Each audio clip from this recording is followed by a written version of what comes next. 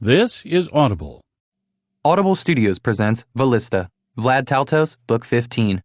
Written by Stephen Brust. Performed by Bernard Setaro Clark.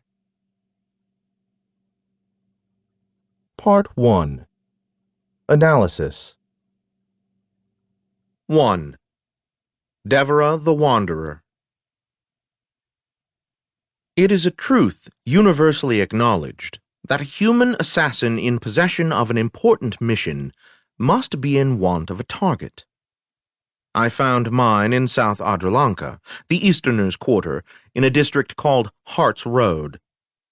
I always wonder where those names come from, you know? Maybe someone cut someone's heart out and it went rolling down the street.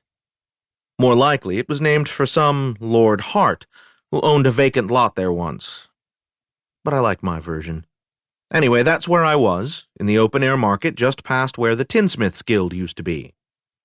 I'd been on the run for several years at this point, and spent most of my time looking over my shoulder, but I'd managed to find an old friend of my grandfather's who had let me stay with him for a couple of weeks in exchange for certain services. There were few services I'd have refused if it meant not living in flop houses for a few days, so I agreed at once. All of which brought me to a small, circular market in the ghetto, where, as I said, I found my target. She was an Easterner, of course, or human, if you prefer. A shriveled old woman, dressed in garish purple and wearing a silverite necklace with clamshells. Loyosh, my familiar, spotted her first and said into my mind, "There, boss. No, further to the right." I didn't approach her directly. I walked around the edge of the crowd that had gathered to watch the antics of a fat man and his squirrel, and studied her from 30 feet away. She stood behind a long table. At her back was a small wagon. There were no signs of draft animals. I watched for about 10 minutes, because you need to get a good feel for your target. A few people would approach her, speak, and leave. Once in a while, someone would buy something. Eventually, I strolled up as if I just happened to be going by. I let my eyes shift, and I stopped, as if something had just accidentally caught my attention. She looked at me, a little wary, a bit interested. "Well," I said. I gestured with my chin. "That looks like a Yavorn sausage." "It is," she said, her voice neutral. I nodded and started to move past, stopped. "Haven't had that in a while," I allowed. "How much?" 16, she said. I chuckled. No, seriously, how much? She scowled at me. "That is my own work. Hours of time, mixing, measuring, securing the freshest seasonings. 16 is a bargain. Though, because I have a weakness for witches, you can have it for 15, and you'll owe me a spell sometime." "How do you know I'm a witch?" She snorted and repeated, 15. "Yeah," I said. "I was thinking maybe 6. 6, she said. "Unless you're speaking of 6 silver, you are insulting me. The recipe for this sausage has been passed down in my family for 19 generations. I will not offend the memory of my ancestors by selling it for less than 14. "All right," I said. 8 then. But you're robbing me." She sighed. "Very well, 12. Though I don't know why I should. I grow the marjoram in my own garden, and I use only the Ilatakertpen Eastern red pepper, imported by a secret supplier who disdains any but the very finest, then dries and grinds it himself. But you seem nice, if cheap, so you can have it for 11. I am cooking a meal for a friend who has done me a kindness. A penny more than 9, and I'll be unable to purchase anything else to go with it." "Nonsense," she said. "Sell those fancy boots, or the cloak, or the sword. Why do you need a sword? We're peaceful here, and you have those for protection should you accidentally walk somewhere you shouldn't. Here she gestured at Loyosh and Rotsa, perched on my shoulders. Then she added, I will go to 10, but no further. I sighed. 10 then, but only because you're so beautiful. Ha! She said. For that, I'll throw in an onion. I smiled.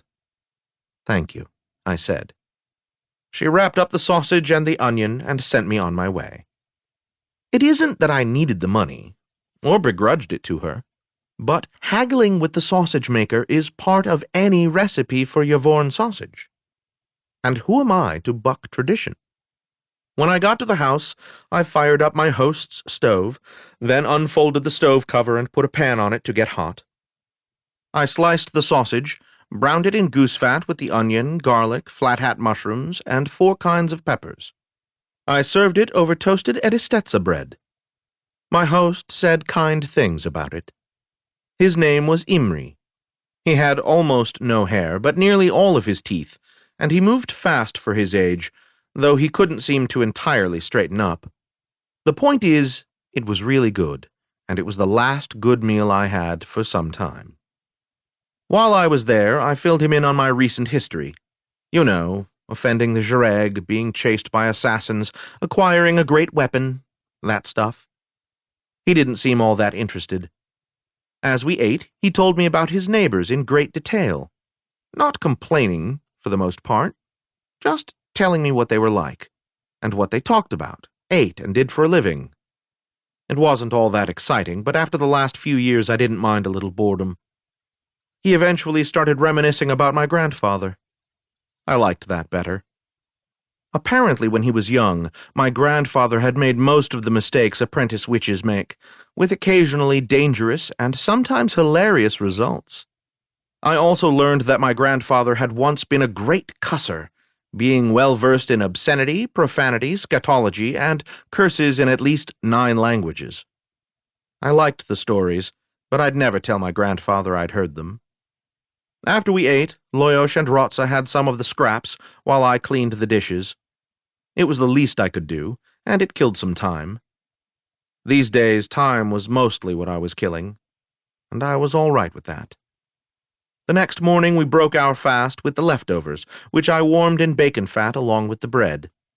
We sat around and drank coffee, because he didn't know how to make clava and I didn't want to insult him by offering to teach him, talking about nothing in particular, when there was a clap at the door. I stood up and grabbed my sword belt from the chair and strapped it on. Lady Teldra and my rapier went on my left side, my knife on the right, and I took a step toward the door. "What was that?" said my host. "A Dragaran," I said. "An elf. They clap instead of knocking." "Why would they—" "Oh," he said. Then he got up and reached behind his chair, came up with a heavy club. "No," I said. "If it's trouble, let me—" He suggested I stop speaking, using language I had never heard from my grandfather. The clapping sound was repeated. I gave up on trying to stop him, but I at least beat him to the front door. I took a step to the side and gestured for him to get behind me. Then I took a deep breath and opened the door. On the other side was what appeared to be a little girl. "Hello, Uncle Vlad," she said. "Hello, Deborah," I said after a moment, when I found my voice again. Would you care to come in?"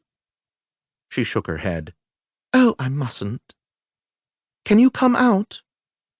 Her wanting me to step outside made me check the area behind her for places an assassin might be hiding, but that was just an instinctive reaction. Deborah wouldn't be out to hurt me. She was not a normal child. I'd met her a couple of times, and seen her a few more. Some of those times might not have been real. She was kind of like that. It says something, I suppose, that it never occurred to me until now, as I tell this, to wonder how she'd found me. Anyone else, anyone, that would have been my second question, right after, "Am I about to die?" But with her, I don't know, I just accepted it. I started to walk out, hesitated, then said, "One moment." I went back in. Imri said, "What is it?" "A friend," I said, which was true, I think. Sort of. I threw on my cloak and said, "Thanks for everything," then stepped outside and closed the door. We took a couple of steps into the stench of South Adralanka, and she said, "It's going to rain. We should hurry." I looked up. The sky was the same orange-red it always was. But I didn't doubt her. "Where are we going?"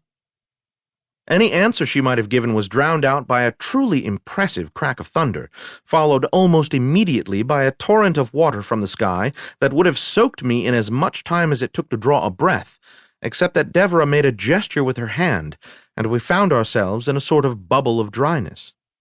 If I hadn't been wearing the amulet, I could have done that. Maybe not that fast.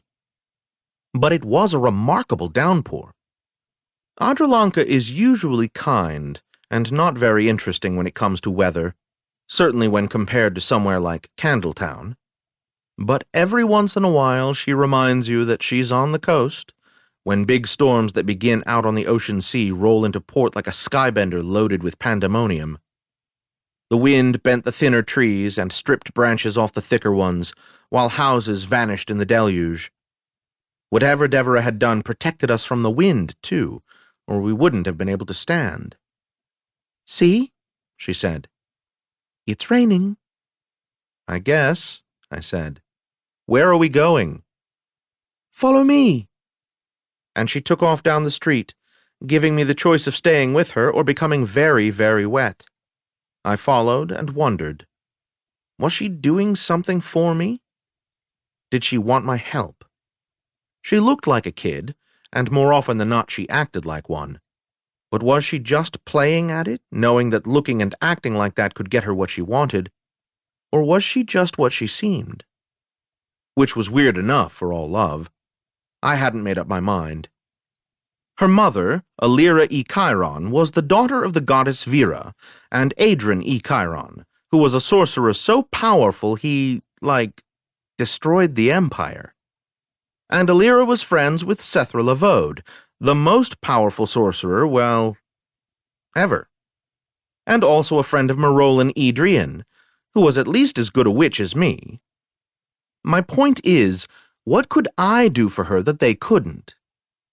I had no idea, so I just went with it, protected from a truly impressive rainstorm by her magical bubble.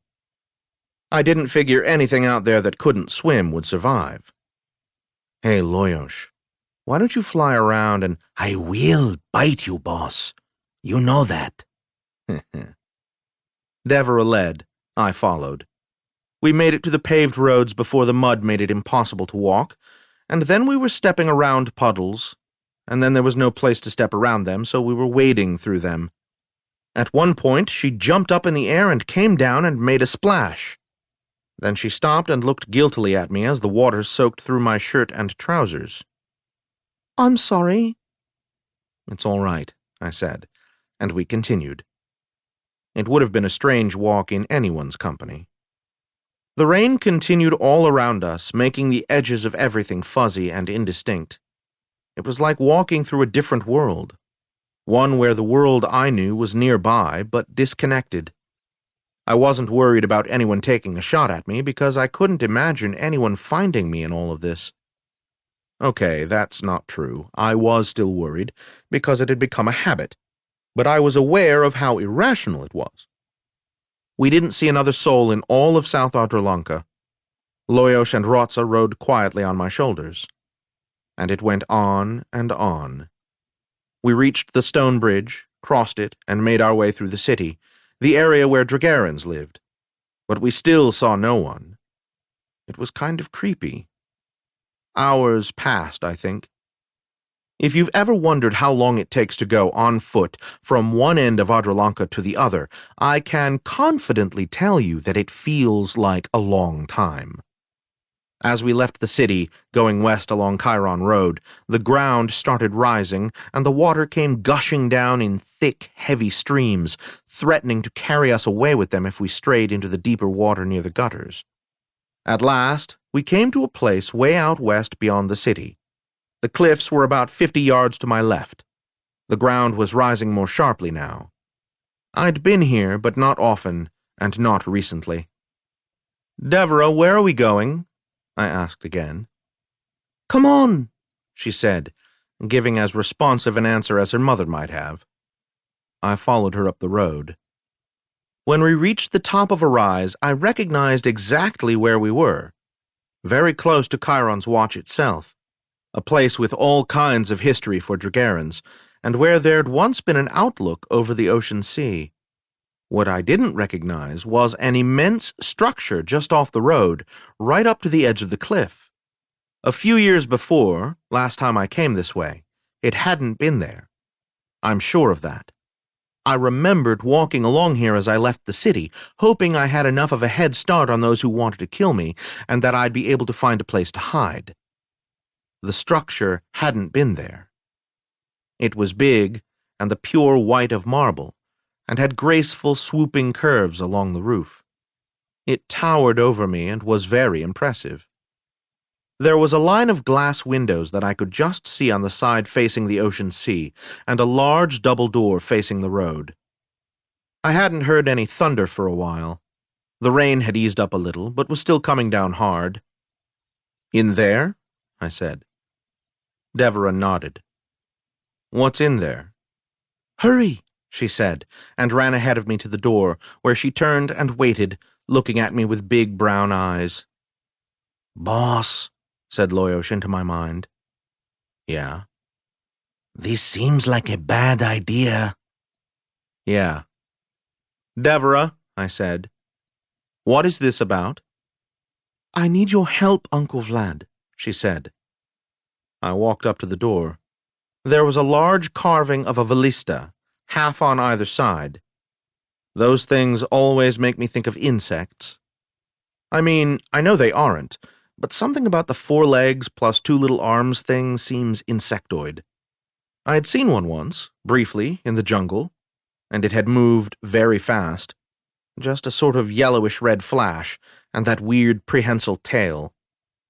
I'd never looked at one up close, though, and I didn't want to now. I looked for a clapper next to the door, didn't see one, glanced at Deborah, shrugged and clapped. No surprise, nothing happened. "Well, that's that," said Loyosh. "Let's go." Seriously, Loyosh, has that ever worked? Can you imagine me turning and leaving now? "Of course not. I just want to be able to say I told you so." Deborah giggled. I glanced at her and started to ask, but then decided I didn't want to know. I tried the doors. They opened.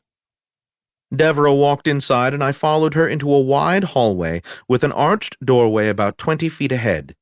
She took 3 steps toward it and vanished. The doors closed behind me with a thump, followed by a click so loud it was more of a clunk. The echo of that sound came back like it was trying to send a message. Bugger messages. "So, Shut up, Loyosh." It was surprisingly warm. I wasn't shivering in spite of my wet clothing. I turned back to face the double doors. I wouldn't have bothered to try them if it wasn't for how stupid I would have felt if they hadn't been locked. They were locked. I studied the lock, and yeah, it looked tough. I spent a little time on it, even playing around a bit with my heaviest lockpick, and the mechanism was either very tough indeed or broken. Or, of course, there may have been sorcery involved. Let us never forget that possibility. I've managed a few times to take doors off their hinges in cases like this, but unfortunately these hinges were set too far into the wall. Well, all right then. While Kyra the thief could probably have opened it easily, I'd have to use brute force, and it would take a while and still might not work. I mentally shrugged and turned my back to the hallway. "Are you going to try to find Deborah, boss?" What am I, her governess? I checked Lady Teldra, my rapier, and a few of the surprises I carry around, in case I need to explain manners to impolite persons. Then I went forward through the archway.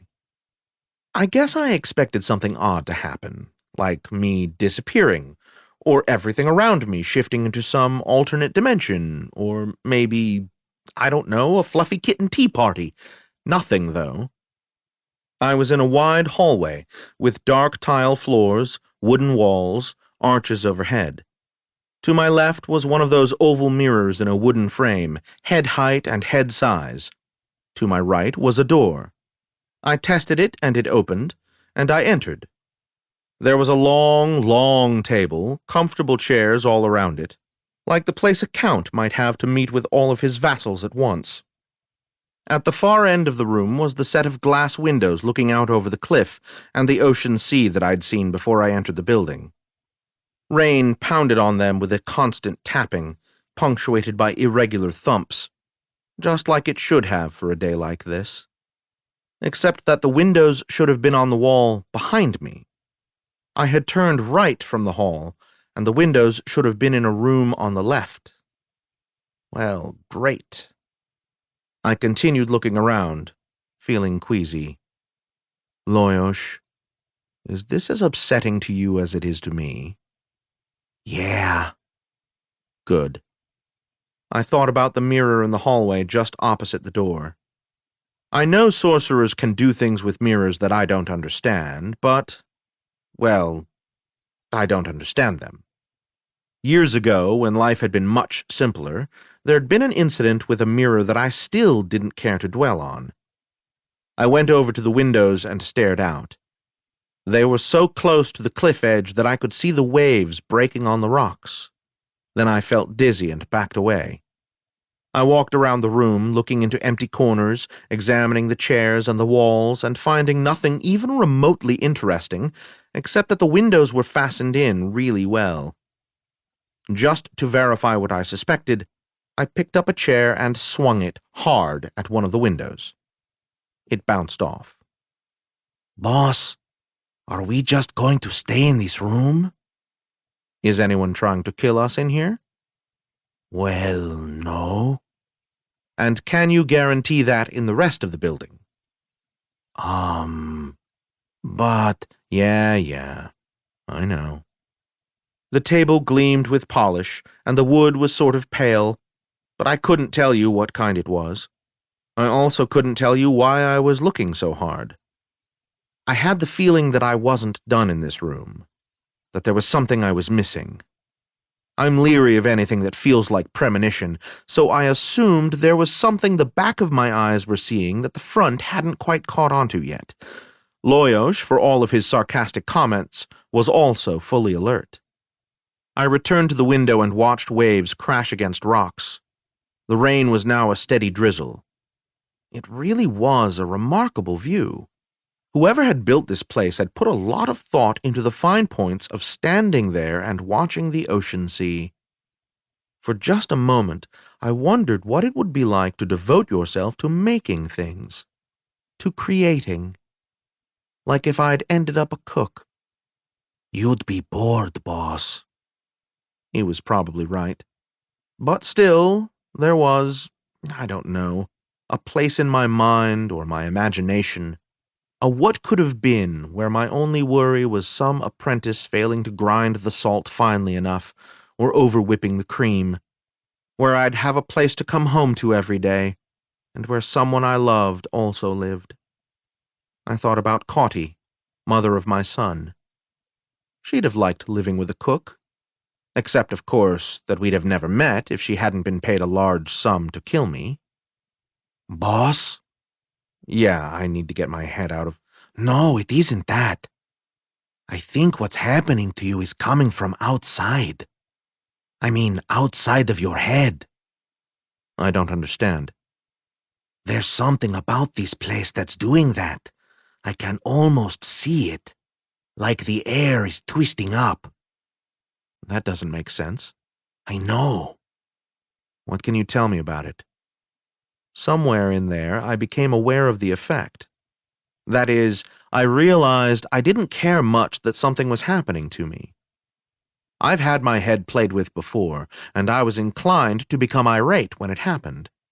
This time, I just sort of accepted it with a kind of, oh, that's interesting attitude. Whatever was doing it That's what it was doing. Loyosh hesitated, then flew off my shoulder, getting more distance from the amulet I wear that would have been interfering with his perceptions, and should have interfered with whatever was invading my head. Anything, Loyosh? I don't know. It's the place itself. Loyosh, that isn't helpful. I'm trying, boss.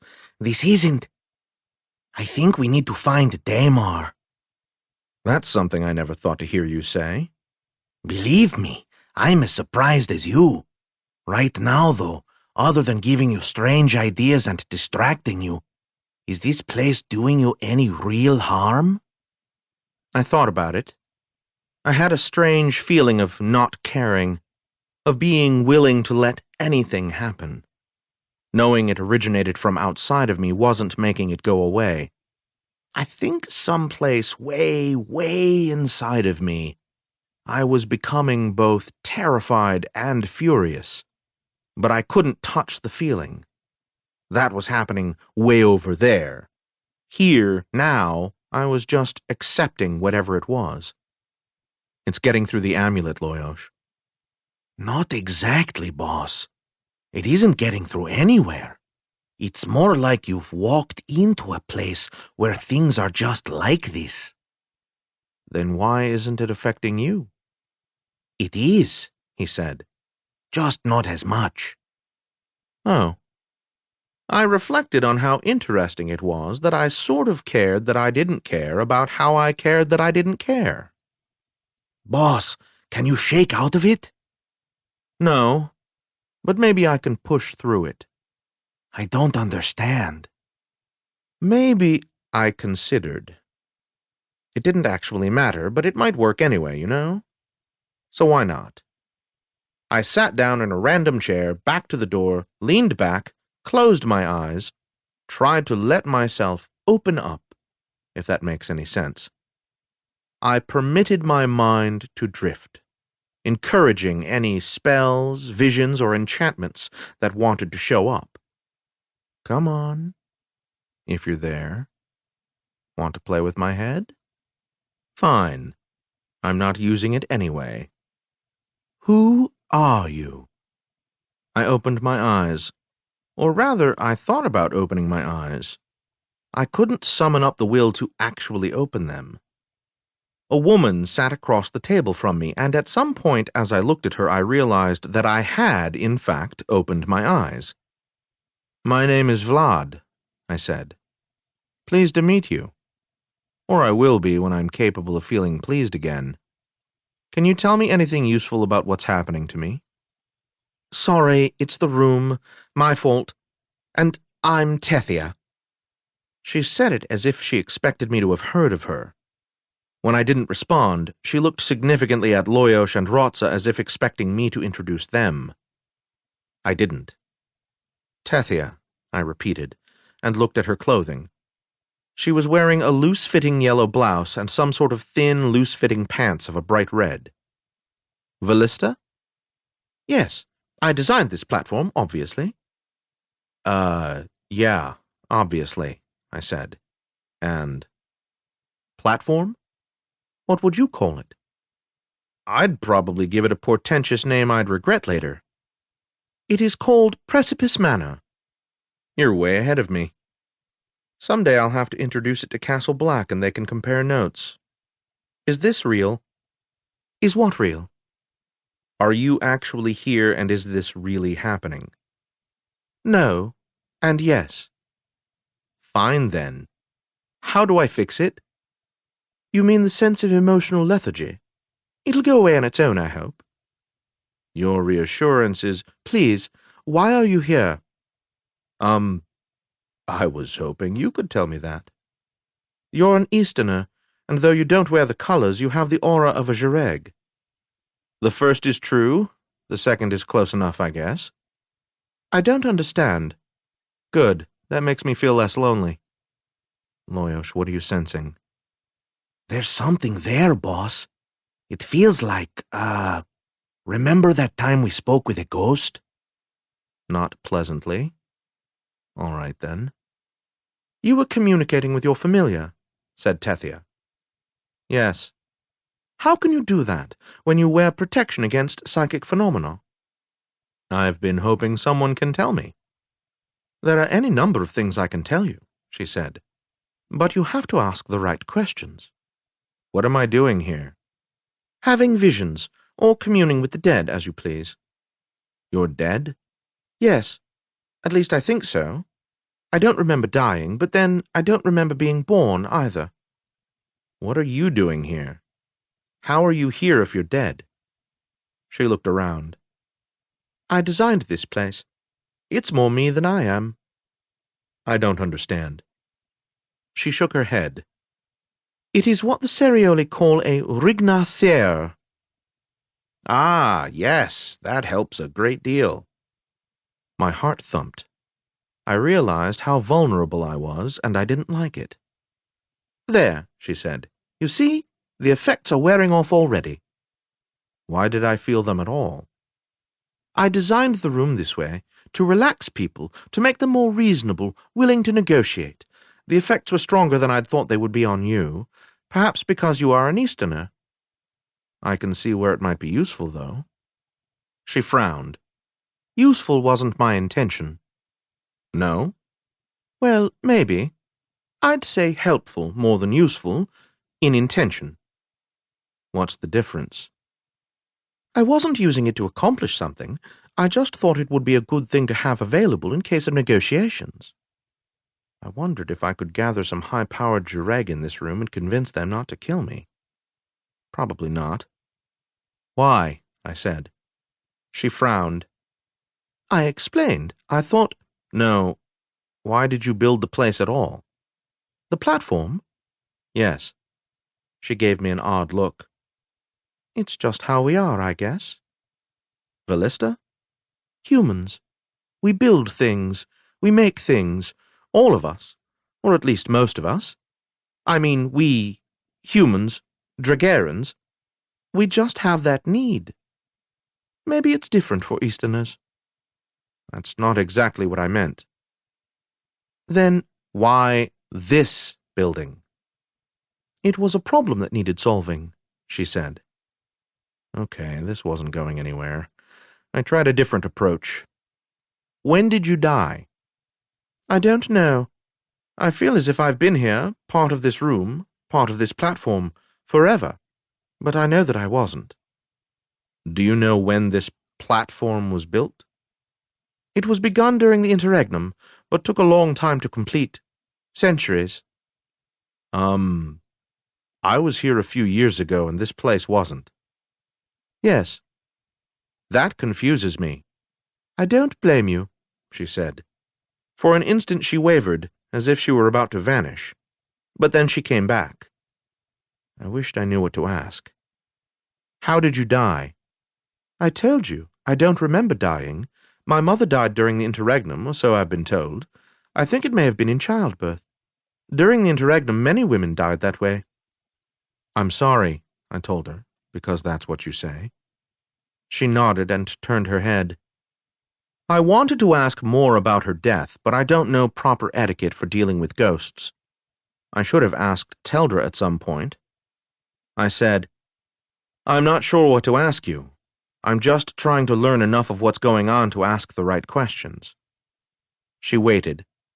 After a moment, I said, I don't know a great deal about how being a ghost works.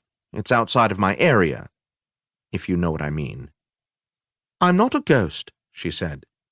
Not exactly, I think. Then what are you? I'm Tethia, she said, looking faintly puzzled. Do you know Devera? Who? I'll take that as a no. Who is she? Now, that's a question I'm not qualified to answer. She's someone who is here, though. Here? She came here? Yes. Why? Also, how? I don't know why. I'm following her. How? It wasn't difficult. We just walked in. I'm sorry, she said. I didn't mean for that to happen. Then she vanished, which I thought was rude. Lady Teldra wouldn't have approved. I remained still for a couple of minutes to see if she'd reappear, but she didn't, Okay, Loyosh, I said. We've just learned something. I have no idea what, but something. I'm sure that's really useful, boss. Now what? I'm feeling better. I mean, in the sense that I care, and I'm not quite so willing to just go along with whatever happens. Good. So what do we do? Go along with whatever happens. How is it that I didn't see that coming? Let's move, I said. 2. The Mystery of Elven Food. I took a last look around the room, but there wasn't much to see, so I went back to the corridor and continued. There were 3 prints on the wall, big ones. I didn't recognize the artist or the subject. They were all portraits or studies of faces, and all 3 were caught in one of those expressions where you can't tell what the subject is feeling. Is that a scream or a laugh? Is that one joy or surprise? And the other one, opposite the door, is she pursing her lips in disapproval or trying not to laugh? If whoever owned this place picked those prints, it was probably an important clue to something or other, and someone smarter than me would no doubt find it insightful. Me, I was worrying about directions. If I opened the door on my left, the south, would it lead north? Up? Down? To another city? Another world?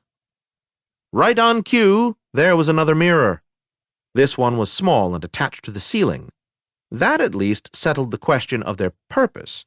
You do not put a mirror on a vera-be-damned hallway ceiling for any reason but a magical one. As I stood in front of the door about to touch the knob, I heard footsteps to my right. I turned. There was Devera again, maybe 50 feet away and running toward me.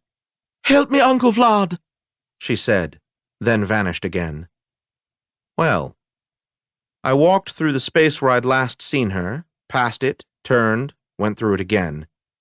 I didn't disappear. She didn't reappear. I stood there for a minute, trying to decide what to do, then turned back to the door that I was now in front of again, opened it, and stepped through like I belonged there. A man sat by a fire, reading a book. He looked up as I entered and said, "How did you get in here?" "A pleasure to meet you as well," I told him. "I'm Vlad Taltos. And whom do I have the honor of—" "I asked you a question." He was an old man. I would guess past his 4,000th year, when Dragarans start looking like they're about to dissolve into a pile of dust, so killing them seems pointless. He wore a yellow robe that was probably silk, with intricate embroidery in purple. He seemed frail. I considered putting something sharp into him to teach him manners, but that doesn't work as often as you'd think. I said, "I'm sorry, what did you say your name was?" He glared at me. "Lord Jehan of Housetown, and I ask you again, how did you get in here?" "It's the craziest thing," I said. "I walked in the door. This door. Right here. See it?" "Rubbish!" I'd have clapped, but I didn't see a clapper. "The door to the manor?" "Oh, that one. It wasn't locked and there was no clapper there either." "Impossible!" he suggested. "You can't have—" He broke off and glared. "Uh-huh." There was another chair, also facing the fire, and a small table between them holding a cup. He didn't invite me to sit down or offer me wine. What would Lady Teldra have said? "Are you a necromancer?" he demanded. That's sort of a personal question, don't you think? I hadn't meant to intrude. The place didn't look occupied. "The place, as you put it, is called Precipice Manor, and it is most definitely occupied, and I'll ask you to leave at once before I call the servants to have you removed." Unless there were a lot of servants and they could handle themselves in a brawl, I didn't like their chances of taking me anywhere I didn't care to go, but I didn't say that. Leave, I said. I just got here. And do you habitually walk into people's homes? You're asking personal questions again. Maybe we can talk. I stopped because he was yanking on the pull rope near his hand. You can get some idea of how big a place is by how well you can hear the bell when a pull rope is pulled. And that time I didn't hear anything at all. I looked around the room. It was small, considering the size of the manor, the size of Dragarens, and the tendency of aristocrats to make everything 4 times as big as it needs to be. Next to the hearth was a door, and on the opposite wall was a portrait that was almost certainly a younger Jehan. There were also several framed certificates, one from the Old Castle School of Design saying he was an honorary professor, another something about an award that mentioned the Silver Exchange, another showing that he had been graduated from Pamlar University. Presumably this was his room, and he liked being watched over by himself. At one time, I'd wanted to buy a castle, but I don't think I'd have gone so far as to sit around with a portrait of myself. From his expression in the painting, he hadn't been noticeably more cheerful when he was younger. I also, just in passing, noted which pieces of furniture I could throw, what tables might be overturned, and how much room I'd have to maneuver if things got interesting.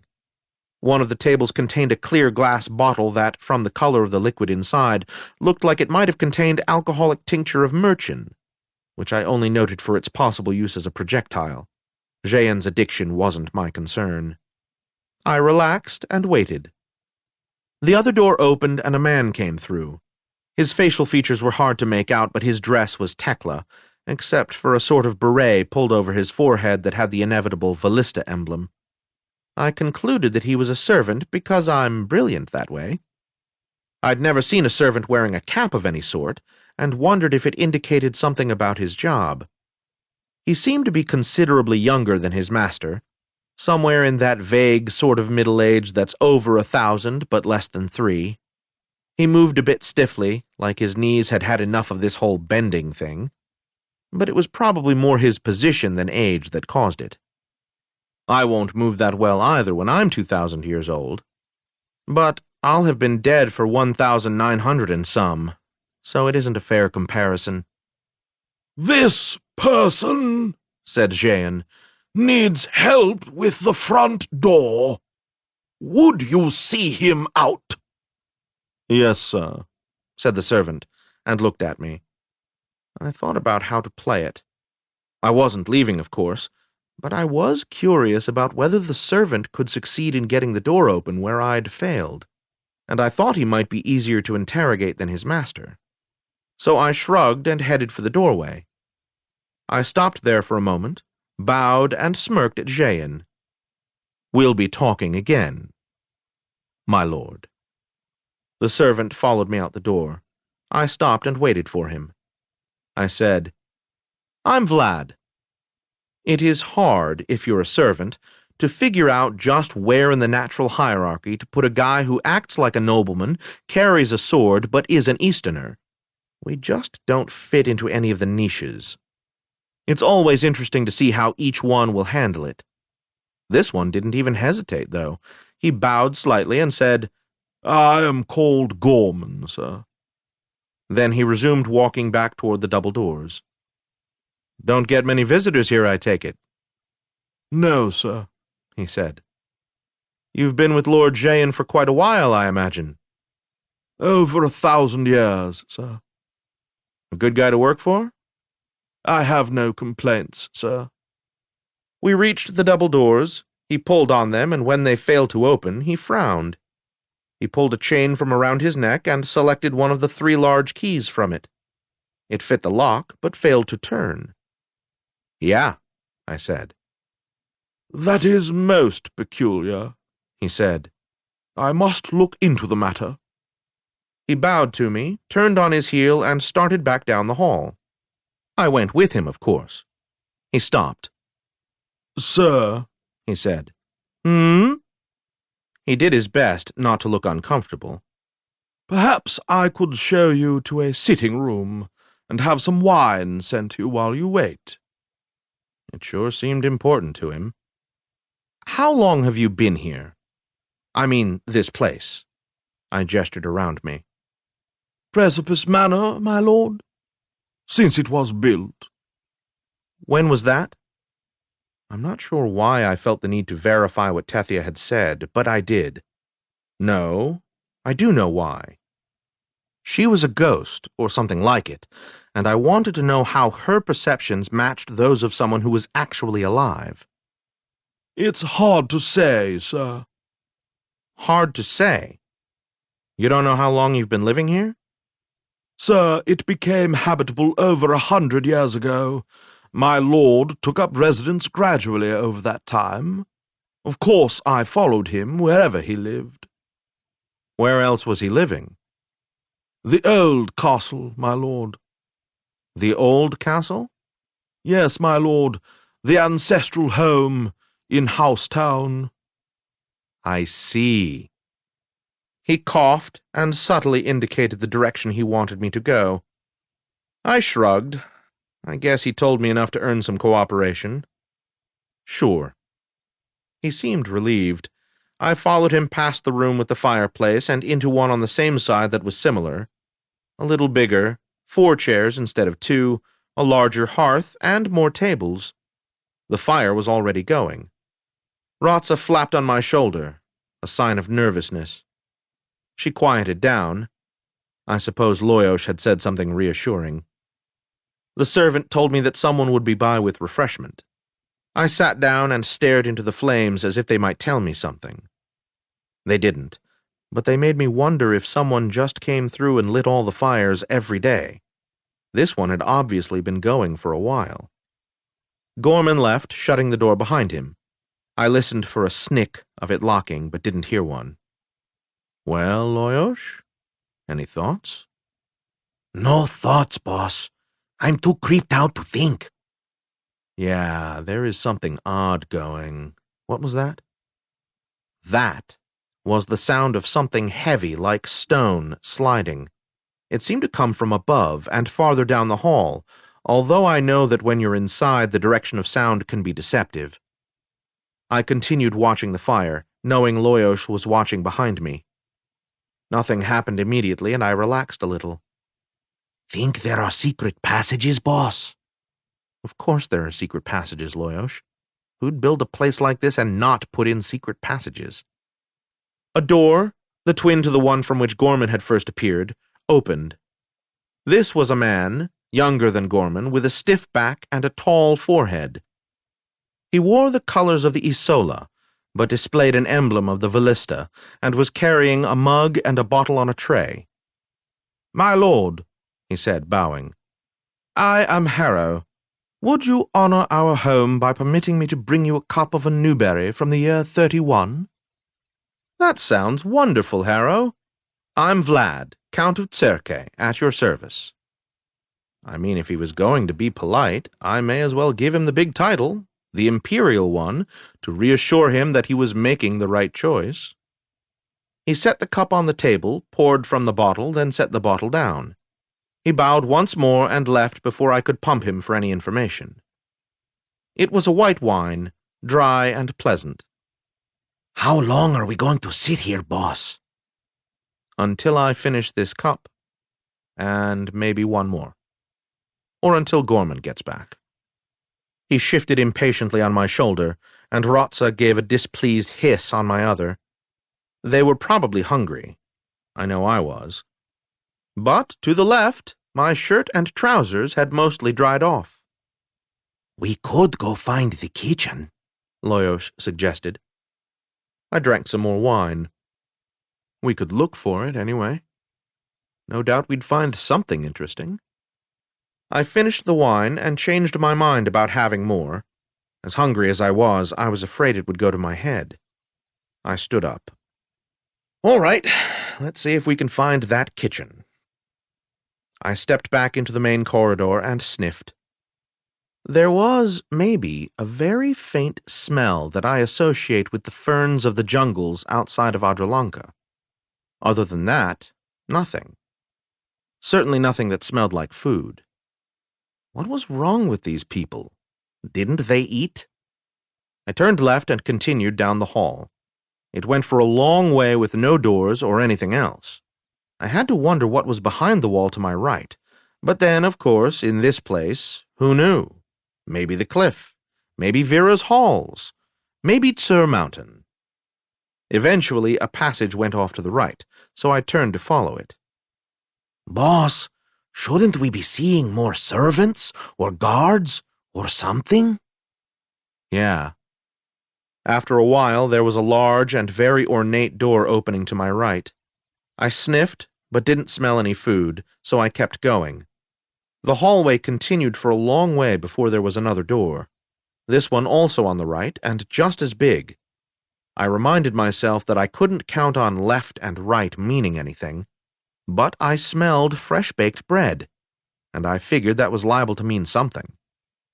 I opened it, and it gleamed with marble counters and sinks, with stone ovens and steel shelves. It was a kitchen, and it was a good one. I studied the layout and very much wanted to stop and cook something. There were gleaming racks of copper pots, whole tables that were cutting boards, a bread oven, which I checked, it was empty and cold, a cold box, which I checked, it was empty and warm, and a wood stove with 2 separate burners, one big and one small. They were also cool to the touch. And wedged into a corner up against the ceiling was a round mirror of about 2 feet in diameter. There's no food, boss. Everything has to be perfect for you. I sniffed again. It still smelled like fresh bread. I loved the smell of fresh bread. The kitchen led to a pantry which was also empty except for a bucket of apples. It seemed to me that people here probably lived on more than apples. I took one anyway and ate it. It wasn't a variety I was familiar with, but it was good. A deep red, very crisp, very tart. I ate another, giving the cores to Loyos and Rotsa. Not what I'd been looking for, but it helped. You know, it's funny. I've beaten, robbed, and killed over the course of my career. But wandering around the place stealing apples, I felt enough like a criminal to make me uncomfortable. Not that it stopped me. I explored the pantry a bit more, making sure I'd missed nothing, then went through the kitchen again. There were some good knives stuck into a wooden block. My father had never used a block like that. He'd always kept his knives in a leather case, each wrapped up in a thick towel, lovingly cleaned and put back after each use. There was also a very nice spatula. It looked to be made of silver. I considered taking it, but it's hard to conceal a spatula about your person, so I left it there. Here's the thing, though. I know kitchens. I know big kitchens, and I know what's involved in cleaning them, and either there was a god of kitchen cleaning and someone had invoked him, or no one had ever used this kitchen for anything. I was betting on the latter, though where was the smell of bread coming from? I very much doubted anyone had invented invisible bread. But unless there was invisible food around here, everyone was living on apples. It was strange. I was still thinking about invisible bread when someone screamed. Loyos, where? Pretty close, boss. Other side of the door. I ran through my assorted weaponry to make sure everything was in place, then opened the door back into the hall. Directly across from the door was a woman, her mouth open, her eyes filled with terror. My brain instantly did the work of fitting her into the various categories. Dragarin, Tekla, old. It did that quickly, my brain, because my eyes had already moved on, down the hallway to my right, where I caught only a glimpse of something massive and very white that vanished down another hallway before I could figure out exactly what it was. Balin, preserve our souls! Come on, preserve our minds! It is free! She said, staring me in the face. What is? What was that? She shook her head, her eyes wide. Who are you? I asked her. She stared at me for a moment, as if the question made no sense, then said, Odelfo. I was named Odelfo. It's from the place my grandmother came from, Delpho, which means home of the bear in—" "That's great," I said. "What was that thing?" "Thing?" she said, as if she'd forgotten it. Then her eyes widened again, and she screamed and fled down the hall in the opposite direction, running a lot faster than I'd have thought she could. Boss! I have the same questions you do, Loyosh, and no answers to any of them. I looked to my right, the way I'd seen the thing go, whatever it was.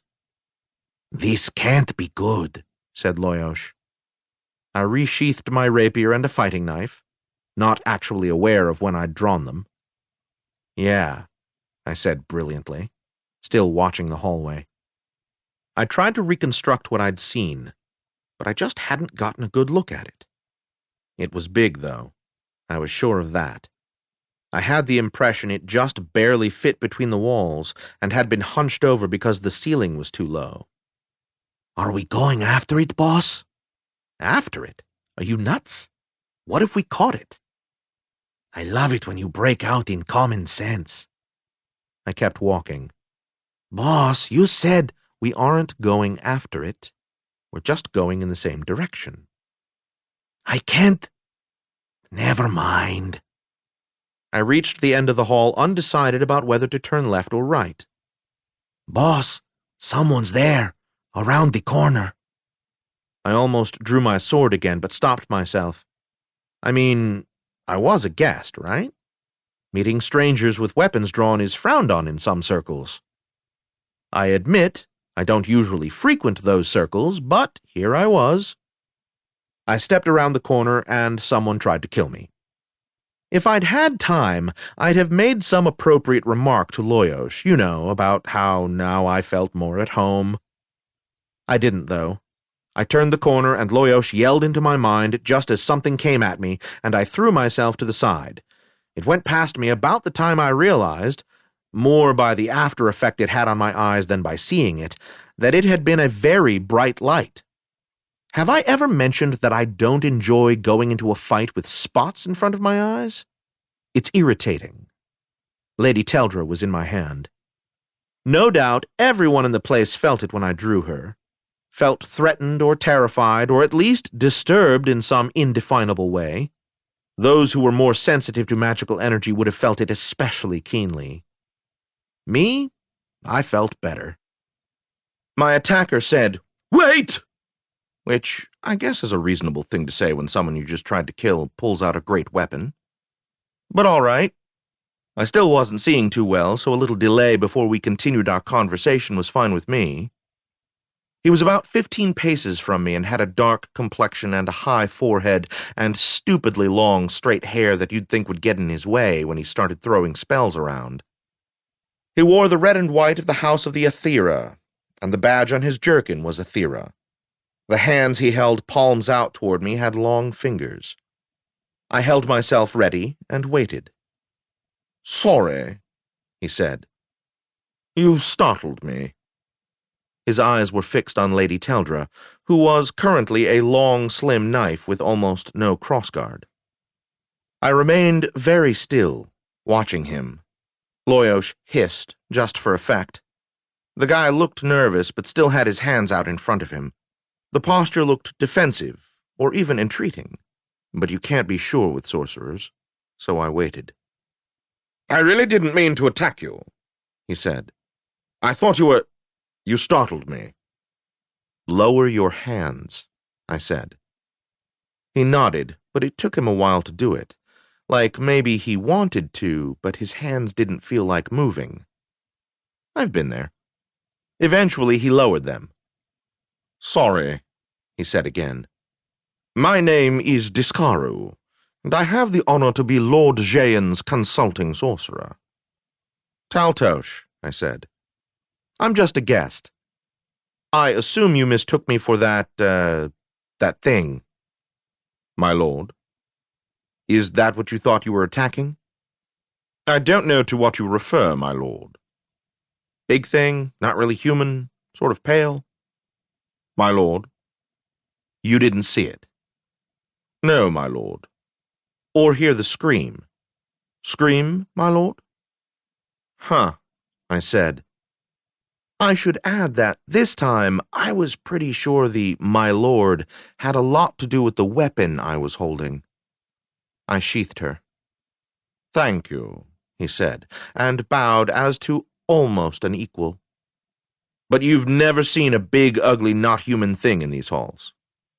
"Of course not, my lord. And now, if you'll excuse me, I must be about my business." "Looking for that thing you've never seen and don't know anything about?"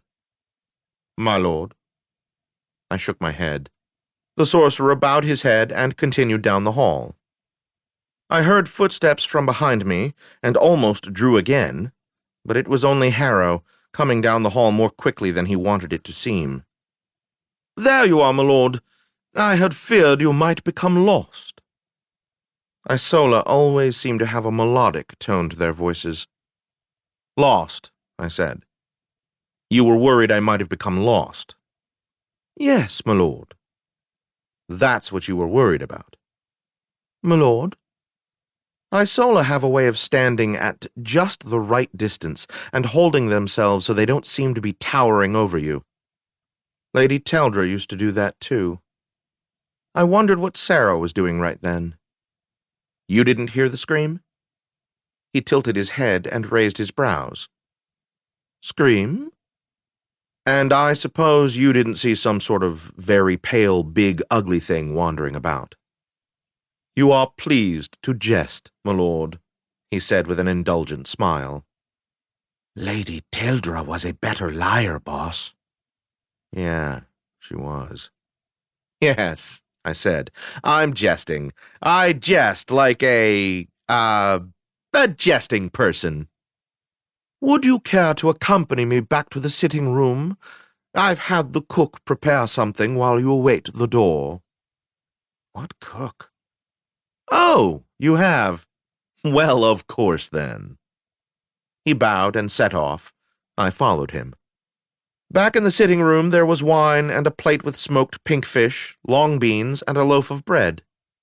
The bread was fresh and visible. "Thank you, Harrow." "Of course, sir." "And you're sure you didn't hear a scream?" A smile flicked across his face.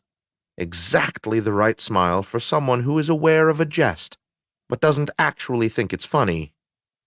He bowed and took his leave through the small door. "Yeah, Loyosh. He's lying." Share the fish, boss. The bread was good.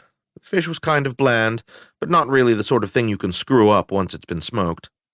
I'd have enjoyed the food more if I didn't keep wondering where it came from. The empty kitchen was as disturbing as whatever it was I'd seen out of the back of my eye. Almost as disturbing.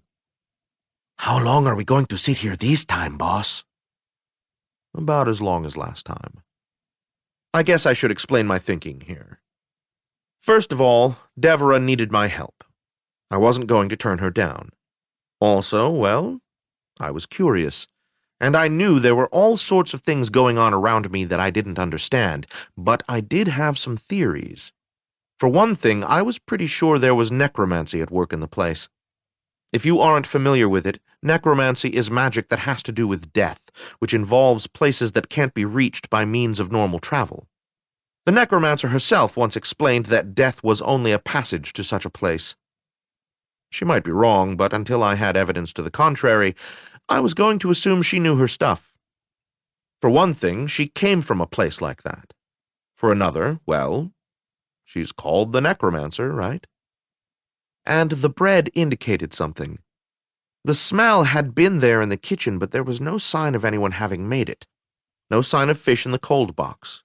Nothing at all, in fact, in the pantry, the cold box, or the kitchen, except apples.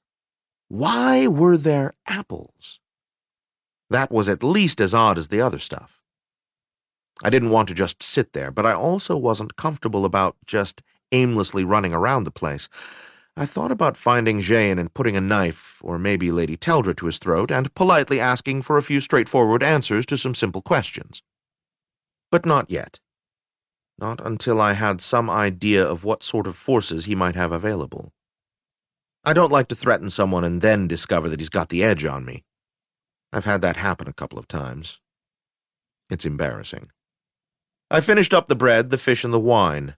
Loyos and Rotsa shared the long beans because they always taste like soap to me, no matter how they're prepared. Wherever the food came from and whatever it indicated, it was better than not eating. Except the beans. Not eating was better than the beans. I wonder if the wine cellar is empty too, said Loyos. It took me a moment to realize he was being serious. But either way, what would it tell me? Besides, I doubted that I'd have more luck finding it than anything else. On impulse, or something like it, I got up, left the room, and went back toward the front doors, just to see whether the doors I'd seen before were still there, or if everything had moved while I wasn't looking, like one of those castles in an Eastern folk tale. No, they were still there, which was some relief. I turned around, went past the doors I knew, and took the hallway to my right that led to the empty kitchen, then kept walking. At the end of the hall, where I'd met Discaru, I turned left, under some sort of vague notion of going from one corner of the structure, the platform, to the opposite corner. Ahead of me, a pair of doors stood open. I went through like there was nothing to worry about. And in fact, there wasn't. It was a very large ballroom with a high ceiling, strategically placed cabinets with bottles and glasses, a stage at the far end, freestanding full-size mirrors in each corner, and two curving stairways leading up that looked like they were made of white marble. I got closer, and yes, they were marble.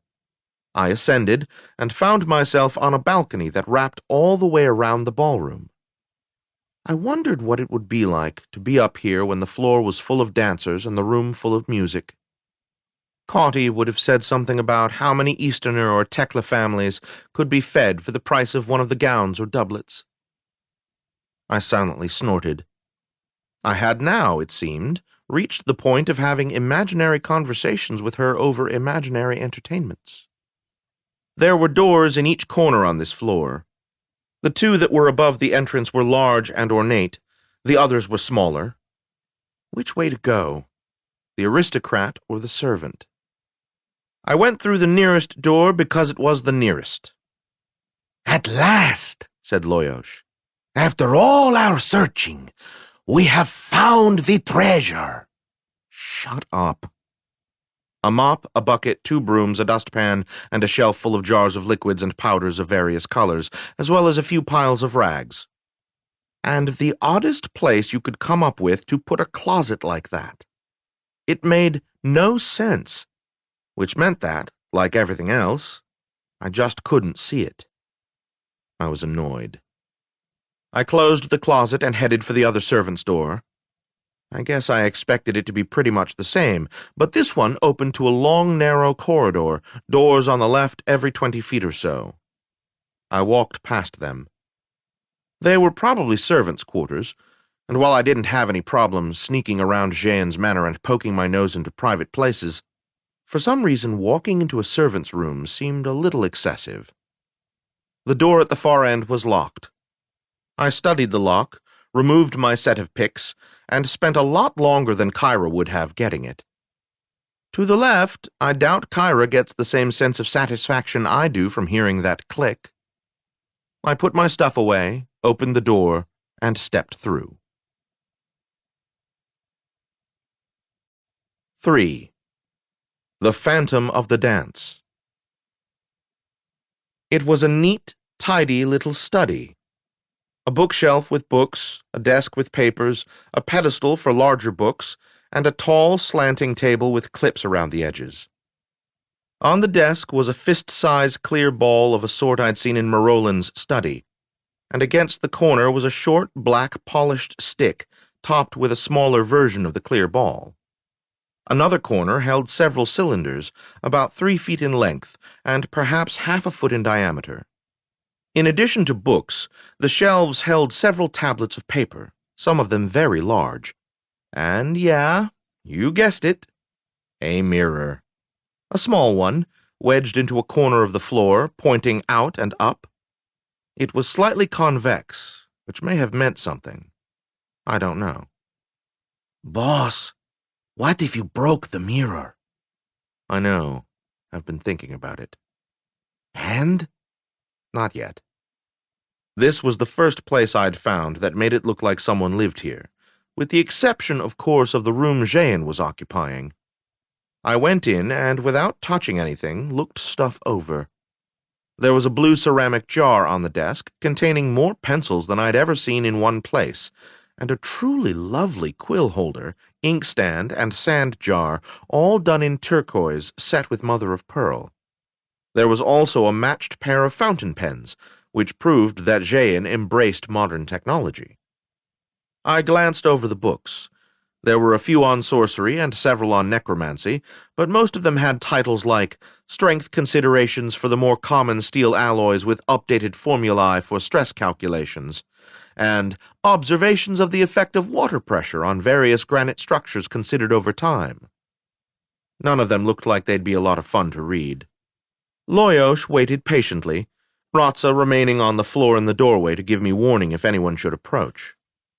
I might have learned more if I'd wanted to open the drawers of the desk or take the books down from the shelf, but sorcerers have the nasty habit of setting traps on such things. Traps I couldn't detect while the amulet I wore was keeping me blind to sorcery. The last thing I did was check for secret doors or movable walls or whatever, just because the room seemed like an odd size and in an odd place compared to the rest of what I'd seen. I didn't find anything, and I decided that was enough. Ratza resumed her place on my shoulder as I closed the door and, with some effort, locked it behind me. It's funny how often they're harder to close than they were to open. And there's no thrill in succeeding, either. I went back, all the way around the balcony, and flung open the first set of big double doors like I had every right to. Sure, there's no reason a place like this shouldn't have a big dining room. In fact, if I'd thought about it, I'd have assumed it did have a big dining room. Only not here. Not on the second floor, leading off a balcony like this. And where was the pantry? The hallway with the sitting rooms ought to be right below me, and it didn't seem like it could work. I looked behind me, and the balcony was still there. Ahead of me was a long table, maybe 20 seats on a side, and doors opposite. And really, was it possible to have a dining room any farther from the kitchen? How do you get food there without it getting cold? Or were there magic doors or something that led from one to the other? It was big enough that I had to spend some time making sure it was empty. Then I had to fight the temptation to sit down at the head of the table just to see what it felt like. Did I mention there was a pair of mirrors built into the walls? No, but you probably guessed it, didn't you? It's a big empty room, boss. Yeah. With a table and some chairs. Yeah? Bet we can learn all kinds of things. Shut up. I got closer. The table was empty except for half a dozen candle holders, none of which had lit candles.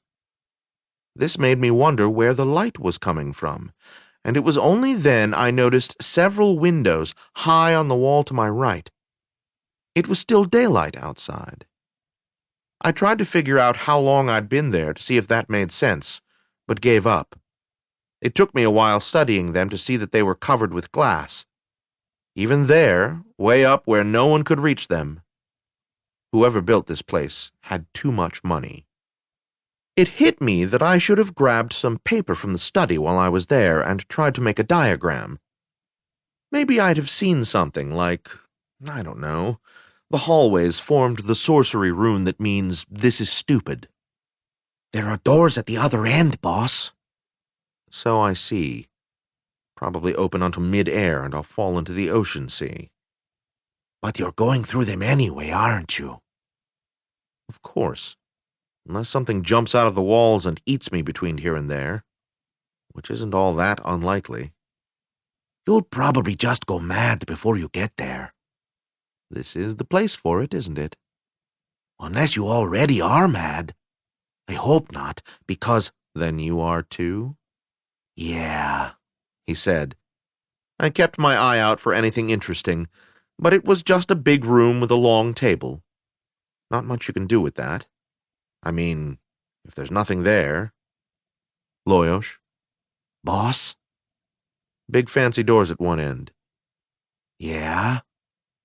Big fancy doors at the other. Your powers of observation, boss, are... So where does the food come from? Where is the entrance from the kitchen? Where do the servants go? You know they can't use the doors the important people use. I thought this room was too normal. The walls were blank. Some decorative lamps and candle holders and strips of a darker wood here and there, but nothing else. Secret passages? Maybe. But I looked for them, and it's pretty hard to conceal an opening in a blank wall from someone looking for it. That's why most secret passages are behind bookcases or in slatted floors or something. And if they were servants' entrances, why conceal them? In a way, the lack of servants' doors was the most bizarre and inexplicable thing I'd yet come across. And that's saying a great deal. Vera, take it then. The doors at the opposite end were the twins of the ones I'd first come through. I went up and flung them open. It was dark on the other side. Boss. I stepped forward into the darkness. Unlike any other transition, this was accompanied by a sense of dizziness, a moment of fuzzy vision, and even a low roaring in my ears. Then everything cleared, and I was... sitting. Well, that was interesting. The chair was hard and wooden, and there were more chairs empty in front of me and to both sides. Many of them. Directly in front of me, past all of the chairs, was... Oh, I was in a theater. A big one, given that it was inside another building. A quick bit of compound addition from my years of schooling told me that there were more than 300 seats. The stage was the traditional six-sided figure, raised about 4 feet, and well lit from all sides. Now, you understand, there was no way a theater of this size could have fit beyond those doors I'd opened. For one thing, it would have extended down to the floor below. By now, I shouldn't have been upset about the place not making sense. Only I was. I looked for the inevitable mirrors and found them, above each door. You had to be some kind of theater lover to build your own 300-seat theater in your house. Did Jeanne have guests often? I returned my attention to the stage. It was now occupied, which it hadn't been an instant before. Well, that was interesting. In the center of the stage was a woman I didn't recognize. She stood there, motionless. I didn't move either, or say anything, for what felt like most of a minute. Then the music started.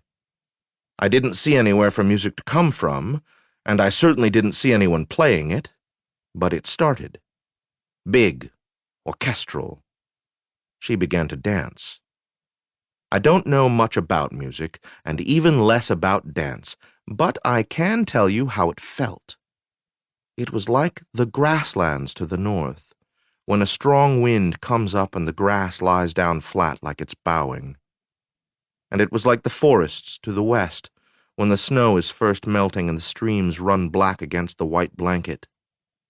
Her movement never stopped, her hands drawing patterns in the air, her legs bending, straightening, leaping, collapsing, her torso moving like a snake's, her head erect and balanced, and it seemed like even the twitches of muscle above her eyes were planned and precise and perfect. I became aware that I was holding my breath and let it out. Look, I'm sorry to get all poetic on you. We both know that isn't what I'm about. My point is, it's the only way to tell you what happened, and that by itself should tell you something, all right? So I sat there in that empty theater and I watched her dance until, after I don't know how long, she stopped, her body twisted up into a position that was impossible in its beauty. The lights went down, and the music ended. Then I sat there for a little longer. I was just coming back to myself enough to wonder what it all meant when she jumped down from the stage and approached me, working her way through the aisle, then over to my row. Her movements were like water, or, you know, something that flows. She was short for a Dragaran, maybe half a head taller than Alira. And the term willowy might have been invented to describe her. I sat and waited. She took the chair to my left. She didn't look at me. Her eyes were focused ahead, on the stage she'd just left. She said, "My name is Hevlika." "Vlad, you're an amazing dancer." "Thank you." "I can't imagine the hours of training to learn to do that." She nodded, still staring straight ahead. "I've been studying the art for 4 centuries. I started when I was barely 40. Dancing before you could crawl." "That's the saying, yes." "I also liked your entrance." When I entered, the stage was empty. I looked away, looked back, and there you were." "Nice trick." "Oh, that was not my effect. It was yours." "Oh?" "Yes. Don't you know? In any performance, the audience provides most of the magic for their own enchantment." "I've heard that, but I never took it quite so literally. It's never been my area of study." "How did I manage it?" "How could I know?" I didn't have a good answer to that. "This place," I said. "Hmm?" "This is an odd place. Things happen that I can't figure out." "And outside of this place, you understand everything so well?" "Don't be cryptic." She chuckled a little. "I can't even tell what house you are." "Does it matter?" "Always." "You wonder if I'm real?" "Yeah." "I wonder if you are." I could tell at once we had a lot in common. "Can you tell me anything useful about what's going on in this place?" She looked around for a moment, then faced the stage again. "What do you mean?" "The kitchen was empty, unused, but there was fresh bread." "What brought you here?" "A friend asked me for help." "What kind of help?" "I don't know." She turned and looked at me. Her face was triangular, and she reminded me a little of Sarah. "Okay. Isola, then." After giving me a quick glance, she faced the stage again. I started wondering what was so fascinating there. I said, "So what can you tell me about this place?" "Precipice Manor?" "Yeah. Sorry, I can't say that with a straight face. Which is odd, because I know someone who calls his home Castle Black." She spared me a quick look. "Apparently you can't say that with a straight face either." "True enough. So what can you tell me?" "I don't know a great deal. I dance. That's all." "You dance?" "For Lord Jane. Every couple of months he has me dance." "Private performances?" "Yes." "There's something kind of sick about that." "Is there?" "Well, you know, he keeps you here, makes you dance." "Lets me stay here. Lets me dance. He's my audience. He loves my dancing." "It is beautiful." "Thank you. But without him, I'd have no one to dance for." "Eh? What? Why?" "You don't know dancing. I'm good, but not good enough. Not anymore. Not since the injuries." "Injuries?" "That might be the wrong word. The wear and tear. I don't—" She stuck out her leg and rested it on the seat in front of her. I tried not to look.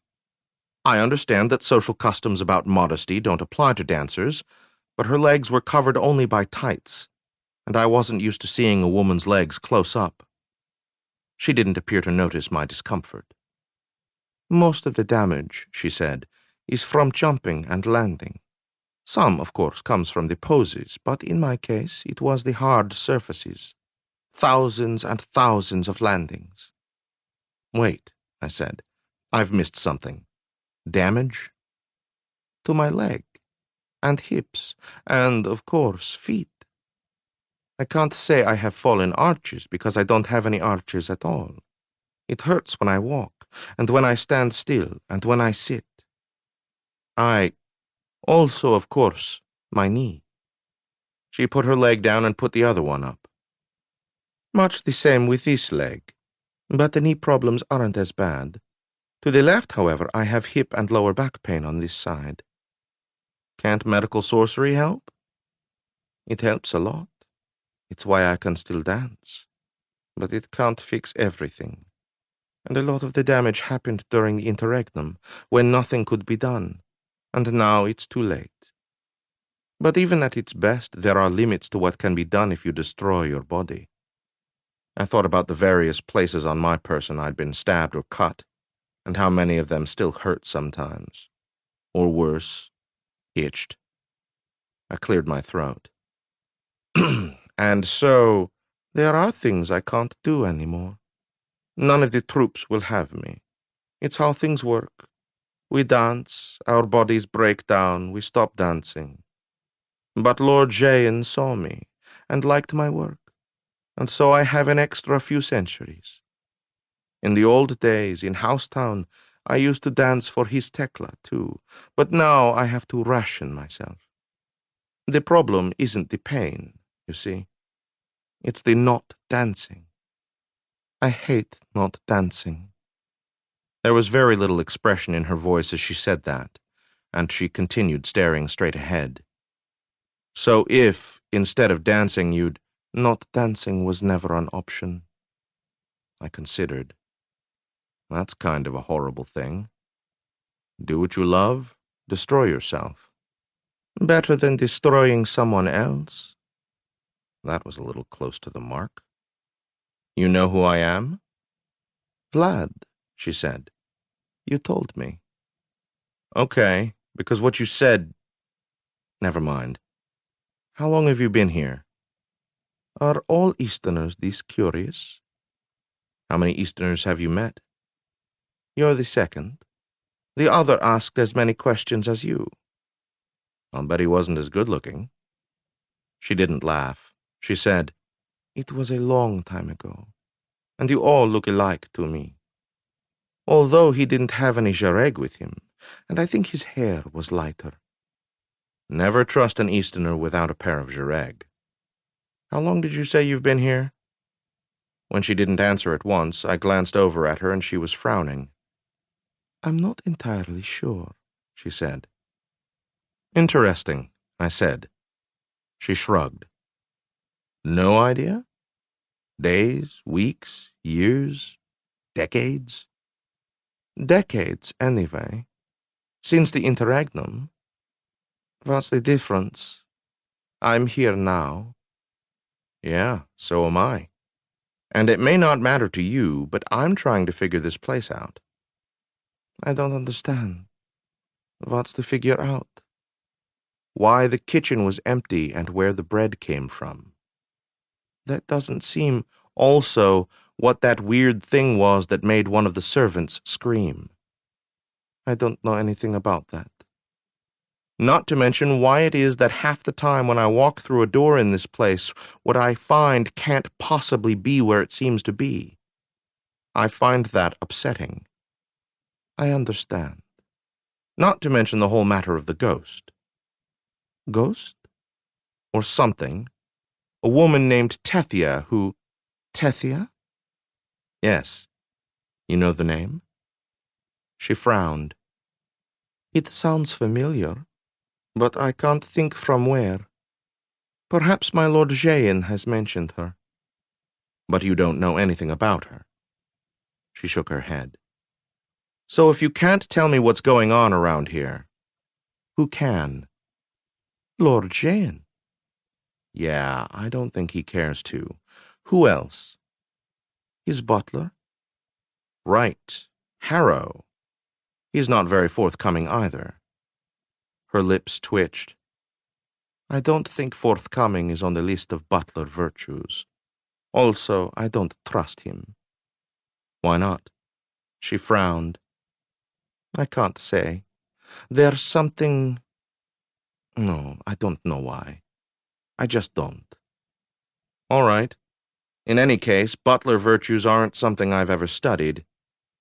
I found I was tapping Lady Teldra's hilt and stopped. She was never a butler. What's bothering you? She asked. That's an awfully direct question. She shrugged. Nothing, really, I said. I'm just wandering around a magical building acting as if everything is perfectly normal. Well, I'm talking to an Easterner with a jereg on each shoulder, acting like that's normal. Your point? I sympathize. I rubbed my chin with the back of my fist. You know, I can't imagine doing that. Sympathizing? No, being a butler. I mean, I can imagine slaving away on some long holding, if it was that or starve, and I can imagine being the lord of some short holding, and I can imagine singing for tavern meals if I could sing, and I can imagine being a foot soldier. I've been a foot soldier, but I just can't imagine walking around all stiff and proper and telling some rich fuck when his dinner is ready and never saying anything I felt like saying. It'd make me crazy. Why do you care so much? I don't know. Maybe something about your dance brought it out. Is it magic? Not the way you mean it. Okay. To answer your question, I think some people take satisfaction just from doing their duty. Okay. She smiled. I wish I could help you. You have, I said. Good luck with the injuries. And the dancing. I got up and walked to the aisle. There was a door in the back, but I had to wonder if there was another. I walked forward like I knew what I was doing, hopped up on the stage, and kept going. I glanced back. Havlika was still sitting there, watching me. Don't worry, I said. It's just a stage I'm going through. The door opened with no sound. I went through and was back in the dining room. I continued to the balcony, stopping directly in front of the set of doors I hadn't yet opened. Predictions, Loyosh? Ha! I flung open the doors. Mirrors, I said. Lots of them, boss. The walls were mirrored, the ceiling was mirrored, the floor was mirrored. I stood there looking at myself over and over again. Who would do this? Whoever did all the rest of it. But who would make a room like this? I mean, really. Someone said, I know, I'll fill a room up with mirrors. That will be fun. You know they're magic, boss. Yeah, by now there was no doubt that they were magic. It was just annoying that given all the spells that involved mirrors, I understood none of them. We going in, boss? No. Good choice. Although we could, Boss. all right. But it does make me realize something. I'm a pretty good-looking guy. Sure, boss. But I should trim my mustache. Yeah, that's just what I was thinking. I shut the door and turned around and, Deborah, I said. I've been looking for you. She nodded. I know.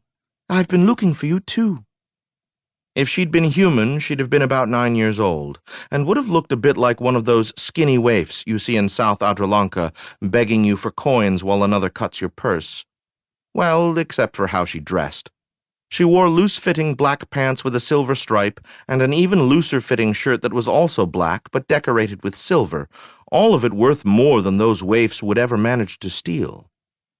She had a black ribbon in her shoulder-length blonde hair to keep it rigorously back out of her eyes. I said, Can you tell me what I'm supposed to be doing here? Help me get out. Help you get out? You led me here. That was tomorrow me. It's today me that's trapped. Oh, of course. How foolish of me. Boss, did you really understand? Not even close, Loyosh. Oh, good. Can you explain, Deborah? I don't understand it, Uncle Vlad. Oh. So what do you want me to do? I don't know. I'd have made some remark there about how helpful she was being, but while you can be gently ironic with Deborah, You can't be sarcastic with her. You just can't. Okay. Can you tell me which way to go from here? She looked around, then shook her head. Great. All right, I said. Why don't you just tell me the story? I mean, what happened? Okay. I was visiting Daddy and... So, excuse me, that would be in the halls of judgment? She nodded. And that was yesterday. She nodded again, and I realized that that was not a useful question. Today and yesterday and tomorrow obviously meant something to Deborah, but they didn't mean the same things they meant to me. Her yesterday might be 1,000 years ago, or next month, or right now. My head didn't actually start hurting, but it felt like it wanted to, and would if I kept thinking about it. I said, "So you were there. How did you end up here?" "I don't know, but I couldn't get out." "Then how did you find me?" "Oh, I did that tomorrow." "Oh," I said. "Yes, of course." She nodded. I took a deep breath and let it out. Please, Deborah, try to explain as clearly as you can what happened and how I can help you. "But, Uncle Vlad, I don't know what happened." She looked like she was about to cry, which I found more upsetting than any number of attempts on my life had been. "That's okay," I said. "Just do your best." She wiped a wrist over her eyes and nodded.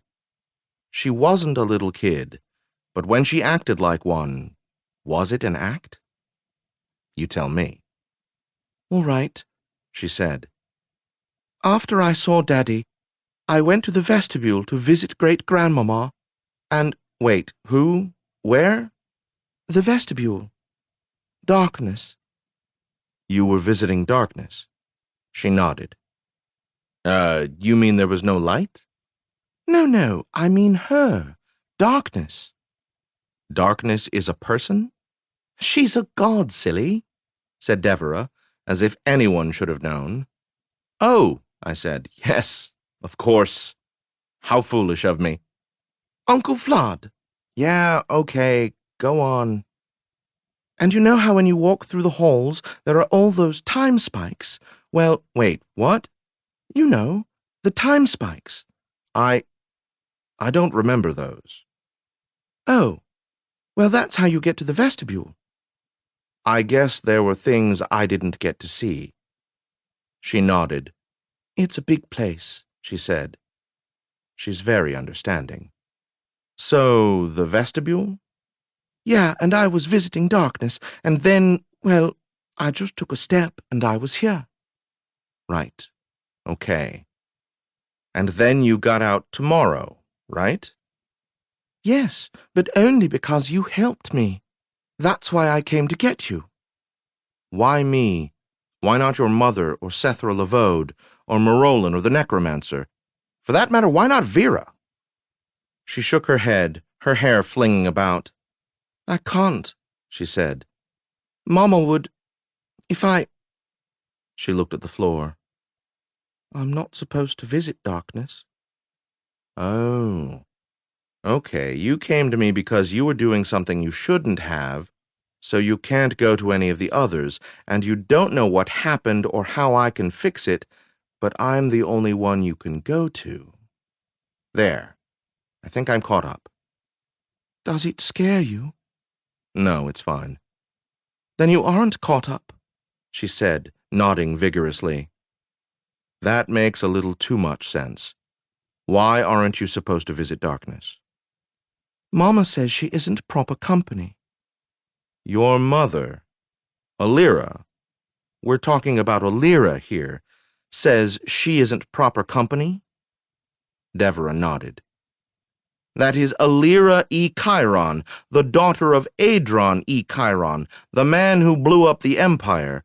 She is saying that darkness isn't proper company." Deborah nodded again. "Did she say why?" She looked down. "I don't know." Deborah. She continued looking down. Deborah, why did your mother say darkness isn't proper company? Mama doesn't like how she eats. Oh, well, I guess that might be a bad example. How does she eat? She eats worlds. Oh, well, and she lives in the vestibule, near the halls of judgment? She doesn't live there, but I can find her there. When she isn't eating worlds. Deborah nodded. Loyosh, how did I end up in a situation where... Don't even go there, boss. Deborah giggled. So, I said, all right, I get why you don't want your mother to find out, or your grandmother, but why not one of the more powerful types? They'd tell on me. And I won't? She shook her head. Why won't I? Because you know how to keep secrets. I started to tell her about all the stuff I'd been telling to complete strangers, then remembered how much I'd been leaving out. I said, yeah, I guess I do. So what do you need me to do? I don't know. Her voice was a little shrill. Can you explain how it is you know that I can help, but not what it is I have to do? I need someone to help me, and you're someone, aren't you? I've often wondered. I need someone to help me find a way out, and... Her voice sounded quivery, and then she stopped, looking down. All right, I said. I'll try to help. Do you know... She vanished. Well, bugger. Surprised? Not really, but we're adding that vanishing bit to the things we need answers to. I'm sure it's not important, boss. Heh. I stood there for a minute, just absorbing the conversation and failing to figure out what it meant. When I'd wasted enough time, I shrugged and set it aside as best I could.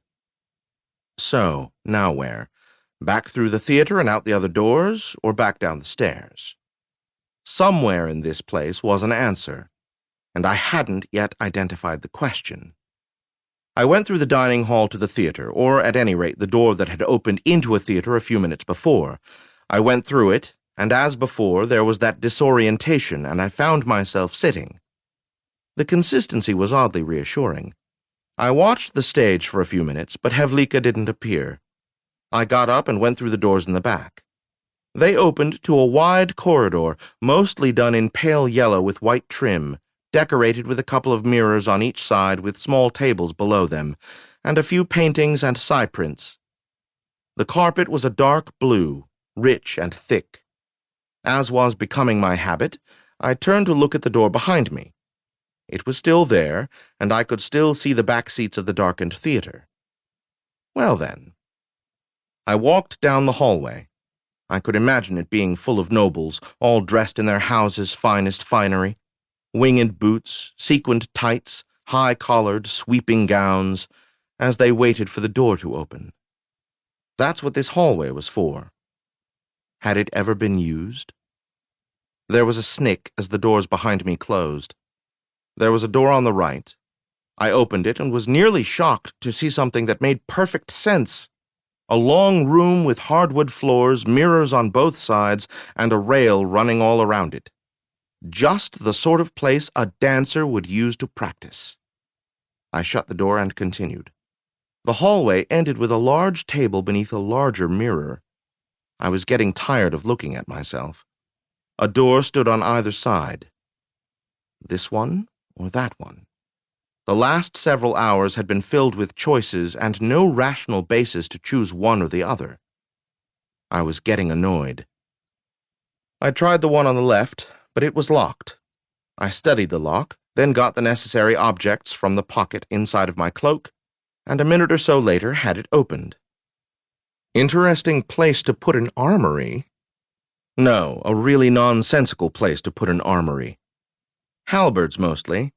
No dust, but also a quick test revealed they weren't especially sharp. Mostly for show? Yeah, probably.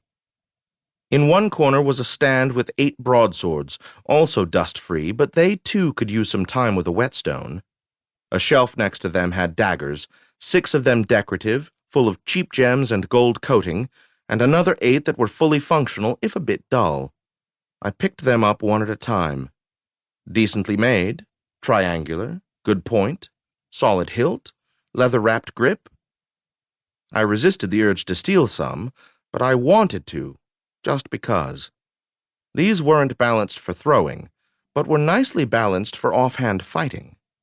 Not works of art by any means, but examples of good, solid craftsmanship. Gosh, I love daggers. I put them back. 4. The Legend of Sleepy Harrow. I left the armory, crossed the hall, opened the other door, and was once more looking down the hallway that should have been a floor below me. Ratza did a nervous dance on my shoulder, shuffling to one side and back. I caught Loyosh's head bobbing around from the corner of my eye. They were becoming a little upset about the place, too, either picked up from me or just on their own. There are any number of folk tales about buildings that are alive and have their own wishes. Sometimes, especially in Dragaran tales, it wants to kill the hero. In Eastern tales, it often wants to protect him. A lot of what was going on would make more sense if I accepted those stories as true, and figured the place was trying to tell me something, or save me from something, or get me to do something. I eat well, but there are things I have trouble swallowing. Loyosh? I'm with you, boss. I don't believe in buildings that have their own plans. Good. But then, until we met Sethra, I didn't believe anyone could be older than the Empire. And until we met a Genuine, I didn't— Thanks. The door was still open and still showed the fancy corridor. I shrugged and continued, turned a corner and heard a cough behind me. Ah, there you are, my lord. Hello, Harrow. Yes, I was stretching my legs. Yes, my lord. I'm grieved to tell you that we have not managed to open the door. I'm concerned to hear it. It's getting late. I am instructed to see that you are given dinner and a room for the night. That is very kind.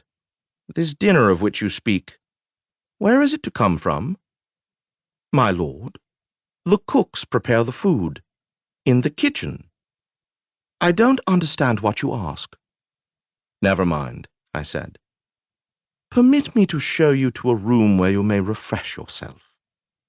Lead the way, I said. As we walked, I said, Do you know Havlika? From the corner of my eye, I caught a brief tightening of his shoulders. The dancer? Unless there's another. He coughed into his fist. Why, yes, I have the honor of knowing her. Good dancer, isn't she? Why, yes, my lord. How long have you known her? My lord, she was here, that is, part of the household, before I arrived.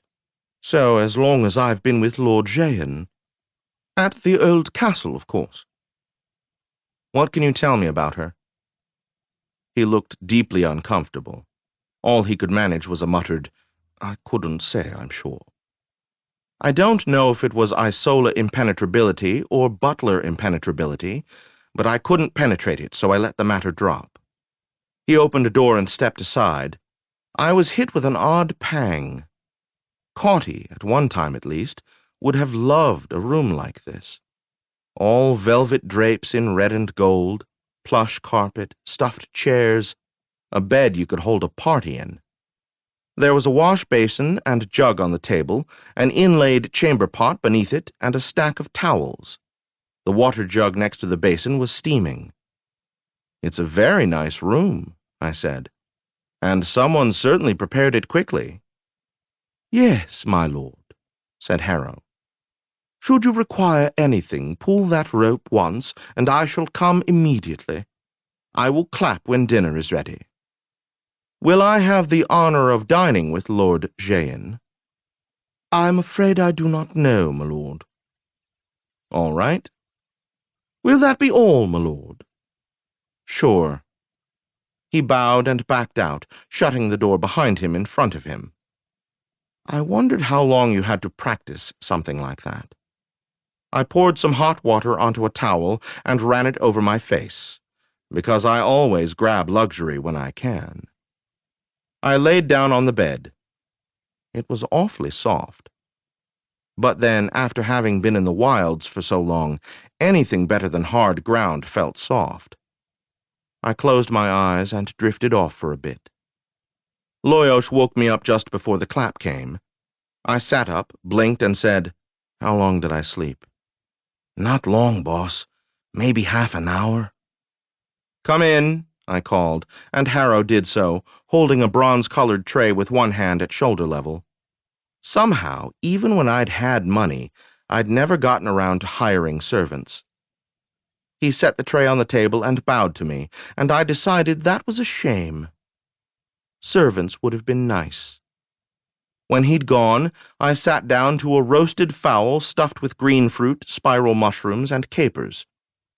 It should have tasted better than it did, but Loyosh and Rotsa approved. The wine had been decanted so I couldn't read the label, but it was a very full red. And good. If we go back to that kitchen, Loyosh, it'll still show no signs of use. Yeah. Think we'll ever figure out what's going on around here? Hope so, or I'll never have any peace. More exploring, or do we want to get some sleep? You think I could sleep now, Loyosh? Probably. I thought about it. Yeah, you're right. I really needed sleep. The smell of clava woke me up. It was on the stand next to the bed. I swung my feet down to the floor, managed to lift the clava glass, and sampled it. I'd had better, but it was drinkable. Over on the table were a few small round loaves of bread with a hole. They were of a type I'd had once before, back when Lady Teldra was still Lady Teldra. They'd been toasted and buttered.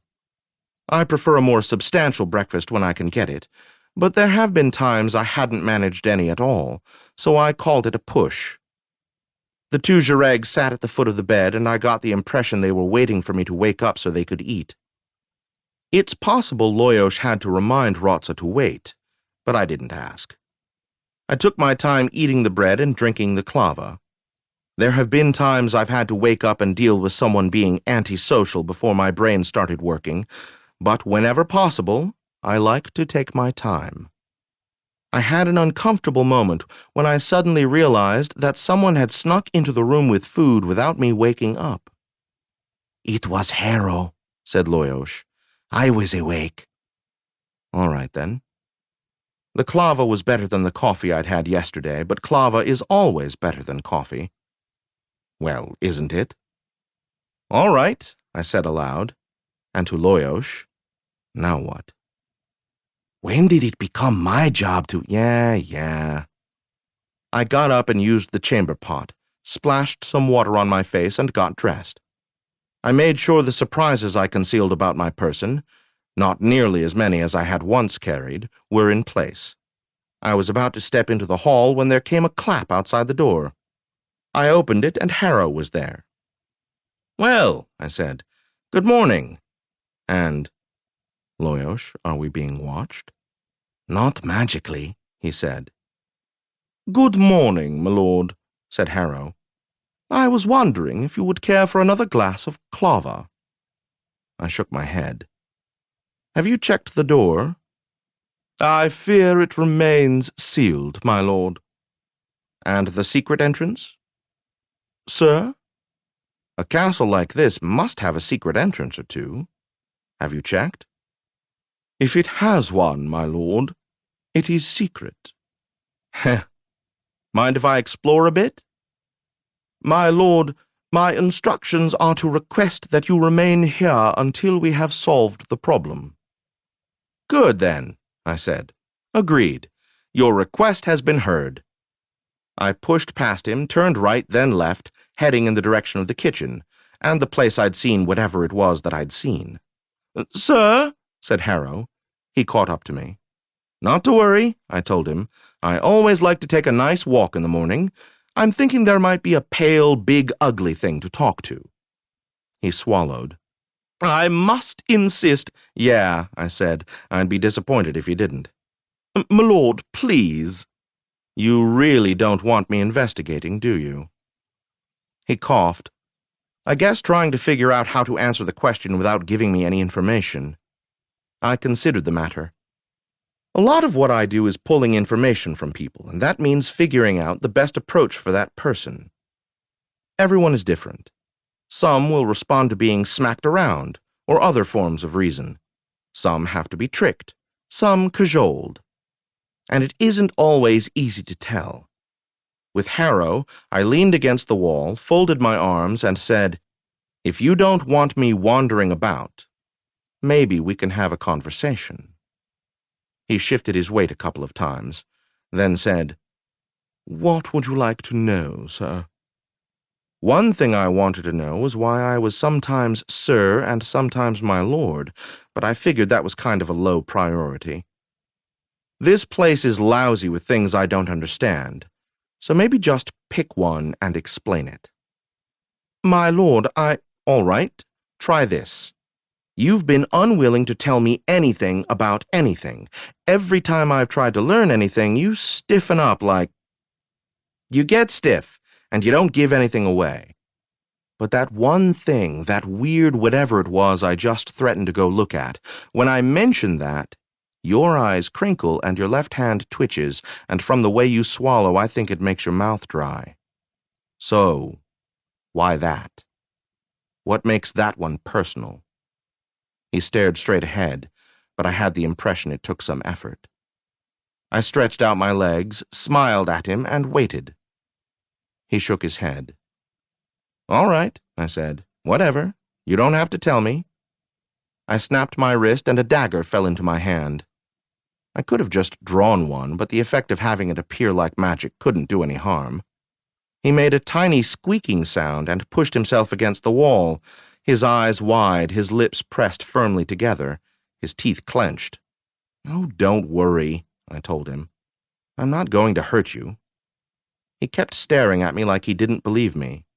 I pushed away from the wall, flipped the dagger, and caught it. "It's just that I'm really annoyed at not getting answers to my questions, so I think I'll go find Lord Jehan and cut his throat, just to make myself feel better. Excuse me." I took one step, and he said, "No!" I stopped and turned. "Please." "Then tell me why you get so upset when I bring it up. I'm not asking for the big secret, you know. I just want to know why it bothers you so much. Here's where I could give you all sorts of crap about watching the internal battle going on behind his eyes or something. But really, no. No battle." He crumbled. "All right," he said. "It's because what happened was my fault." I nodded. "Go on," I said.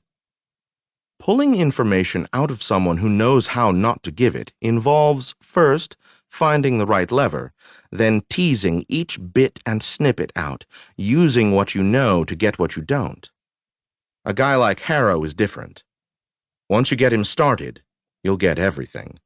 All you need to worry about is what you want and in what order.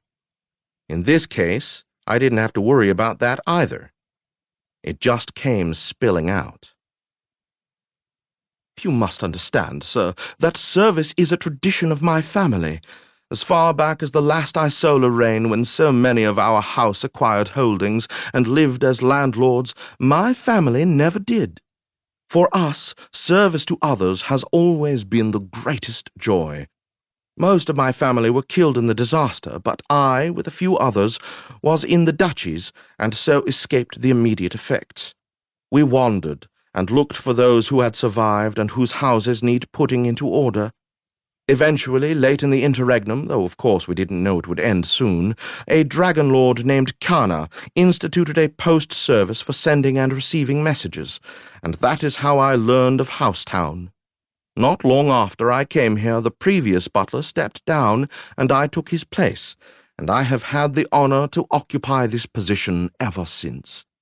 Honor, my lord, and if I may say so, pleasure.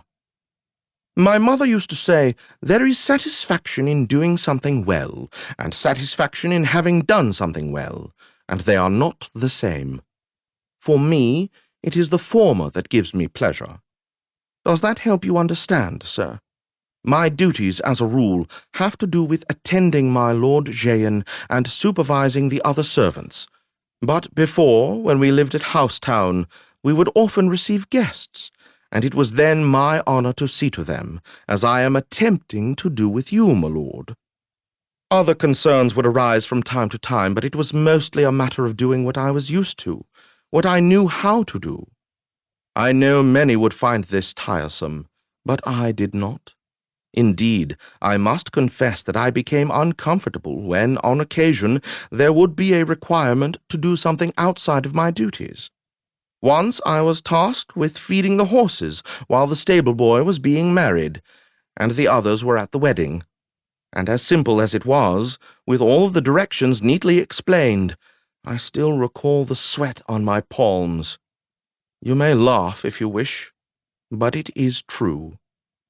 On another occasion, I had to act as valet to Prince Ferrand when he made a sudden visit to our home, and, well, I was in a state of near panic the entire time. Not because he was a prince, but because I was unused to being a valet. That is how I am, sir. It is my nature. I think it important for you to understand this if you are to make sense of what happened. We felt the disaster as it happened, of course, the family here and I in the grasslands near Suntra. But the most remarkable thing about the interregnum, from what they tell me, was what little effect it had on this household. My lord would still receive the occasional commission, and had sufficient savings that they had no need to concern themselves with such vulgarities as money. So it was when Lord Jehan's son was born, early in the interregnum, and so it was a little more than a turn later, when I came here. The birth was, from all accounts, a joyous event for all the household, as I'm sure you can imagine, though I cannot speak from personal knowledge. My lord hired a wet nurse and a dry nurse, and after a certain amount of disruption, the house settled into a routine. The young gentleman grew, as children will, and a tutor was hired as well. He was a bright, inquisitive child who loved to draw, of course, and also enjoyed looking into corners and closets. I am told he kept his nurse busy, as you may imagine, but he fit into the household in his own way. I arrived and took my position. Housetown is deep in the Blue Valley, north of the Gwinchin region, and so was isolated from the worst of the effects. Food was readily available, and the plagues passed us by. There were, of course, illnesses here and there, as medical sorcery was no longer effective, but the local physicers were able to treat these well enough. As for my lord, the loss of sorceress ability turned out to be a stroke of fortune. Many sorcerers, of course, received educational benefits from the absence of the orb. My understanding is limited, you understand, as I am not a sorcerer myself. But it is well known that the requirement to reach directly into the Amorphia without the orb's intervention has forced many to learn a great deal. My Lord Jehan was no exception. In his case, he made certain discoveries in necromancy. Are you familiar with it? It is the study of unreal paths to real places, or real paths to unreal places. It begins with death, you see, that transition through which we all pass. The studies of my Lord Jehan aimed at eliminating the boundary between a structure and a location, or, to put it another way, between where one stands within a structure and where that position is exclusive of the structure, has necromancy at its heart.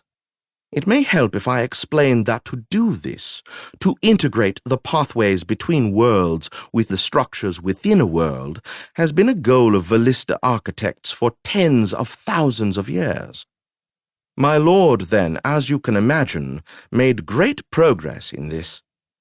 You recall, sir, that I mentioned the occasional illness. We were all struck by these at one time or another, and they were an intolerable annoyance. More, we were all terrified for the child, as we were told by the physicians that the young are more vulnerable to disease than adults. We exercised what care we could, and the child was never in danger.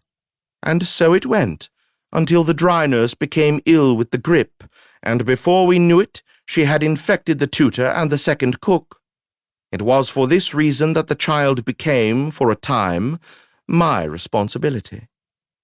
It was the most difficult thing I have ever attempted, sir, not for the reasons you might perhaps expect. Learning to interact with a child is simply a more extreme case of what I have always done. That is, learn to interact with every individual as best I can for the comfort of that person. A Vallista prince, or if you will forgive me, a Jareg Easterner, it is a matter of sensitivity, observation, and flexibility. So no, learning to care for the child was by no means beyond my abilities. What made it difficult was that I was so weary, so very tired. I still had all of my own duties. I ate while walking, when I ate, and rested when I could. It is astonishing how quickly one becomes exhausted. After a week, I was having trouble keeping my eyes open. Have you been that weary, sir? I look at you, and I hope you do not think me impertinent. I think you have a wide variety of experience. So I suspect you know what it is like to go through a day with your eyes never fully opening, where half of the things you do you don't recall and can only hope you did them properly, when your thoughts are focused on the next time you sleep. If you haven't had that experience, I can't describe it, and if you have, I don't need to. You must already know what I'm going to say, yes? I fell asleep, or, I suppose, nodded off is more precise.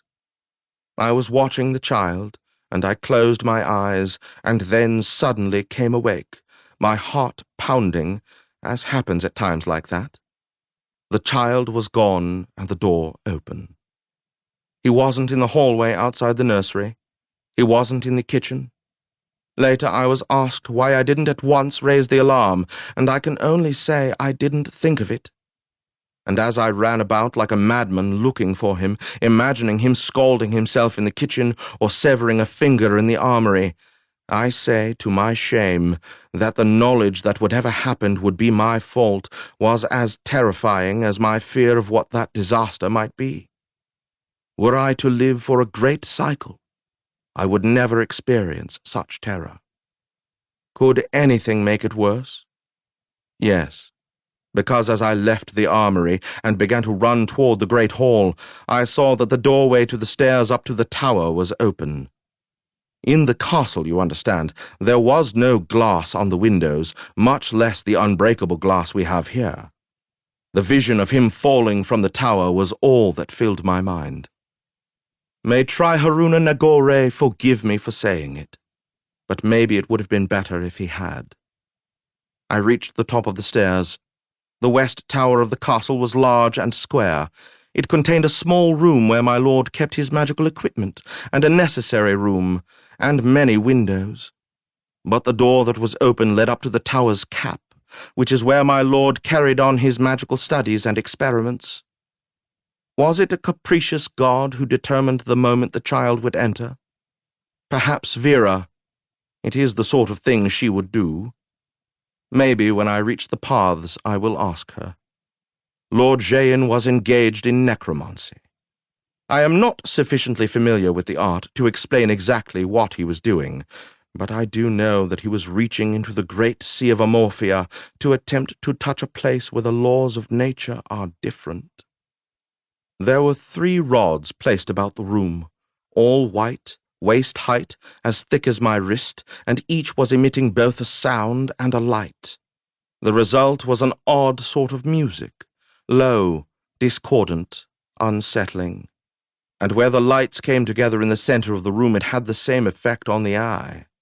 One couldn't focus on it without feeling unsettled. For a moment, perhaps the worst moment of the entire ordeal, my panic ebbed, because the child wasn't there, and my lord was continuing his work, looking like the conductor of an orchestra, hands weaving back and forth, eyes closed, face distant, reflecting a mind that was far, far away. I made myself look into that place, where the light and sound met. It was hard, the way it is hard to stand in a high place, but I made myself look into the swirling emptiness. I remember the sweat on my hands, and how it seemed that my ankles were about to give way. I kept looking. Sometimes it seemed patterns would form in the light, and sometimes I was sure it was my imagination. I kept looking. I felt like whatever it was actually entering me, working its way into my head, changing me. I kept looking. And I saw him. I saw the child. He had wandered into the midst of it, into the very focus of the spell. I know I screamed, or made some inarticulate sound of denial and rage against the gods. I remember moving toward the child, but when I screamed, my lord opened his eyes, saw me, and released the spell. Of course, it was too late then. Sometimes I think his refusal to kill me, or even discharge me, is a form of punishment, that he wishes to make me live with my failure. Sometimes I think it is a kindness, a way to let me know that I'm forgiven. Of course, I've never asked. My apologies, sir. You wanted to know about the child, and I have been speaking of myself. It is difficult not to, both because the event remains in my consciousness, and because speaking of the child is painful, and I suppose I was avoiding it. The child was damaged. I suppose damaged expresses it as well as any other word. What happens when a body is subjected to forces designed to change the nature of the world where they are focused? And what happens to a mind? I am not a sorcerer, still less a necromancer. I can tell you nothing of why or how, but what you saw was the result. We care for the child as best we can, and see to it he is unable to harm anyone. Yes, I understand that you saw him. I don't know how he came to be loose. My lord keeps a sorcerer on staff just to prevent that from happening.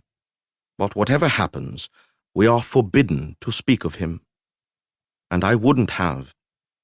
Except you looked like you meant it. Would you have really killed him?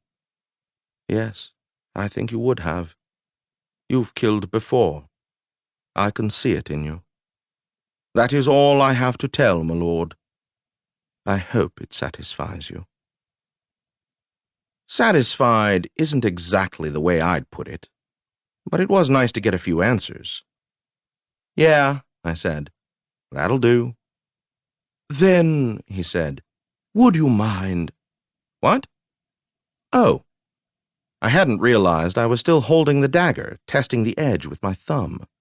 Sorry, I said, and made it vanish. If that will be all, my lord. Okay, I gotta give it to him.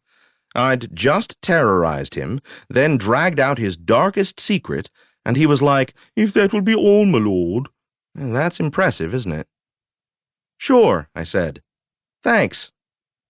He gave me a stiff and almost military half-bow, turned abruptly, and went away, presumably to collapse somewhere where he could do so privately.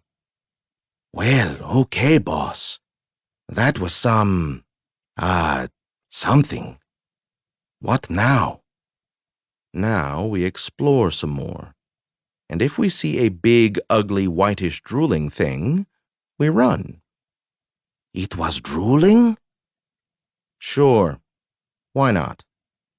I agree with the running part. Or you run, I'll fly. Down the hall, past the kitchen, I ducked my head in to see if it was any different. It wasn't. Want to hear my nightmare, Loyosh? It's that we'll figure all of this out, deal with it, and the thing with the kitchen will have nothing to do with it, and I'll never understand it. My nightmares are a bit worse than that, boss. They have more to do with a giant white slobbering thing. It was slobbering? Sure, boss. Why not? Yeah. Hey, do you actually get nightmares? Not really. After the kitchen, when the hallway ended, I turned right. I hadn't gone that way before.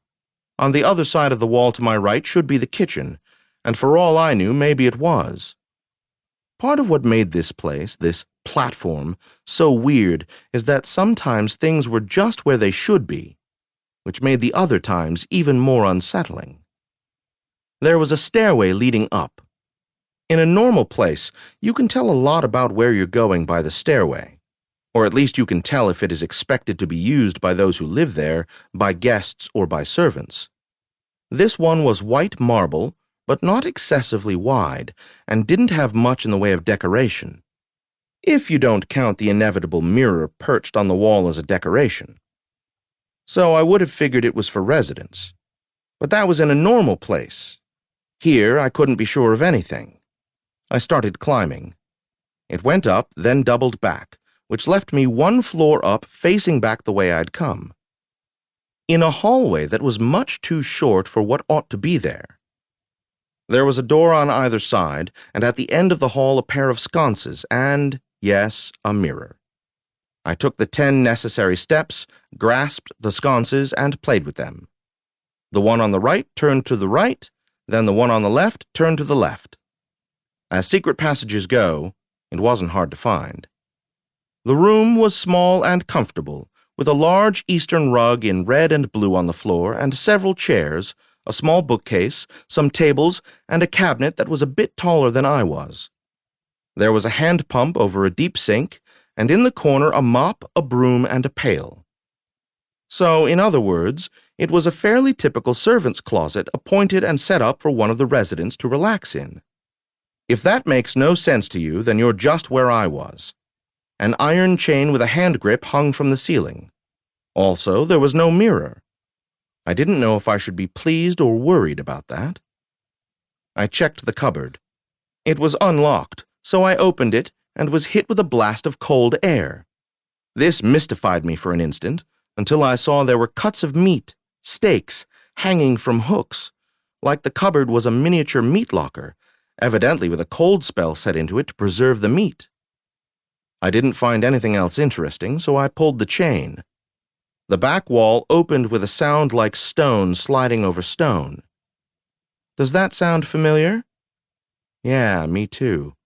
But by the time I recognized it, it was already open. Uh-oh, I said cleverly. Loyosh gripped my shoulder. I only had time to get the impression of stone walls before I saw the thing in the room, and it was looking at me. Its face, if you can call it that, was distorted. Its head seemed too small for the rest of it. Its shoulders were lumps of muscle or bone. Its legs were squat and seemed bigger around than my body, and it was as pasty, ugly white as I'd first thought. It had 2 horns, like those of a goat, coming out of its head, and irregular splotches of dull white fur here and there about its body. It was naked, too, except for the fur, and I guess I'd still call it a he. Its sex was incongruously minuscule on that frame. No, not it. He.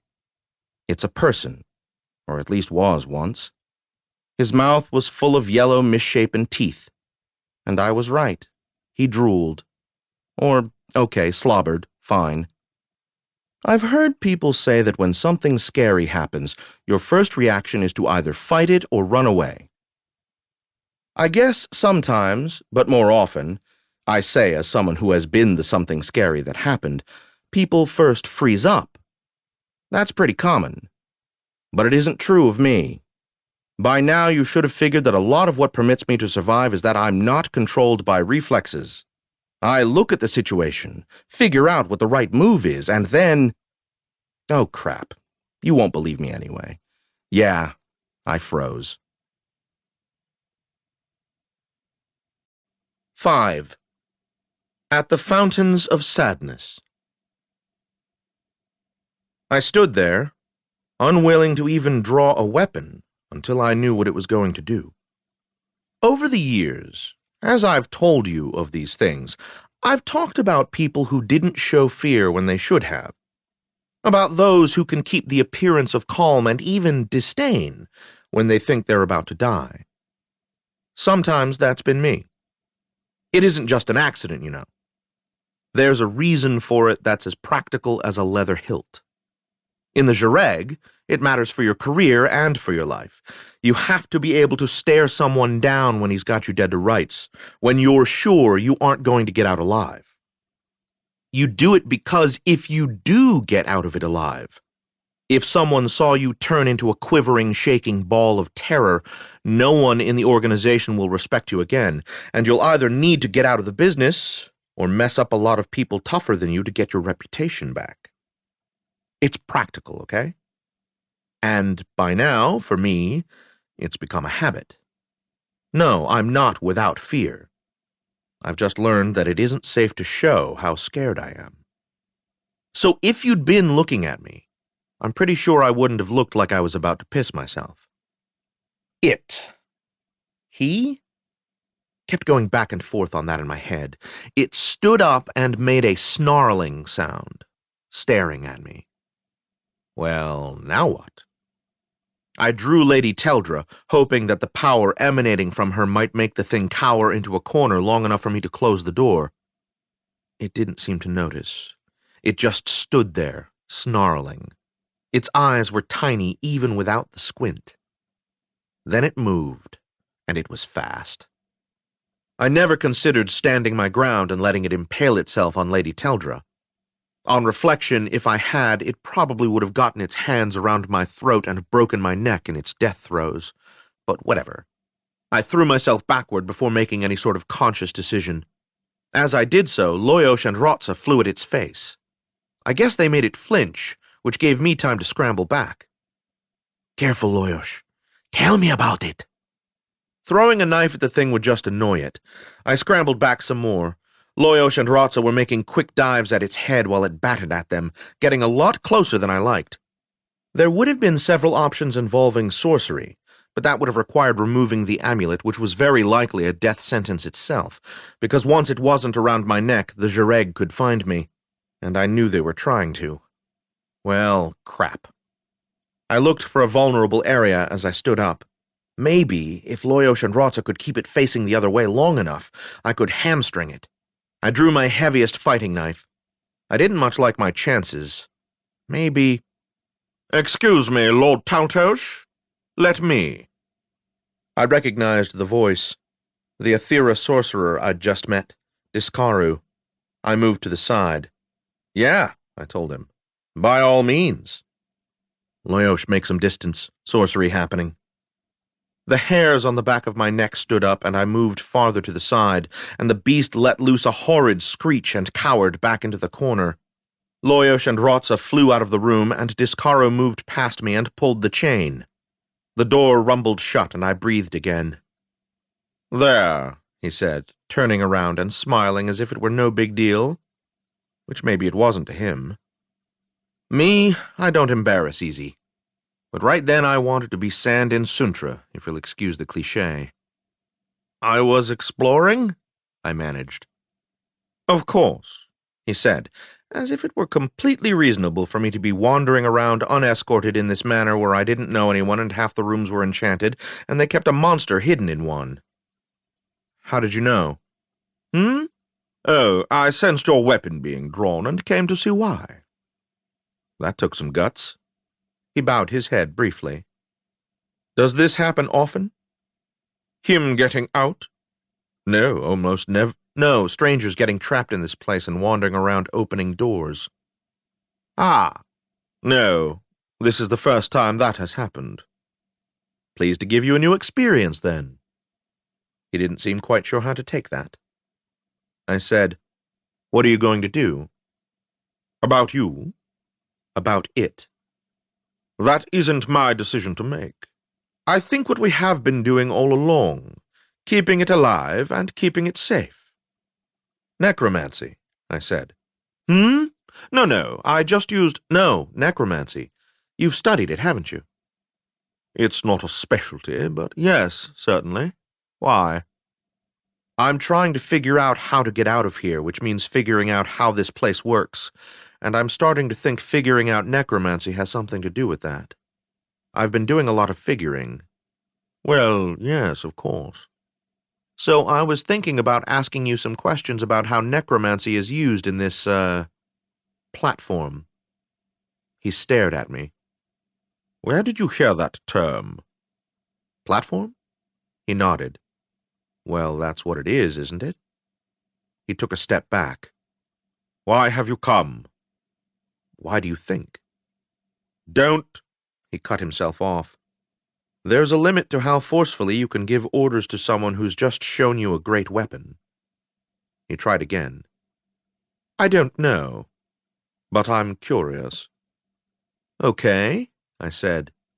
"Short version, I'm here by accident and I'd like to leave." "Yeah, I was lying. I do that sometimes." The idea was to keep him talking. What I'd have done if he'd shown me, say, a secret way out that worked, I don't know, but he didn't.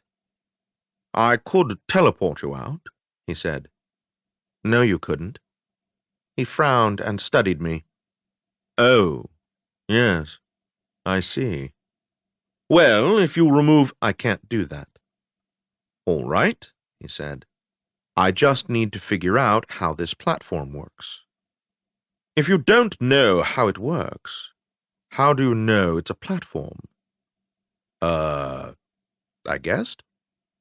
He waited. I suppose I could have intimidated him. I mean, I had the means. But he'd just finished solving a problem for me, and threatening him seemed like bad form. I suppose carrying Lady Teldra around for so long has had an effect on me. "So," I said, "a trade, then. I answer your question, you answer mine."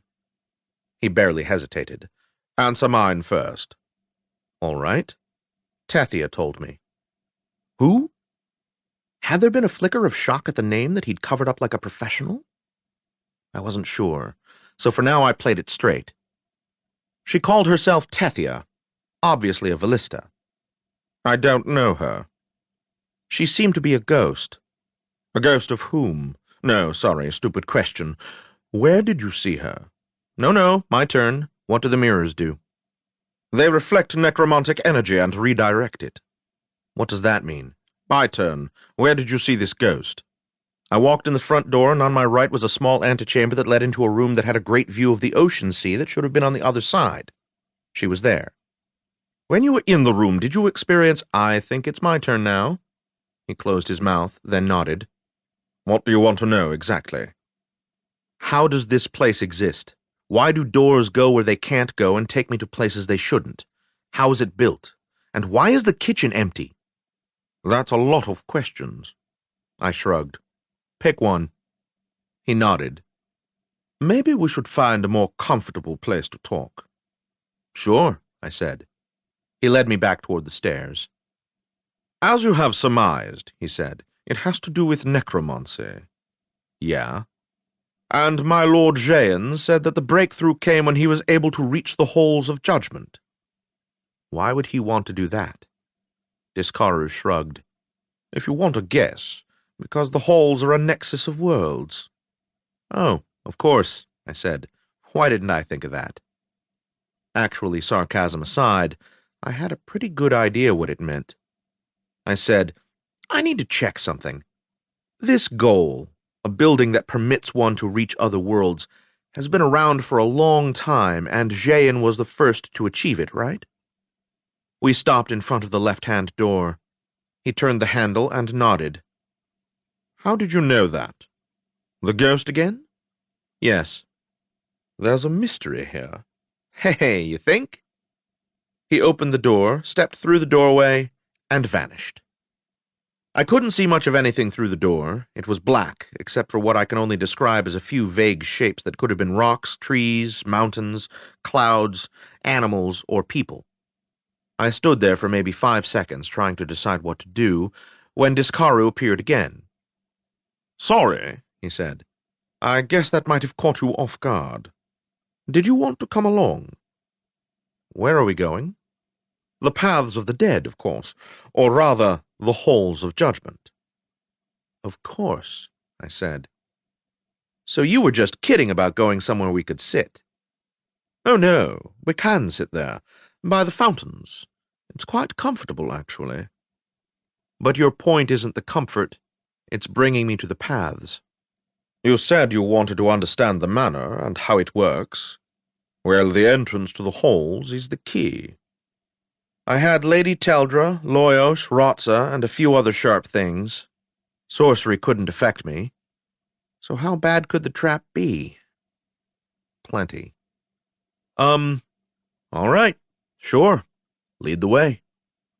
Boss? Got a better way to get answers? But, and it isn't like I haven't been there before. Yeah, I remember. That's not an argument for going. Probably not, I said, and followed Discaru through the door. Like I told Loyos, we'd been here before.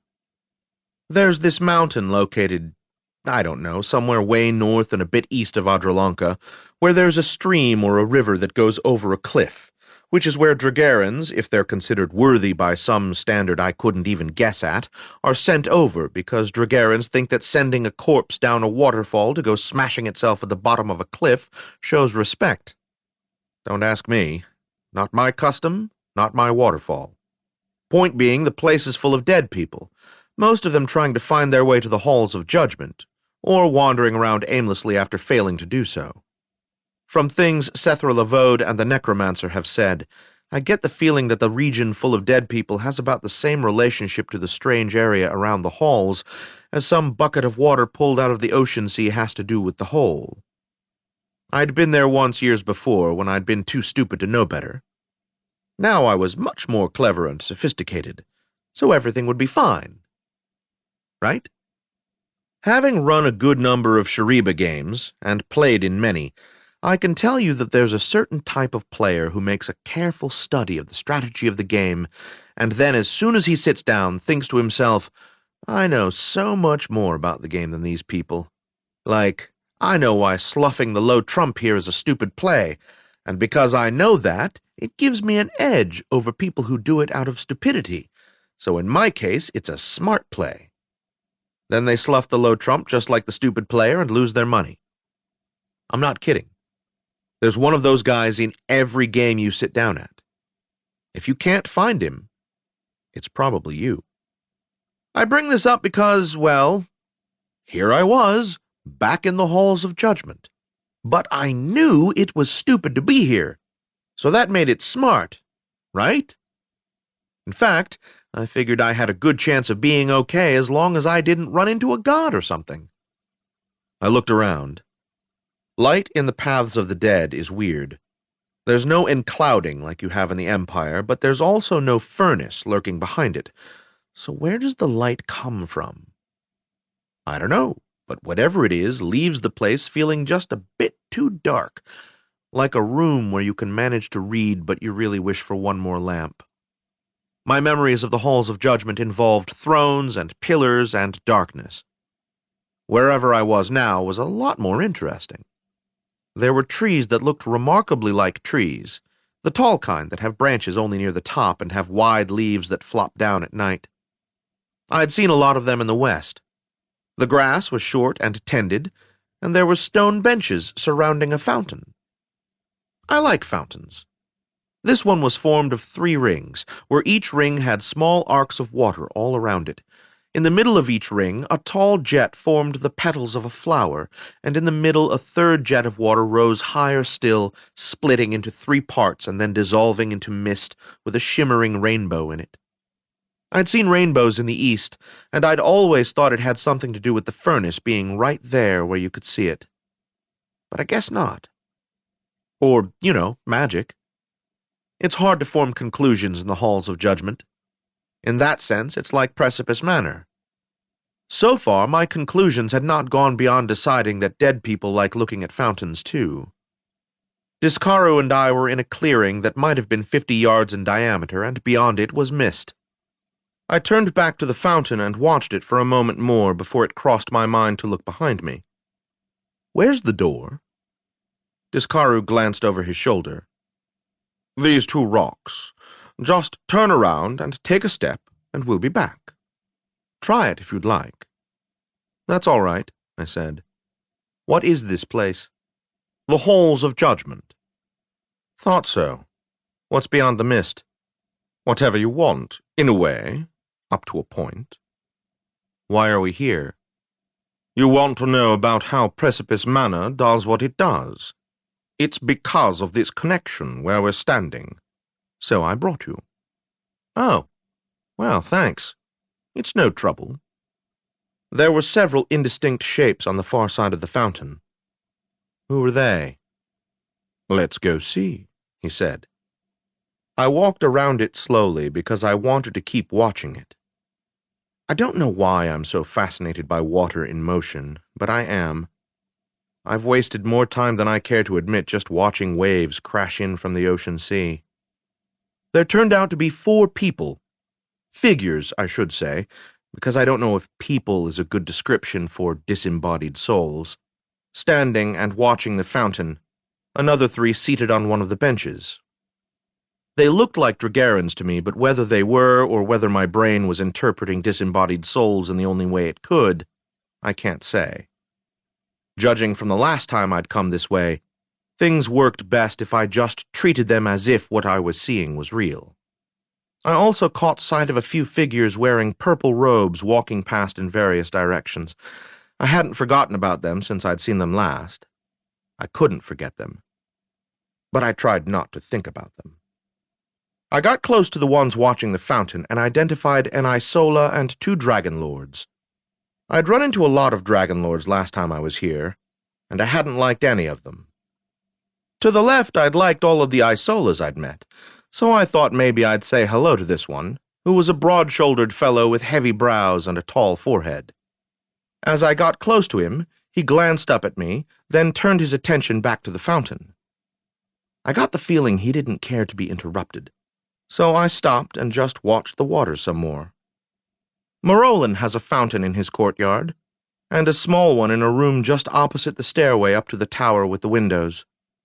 I asked him how it was done once, and he taught me the spell and said now I could make one of my own. I never had, but during those years when I dreamed of a castle, I'd thought about it, and even sort of designed it in my head. It would have been tall, with water shooting high, high up, in thin jets in all directions, and back into a granite pool that would swirl rightwise. It would have been a great fountain. I didn't build it, though, because I didn't get a castle, because Cauty sort of went through some changes in what she wanted, and then I got some people mad at me, and I've been too busy running for my life to do much of anything else. The Isola stood up, bowed his head to me, and walked away. Discaro had come up next to me. What is this thing? Memory, he said. Huh. Looks like water. Well, it's that, too. Memory is water? Water is memory. Memory is like water? Water is... You don't have to complicate it so much. This is where souls come to recover their memories. Souls forget? Those who became purple robes. Oh, so since I haven't lost my memories, it shouldn't have much of an effect on me, right? I turned back to the fountain, watching an isolated jet rise, curve, turn into mist. It was pretty. the nice rainbow forming and wavering in, well, wherever the light was coming from. Jets dissolving into mist, into rainbows, and so back into the pool, and up into jets.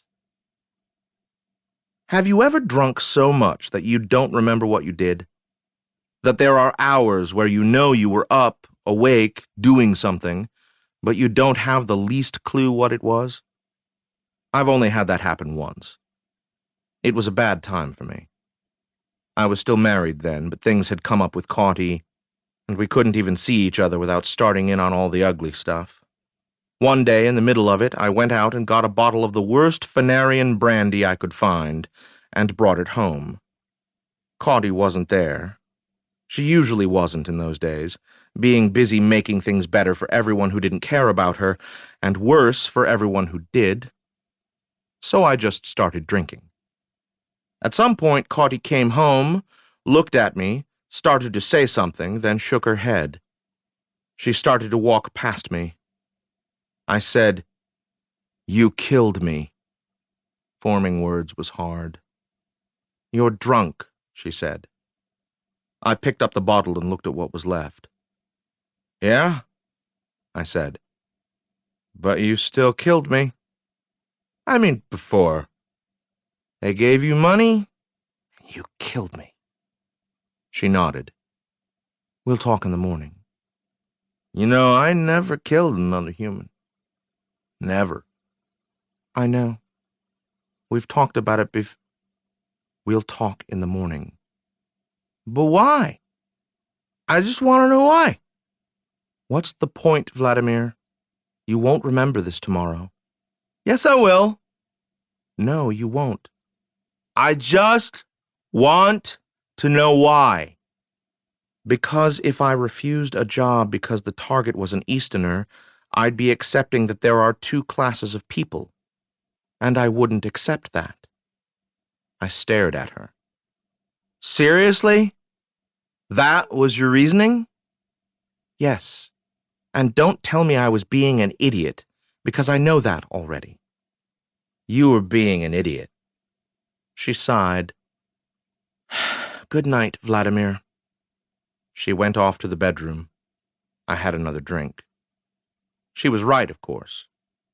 I remembered nothing about the conversation. Until now. I'd rented the back room of the Blue Flame for the evening and the night, and laid down 50 imperials against drinks and breakage, though I didn't expect any breakage. It wasn't that kind of night. But I made sure there was plenty of wine, Oishka, and Phanarian brandy, as well as flame brew. I myself was drinking the latter. That was their own beer, a golden-colored brew made, I was told, by using a lot more malt than was usual. It had a big, dense head and tasted light and clean and kind of spicy sweet, and was the only beer I'd ever found that I liked. They served it in big, square wooden cups filled until the head stood out of the top like a wave held still right at the point of collapse, which is something you can do in a painting, but is a lot trickier in real life. I put myself in a corner and for a long time didn't talk to anyone. I wasn't required to. My job had been done when I rented the place and put up the money. About 30 people showed up, though there weren't more than 20 at any one time. But still, a good turnout. Styx would have been pleased. Everyone spoke in low tones, because we weren't sir, and there were never any formal speeches or service, because we weren't dragons. We were Jareg, and sometimes this happened, but there was no reason to pretend to be happy about it. Most people were in groups of 3 or 4, telling stories about Styx, or maybe just talking. Then Narvain came up to me and sat down. "Hey, boss," he said. "Hey, Craigar." Okay, I guess I hadn't been alone. "What's on your mind?" I asked him. "I don't want to get sentimental," he said. I bit back a reply and waited. "But Styx, he said he liked working for you. Thought you'd want to know." "Yeah," I said. "Thanks." He nodded and wandered off. "He was a good guy," said Craigar.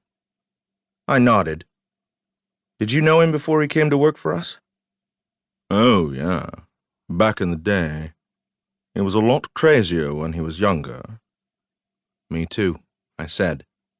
Vlad, you're still younger. Okay, so I won't be so crazy when I'm older. I was with him once. We were doing some collecting for Dofer. You ever meet Dofer? I shook my head. Good guy. Retired a while ago. Not ambitious, but reliable. He sent us to collect from this Tsur. They're the worst.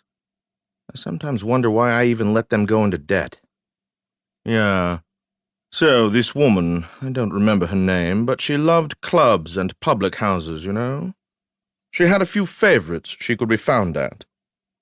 Every other night you'd find her sitting around one of them, drinking, laughing, maybe getting into a fight, maybe not. So we weren't keen on finding her there, especially in public, because she'd feel like she had to fight. And, well, she's a Tsur, right? Who wants that? So, one afternoon, Styx says, "Come on, let's get this taken care of." And he leads me off to one of this woman's favorite places, a little cellar on Garshos, and we go in. It's pretty empty, and she isn't there, so I figure we'll leave, right? Wrong. He starts smashing up the place. Bottles, chairs, cups. Just demolishes it. The host is screaming about the Phoenix Guards, so I go over and put a knife at his throat and shake my head. He noticed the knife. Then Styx says to him, "There's this woman, a Tsur, and every time she comes in here I'm gonna do this again. And if you call the guards, I'm gonna do the same thing to your body. Got it? And that's gonna keep happening until she comes up with what she owes. Tell her that. Whether you let her in, that's up to you." Then we hit 2 more places she liked to drink, and did the same thing. Then we went home. Dofer got paid that evening. Nice, I said. But taking a chance. Yeah, and I didn't like it. But back then you didn't know what he'd do. He settled down, though. Oh yeah, a lot. Once, a long time later, we were working for Taronan, and we needed to see this tailor, a Creotha. We go into his shop, and I'm all set to slap him around and give him the talk about, being responsible with his debts or whatever. And you give the talk? Well, I figured Styx would do that while I did the slapping. Yeah, me too. You want me to tell this story or not, Vlad? Okay, go ahead. So Styx goes in, doesn't say a word, just stands in front of the guy, puts his foot up on a chair and starts tapping one of his sticks on the guy's table. You know, the guy starts in with, "Who are you, and what do you want?" and Styx just keeps tapping on that table. The guy says to get out, and Styx just keeps tapping. And the guy says he'll call for help, and his voice is all shrill, and he's going, "Who are you? I don't know you. What do you want?" And you know, Styx just keeps tapping. And the guy says, "All right, I'll have his money tomorrow by noon." And we turn around and leave. And I don't know where he got the money, but he got it. That sounds more like the Styx I knew. Craigar nodded and lifted his cup. Gonna miss him. Yeah, I said. Me too. I pulled my eyes from the fountain. "What the—" "A memory," he said. "You saw that?" "No, but it's how this works. As I told you, this is where the purple robes come to have their memories restored after they've served their time." "Oh," I said. "Any chance of cheerful memories, or am I in the wrong afterlife for that?" "Sometimes," he said. "Depends on you." "Heh," I said. "Loyosh, did you see anything?" Just echoes of what you saw, boss. Okay. "You can also see past lives here," he added. "At least sometimes. I've done it." Just in general or specific ones, like You want to know about your second or your third or whatever. If you just look at it, you'll get some random memory, but you can sometimes direct it, if you can, well. It's hard to explain. You don't ask a question. There's no consciousness there to ask. But if you focus on something, you can sort of control it. Could you be a little more vague? He chuckled. Once I tried thinking about a sword, and had a memory of my life as a dragon lord. How was it? The me of now didn't care for it, but the me of then seemed content enough. I also wondered if I'd once been a hawk, so I concentrated on the symbol of the house, and recovered some memories. I tried Phoenix, but alas, it seems I was never of that house. Okay, I get it. Should we go back, or do you want to see what happens? Are we in a hurry? I'm not. Let me try something then. Take as much time as you want, he said. Ratsa shifted on my shoulder. Loyosh shifted on the other. Then they both settled in. I stared at the fountain some more, letting my mind wander, just watching the jets. If it were an oracle, I'd ask it what was going on with that bloody house, or rather, platform, but there was no way to form my need for a clue into anything useful. Could I isolate some of what I didn't understand? Well, one piece was, just why was the connection between Precipice Manor and the Halls of Judgment so important? The trouble was, even if I learned the answer, I probably didn't know enough necromancy to make sense of it. Magic is confusing. I glared at the fountain and dared it to contradict me. 6. In the past darkly. On a day when the enclouding was so thin I could not bear to look in the direction of the furnace, I leaned against an outer wall of the shack that was my home, flexed my hands, picked up my creation, and studied it. My creation? Where? What? I always looked for patterns in my completed work, and sometimes found them. I knew they weren't really there, that they were something my imagination imposed on them, overlaid like a blanket of fog lying over the evergreen forest beneath me. But I always looked anyway. I suppose the way an artist will examine a completed work. Is this what I meant to capture? Is there more here than I intended?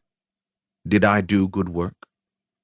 I watched myself handling the completed carving, and it made no sense. And it was exactly what it should be. And I reflected on art, and didn't know why I would have those thoughts. It was different, of course. An artist, I believe, is aware during the process of creation, whereas I never was.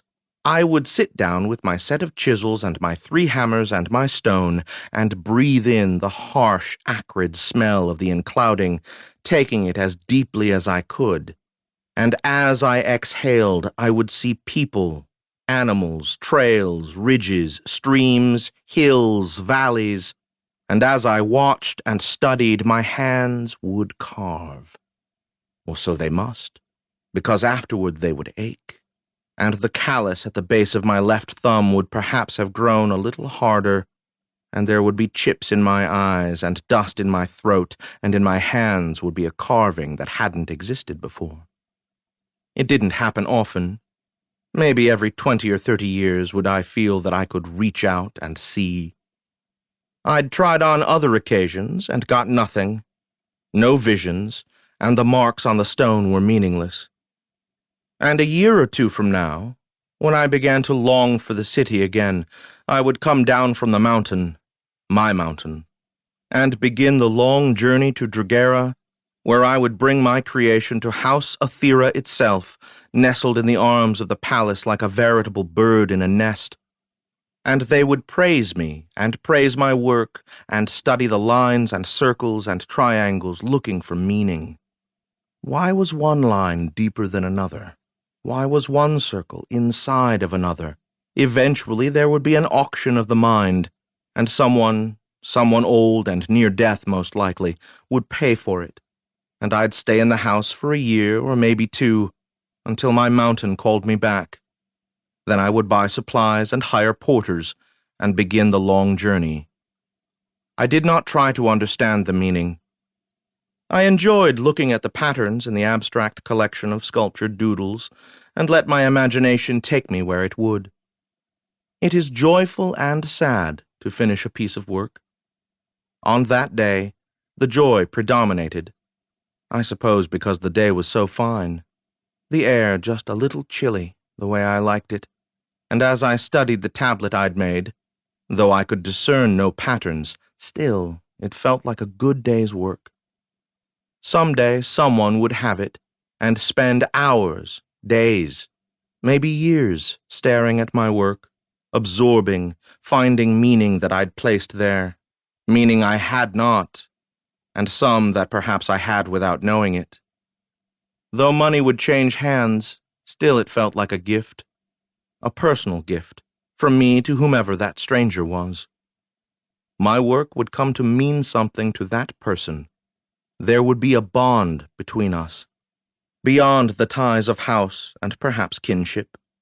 As long as either of us lived, and quite possibly beyond, there would be something tying me to another in a way that a mother, a son, a lover, a student, even an artist could never know. And I valued that nearly as much as the work itself. For that moment, I was content and utterly mystified. I came back to the present, to the fountain. What? I looked at my hands, and they were no darker than I remembered them, and my only callus was the one at the base of my forefinger from holding a kitchen knife. I took a breath, and there was no smell of the enclouding and no dust in my throat. I turned to Discaru. I think I got someone else's memory. No, he said. That isn't how it works. Maybe just pure illusion? He shook his head. So that, what I saw, that was real. That was me? Yes. What was it? I don't know. I turned back to the fountain, wondering what it was I had once carved into stone, and why. I was searching for something. What was it? Around me was the White Rose Chasm with the high hills on either side rising, as far as I could tell, to the enclouding. It was hard to keep my footing because there wasn't a spot of ground not covered in stones, and they were all different sizes, and I was moving the small ones, looking under the big ones for what? I stopped and took a moment to breathe. It was important that I find it. I knew that. I could feel the importance in my stomach. Callum! I turned and looked in the direction the voice had come from. She was about 5 rods away. My lady? Are you all right, Callum? Yes, my lady. Catching my breath? Very well. I caught a glimpse of my sleeve, black with the emblem of the hawk on it. It seemed entirely reasonable that I be wearing the livery of the House of the Hawk, not even worth remarking on, except that at the same time it made no sense whatsoever. And for that matter, who was Callum, and why was I answering to that name, and why did it seem so normal that I was answering to that name, and what was I doing here, and why did it seem like I knew? And as I was thinking this, I went back to moving stones and searching under boulders for... What was I looking for? I knew she was my liege, Lady Mundra, and she, too, was a Hawk Lord. I just didn't know how I knew that. There was a small, shallow pond to my left, perhaps 8 rods across, and on the other side was my sister, Ialhar, and she was also searching for... What was it? Meanwhile, the me that knew what I was looking for kept looking until... My lady! The Countess looked up. You found it? Not the signet, I said, but look there, just in the shade of the granite with the lichen growing on it. It's moving now, I see it, she said. Good eye, Callum. Rodwick, will you show yourself, or do I have to cast a reveal? He appeared, and my hand instinctively went to the sword over my shoulder and the enchanted dagger at my side. The Countess held her hand out to me, so I didn't draw. My sister walked up and stood behind the Countess. Rodwick bowed elaborately, hand sweeping the ground. What an unexpected pleasure to find you here, Mundra. My lady, said Ialhar, may I cast a reveal anyway? He may have help. Do it, she said. Rodwick started to say something, but before he had the chance, 4 of his people appeared, forming a loose ring around him. He smiled and shrugged. Good work, Ialhar, said the Countess. You know, said Rodwick, I have more right to the signet than you do. Do you? I don't mean legally, he said. I mean that we're 5-3. Dragon logic. You know, if you just give it to me, I might be able to duplicate it. Then we can both have one. Yes, of course, because wizards of our family have failed since the 4th cycle, but you'll succeed, because none of them had such perfect teeth. Magic works better with an Aethera on the throne. I have the notes. Don't waste my time, Rodwick. Attack if you're going to, or else leave. Maybe we should find it first, then fight over it. How about if you just tell me where you hid it? Oh, you know about that.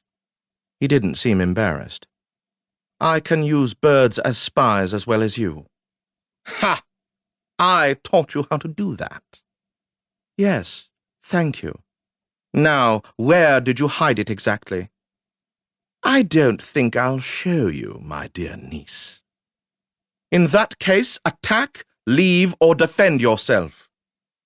As you please, he said. He drew sword and dagger. His retainers did the same, as did Ialhar and I. There was suddenly a lot of naked steel in the area. The Countess took her baton and let it expand to staff size, orbiting black pearls on one end, the other flashing red from the ruby. I moved toward the Countess to protect her. As I did, I lifted my dagger and pointed a line on the ground in front of Rodwick, and sent Bornea's tremors along it. His retainers obligingly fell over as they tried to cross it, giving me time to reach her. Ialhar moved around to the other side, and we took what defensive position we could. Blocked, said Ialhar. What do you mean? Who? I did a block to keep him from bringing anyone in, she said. I caught the sheepish tone in her voice, but no one else would have. I was going to enjoy twitting her about it later. If there was a later. A 5-against-3 fight isn't the sort of thing you look for. Unless you're a Tsur, but we had the advantage of having done this before, at the Low Ferry raid, the fight at Land's End, and twice at the Mundara River crossing. We fell into our pattern quickly and easily as far as sorcery was concerned. I kept up a randomly changing net of defensive spells. My sister cast counterspells to open holes in their defense, and the Countess looked for the openings or weaknesses Ialhar made to strike them. We hardly moved, my sister and I only moving our daggers to point to the spots we needed, while Mundra's hand sent her staff through the motions needed by her attacks. I liked our chances with the spells. The trouble was, there were also those swords. 5 of them, against our 2 and a staff. A staff is good against blades if you know what you're doing, but not if you're using it to cast spells. A sword was coming at my face, and I knocked it aside and kept my dagger weaving. I loved that dagger. It was deceptively plain, but I'd cast the enchantments on it myself, standing next to Edger the smith as he forged it. Enchantments that go into the blade at the same time it is forged are always smoother, stronger, and easier to reach than those added later, and with this one, the feather touch of command would bring the tailspin to life where I wished, its endless, invisible turnings wrapping up any sorcery that tried to get past it, and even pull it in from the edges. It was a beautiful weapon. The next time the guy swung his sword at me, I made a too big sweep, pulling both of his weapons out of line, and plunged the dagger into his chest as hard as I could. I had a plan. A quick hard stab to take him out of combat, and then back to the spell before any of them had time to exploit the hiatus. That was the plan. In fact, I had apparently struck bone, and the knife didn't want to come out. I didn't lose the grip as he fell, but it took a lot of work to hold on. When he was prone, I put my foot on his face and pulled. He didn't like that, but he wasn't in any condition to do anything about it. I raised the knife, and something hit me. I didn't feel it hit, but I was on my back, my ears were ringing, and I could see the fight happening about 20 feet away from me. I didn't hurt, but I knew better than to think that meant I was all right. Sometimes when the body is damaged, the mind folds a blanket over the pain. I watched Rodwick fall to his knees, rise, fall again, while one of his retainers cried as her lower leg dissolved in fire and smoke. Then I must have blacked out, because the next thing I remember seeing was Ialhar's face, very close to mine. She was looking me over, and she had that tight-lipped, narrow-eyed expression she wore when she didn't want me to know how scared she was. I tried to ask about the Countess, but my mouth wouldn't work. "Don't try to speak," said Ialhar. I tested my limbs to see what moved, which was pretty much nothing. "Stay still," she said, and moved her hands over me.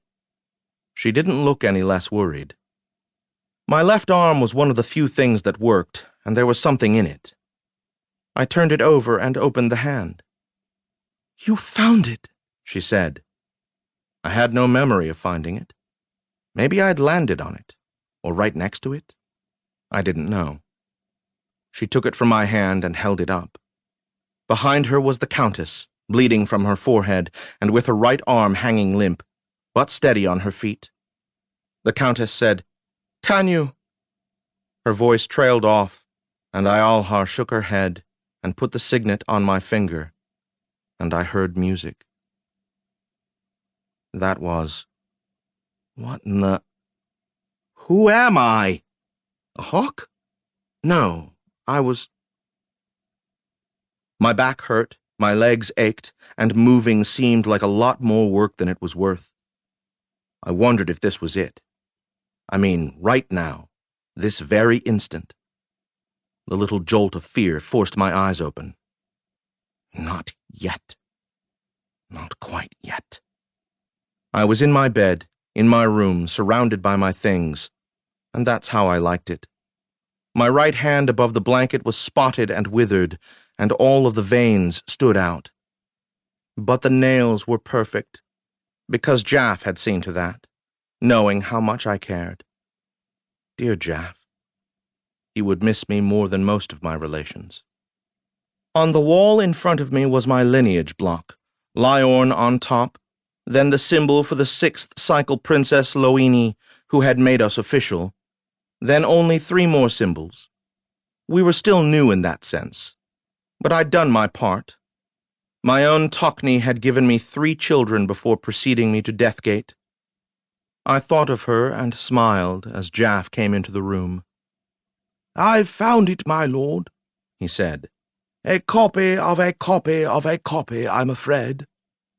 I gestured with a finger, but he understood and placed it in my hand. A disc just a little larger than an imperial, made of smooth ceramic, very cold to the touch. I squeezed it tightly and looked a question at him. "Yes, my lord. Toknossa has vowed to bring you to the falls." I felt myself smile. My thumb caressed the disc, and visions floated before my eyes. Droplets of water, a terribly, terribly bright light in the sky, a tangle of long vines, a life-size statue holding a pair of curved swords as if caught in the middle of a dance. Then they faded. I felt Jaff's hand squeezing mine, and it was strangely comforting. And I had the sensation of falling backward away from my body at great speed. Then all the world became silence. Hosi found me in a copse of trees just within the pickets. The latrines were behind me, but the wind was blowing the other way, so it was fine. "What are you up to, Björn?" he said. Reading? No, I told him. I'm just holding this book to discourage conversation. He sat down next to me. How's that working for you? Great, I said. Perfect. If you're serious about wanting to be alone, no, it's all right. I closed the book. He leaned over and read the spine, then made a tish sound. Don't you know it's bad luck to read that before a battle? Oh? I said. Is there going to be a battle, do you think? He laughed more than it was worth. Oh, I know there's going to be a battle. I just can't remember which side we're supposed to be on. Who cares? It's at Sir Rain. It isn't going to make much difference anyway. Yeah, maybe we should just nap. Think the captain would mind? Think the captain would notice? I stowed the book in my pack. When I'd closed it, he was looking a lot more serious. This is a stupid battle to get killed in, isn't it? Yes and no, I said. I mean, sure, a pointless border skirmish that won't settle anything. But battle is battle, right? And if we're dead after the battle, we won't much care. He gave me a wry smile. All the Edrian women are fatalists, he said. I elbowed his shoulder. And all the Elonia men are philosophers. Let's go and get killed. The drum sounded right on cue. We got up, went back to camp, pulled on our gear, and lined up. The drum started again, and we moved out. Duck fast, he told me. Duck fast, I said back. An hour later, I was standing over him while he desperately tried to stop the bleeding from a long gash in his upper arm that went down to bone. I planned to help him if people would leave me alone long enough. But things were busy. It was one of those chaotic, close-pressed battles where skill with the blade meant nothing compared to who was pressing hardest. I'd always hated those. You can get a minor wound and end up trampled to death by your own side. I was also bleeding myself, you understand, but only a few scratches. Battles are loud. Also, they stink. But an occasional wind can relieve the stink for a bit. And sometimes, like loud conversations in crowded inns, there comes a relative lull. I faced off against a guy with 2 short swords and a big nose, and I heard Hosi say, See you next life, maybe, Burn. I didn't look down, but I said, I think you might live through this. And then something hit me hard in the head, and I had the sudden thought, bad luck or not, I'm glad I read the guide before this started. And then there was nothing. Are you all right? Said Discaru. I realized that he'd already asked me that a couple of times. I think so, I said. There's a lot of dying going on. Oh, yeah. Death memories are traumatic. Try not to relive too many of them at once. Thanks, I said. I guess, whatever I'd been focused on, it was about death. Just what I want to be thinking about, right? I mean, contemplating death is perfectly fine when you're safe, but when you're in danger, it'll just get you killed. And there I was, thinking about it again. I made sure I wasn't looking at the fountain. Instead, I was looking at the halls of judgment. What was I doing there? Well, I was trying to solve a mystery, and somehow or other the halls of judgment were tied into it. The question was, how? I turned back to the fountain again and watched the dance of the water. I left early when I got the message from the priestess, but it was home day, so there wasn't a lot of reason to stay. I ran my operations out of a back room of the Sleeping Cat, which I owned through a couple of layers of friends. The cat was in a part of Dragera City that didn't have a lot of action on home day, being just far enough from the palace to be full of the dwellings of civil servants, as well as markets and entertainments for them. I took Doshi and Ven, and our first stop was to the Temple of Vera on Prince Laganer Street. I let them outside because no one will pull anything at a temple. I made an offering and a prayer so as not to stand out, then walked around behind and clapped outside of the door to the rectory. After a moment, the priestess appeared. She was an Aethera, and I never knew her name. I just called her priestess. It being an early Iorich reign. She called me my lord. She bowed and invited me in, had me sit, offered wine, which I declined. "I have it, my lord," she said before I could ask. That's good, that's good. Was it hard to get?" Her brows went up. "Do you actually care?" I shrugged. "I'm a caring kind of guy. And I had an Isola nanny." "No, it wasn't hard. It just took time." She reached down next to her chair and picked up a small package, wrapped in paper the color of diluted red wine. She handed it to me. "And your end?" I nodded. "Looking into the future, I got a feeling you won't need to find a new location for many, many years." "And?" "Yes, that's all. I don't need nothing else, so I won't be back. Unless I feel a sudden urge to pray."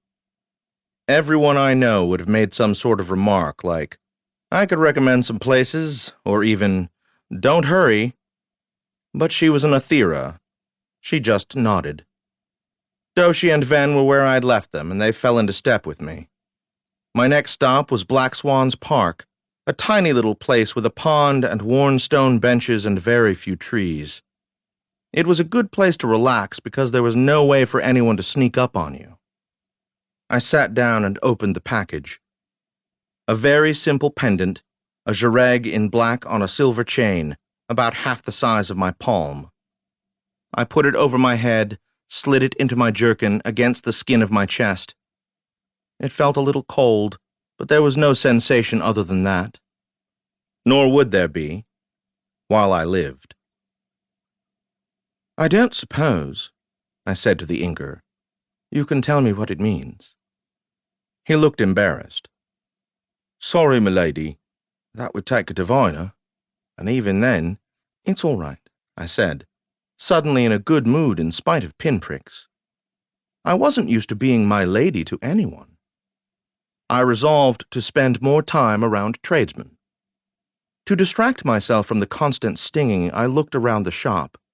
There was little enough to see: curtains, a table, a shelf for his inks, samples of his work, mostly sketches with a couple of cheap prints, and his house emblem, a Criotha, over the door.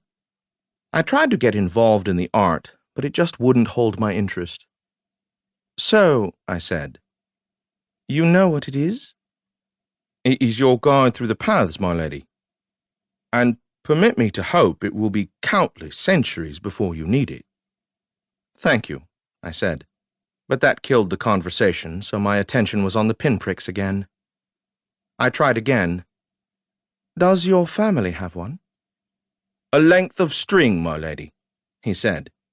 "It has different sorts of knots tied in it at different intervals, which correspond to the choices we will face." "Accurate?" "It was divined for my generation, so I am hopeful." "Well, for your sake, I hope it is, and that, as you said, you don't need it for a long time." "Thank you, my lady." "And yours?" He seemed hesitant, but I'd encouraged the intimacy, hadn't I? "Old, I'm afraid. The family have tried to get a more recent one, but no luck so far." "I trust it will serve," he said. The ink he was using was a light blue that would match my house colors, and already I could see the intertwining lines with points marked here and there.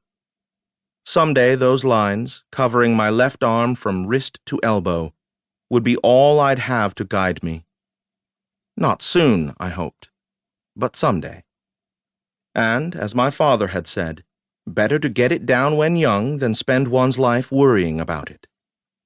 The pinpricks continued, and the design grew. I came to consciousness with no shirt and an itch in my back. "My back itches," I announced to anyone who might be nearby. Shandy was, it seemed, nearby. "Dollivar's back itches," he said. "It probably doesn't have anything to do with passing out half-naked on short grass." I would look for a mystical explanation. I gave a few mystical explanations for his life and sat up. We were back in camp. A quick look around showed fires going. The sun just rising over the eastern hills glimpsed through occasional breaks in the trees, and Herthay chipping away at spearheads. Above me, Morning Snake would soon slither off until nightfall, but watched over us for now, if you believe in that sort of thing. Big Moon was high up, but already becoming pale as the light grew. Little Moon wouldn't rise for another 9 days. I smelled breakfast. I believed in breakfast. "What happened?" I said. Teresa said, "You don't remember?" I shook my head and it hurt, so I made some deductions. "I got hit in the head during the raid." She nodded. "You need someone to just follow you around and yell 'duck' from time to time." "I'll get right to work on that." What hit me? Flat of an axe. You did sort of duck. Axe? Where are they getting those? "You don't remember that either," said Shandy. "They have a forge. We saw it during the raid, and you said to destroy it, and then you were down." "Did we destroy it?" "No. Setaro was there. We ran." "Who dragged me back?" She gestured toward Rothra. "Her and Shandy." "Anyone hurt?" "You." "Anyone else?" "Some of them." "Other than failing to destroy their forge." Damn. I don't remember it at all. "Did we get anything?" "Breakfast." "Huh. Well, I guess if we didn't lose anyone." "Chief!" came from behind me, shouted. It was Chikwa, presumably on watch to the south. I turned my head. "My name is Dolivar," I called back. Then, "What is it?" "Someone's coming," he called. "Okay," I yelled. "Make sure you don't shout or anything to let him know we've spotted him." Then I tried to stand up but got dizzy. I sat down again and pointed to Shandy and Rothra. "You two, find out what's up." They each picked up a spear from the pile, then Shandy grabbed a second one because he was Shandy. They needn't have bothered. Before they could move, Chikwa called, "Coming through!" which meant that whoever it was no threat. What the? I tried to stand up again, failed again, sat and stared. She came walking up to me as if she knew just who I was, and with me sitting we were eye level. A child, not more than 10 years old. Hello," I said. "You are—" "Devera, and you need to come with me now." Okay, then. Here was something new. I had no idea what to say. Who are you, and why?" "I told you, and because." Do you have a better reason?" She just looked at me. I looked at her, and for the first time paid attention to what she was wearing. It was a single garment covering her from shoulder to ground, of a rich blue I'd never seen before, and with gold on it, and, well, I had no idea who could make something like that, or how many hundreds of hours it would have taken, and who has hundreds of hours to put into one garment that, well, how does it even survive 10 minutes of walking around? "Where did you get that?" "I'll show you," she said. Then, "Please?" I guess it was the please that did it. Well, that and I've never been able to resist the uncanny. "Sure," I said. "Lead on." I started trying to stand up again. Shandy said, "Chief, you—" "My name is Dolivar," I said. "If I don't come back, it's all on you." I wobbled a little, then said, "All right, Devera. Walk slow." "What happened?" "I got hit in the head." "Are you all right?" She seemed genuinely concerned. "Mostly. I'm seeing imaginary children wearing impossible clothes who are convincing me to follow them I know not where, but other than that, yeah, I'm okay." She giggled and ran off for a ways, then stopped and waited for me as I shuffled along. Everyone in camp was looking at me. I caught up with the little girl and didn't ask myself what I was doing. But if this was a trap by the dragon, it was a lot more clever than any of the other traps they'd set for us. I imagined a bunch of them, probably including my sister, waiting just beyond the clearing, but I kept walking anyway. I shouldn't have worried. We didn't make it as far as the clearing. I stopped and said, "What just happened?" I was no longer in the clearing. I was no longer in the forest. I was in, well, I don't know what to call it. There was no sky, there were no trees, no grass. It was like a hut built out of something impossible and big enough for 1,000 million families. Okay, I'm exaggerating, but huge, all right? And all of it white. I reminded myself that I had been hit in the head. Also, Deborah was gone, and I was alone. Yeah, the hit in the head thing. "Hello, Dolivar." The voice echoed weirdly, like I was in a narrow, close canyon. I turned, and she was behind me, about 10 feet away, unarmed, very tall, and then everything blurred and I was outdoors again, though nowhere I recognized. "My apologies, Dolivar. I imagine the setting must have been disorienting for you. Here, let me fix your head." She reached toward me. There was something odd about her hands, and the pain in my head and the dizziness went away. I hadn't even been aware of the pain until it stopped, and I still didn't trust what I was seeing. "I am Vera," she said. I almost said, "Who are you?" but shut my mouth instead. People kept telling me their names as if that were useful information. There was silence for a moment. Then a titterbird whistled, and I almost started laughing uncontrollably. It made more sense than anything else in the last few minutes. "You are at a critical moment," she said. "You mean in my brain fever?" "Be quiet and listen. It is perfectly fine with me if you think you're mad. It is fine if you think this is a dream. None of that matters. What matters is that you listen, and that you do what I say. It won't make sense to you, and that doesn't matter either. Listen."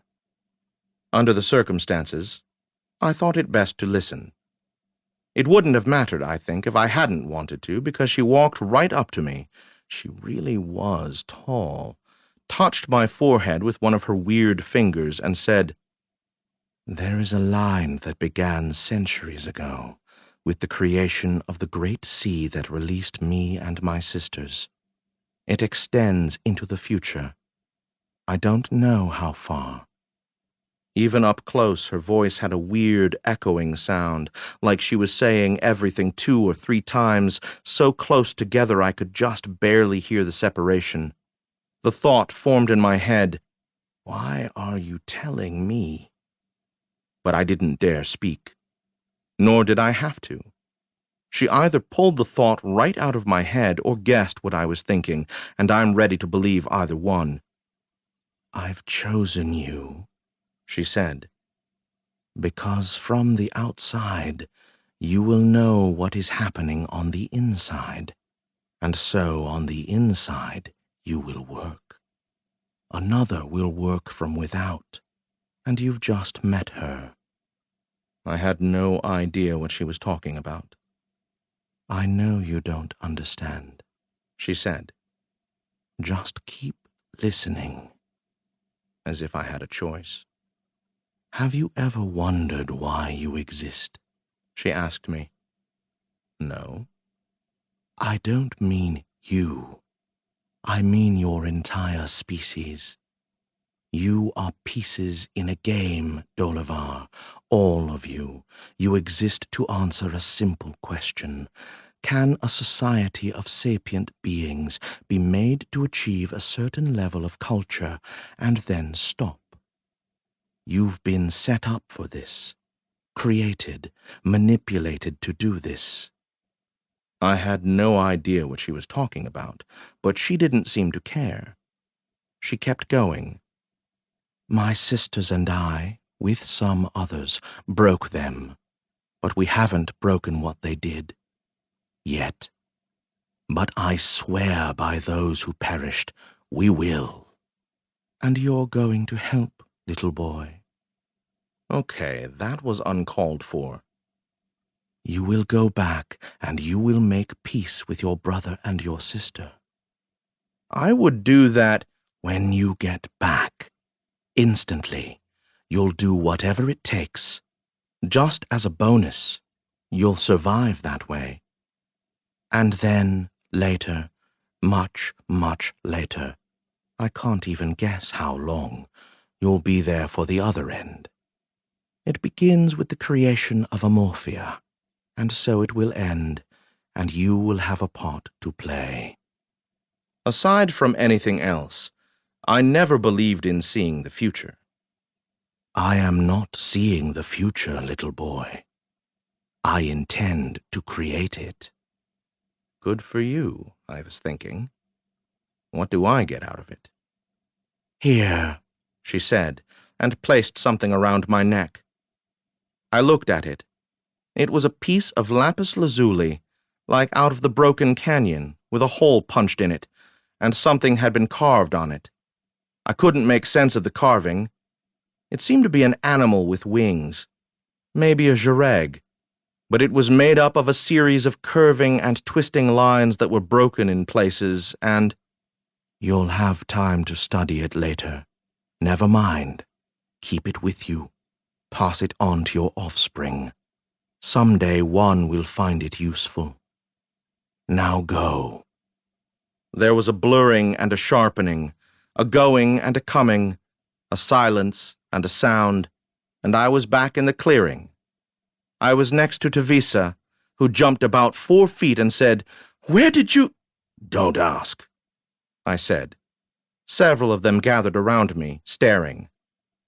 "Okay, yeah," I told them. "I'm going to go visit the dragon tribe." "Visit?" said Shandy, giving me a dark look. "Yeah." "About what?" "I don't know. Maybe they'll have something that will make my back stop itching." It took me a while to remember where I was. Discaru was still next to me, the personification of patience. "Well," I said. That was interesting. "Are you all right?" "I'm fine. Thanks for your concern. But, yeah, that was interesting." "Oh?" "Boss." "How much did you catch?" "Just bits and pieces." I shook my head and turned my eyes away from the fountain with the feeling that enough was enough. "What did you learn?" he asked me. "Give me a minute." "All right." "In fact, give me a few." "All right." "I don't know. There was a lot there, and some of it made sense, and some of it connected, and I might be able to figure it out when my head stops spinning." He nodded. "I'm not surprised. I've looked at the water myself. I know how confusing it can get." "Yeah. I want to sit somewhere quiet and sort it all out." "Give it time. Don't concentrate on it, and it'll sort itself out." "All right." "Although," he added, "I'm in no hurry. No, I'm going to follow your advice. In any case, I don't want to stay by the fountain." I looked around. Somehow this isn't the best place for contemplation. "No? That's most of what happens here." "Maybe it's different for dead people." He nodded.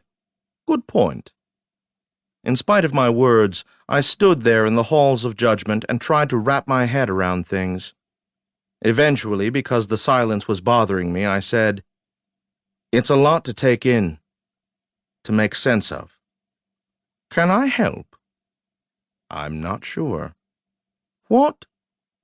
I'm trying to work out the connections between the things I saw, how they all connect to understanding that building, that platform we were just in, what it all means for finding my way out once I return, and on top of it, trying not to think about all those lives I had, and if they were real and all me and who I was, and if it had anything to do with who I am. Did that happen to you? Not really, he said. Oh. Well, that was a conversation killer. He gave a head shrug. Sorry. Tell me about this ghost you saw. What do you want to know?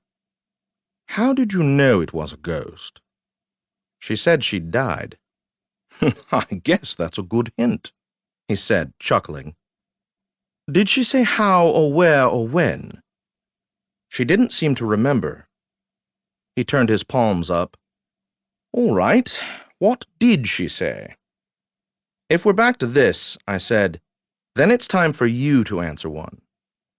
What do you want to know? I don't suppose you can point me in the right direction. I don't understand. A clue, a hint, a way to investigate that platform to figure it out, so I know how to move around and how to leave. Just point me in the right direction. He smiled a little. Why would I do that? Well, you've been helpful so far. I mean, you brought me here. Yes, I did. And you've been answering questions. Yes, I have. So I got the crazy idea you were willing to help me solve this. I admit, a reasonable conclusion. But not true. No, he said. Not true. I studied him, but he wasn't wearing any special expression on his face. Well, have I walked into a trap? He considered. I suppose, in a way. That was stupid of me, then. He shrugged. I tapped the hilt of Lady Teldra, and he pretended that he didn't notice, and it didn't bother him. Maybe, I said, we should just go back. I'm fine here, he said. I looked back at the way we'd entered. The rocks were no longer to be seen. I take it that the way back is now closed? I'm afraid so. Maybe you should open it again. I'm sorry, he said. That is quite impossible. And he began to transform. 7. The Turn of Discaru. I'd never seen someone turn into something else before, and in other circumstances I'd have enjoyed watching. No, I wouldn't. Well, the point is, I'd have been a lot more fascinated if I hadn't been too busy being scared out of my senses. The face sort of shifted and blurred, and he grew a snout. His shoulders got bigger, he got taller, his arms and legs got thicker, and his skin became sort of a blotchy pink with streaks of blue. His clothes looked like they melted into his skin. The whole thing took about 2 seconds, and was pretty disturbing. There was that single thump of my heart, then I settled in, relaxed, ready, evaluating distance, trying to guess body language in a body unlike anything I'd seen before. I found that I'd taken a step backward, but I stopped there. It wasn't that I was opposed to running from danger, but the thing looked like it could probably move really fast, which meant presenting my back wasn't my first choice. But he wasn't immediately attacking me, so I risked a quick look around. No one else in the area was reacting. They were walking or sitting or staring at the fountain just as before, which meant either there was an illusion at work, or this wasn't an unusual occurrence here.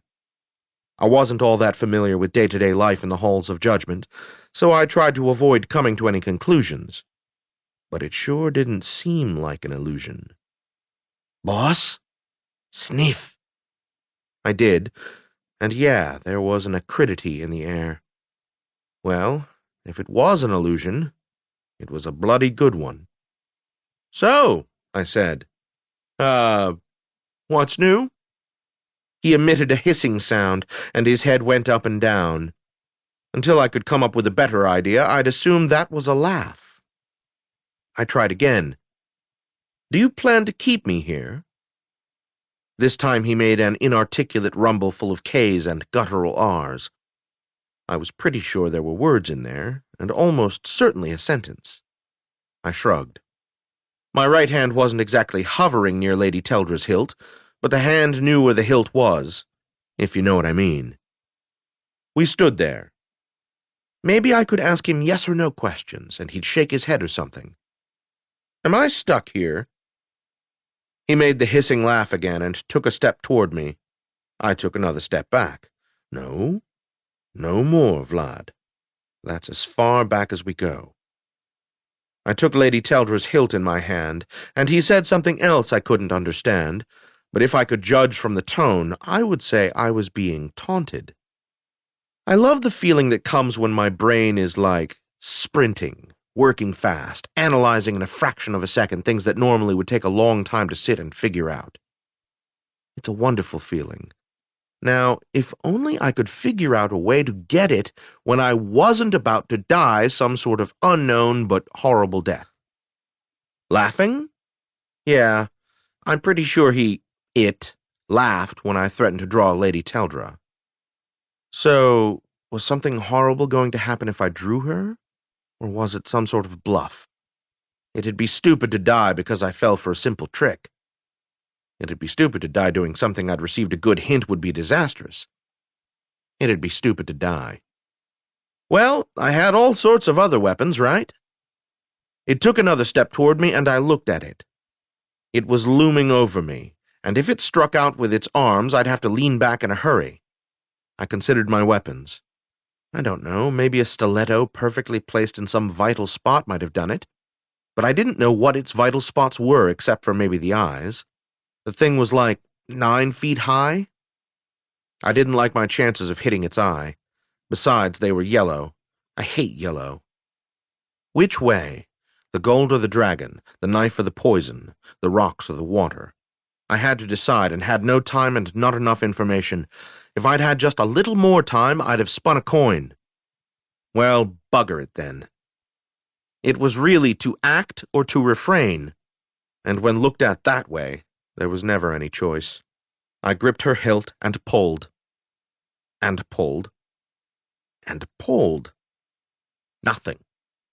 She was Vera-be-damned, stuck in her Vera-be-damned sheath, and I really was on the edge of pure panic. In case we never met before, I'm Vlad Taltos, and I don't panic easy, okay? What could do that? What could have power over a great weapon? Okay, later. Think later. Fight down the panic and come up with another idea really, really fast. Yeah. Next idea. Run like all the demons of the halls were... Wait a minute. The thing had stopped, and its head tilted like a dog's. It had expected me to draw, and now that I hadn't, it didn't know what to do. A part of it fell into place. Lady Teldra had held herself in her sheath, which must mean she knew something I didn't. Something that made it a bad idea for me to draw. Thanks, lady. But please, don't ever scare me like that again. But what was it? Later, one thing at a time. Sorry, I told the big ugly guy. I didn't believe you, but I guess she did. Hard luck. Its eyes narrowed, which I was guessing meant the same thing as when a human does it. It said something unfriendly, uncomplimentary, or both. I'm good at picking this stuff up. I get that you're not happy right now. I'm not all that pleased either, to be honest. And my voice is shaking a little because you've got me all pumped up and ready to fight, and I hate it when my voice shakes, and I don't think I'm going to forgive you for that. But if you intended to rip me open, I think you'd have done it already. So the rules forbid it, or it would interfere with some plan, or you can't. How about if you just turn back into something I can understand? Maybe we can negotiate. How does that sound? It spoke again, and I was pretty sure it was not only declining my offer, but wishing something bad would happen to me. Well, this is boring. If you aren't going to attack me, and you aren't going to help me, and you won't even tell me what's going on, I guess I'll just wander off. My threat didn't appear to terrify it. "Well, can you at least tell me why I couldn't draw my weapon?" "I'll bet you know. I mean, if you realize she's sentient and maybe sort of partly aware, a little, I think. Anyway."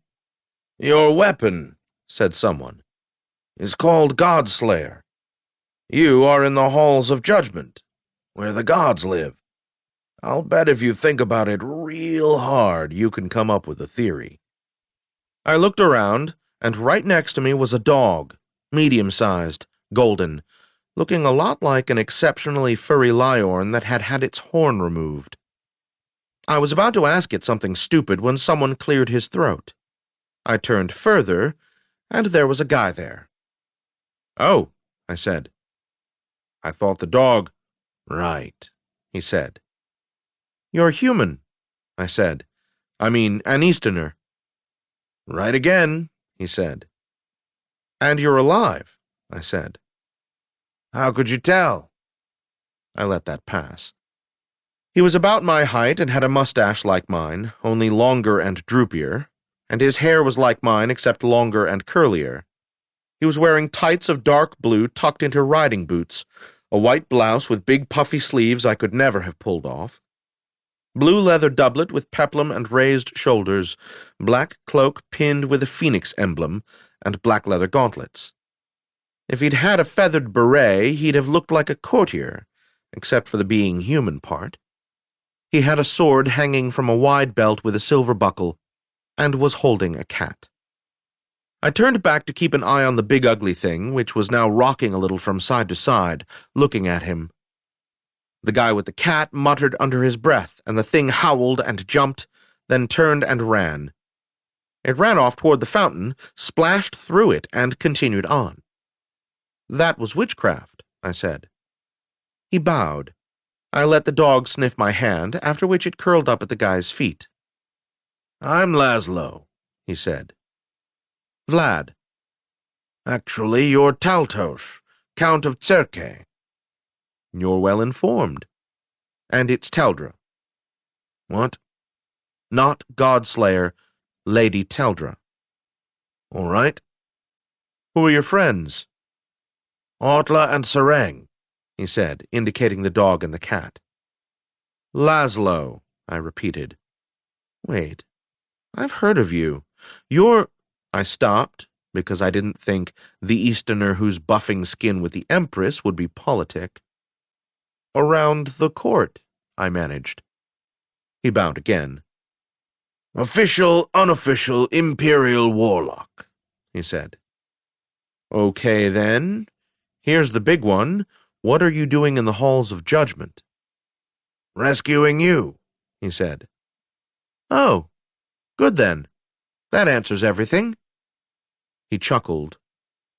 "Do you think it's our human blood that makes us answer everything ironically?" "Venarian," I said. "Ever tried to exchange banter with a Muscovan?" He nodded. "Good point." "How many generations?" "How? Oh, I see. I was born there." "Really? You've managed the Northwestern speech pretty good." "I've been here a long time. I'm older than I look." I looked around again. There was no sign of Discaru, or the thing that was Discaru. What was that thing, anyway?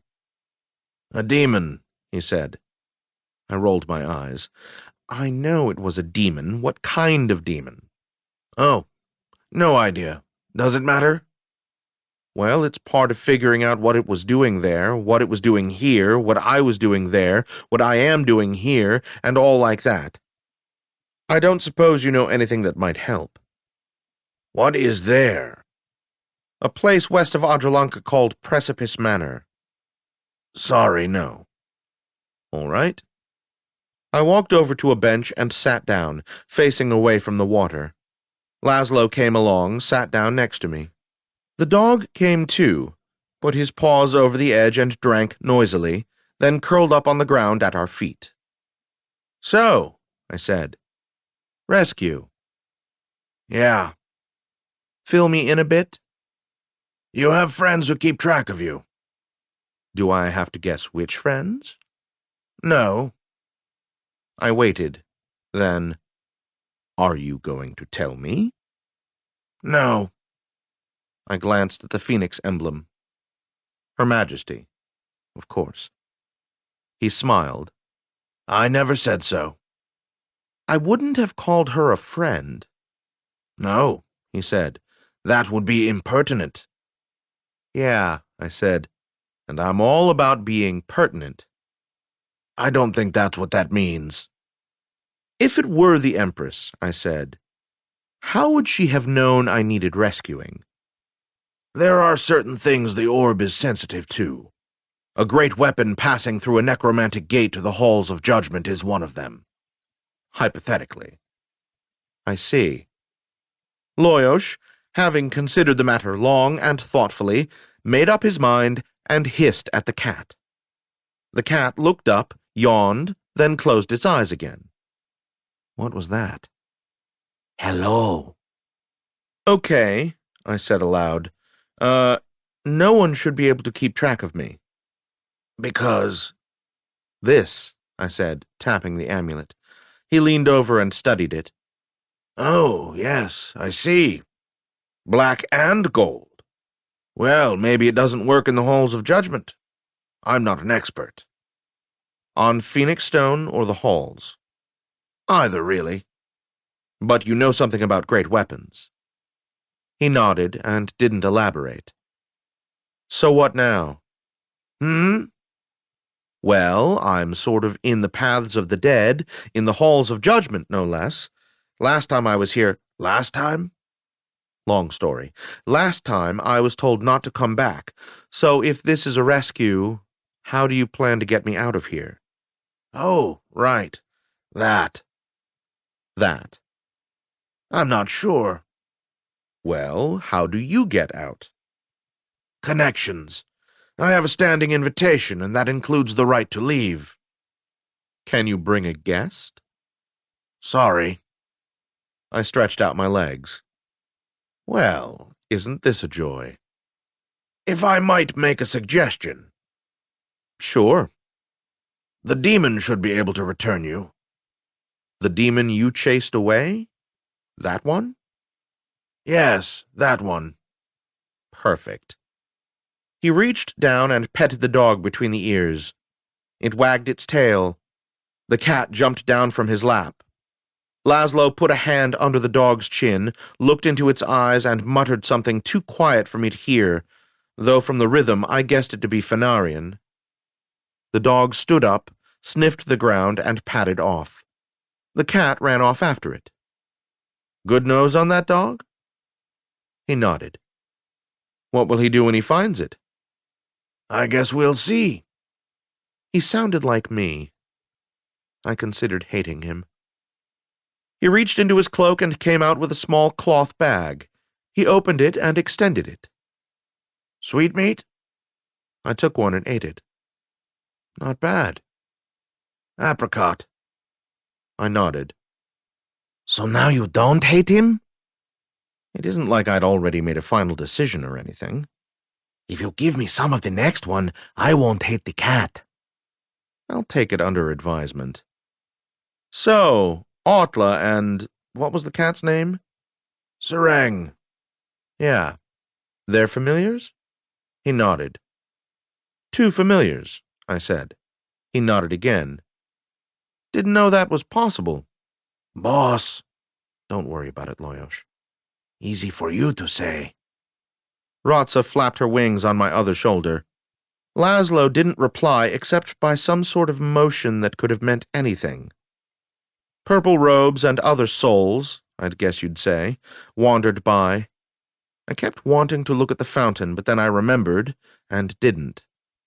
We waited, and I came up with more questions he wouldn't answer, like, is it true about you and Her Majesty? So I didn't bother asking them. There, he said suddenly. I looked up, and Diskaru, or the demon, or whatever, came hissing and growling toward us. At his heels were a wolf and a tsur. There was no sign of the dog, no sign of the cat, but there was a wolf and there was a tsur. I turned and stared at the warlock. Are those— Not now, he said. They herded the thing, nipping and scratching at it until it had reached us, then circled it, making sure it couldn't move. The wolf growled, the Tsur hissed, the demon bellowed, Loyosh and Rotza flapped their wings. The warlock stood up and brushed off his cloak, which was the first time I realized that it was silk, and very expensive. He took his time positioning himself in front of the demon. I got up and stood next to him because if there was going to be a party, I didn't want to be left out. The warlock spoke to the demon, and I have no clue what language it was, but there were a lot of whistles and clicks and rising and falling inflections like singing, and sounds I wasn't aware the human mouth was capable of. The demon answered, not sounding happy. They had brief conversation, and the demon turned like it wanted to run, but the wolf and Tsur growled and hissed and snapped. Then Laszlo raised his hand, palm out, then turned it palm up, and slowly formed a fist, muttering under his breath. The demon howled, convulsed, twisted, shrank, and blurred, and then— "Ah, Diskaru," I said. "How have you been?" He glared at the warlock. May you never. "Really?" said Laszlo, his voice shooting out like a thrown knife. "You're going to curse me. You are going to curse me." Diskaru shut up. "You're better than me," I told the warlock. "Hmm? You're a better witch than I am." "I've been at it a while." "I still resent it." "I've heard you once managed to teleport an object. I mean with witchcraft." "Yeah, what? I've never done that." "Okay, that helps." "Maybe we could trade recipes sometime." "Sure." I turned to the Aethera, or the demon, as you please. "So, I have some questions for you." He suggested I do something that demons might be able to manage, though I'd prefer not to watch.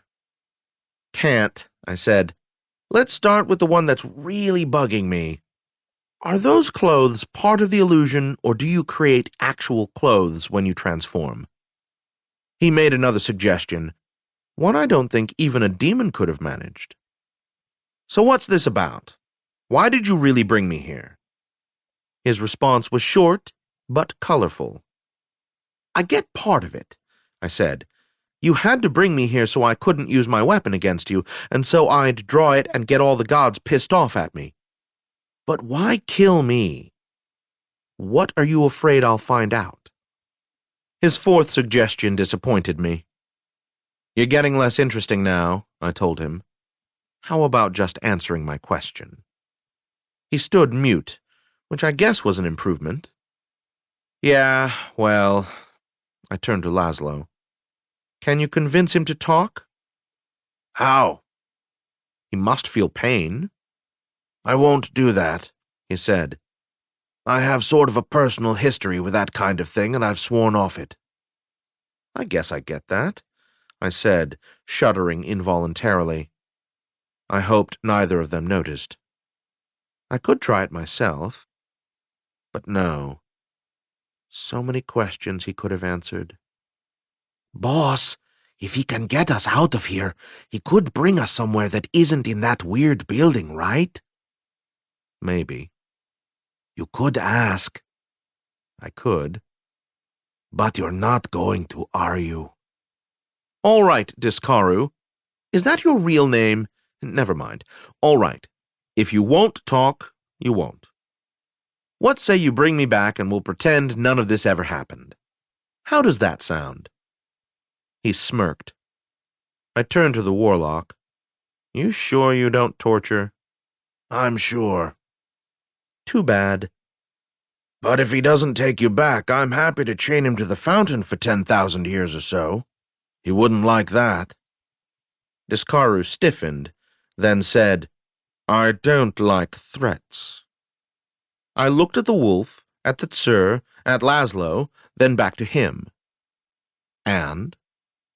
He gave me a murderous look, then nodded. "All right. I'll take you back." He turned and gestured, and the two rocks appeared again. I wondered if all he'd done was turn them invisible and I could have left any time. I doubted it was that simple. "Let's go, then," he said. He took a couple of steps toward the rocks, then, I guess, observed that the wolf and the tsur were gone. I turned back to Laszlo, and there were a dog and a cat next to him. I said. I tried to wrap my head around what had just happened, with only limited success. The cat jumped into his arms. "Thanks," I told him. He bowed, which made it look like the cat was bowing too, which was weird. "Glad to be of help." I felt like there was probably more to say, but Diskaru was waiting. I saluted Laszlo, turned, and followed my demonic leader. We walked between the stones, and we were once more in a hallway of the house. He turned and glared at me. "There," he said. I drew Lady Teldra. "Yeah. Now, I have some questions." He sighed. "How did I not see this coming?" "It's not like you could have done anything about it. If you start to transform, I swear by Vera's sense of humor that I'll put this weapon through your guts before your forehead drops." "Will you really use that thing on me?" Gleefully. "What are you?" "You'd call me a demon." "Yeah, I got that part. You know, the squat legs, big snout, pink skin with blue splotches. I put that together. Now what are you?" "I'm from another world." "Right. What world?" "Depending on the language, we call it ground, or the world, or home, or dirt. Does that help?" "Are you trying to piss me off?" He looked down the length of Lady Teldra, then said, "Probably not a good idea, I guess." "I see you come from a people capable of learning. What does your race call yourselves?" "Our term for ourselves translates to those who think." I sighed. "All right, tell me this then. Why are you trying to keep me from finding out anything? What's the big deal?" "I'm carrying out Jayan's wishes." "Oh, a demon thing?" "Actually, no. He could have bound me. You know that, right?" "Right. That's what it means to be a demon." "Yeah, but he didn't. We're friends. He helped me once, long ago, so he asked for my help, and I agreed. That's all. Does it surprise you that I could have a human friend?" I chose not to comment on what human means. I said, "No, I have a friend who's a demon. Well, he's called the demon. He isn't really one, and he isn't a friend. He's more of an enemy. But anyway, what is it that you so desperately want me not to find out?" "Oh, that," he said. "Yeah, that. Can we negotiate?" I think that's what we're doing." "You're aware that just having that weapon out is attracting all sorts of attention, right? I'm expecting help.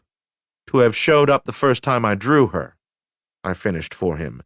"That is, if there was anyone to show up." "Okay, point," he said. I gestured with Lady Teldra. Diskaru shrugged and said, "All right." He moved fast, really fast. Maybe it was a demon thing, or maybe I was off guard, or maybe some of each, but he was past Lady Teldra before I knew it.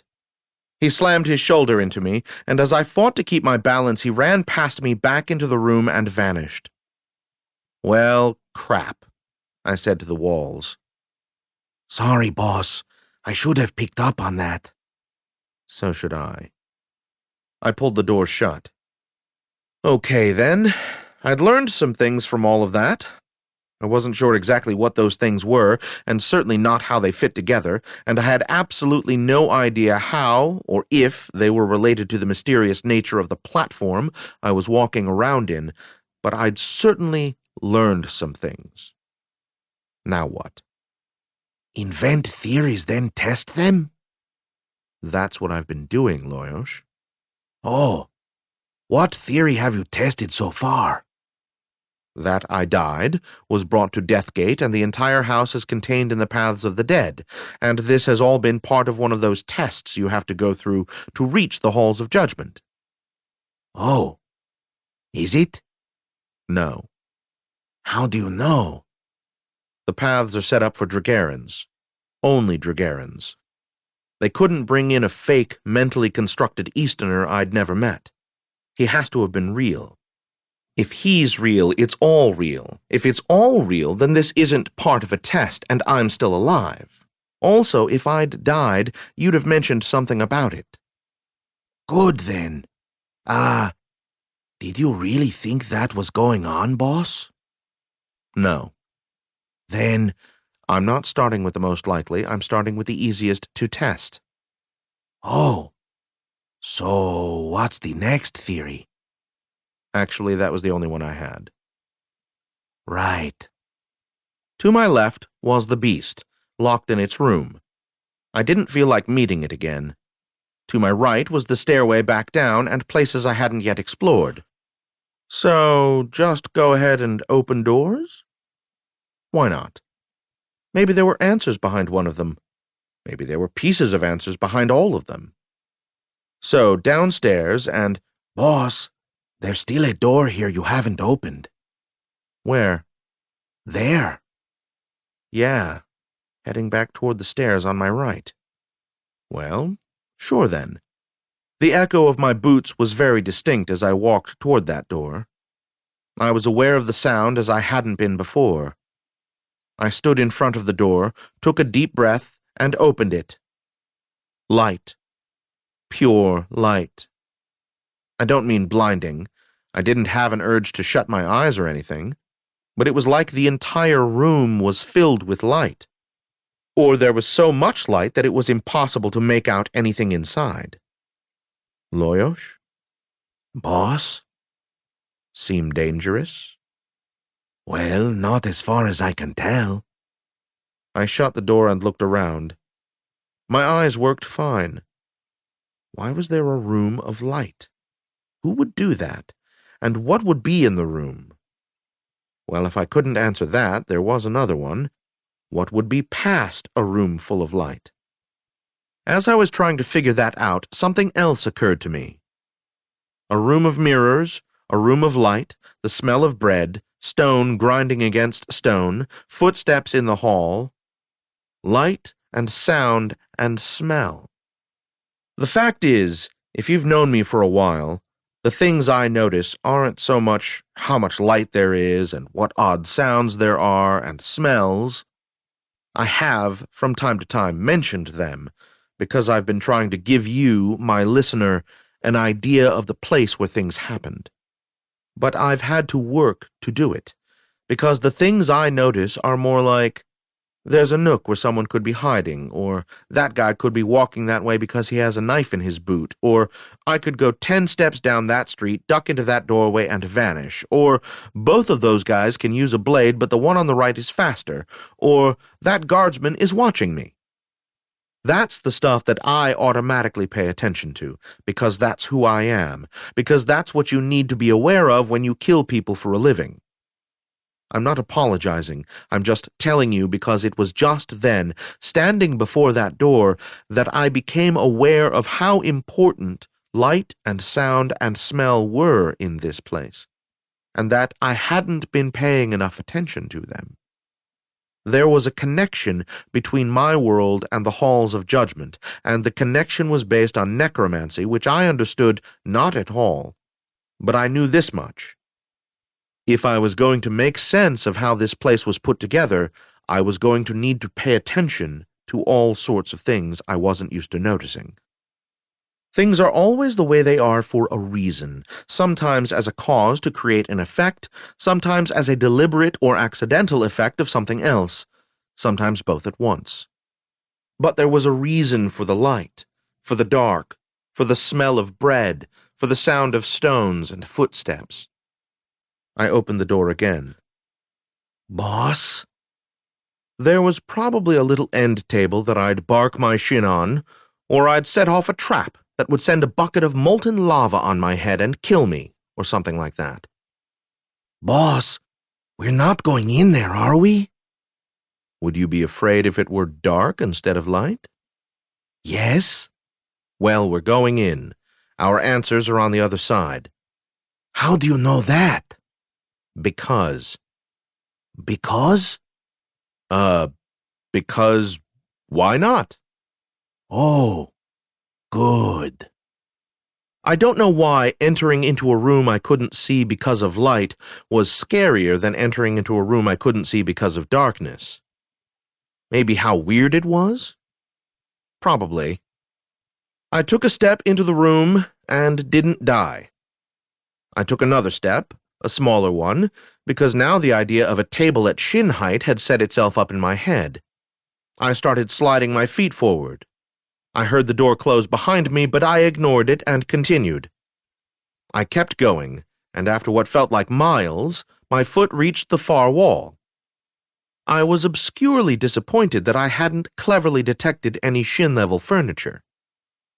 I ran my hands over the wall, looking for a door. I had about concluded that either there wasn't one or it was on another wall when I found it. Then it was a matter of feeling for the knob, turning it, pushing, and I could see again. That was almost too easy, boss. Loyosh, never ever say that again. Right. Sorry. There was a small oval area. There was a white marble table with a sculpture sitting on it, and a corridor leading off to the left, and a curved stairway heading up with a round mirror placed so that I could see the top stair. Aha! I said. Aha? Aha! So, you know where we are? I think so. I think at the top of that stairway is the chamber where Jayan does his sorcery. Oh, then why aren't we going the other direction?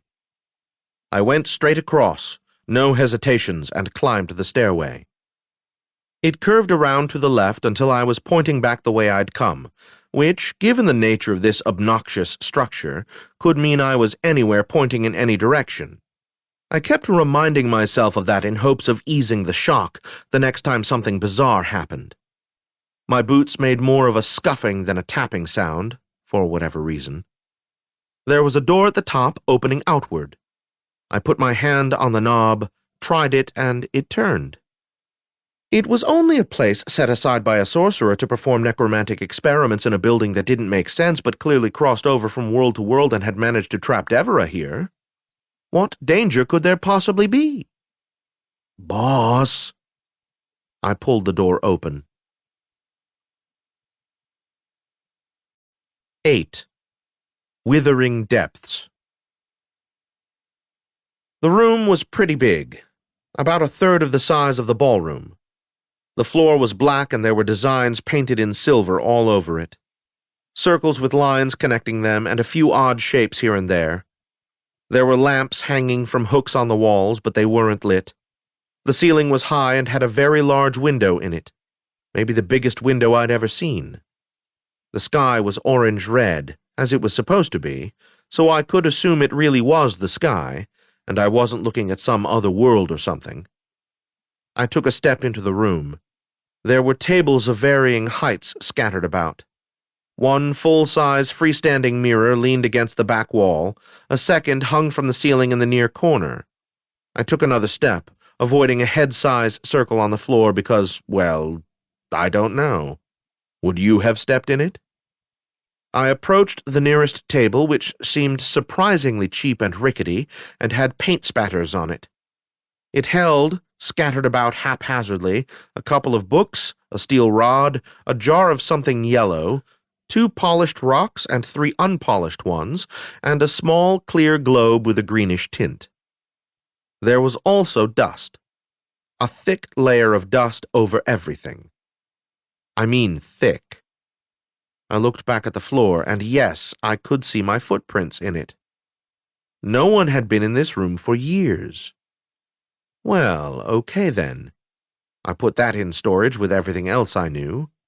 I recalled Harrow's story and thought about the beast, and decided I really did not want to be messing around in here.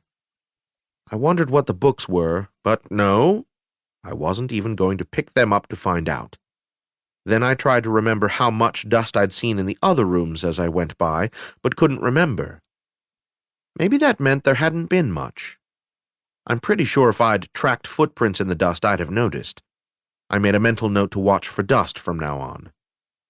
At the far end of the room on the right-hand wall was another door, and across from it one of those four-legged ladders servants use for lighting lamps that are placed too high to do any good. I stood for a while looking at all the juicy objects, each one with its own story and its own uses, and maybe, if I'd been smart enough, its own piece of the puzzle. I wanted to pick things up. I was afraid to pick things up. I looked up at the window over my head. Loyosh helpfully remained silent. No, I mean it. It was helpful. I cursed, and without giving myself time for second thoughts, picked up the steel rod from the table. It didn't blow up, or shoot lightning bolts, or do anything else embarrassing. But it felt funny. Its weight was oddly distributed. I turned it slowly in my hand. There was liquid inside it, flowing as I moved it, which is something I'd run into before, though I couldn't remember the details. I set it back down and picked up one of the polished rocks, studied it, didn't learn anything, put it down. One of the books was called Creating Nexus Points. The other was An Inquiry into World Drift. I was pretty sure I could read them both and know as much as I knew now. I opened them, and they were both marked on the inside cover with a seal and the name Jaen. Also, they were both very dusty. I looked around the room again and shrugged. It was full of stuff, and no doubt full of information, but there was nothing I was capable of learning here. I went over to the ladder, looked up, and there was a sky door. I climbed up, pushed the door open, and saw the sky. Then I went up the rest of the way and stepped out onto the roof. I hadn't expected it to feel that good to be out in the open again. The air felt moist, like it should after a rainstorm, and there may even have been a bit of drizzle left. I didn't care. I took a look around and saw, yeah, you guessed it, mirrors built into the stone itself, facing inward, one on each side, each of them a little shorter than me and a little wider. I walked all around the top of the manor. There were walls and the great sweeping arches as I'd seen before I entered the place, but at the low points I could easily look over them. I enjoyed the view of the ocean sea on one side, and of flatlands on another, and a jungle on yet another, and the sight of the road back home. You could jump down, boss, and we could leave. Jump down, maybe. Probably even survive. But how am I going to leave with 2 broken ankles? I've heard about broken ankles. People tell me they aren't all that pleasant. Besides, you know we aren't going anywhere until we've solved Devora's problem. He sighed into my mind. Just for the sake of completeness, though, I walked up right to the edge and climbed onto the wall at a low point. Or rather, I tried to. Without any sensation of movement, I suddenly found myself back near the door I'd climbed up from. Huh. I tried it with the other walls, and the same thing happened. See, Loyosh? Even if I wanted to. Yeah, I get it. I had no idea what could produce that effect, but if the mirrors didn't have something to do with it, I'd play my next game of Siang stones without the flat ones. And it was there that it smacked me in the face, what should have been obvious from the beginning. Yeah, Devora had spoken about tomorrow me, which indicated that, eventually, she was going to get out. But that didn't mean I was going to get out. I stood there on the roof thinking about that. Then I tried one of those invisible barriers again, and the same thing happened. One step forward brought me back to the somewhere in the middle of the roof. It's one thing to decide you don't want to leave. It's another to realize that you can't. Loyosh and Rotza remained still while I digested that like a half-cooked pudding. Then I swore, and Loyosh agreed. We went back down. I closed the door behind me because I'm a good guy that way, then walked over to the other door and through it. I was in a wide corridor made of rough stone. There were 2 doorways on either side with no doors, opening onto small rooms with nothing in them. Storage rooms, perhaps. But to store what? And why were they empty? It hit me that a lot of what was confusing me about this place is that parts of it seemed like they'd been lived in and gotten regular use for hundreds of years, and other parts seemed like they'd just been completed, and there was no pattern to it. On a sudden thought, I studied the ceiling, then the ceilings in those empty rooms. Where the ceiling in the hallway was stone, these were wood, and they were sagging and cracked in places. And yes, there were the yellowish stains that said there'd been leakage.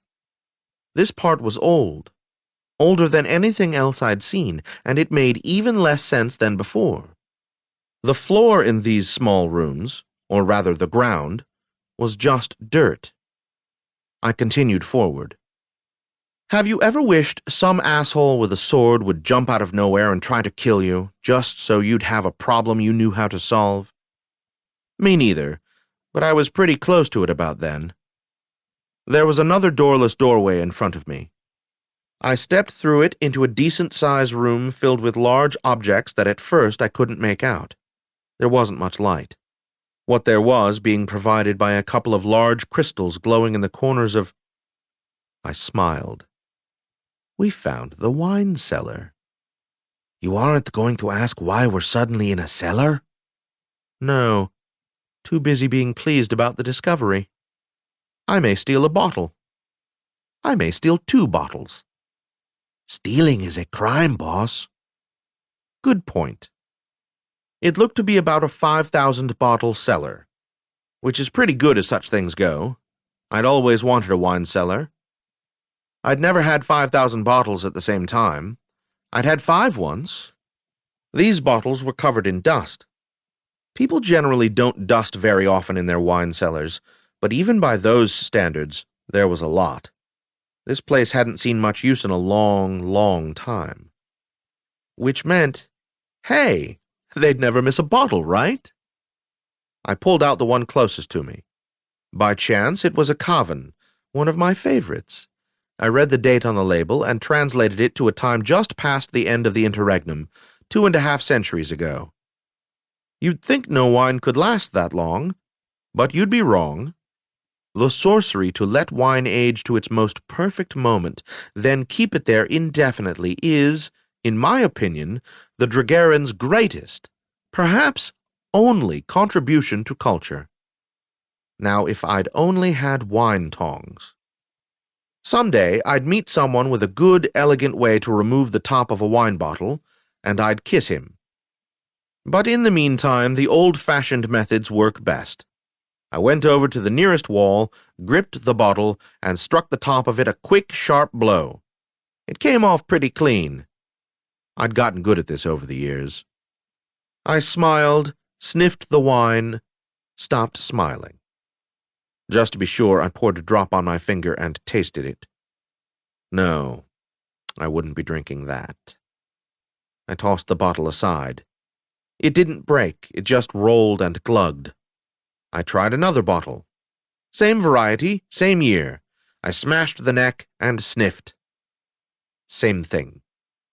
I moved over a shelf and pulled out a white Morofan, about 10 years more recent, this one marked by Zarika's reign, rather than the pre-interregnum numbering. It was bad, too.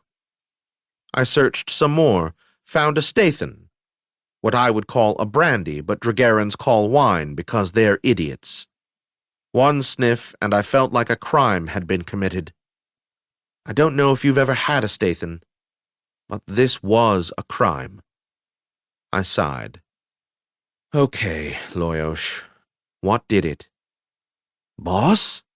Have I just been promoted to wine expert? As mysteries go, I guess this one wasn't all that exciting. Spells do fail every now and then.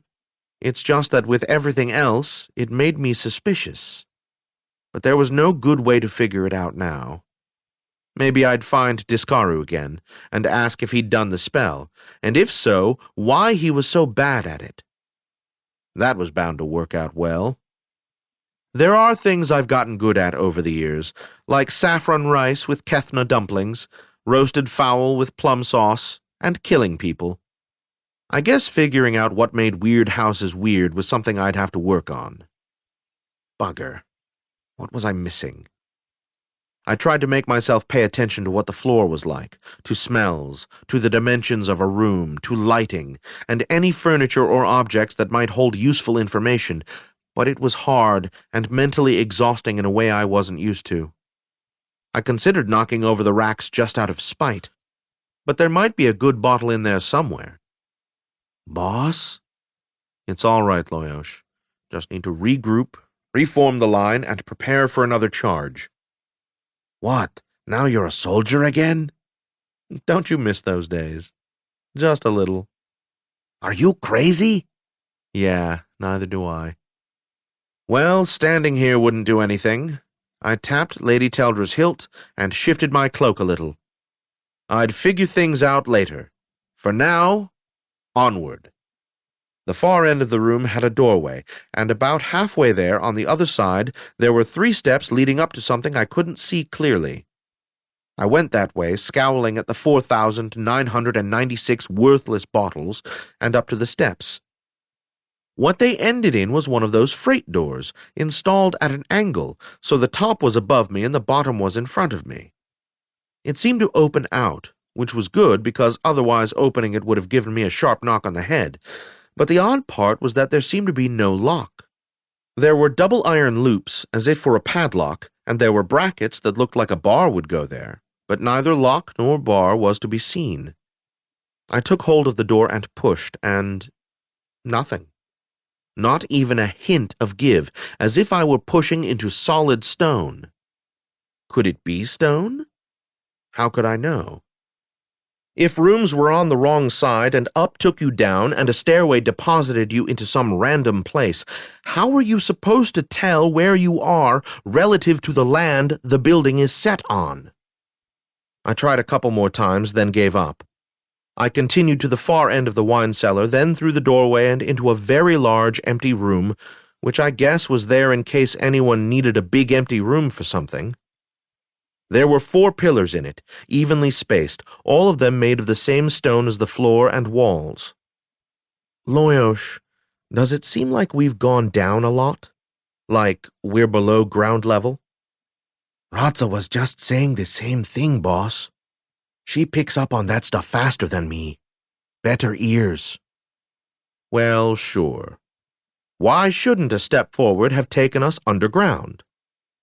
How deep? She isn't good with measurement, boss, but I think not too far. We're still above sea level. I nodded and continued forward, going slowly, looking around. There wasn't much to see. My feet kicked up dust, but it looked different from the dust upstairs. Lighter, chalkier. I was pretty sure that meant nothing at all, but I felt proud to have noticed. To the left, my boots were getting dusty. That warlock, Laszlo, he didn't have dusty boots. There was something green on the far wall, and as I got closer there was a reek in the air. Not strong, but definite, like rotting vegetation. Once, when I was about 6 and decided that reforming produce boxes into a castle was a better idea than mulching the garbage, my father had dragged me to a place where a pile of garbage had collected and pushed my face into it so I would understand how he did not want his kitchen to smell, ever. I hadn't forgotten that odor. I continued back toward it. The smell got stronger, but not intolerable. When I reached the end, I was able to deduce what caused the smell of rotting vegetation. There was a bunch of rotting vegetation. Vines that looked like they'd once been creeping up the wall, what looked like the remains of stunted trees complete with dead leaves around them, and dead plants that I'm sure I could have identified if they'd been alive, and I knew anything about plants. I stood there, looked, sniffed, tried to figure it out. No, I was hardly an expert, but I was pretty sure these things had been alive less than a year ago. Probably a couple of months ago. Great, Loyosh. Another mystery. Because we don't have enough. Maybe this is where they grew all the food they didn't have in the kitchen. Clever. But it doesn't address the mystery. What mystery is that? You mean what killed everything? The mystery isn't how they died. It's how they lived. What? Those things don't grow indoors. Oh. So this place, this platform wasn't built here. It appeared. Oh. Yeah. I wanted to ask Sethra Lavode if it were possible to teleport a building. For one thing, she'd know. For another, I'd treasure the look on her face. But I wasn't wholly ignorant. I had some skill in sorcery, and from what I knew, no. I mean, sure, it was possible in theory to teleport a building, but in practice, the balance it would be necessary to maintain, and the details it would be necessary to manipulate, and the power it would be necessary to hold, just no. I didn't think even Sethra could manage it.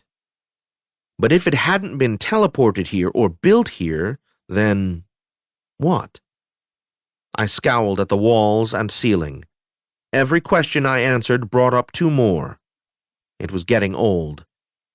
In the far right corner was a doorway, and I could just see the beginning of a stairway and a mirror hanging loosely from a torch bracket.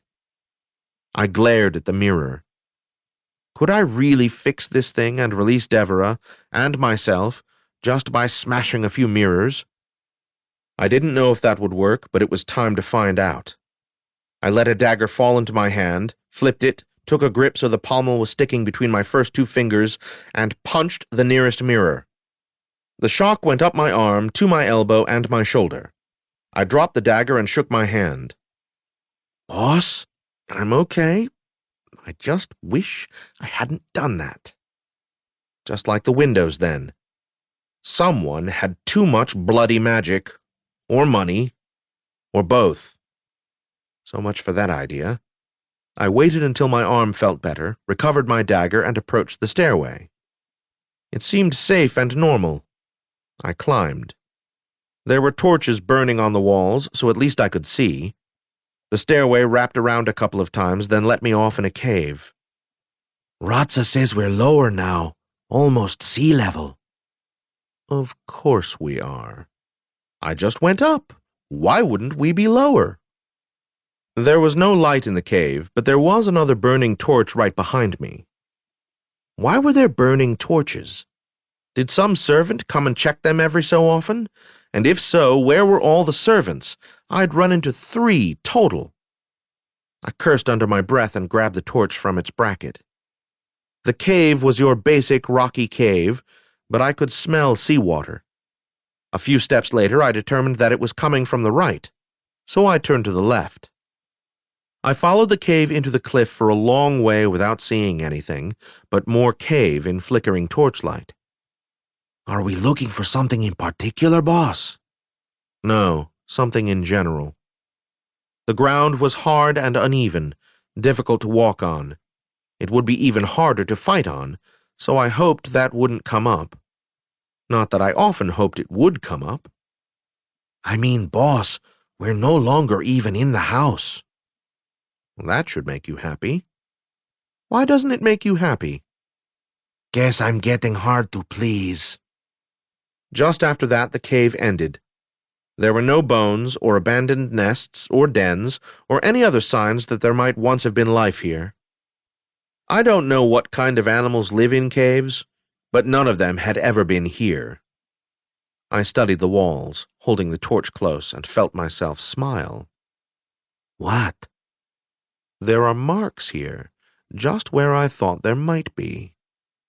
So, when you said you weren't looking for anything specific, I was lying. Ouch! Sorry, boss. I slipped. I wished I had some paper. I should start carrying a notebook, just in case I ever again find myself in a cave with a tenuous connection to a magical house, and I need to write down the obscure symbols carved into the rock. But I at least knew what they were, if not what they meant. They were sorcery runes, the kind of marks a sorcerer would use to help maintain concentration during difficult or complex spells. All sorcerers started that way, using them for even the simplest spells.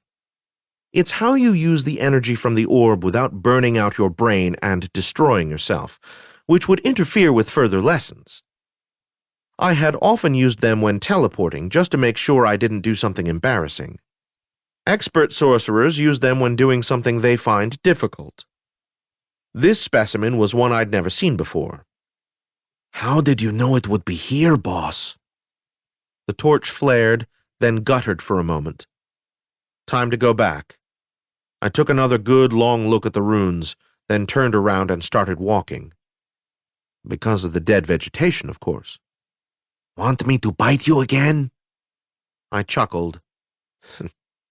If this house suddenly appeared, it was either purely random or there had to be an anchor. Anchor? A way to magically connect to the manor's previous location so it could be brought here. So, you think it was teleported? I think necromancy, and wish I understood it better. But if you're moving an object around among dimensions, then you need to establish a position so it doesn't get lost. A tunnel into the side of the cliff would be perfect, because it would be fixed, out of the way by a good distance and easily found. Loyosh, I'm so smart, sometimes— What about the torches? I'm still working on that. I made my way to the stairway, hesitated, continued past it. After about 20 or 30 steps and a long curve, I saw daylight ahead. I walked out into it and blinked. When my eyes had adjusted, I took a good look around. The mirror that had to be there was big and fixed to the top of the cave with iron bars. Well. Boss? I know. Let me think. I didn't so much think as remember. I have a question, I announced to the Enchantress of Tsur Mountain.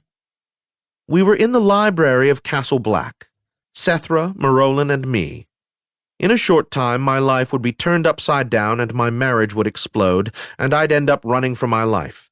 But I didn't know that, so life seemed pretty good.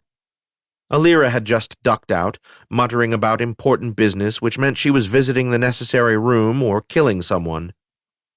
Her leaving provided a break in the conversation and let me ask about something I had been nervous asking about with her there. To wit, her daughter. Oh? Said Sethra. It's about Alira's daughter, Devra. You've met her? Said Marolin. A few times. Sethra nodded and looked very knowing, but then she always looked very knowing, possibly on account of knowing stuff. What about her? Things she said make me wonder. I stopped, considered, reconsidered, and said, Is it possible to teleport to a different time instead of a different place? No, said Sethra. Okay then. Marolin cleared his throat. Sethra looked at him. They exchanged some sort of communication, and Sethra shrugged and said, I guess it can't do any harm. She turned back to me. No, it is impossible to travel to a different time, as if one were traveling to a different place. We travel through time at a rate of 1 second each second forward, and that's that. I hear a but coming on. She nodded. There are places that are— I don't know how to say it. Warped, perhaps. The halls of judgment? Yes. Time there isn't the same as time here. So I could go there and come back at a different time. She shook her head. No, but it's possible the necromancer could. I don't know. She isn't foolish enough to try. When I visited there before and emerged, time hadn't done anything strange. Hadn't it? I tried to remember. I don't get how memory works. Some things that happened ages ago are sharp and clear, and some have gotten foggy, and I don't know why. I can usually count on my memory for most things, or at least for anything that hasn't been messed with by— Such language, Vlad, said Sethra. What is it? Vera, my goddess. She did things to my memory. I hate that. And I think the whole thing with the paths of the dead and the halls of judgment are part of it. May her— Morolin cleared his throat. Oh, right, I said. She's your friend. I shrugged. Sorry. He nodded. It's possible, said Sethra, that it has nothing to do with the goddess. Mortal minds are not meant to understand the halls of judgment. Yeah, so back to that. Yes, time. The paths of the dead are another world that touches our own, with Deathgate Falls providing the point of connection. With you so far? Of course, time on another world doesn't have to match time on our own. Of course, I said. Sethra ignored my tone and said, different worlds, different laws, different time streams. All right. The halls of judgment permit contact among many of these worlds. That is how the Lords of Judgment created it. Multiple worlds and time streams have that point of contact. I considered that. But if they're different time streams, whatever that means, it can't have any influence on ours, right? You have understood exactly, said Sethra. Which means it doesn't matter, because it has no effect on anything I'm likely to run into. Yes. Morolin coughed. Sethra looked at him, then back at me. All right, it's a little more complicated than that. Yeah, I said. For one thing, there's Devera. Devera. Well, you might say she was born in a state of timeless flux. Just what I was about to suggest, I said. Morolin was polite enough to chuckle.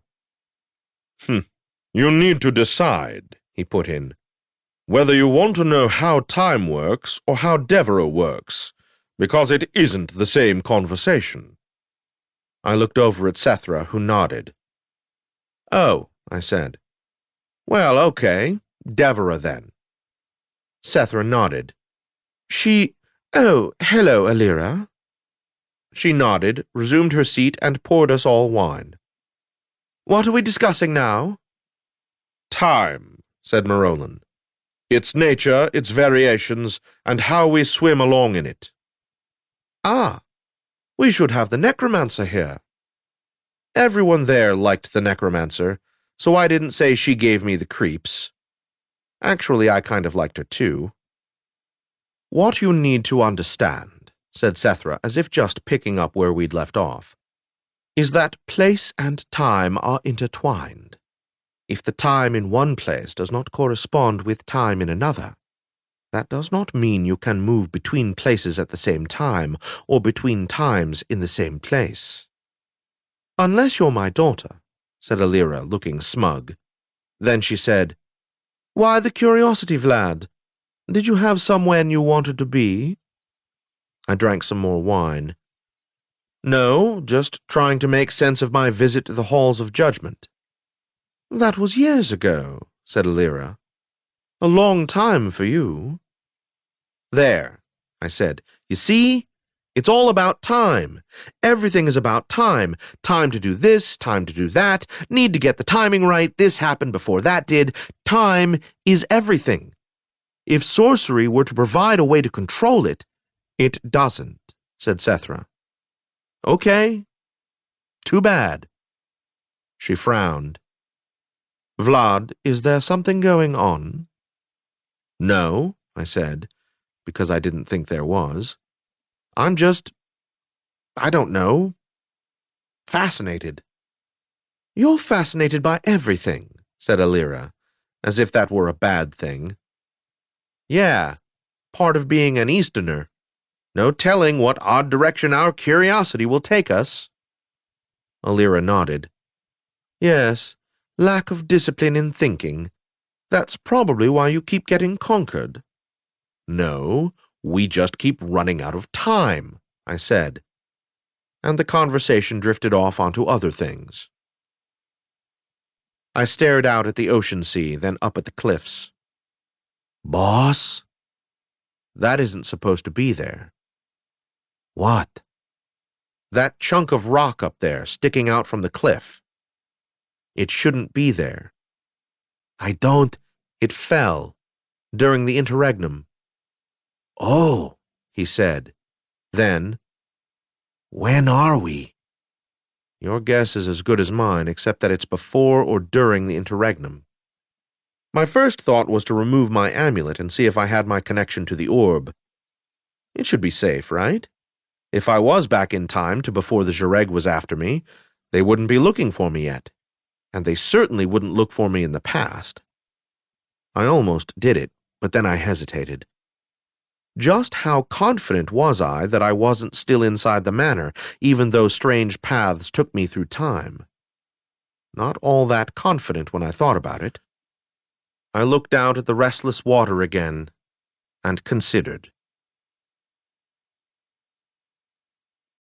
9. The Miseries of Odelpho. I can tell you, from having lived near it all my life, that the air does funny things around the ocean sea. Gusts come from odd directions, and the prevailing wind changes for no discernible reason, sometimes whipping around in circles, so that when you watch the leaves, they seem like they're caught up in a shield spell. Being on a cliff in front of a cave mouth looking directly out over the surf doesn't do anything to reduce the effect. My cloak opened and closed in spite of the hardware weighing it down, and my hair kept slapping different sides of my face or getting in my eyes, reminding me that I should have tied it. I had gotten into the habit of tying it many years ago, when I came near to bungling a job because it got in my eyes at the wrong moment. But I prefer it free, and hadn't had a need to worry about it for some time. I pulled my cloak closed and stared out over the water. There were fewer wrecks on the shore, fewer tops of masts sticking out of the water than in my day. The collection of small vessels that get smashed on the rocks and forgotten. That, as much as seeing Chiron's watch jutting out like it hadn't a care in the world, convinced me I had left my own time and entered another. That is not something I was expecting the day before yesterday when I went to the market for Javorn sausage. In a life full of weird things, this was, well, it was one of them. Boss? What do we do? I have no idea. Rotsa shifted nervously on my other shoulder. I guess she was picking up on how upset Loyos was, because he was too much in tune with me not to be pretty disturbed. I'd never messed with time before, and the concept was scary. Maybe the necromancer could deal with it, and probably Setaro would at least have a good idea of what not to do. But I didn't. I stood there, afraid to move. I mean, if I walked forward and climbed the cliff, could I travel east, find an ancestor of mine, and kill him? No. I had no intention of doing that, but just the idea that I could was immobilizing. And if I couldn't, how would that work? And if I could meet an ancestor, did that mean I could meet myself? What would I say to myself? What would myself say to me? We probably wouldn't get along very well. Part of me refused to believe any of this was possible, but I couldn't come up with a reason why not, so it just made things worse. I felt like I was standing in a bubble of impossibility. There was room for a couple more steps before an almost sheer drop. To my left was a sort of path going up among the rocks that looked like it might be possible to climb. Did I want to? That Loyos wasn't saying anything at all gave me a good idea of how this was affecting him. I licked my lips. I dropped the torch to free my hands for climbing, took a step forward, turned and set my foot on a rock that was just outside the mouth of the cave, at the beginning of what I hoped was a path that would lead all the way to the top. And I was inside again. I exhaled slowly and realized that this was good. No, I could not go back in time and prevent myself from existing. I didn't know why, but I knew I couldn't, And you can laugh at me as much as you want, but just knowing that made me feel better about the world I was living in. Even more, it meant there were a whole lot of things that I didn't want to think about that I could happily ignore. I looked around. I was in someone's bedroom. It was big enough for a family of Easterners to live comfortably. 2 families. One of them could live on the bed. In addition to sheer size, the thing that tells you you're in the bedroom of someone rich is the lack of clothes. They always have walk-in wardrobes or even whole other rooms for dressing. Nothing you'd need is ever nearby. Being rich means making everything inconvenient. Remember to attribute that when you quote it. Taltos. There were glass windows, big ones, that looked out on the ocean sea. I was relieved, though not surprised, that Chiron's watch was missing, just like it was supposed to be. I wondered if it had been arranged for all the walls to face the ocean sea, then stopped thinking about it when the headache threatened. And at first I didn't see a mirror, which surprised me, but then I realized that there was one built into a long, dark, reddish vanity, and I hadn't noticed it as a mirror because, well, vanities have mirrors, right?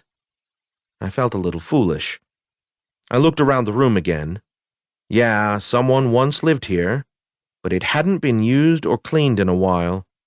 Whoever had lived here was important, just judging by size and the furnishings and by the psi print of a youngish Dragaran girl in shadow, only a quarter profile visible, hair blending into the darkness. It wasn't the sort of artwork you'd leave in a guest room. You had to want to fall asleep looking at it. I could probably spend an hour looking everything over carefully and make a few deductions about whomever it was who slept here, but it wouldn't help me solve the mystery. I assumed it was probably Jayan himself, because why not? So fine. I had stepped out from a cave, started to climb a hill, and in one step had moved forward 200 years and ended up in a bedroom. Sure. Why not have a magical connection of unknown properties between a sheer drop to the ocean sea and your bedroom? You can spend a nice day watching the waves a few hundred years ago, then to bed. It's like adding a porch. Back to business. The room I'd arrived in had only one door, and I didn't remember coming through it. Loyosh, is this the door where we entered? He hesitated, then said, I don't know. Huh. I looked again at those glass windows. No, not windows exactly. They were a series of doors that were all glass except for a wood frame. Whoever built this place had way too much money. I ignored them and walked over to the regular one, then hesitated. Magical connection of unknown properties. I know what a teleport is like because it takes a couple of seconds and I can feel it, and besides, the amulet prevents it from working. I know what a necromantic gate is like because it's like your body moves first and then your soul catches up with it, and there are all these golden sparks all around you, only they aren't really there, and... crap. I can't describe it, but the point is you can't mistake it. However I'd gotten from the cliff to here, it was neither of those. And I'd wager Loyosh's next meal that it was somehow connected to whatever was trapping Devera. Hey! Shut up. Okay, Vlad, think it through. If different places were in different times, that meant necromancy, even if it didn't feel like a gate. Something was going on that involved connection to other worlds. No, not to other worlds. Through other worlds. The halls of judgment. The manor, the platform, had been designed to provide gateways to other worlds, and doing this had resulted by accident or design in sections of the place wrapping back on itself in odd ways and at different times, and it was somehow all tied to the halls of judgment. From what Sethra had said, the halls of judgment were easy, as such things go, to reach from our world and from others, and this connection had somehow trapped Devera. I badly wanted to have a nice, quiet chat with the necromancer. Or Devera, if she'd stick around long enough to answer some questions. I thought about how pleasant it would be to pull out a knife and rip up the bed, scatter the pillow stuffing everywhere, smash the furniture, and break the windows, just to do it. I guess I was getting more frustrated than I realized. I didn't actually rip anything up, though. I thought about taking the amulet off just long enough to teleport. I had risked taking it off a couple of times and gotten away with it. Yeah, it was a gamble, and every time I did it, the risk increased. But still, get to Castle Black, find the necromancer, have a long talk about how the world was put together, then come back. Come back, boss? You know we're going to solve this thing one way or another, Loyosh. But Devera. He sighed into my mind. No, I wasn't going to remove the amulet. Not yet. Not unless I was desperate. And I couldn't be desperate. There were still doors I hadn't opened.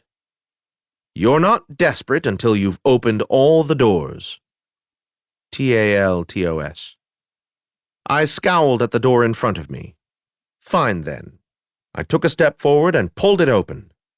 It might be the same hallway I'd first entered, or just one that looked the same. Might as well find out. It would be annoying to bump into Harrow again and have him give me the sad eyes about staying put, but if all else failed, I could always cut off his ears, right? In 10 steps, I was pretty sure where I was. A few more steps would bring me back to the room where I slept, and beyond that, Jean's room, and the strange meeting room, and the front doors. I took a few more steps, and I was elsewhere, and I was annoyed. Abrupt, irrational shifts going through doors was one thing, but between 2 steps in a normal hallway seemed unfair. It was no mystery what kind of room I was in. As soon as I recovered from the surprise of the transition, I recognized it. A large room full of bunk beds in neat rows with hooks all about, and uniforms hanging from the hooks, a sword and a halberd on a stand next to each bed. This was a barracks. There were mirrors above each door angling down. Anywhere else, the far door would lead to a training yard. But anywhere else, the near door would have led to a convenient corridor that permitted actually getting somewhere useful. I counted a total of 32 beds, which was not an unreasonable number. The weapons were clean and sharp and in good condition, of similar make to the ones I'd found in the armory upstairs, though perhaps a bit more modern, judging by the forward curve of the axe and the narrowness of the spear blade on the halberds. Which is to say, there wasn't that much to see. The other door led to a room with a slightly larger bed, a desk, a chair, and a cabinet, with several blank sheets of paper and 2 pencil stubs on the desk. There were no other doors, windows, or surprise exits. I went back through the barracks and into the hallway. I turned around, and there was no door behind me and no sign of one existing. Creepy. I shrugged and continued in the only direction I could. After a few paces, there was a door on the right, just past the bedroom from which I'd emerged. I opened it without hesitation and said, "Oh, pardon me, Odelpho, was it? We met in the hallway when you were running in terror." "Yes, my lord, of course." I was looking... So, what is this room?" "The old nursery, my lord." "Oh, of course." There was a crib there, and walls painted deep blue, and there were hooks in the ceiling where things had once hung over the crib. "Mind if I ask what you're doing?" "My lord?" "Just wondering why you're here, if you don't mind telling me." "My lord, where else would I go?" "Don't you have your own room?" "Oh, I see. Your pardon, my lord. I misunderstood. I thought you meant... I just like to come here and remember." "To remember... Ah, the child." "Yes, my lord." "I'm sorry." "I should have been there." "But you were ill." She nodded. "I thought I was going to die." "Now..." "Yes, my lord." "Harrow feels terrible about what happened." "He told you about it?" I nodded. I sort of made him. Her face did something odd, like she couldn't make up her mind about what sort of expression she should wear. "He was such a good boy. It was horrible. And poor Lord Jehan, and poor Harrow." I nodded. "And then his daughter." Pardon me? You didn't know about his daughter? I only knew he had a son. She shook her head. I probably shouldn't speak of it. My Lord Jehan is, well, he is a very private person, you know. Daughter. Yes, of course. I'm an idiot. I nodded. Yes, I understand. I'm sure he wouldn't want you speaking to a stranger about poor Tethia. She nodded. You know about her, then? I was afraid if I said I'd met her, the conversation would go off the road, so I said, only a little.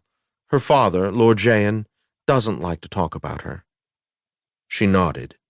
She's the one I'd have expected to toddle into the wrong room, you know. She was always running away, exploring, and trying to find new places and taking things apart to see how they worked. I nodded. What happened to her? Her mother died during the interregnum. Okay, so there it was. Just what Tethia had said. Hit a big drum, light a big torch, make a big splash in the pond. I still had no idea what it meant, but it was important. I wasn't going to figure this thing out until I knew what that meant. Maybe it had something to do with the place being a platform. Maybe her mother had been in charge of filling the pantry, and that's why there was no food and Tethia had starved to death. Maybe, with all the time weirdness, Tethia's mother had died during the interregnum, and then time twisted itself around so she was never born. Maybe it had something to do with Deborah. One thing, though, I was starting to feel a little sorry for Jehan. Wife dies during the interregnum, daughter dies from something mysterious, son gets turned into some kind of hideous thing that has to be locked up. Poor bastard couldn't catch a break with a brake bucket during a brake storm. Taltos. I looked around for something to scowl at that wasn't an old dry nurse. To kill time while I figured out the best way to get information from her, I walked around the room, looking into corners, opening the door to a linen closet. Nice mirror, I said. I see it's right by where the crib was. Did she like looking at herself? She nodded. I still didn't have anything. Well, I suppose I could try just asking. I cleared my throat. Odelfo, could you explain why whenever I ask how Tethia died, the only answer I get is about her mother? For a moment she looked like she didn't understand the question. Then she said, My lord? Who else have you asked, if you don't mind? I hesitated, then, Tethia, I said. Her eyes got big and she started shaking. Where? She whispered. I'm not sure how to describe it. The front room? Kind of long, overlooks the ocean sea, tables, chairs. Of course, she said as if to herself. Her eyes lost focus. Then she looked at me again. Please, how was she? She seemed all right. Maybe a little confused, but so was I. She didn't seem... She groped for the word. Sad? I thought about it. Maybe a little, but mostly it seemed like she wasn't exactly there. It was more like, I don't know, she personified the room. Does that make sense? Oh, I know that, she said, as if I'd tried to explain what a candle snuffer was for. After all, she broke off and flushed a little. She what? I said. She shook her head and looked down. There were tears on her cheeks. What is it? I asked. My best soothing voice isn't very soothing, but I did what I could. I've been here for all of it, she said. All of... I mean, since before the building of Precipice Manor, when we lived in the old castle. I nodded and waited. When she didn't go on, I said, This was during the interregnum. She nodded. Oh, yes. My lord worked in the capital before the disaster. He was consulted on many projects, both new and reconstructions. There was a lot of reconstruction work? She gave me a funny look. Then I could see the, oh, you're an Easterner moment of revelation, and she said, Dragera city was very, very old. Nothing lasts forever, especially then. The imperial palace itself was always being rebuilt or repaired. What do you mean, especially then? That look again, and preservation spells didn't become easier until after the interregnum. My lord, she added, suddenly realizing that she'd been forgetting her courtesies. Oh, of course, I said. Then I added, we Easterners are always younger than we look, because she was already thinking it. She nodded, a little embarrassed and at a loss for words. I said, I saw the award he got for designing some building. I don't remember what. The new silver exchange. It was beautiful. It looked like a silver needle, and all around it were balconettes and bay windows. It was beautiful. My lord's city house was in sight of it, just past the Salmoth wing of the palace, and I would see it every day on the way to the park with— She broke off and looked down. Everyone here is so cheerful. I almost can't stand it. Shut up. And it was then, before the interregnum, that he started on Precipice Manor? I managed to say it without rolling my eyes. Yes, she said. No, well, it wasn't like that. What was it like? She looked down. I shouldn't say any more, my lord. You haven't answered my question, I said, going for the silky smooth nice guy tone. I'm not so good at that, though I'm better at it than I used to be. No good. She just shook her head. All right, then. I wasn't going to let this go. There was something there, and if it wasn't important, I was a Tekla. All right. Let's hit it from another angle. You were alive during Adron's disaster, weren't you? It must have been horrible. She nodded. What did it feel like? She shook her head. I can't describe it.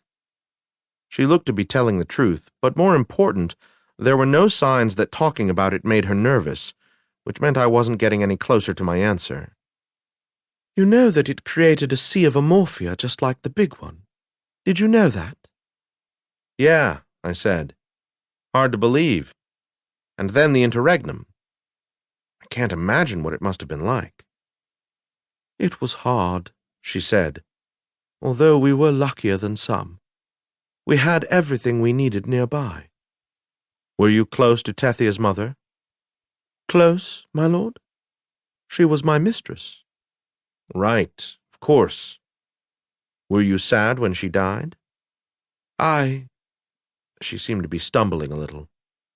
I didn't learn of it right away. Oh, so it didn't happen here? No, my lord. Where then? It was somewhere else. Bugger. What was the big secret? I hate secrets. Except mine. I like mine. But it did seem like I was getting closer. Push more? Push more.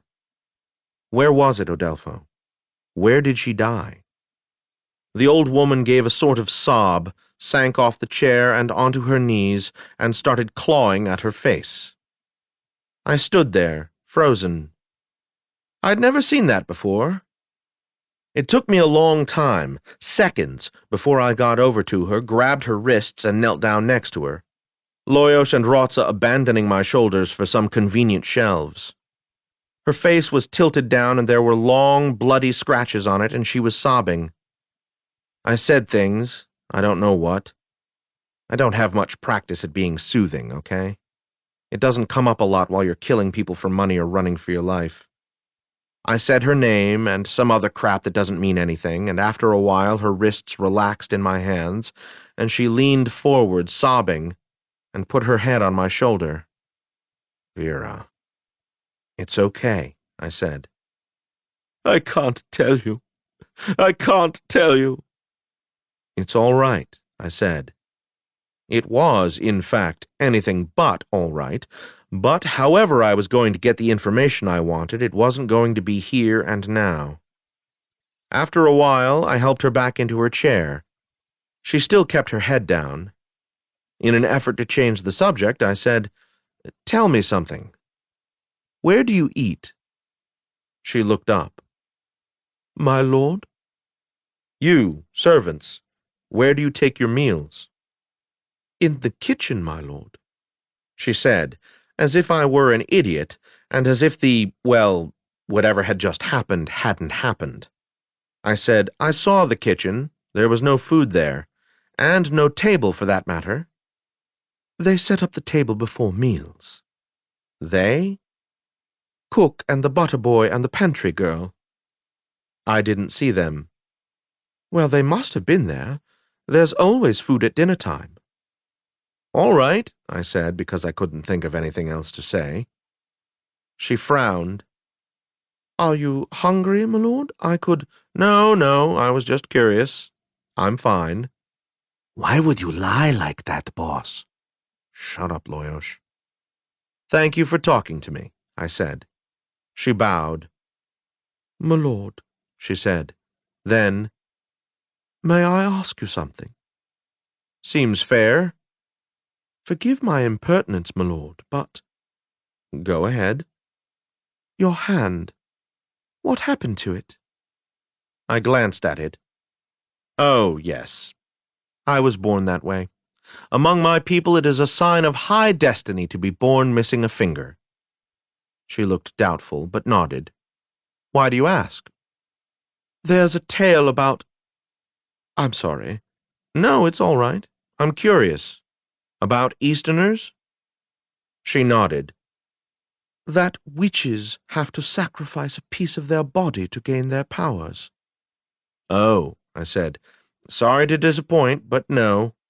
At least, not that I've ever heard of. Maybe it's metaphorical." "My lord?" "Never mind. Thank you again for your help." "Of course, my lord." I took a last look around the room, then sketched her a bow and stepped back into the hallway. It continued for a short distance to my right, or I could go left to where I might or might not be back where Jehan was, no doubt still sitting in his little room with the portrait of himself looking disapproving. I turned right.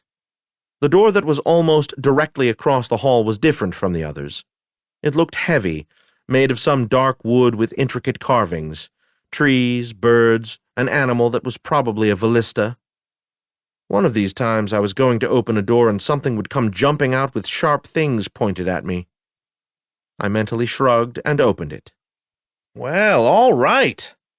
The son of a bitch had a library after all. I'd been starting to doubt it.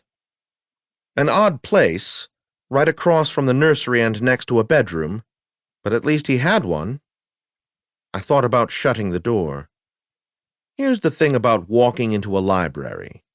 Either you turn around and walk out again, or you figure to spend the next 10 hours there. I don't mean finding some book you've never heard of and just opening it to read the first page, although there's that danger too. I mean there just isn't anything useful to be learned in a library that doesn't require a reasonably careful examination of what books are there. And they're books. You have to, read the titles at least. Loyosh, how long since we've eaten anything? A year? Maybe 2. That's what I thought. I hesitated and cursed under my breath. Maybe I could exercise some self-control. I went in. It was a long room with shelves on the sides and in the back. At a guess, about 6 rooms of this size could fit into Marolin's library, but Marolin was kind of crazy that way. And in other ways, but never mind. And while I'm no good at estimating numbers of books as opposed to bottles of wine, there had to be thousands. One thing about the Dragaran lifespan is that it gives them a lot of time for reading. Out of habit, I looked for mirrors and counted 3 of them, in all corners except the one nearest the door and all facing into the room. The first thing to check in a library is the arrangement. I knew the first part right away. Things Jehan felt were most important were in his study. The books shelved here were everything else. The first thing I saw were novels, most of them historical. He seemed fascinated by the middle 11th cycle, Isola, Salmoth, and Vallista reigns. To be clear, I mean contemporary novels set in that period, not written then. You'd need to be a scholar to read anything written that far back. I'd tried once and couldn't even figure out the alphabet. I kept going. My initial guess, that it was the Vallista reigns that fascinated him, was disproved by the next section, which were all books set in the late 15th cycle, in the Jagala and Athira reigns. Again, contemporary writers doing historical romances. A little more looking convinced me that he'd divided up his books according to the period where they were set. I couldn't find any other division. The other side of the room had more novels of different periods, and finally the nonfiction, which consisted of about as many books as were in his study, and with similar titles. Also, that many again devoted to necromancy. As I was scanning them, one title jumped out at me. It was a thick but short volume bound in cheap cracked leather. The faded gold lettering on the spine said, "Bending Time and Space, Studies in the Halls of Judgment." Well, yes, that was certainly interesting. I pulled it out and studied it a bit before I opened it. It certainly showed signs of having been read. All the corners were frayed, and the gilding on the edges had been almost entirely worn off. I tried a trick Kyra had once shown me, of holding it in my left hand and seeing where it naturally fell open to determine if there were any parts that he had read repeatedly. But it fell open to the first flyleaf. Maybe you needed a special touch. Ever been working carefully to figure something out, and then, in an instant, had a big piece of the puzzle fall into place in the time it took to draw a breath? That's what happened when my eyes fell on a single sentence. It was written on the flyleaf in a fine, precise, artistic hand with an excellent quill, and it said, "To Tethia, with love on Chiron's day, from Papa." Son of a bitch, I muttered. Then I checked another half-dozen books and found Tethia's name in another. Then I checked a few more and found something even more conclusive. Another name had been crossed out, and Tethia's had been written in. In this one, the handwriting was still precise but more artistic, with flourishes and long tails, an elegant use of the way the fountain pen can control the thickness of the line. No, I won't set up as a handwriting expert, but you pick up a little bit of everything in this business. I looked around the library again as if seeing it for the first time, and I reconsidered the bedroom I'd just been in, and how bedroom, library, and nursery were all together, as if this particular part of the manor had been set aside for first a child, then when the child grew, her further needs. I chuckled at myself. I'd become so used to nothing in the place making sense that I hadn't noticed when, just for a moment, something did. It was Tethia's bedroom, and this had been Tethia's library. Well, shave my eyebrows and call me a discreet. I kept the book in my hand while I went around the room again, pulling books out and checking publication dates. I had to laboriously translate from different formats of pre-interregnum dating systems, but after half an hour or so I was convinced. Nothing in this library had been published after the interregnum. Nearly all of the books were published late in the reign of Tortalic, the last emperor before the interregnum. There were 4 chairs scattered about just the way they should be, all of them looking comfortable, and none of them near enough to another for conversation. I took my treasure over to the nearest one and sat down. Rotza flapped furiously for a moment. I guess I'd sat down too abruptly. Sorry, I told Loyosh. I opened the book and started reading. Boss? Hmm? How long? I'm just going to skim a bit, try to figure out who did what and how it worked. I know. I mean, how long until I should bite your ear as a gentle reminder that we're growing old? And hungry. Rotza flapped her wings, which I took as agreement with the hungry part. Give me about an hour. It didn't take an hour. In fact, it didn't take 2 minutes for me to get completely lost and to realize I understood nothing. Usually a book like this will have an introduction to explain the context and what the book hopes to teach, and these are often useful to those of us with no clue about the subject matter. But there wasn't one. It started right in with an account of an attempt to use Delmai's reclamation within the prescribed area that resulted in certain minor tremors detectable by water in glass and observable wavering of vision reminiscent of Pear's focus when attempted beyond the recommended distance. Well, now I knew that. I skipped around in the book long enough to know that everything else made even less sense, and I was about to close it when my eye happened to catch the phrase, the vestibule. This was, in case you've forgotten, the place Deborah had spoken of where she had gone to see darkness. I read the sentence it was in, then the sentences around it, then more sentences around it, and knew as much as I had before I started. But I wasn't prepared to call it coincidence just because I didn't understand it. I closed the book and tapped it with my thumb for a few seconds. I got up and walked around the perimeter of the library to see if I could spot any breaks in the wall. Libraries are obvious places for secret entrances because bookshelves are so good at concealing them. If there were any, the bookshelves were too good at concealing them. I sat down again and looked at the book. I opened it again to the page with the reference to the vestibule, tried once again to make sense of it.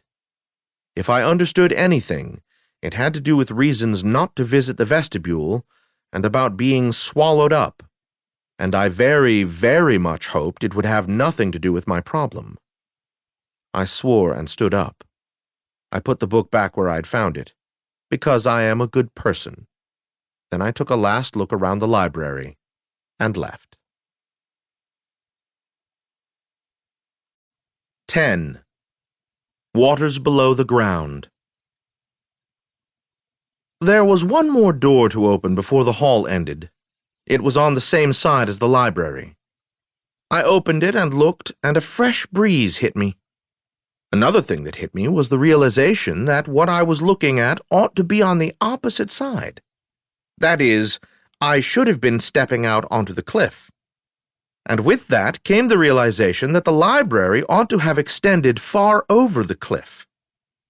I stepped through and was outdoors, and Loyosh said, "We're free! We've escaped!"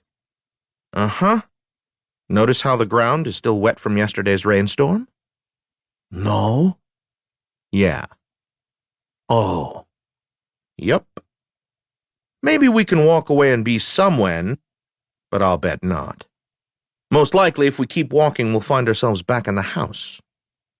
Going to test that? Yes. What I was seeing was just what I ought to have seen when I looked out the windows in those first rooms. The rough, rocky landscape that led to the cliffs, and what I'd seen from the roof. Generally flat, not much growing except coarse grass and small shrubs. I looked for signs of Chiron Road, but didn't see any, which proved nothing. I set out walking away from the place, and after about 20 paces turned and looked at it. It wasn't gone, as I'd half expected it would be. I walked a little farther and turned again. Yes, it did appear the same as I remembered it, coming from the other direction. Speaking of directions, insofar as it made sense at all, the front entrance should be that way, to my right. I set off in that direction, looking for the road. The house, the manor, the platform, was just to my right the whole time, and I kept looking at it. It annoyed me to admit that it was an awfully good-looking house, manor, platform. It was graceful with swooping curves, and there was a sort of purity to it, and the windows looked good, as they reflected. I stopped and looked up. Boss, why does the sky look like that? Just what I was wondering. It wasn't entirely different from the sky I usually saw when I looked up. I mean, it wasn't like I was looking at a different sky, but it seemed higher, if that makes sense, and there was some other color in there muddying things up. The net effect was that the day seemed brighter, almost like it was out east. I found where the furnace was, and I could almost see it. Usually you can feel it, but you can't see where it is behind the enclouding. Now I could. Right there, high above me, east and a little north. We've gone back to the interregnum, I said. I'd say pretty late in the interregnum. Okay. Rotsa jumped around on my shoulder, a little nervous. Tell her to relax, Loyosh. We're getting used to this jumping around in time thing, right? Pretty soon it'll be no big deal. Whatever you say, boss. I stared at the furnace, hidden as it was behind the enclouding, until I sneezed. That used to happen to me a lot when I was in the East. I stopped looking at it and watched the manor some more, but it didn't do anything. Oh, well, it sort of did. Someone passed in front of one of the windows. I couldn't identify features, but from the gate I'd have guessed a soldier, perhaps a guard on duty. I kept watching, and someone else passed by the window, this one with hunched shoulders, perhaps a servant. Then the guard returned. Or maybe there was another. It was like the manor was occupied. Like it was a place that had actual people living their lives, instead of the manor I'd left, which, I realized, resembled nothing so much as the empty husk of what once had been or could someday be. I watched for another 10 minutes to be sure, and yes, there were a lot more people in the place I was watching, and they were a lot busier than anyone in the place, or rather the time, I'd left. I turned away from it and continued toward where the road should be, or would be someday. The wind blew my cloak closed, which was nice of it. The day was a bit chilly. I dodged a few boulders that seemed to grow at random among the brush and reached a rise. I could see the road, just where it ought to be. I got a little closer and there were people. Loyosh? On it, boss. He was back in a few minutes. An ox cart carrying 2 peasants and a load of supplies. Some boxes, some bushels of produce. Apples? Not that I saw. Anyone else? There's a guard at the door. She looks bored. And? That's all. Precipice Manor, it seemed, was a going concern after all. Guards where they were supposed to be, supplies delivered, everything a normal manor house ought to have. Except for the minor issue that the Vera-be-damned place didn't even exist back at the time I was watching, everything was completely normal. No problem. Why should a little thing like that bother me? I kept walking. By the time I reached the road, the wagon had rolled up to the doors, and the drivers were bowing and scraping to the bored guard. I wonder where she'd direct them, as I didn't think the cart could make it down to the cave, and I didn't see a path going the other way, and they certainly wouldn't take deliveries at the front door. I wanted to keep walking around until I could get a view of Chiron's watch to see if it was there, because that would tell me. I don't know. Something. But I wasn't keen on running into anyone or being seen by a guard. I stood there for a bit, trying to decide. We could explore, boss. You just said that because you know I was going to say it anyway. Uh-huh. Anything special we're looking for? If you find anything that tells us when we are, that'd be good. Other than that, no. Just check things out. He and Rotsa took off from my shoulders again, Rotsa flying northeast, Loyosh northwest. I turned in a slow circle, trying to pick out anything that didn't seem to belong. The wind blew, my hair whipped, my cloak billowed, and I felt like an idiot. I watched Loyosh until, with no warning, he vanished. Just poof. I felt the panic start to kick in, but before it had a chance to take hold, I heard wings behind me and spun, and Loyosh was there. Boss, what happened? How did you get there? That's what I'm asking. Okay, so it was like the cave, maybe. Go a certain distance and it loops you back? Did you see anything interesting? No, it all seems normal. Good. Or not good. I can't decide. Rotsa returned and landed on my other shoulder. I want to see what happens when I try it. I'm pretty sure she and Loyosh had some sort of conversation. Then Loyosh said, Okay, boss. That way. I set off at an angle away from the road. After about 5 minutes, it happened. I was back near the manor again, about 40 yards from where I'd set off. I didn't feel anything when it happened, and there was no border or barrier that I could see. Just one step was there, and the next was here. It was the same as when I'd been climbing up from the cliff, and on the roof, and in the hall by the barracks. Got any guesses, boss? This is kind of weird. I struggled with the little I knew of necromancy, and finally said, I think so. It's like the room. It affected me because it was the nature of the room, not like a spell from outside. He added helpfully. We aren't being transported from one place to another. The world has been changed, so that's just how those paths go now. How? Some big complicated necromancy? I don't know.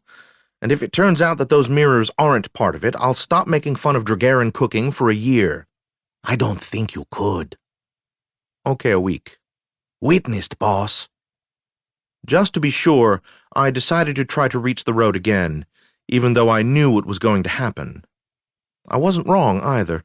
About 30 yards from the door, between one step and another, I was elsewhere. This time, back in front of the door I'd first stepped out of. Maybe I could set off in other directions and see where I ended up. But what would that tell me? And I was hungry.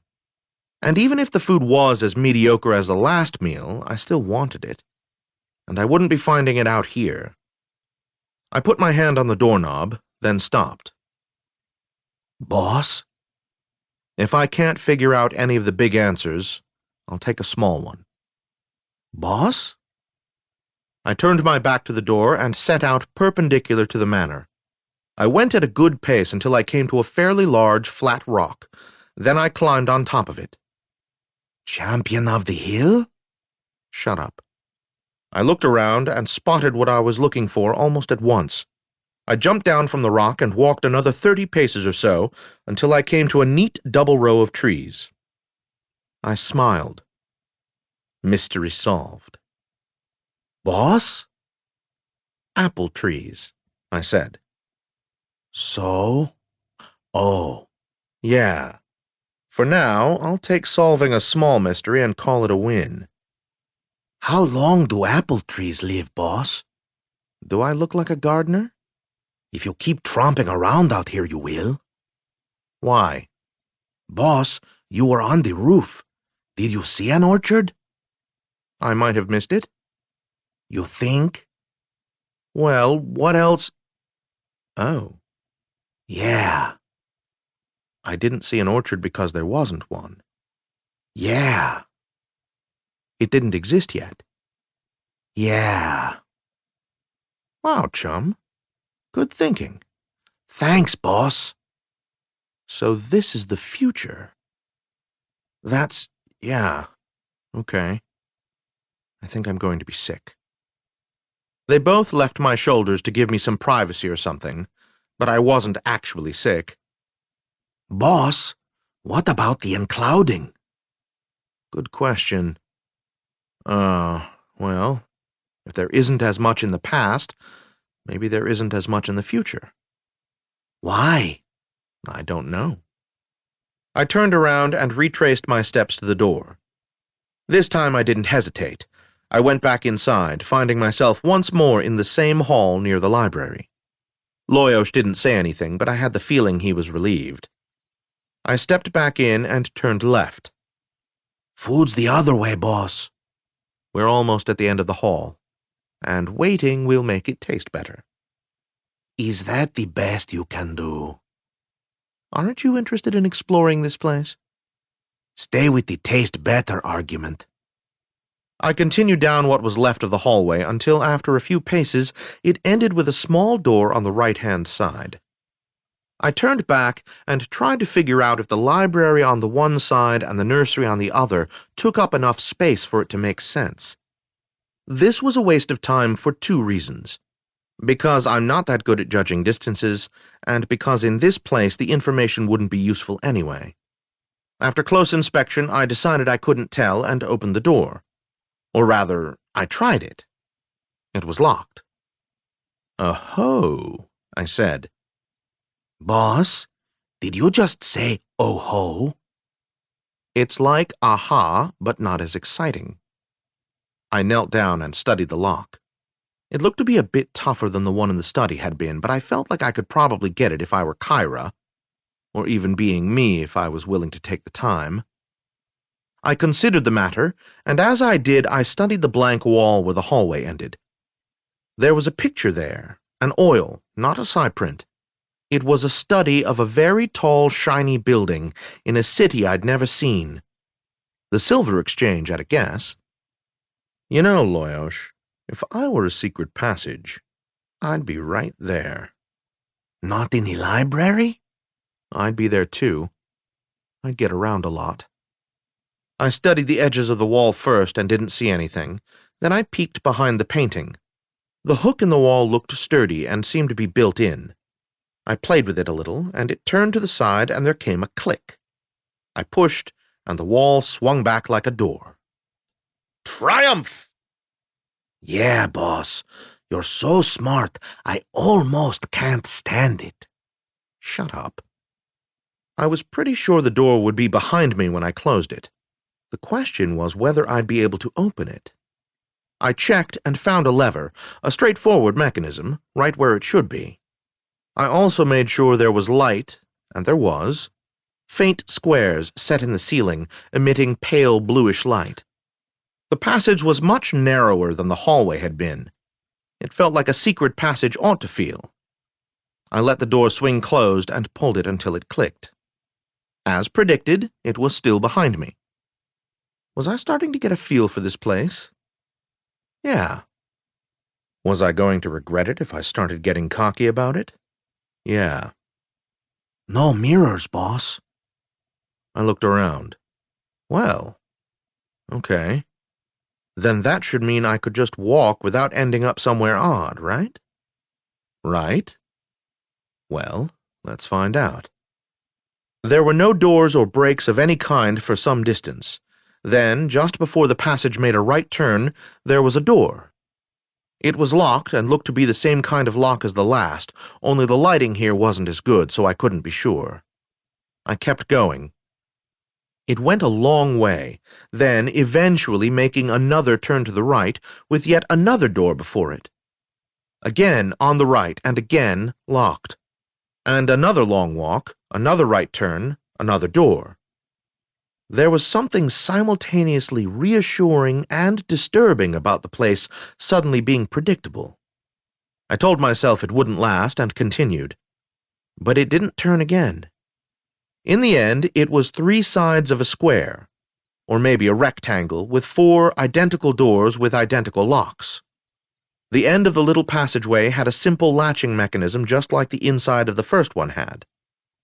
Obviously, if I pulled it and walked through, I'd be at the end of a corridor within the wall concealed by a picture, right? I pulled the mechanism and stepped through, and to my astonishment, that's exactly where I was, except that instead of a picture on the wall, it was a small shelf with a selection of wines, liquors, and glassware on it. I was back in the ballroom. I ducked back into the passage before the wall could close because I didn't want to have to figure out how to open this one. I pulled it closed and turned my attention to the lock. Like the last one, it didn't seem to be beyond my abilities. I dug out my set. It turned out to be easier than the one on the study door had been. About half a minute later, I put the picks away in an inner pocket of my cloak and opened the door. It was a courtyard. An inner courtyard, not huge, but it certainly shouldn't fit where it was. By now I was used to that. The breeze that came through was cool and smelled like recent rain, even with the sickening musky smell that means the worms have come up for air. Fine, then. The courtyard was diamond-shaped, with flagstones connecting the corners. Stunted trees surrounded by ferns grew in boxes in the quadrants. In the middle was... I frowned. Was that? I approached it slowly, as if it were some species of animal with a lot of teeth and uncertain intentions. Was it what it looked like? Yes, it was. It was a fountain, and as far as I could tell, it was an exact duplicate of the one in the halls of judgment that had given me such entertaining memories. I didn't want to suddenly lose myself in memories of the past, however interesting they might be, but I did want to know just how much this fountain was like the other. Was it actually the same fountain, appearing in two places at once through some sort of necromantic prestidigitation? Or was it just built to look like it? Why, what, how, and all of that. I needed to know. I took a breath and faced the fountain, watching the droplets, following individual streams, and nothing. I was a little disappointed, but mostly relieved. Well, since nothing bad was going to happen if I studied it, I studied it. As I said before, I like looking at fountains. Did I mention I've always wanted one? Yeah, I think I did. I wished I understood the mechanism more. I'd thought fountains were always sorcerous, but Kragar, who like me picked up odd bits of knowledge, had explained that the usual methods had something to do with the weight of the water forcing it up when stored in a reservoir somewhere, or else they built the fountain on top of an underground spring. Wait, an underground spring? Dark water. Water that had never seen the light of day. That metal rod I'd picked up. That's why it was familiar. A rod filled with dark water was used to control the undead, which of course was a branch of necromancy. Okay, then. How the fountain and the water and the mirrors and necromancy all connected with this place I had no idea, but there was certainly a connection, and that was a lot more than I'd had an hour ago. I took a slow walk around the fountain looking at the base. Obviously, the water I was looking at didn't qualify as never having seen the light of day. But what if there was a spring beneath it? What are you looking for, boss? Really? Nothing. I'm mostly just thinking. That would explain the... Shut up. I stopped and closed my eyes and tried to reconstruct the entire path I'd gone through, to hold it in my head. It made no sense when seen as a building, so I tried to figure out if it somehow made sense as a series of connections. That is, if the flow of room to room made sense. No, it was even worse that way. It made no sense as a building. It made no sense as a set of randomly connected points. It was a platform, of course. No doubt that would make perfect sense of everything if only I understood what it meant. There were benches around the fountain, just like in the halls. I sat down on one and leaned forward, resting my elbows on my knees. Loyosh and Rotsa shifted. Rotsa hissed. Okay, think of it as a platform. Imagine everywhere I'd been like an unrolled parchment. Maybe it crossed through time or worlds or some other crap I didn't understand. Even so, imagine it like that. I hadn't been in every room, but I'd seen what I needed to.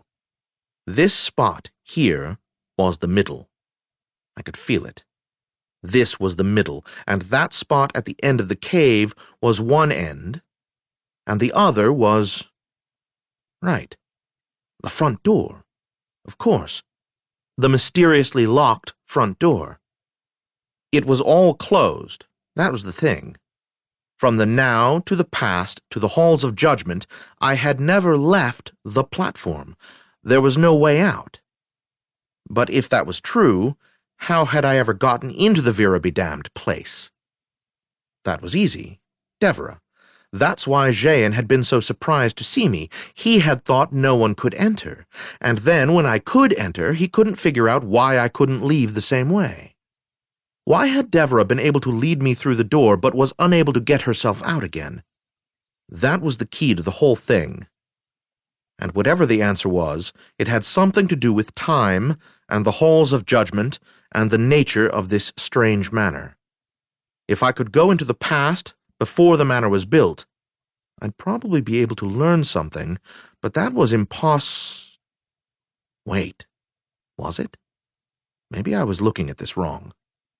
Maybe it wasn't about deciding where to build it, but deciding where to put it. What if Tethya, or maybe both of them, had built it wherever they happened to be when they started construction? Like, you couldn't start something from scratch and already be living in it, so maybe you built it right near where you're living at the time. If that was true, there was still a connection to the then of having built the place, along with the where of its construction. Housetown. Someone, Jean, one of the servants, had mentioned a place called Housetown. Well, good. All I needed was to find out where Housetown was. Then I'd leave the manor, get over to Housetown, see what I could learn. Maybe I'd discover what I needed to know in order to be able to leave the manor. What was it that Tethya had said? When I designed this platform? There had to be a way from here to there, from this platform to where and when it was made. Another anchor. I looked around. A courtyard with a fountain that exactly matched one in the halls of judgment. A good place for a mystical necromantic anchor, don't you think? I looked carefully around the area, looking for something that could be a door to elsewhere, or elsewhen. Nothing. I went back in my mind over all the rooms I'd been in to try to figure out where it was likely to be. The room of mirrors? The room of light? A false back to the cave? I was so sure it would be here, though, in this courtyard. The correspondence just felt right. This had to be one of the transition points. The front door, the gateway to the halls, and here. But how? If Rotza had been upset when I sat down, she was furious when I stood up, or rather when I suddenly found myself on my feet staring at the fountain. Sometimes the answer is right in front of you. Dark water. If it had been a Jareg, it would have bit me. I jumped up onto the rim of the fountain, then down into the main basin, which looked all of 8 inches deep. I fell a lot more than 8 inches, more like 3 feet, and only my highly trained cat-like reflexes kept me from twisting an ankle. Or luck, whichever. 3 feet of water, yet I was only wet to just above my ankles. I was out in the open. That's the first thing you always pick up on, you know. Even before you're aware of any particular features, like trees or furniture, you know if you're inside or outside. That's why teleporting into caverns is so disorienting, although on that occasion I was too busy bleeding and coughing and passing out to fully experience the disorientation. But this time, I was outdoors. It was a little warm and very humid. There were a lot of tall but spindly trees towering over me, tall grasses in spots alternating with mossy stones. There were rolling hills about me, and the sky looked like it had before, some enclouding, but not as much as in my day. I'd come through and gotten to where I thought I was going to go, and nothing was about to kill me. Loyosh and Rotza landed on my shoulders, and Loyosh was too amazed to tell me how stupid that had been. I found a few rocks and sticks and stacked them up in case I needed to, get back or something. When I was certain I remembered exactly which rock was in front of me, which tree to my left, and which blotchy stone I was standing on, I took a step forward. The ground rose to my right, so I went that way, and in a few steps I saw the top of a building popping up over the trees. It was sprawling, not very tall, and if it had ever been walled, the wall had gone. It didn't look like it had been built with defense in mind. If this was what they'd been calling a castle, they had a pretty loose definition of the term. I moved closer, taking my time, trying to commit my position to memory with each step in case the manor snapped me back. Whenever I was, the castle was active. There was a bored-looking guard at a door, an equally bored-looking guard walking from the back toward the front, and 2 more strolling around on the roof pretending to be observant. I got as close as I could without stepping into the open. I wasn't interested in a confrontation. I studied it, I couldn't guess how old it was, but in any case, the stones were dirty and somewhat worn. Boss, I'm getting nervous. Me too, I said, noticing my finger tapping on Lady Teldra's hilt. Think we're being watched? Maybe. Should we check? Yeah. They flew off toward the castle, staying high and swinging wide to cover as much distance as possible. Jareg have very good eyes.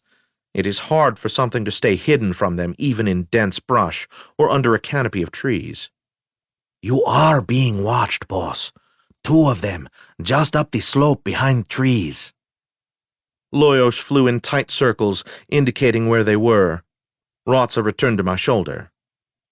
Are they watching casually or actively trying to be stealthy? More just casually watching. Okay. How to play this? If I walked up and confronted them, would they attack? Would they try to take me to the castle? If they did, would I just get snapped back again? And why were they watching me? Just because I was a stranger? Or had I done something to attract their interest? I wasn't in the mood to fight anyone. I shrugged and made my way toward Loyosh. They came out to meet me. The shorter one opened the conversation with great courtesy. "Who are you and what are you doing skulking around here?" she said. Her speech was clipped, and the vowels sounded like they'd been turned on their side. The other one kept glancing at Rotsa. "My name is Tserke, and I will someday hold an imperial title, so you have to be polite out of fear of a future empress. Probably wouldn't have worked well." I said, "My name is Taltos, and I'm afraid I'm lost." "Last?" repeated the other, though it sounded like last. She took her eyes from Rotsa and raked me up and down with them like she was brushing lies off my jerkin, then turned to the first and said, "He says he's lost, Sergeant." "I heard," said the first. Something in her tone gave me the crazy idea that she didn't believe me.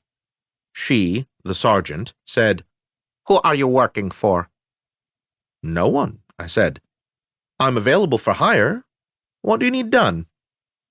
Her eyes narrowed. "Please hand me your weapons and come with me." "No, and yes," I said. It took her a second to work that out. Then she said, "I must insist." That would be a tactical error. I started tapping Lady Teldra's hilt with my finger and waited. Loyosh returned to my shoulder, looked at her, and hissed. "You are outnumbered, you know," I said, and waited to see what they'd do. 11. Gorman's Guest. They hesitated. I'd put them in a tough position, what with there being only 2 of them, but being Dragon Lords in spite of the Vallista colors, they weren't about to back down to an Easterner.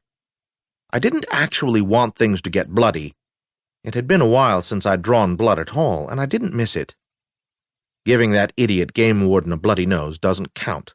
If he'd been willing to drop his club, he could have caught himself before he hit the table, right?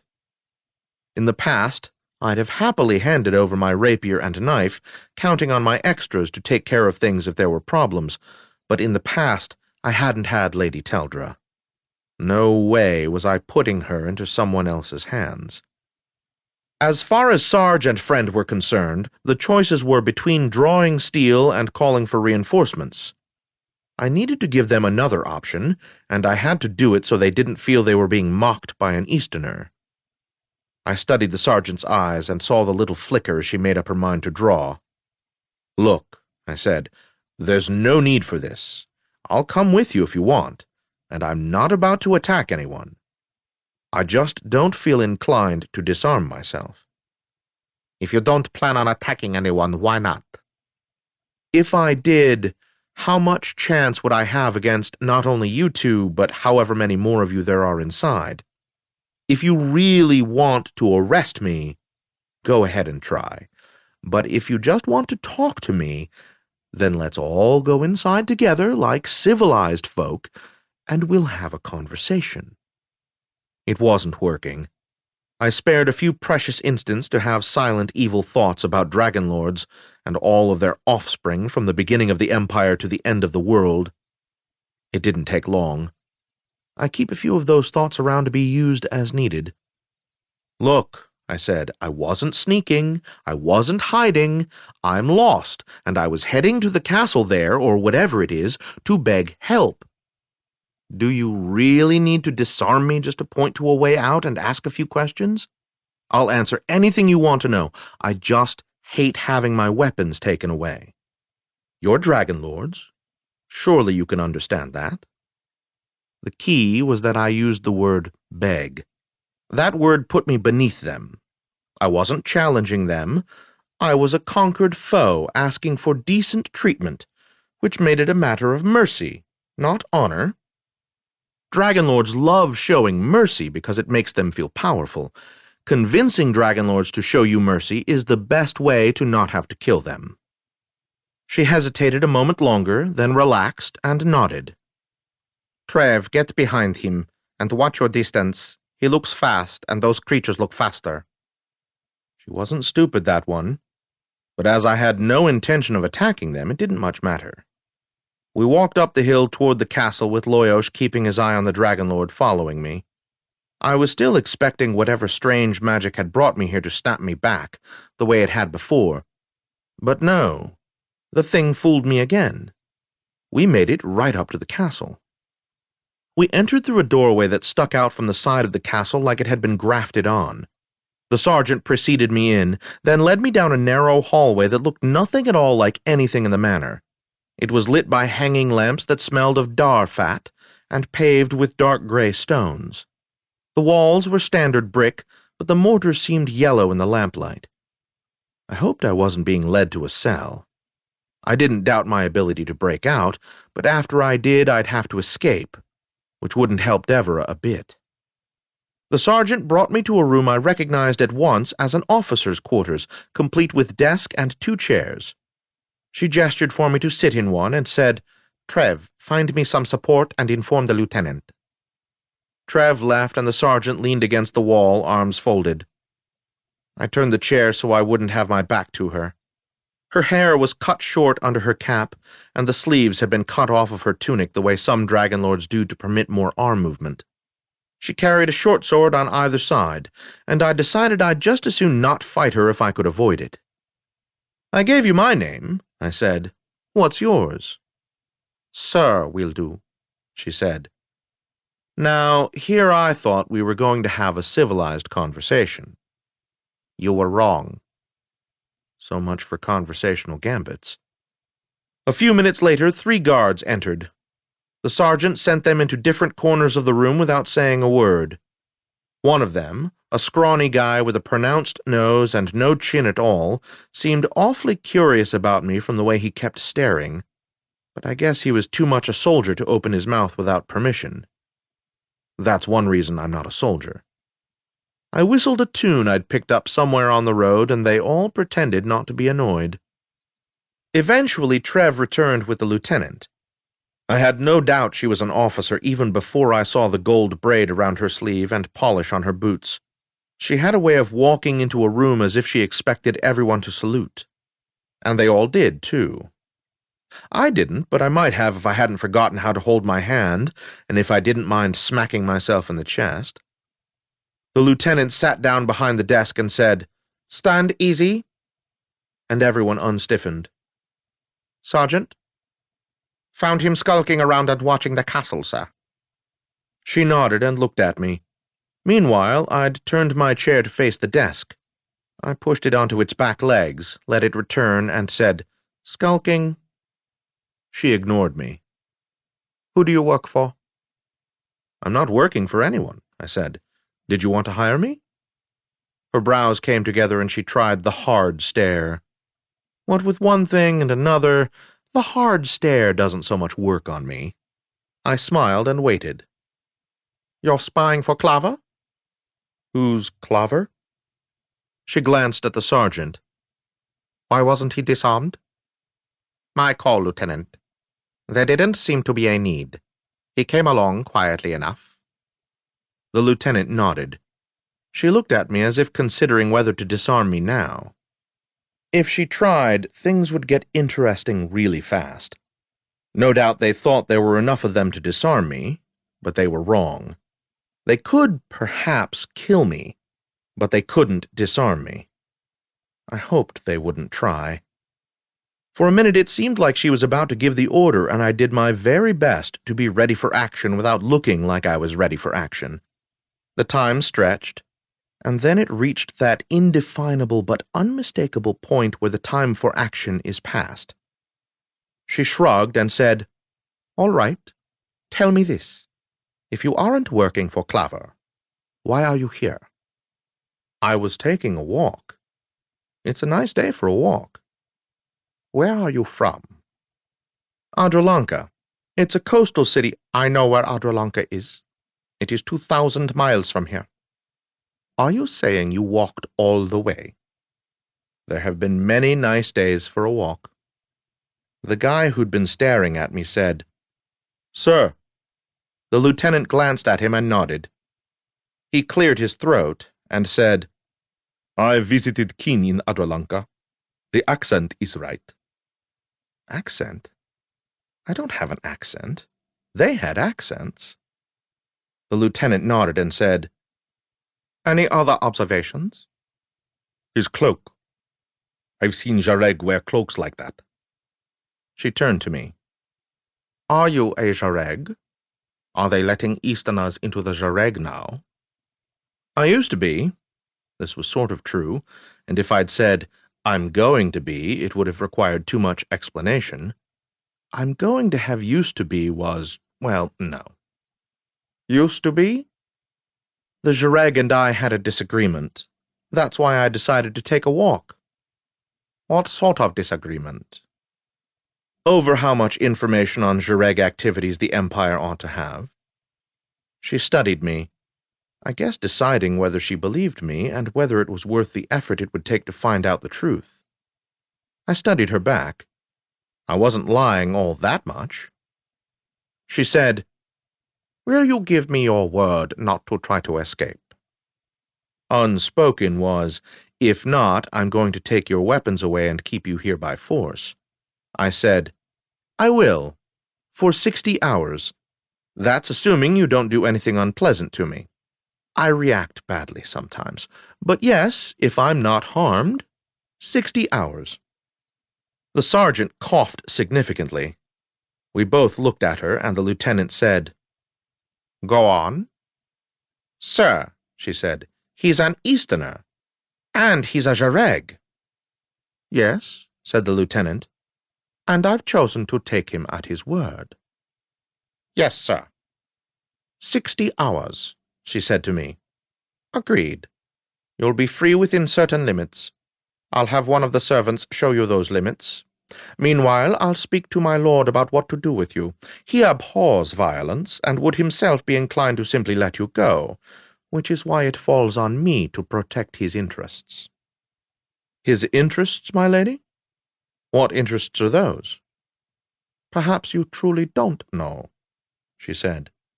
She shrugged. "In any case, I won't be answering your questions. You'll be answering mine." "That's not a conversation," I explained patiently. "That's an interrogation.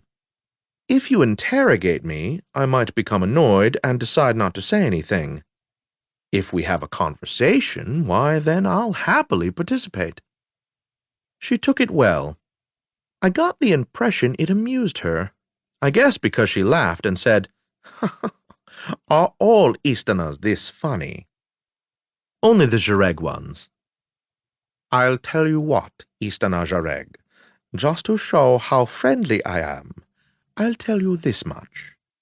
He is working on certain discoveries that others would like to take credit for if possible, or to at least learn of the state of his research." "Could you be a little more vague?" "Does it matter?" "I'm curious." "For someone claiming not to be a spy, you're very inquisitive." I shrugged. Maybe a spy would pretend not to be. I don't know. "Neither do I. But I'll find out." Oh, good. While you're finding out, what are these interests of his? No, don't tell me. He's trying to solve the age-old problem of creating a place that exists across different worlds. I watched her closely and saw it hit. You are not, she said, doing a very good job of convincing me you're not a spy. Sorry, I said. I'll try to do better. Wait here.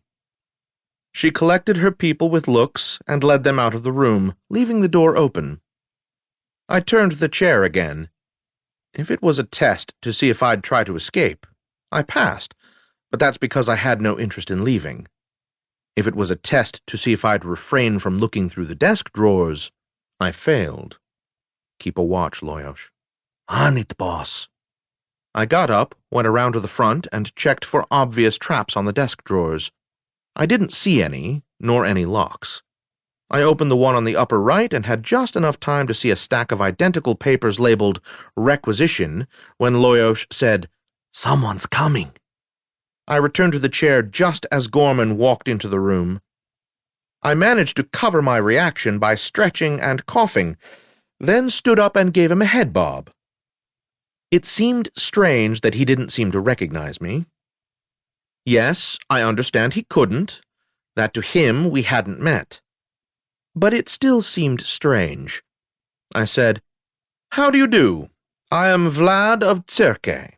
Tsirke is an eastern county under the seal of the Empire. I dug out my ring and showed it to him, and his eyes widened appropriately, and he bowed. My thinking was that the better terms I was on with this guy, the more information I could get about the place. Sir, he said, if you wish to accompany me, I will show you where you may take your ease. Will there be food? Actually, yeah, good question. Will there be food? Of course, sir. I'll bring you something as soon as you're settled. I might live after all. I followed him out into the corridor. I am instructed, he said, to let you know that you are free to visit any room along this hallway, save the lieutenant's office when she is not there. This is the library, where you may find something to divert you. This will be your bedchamber, should you be with us overnight. How very civilized, I said. He didn't know how to take that, so he didn't respond. He showed me into a small withdrawing room, complete with chairs and tables. If you care to wait, I will bring refreshment. Tell him to hurry. No.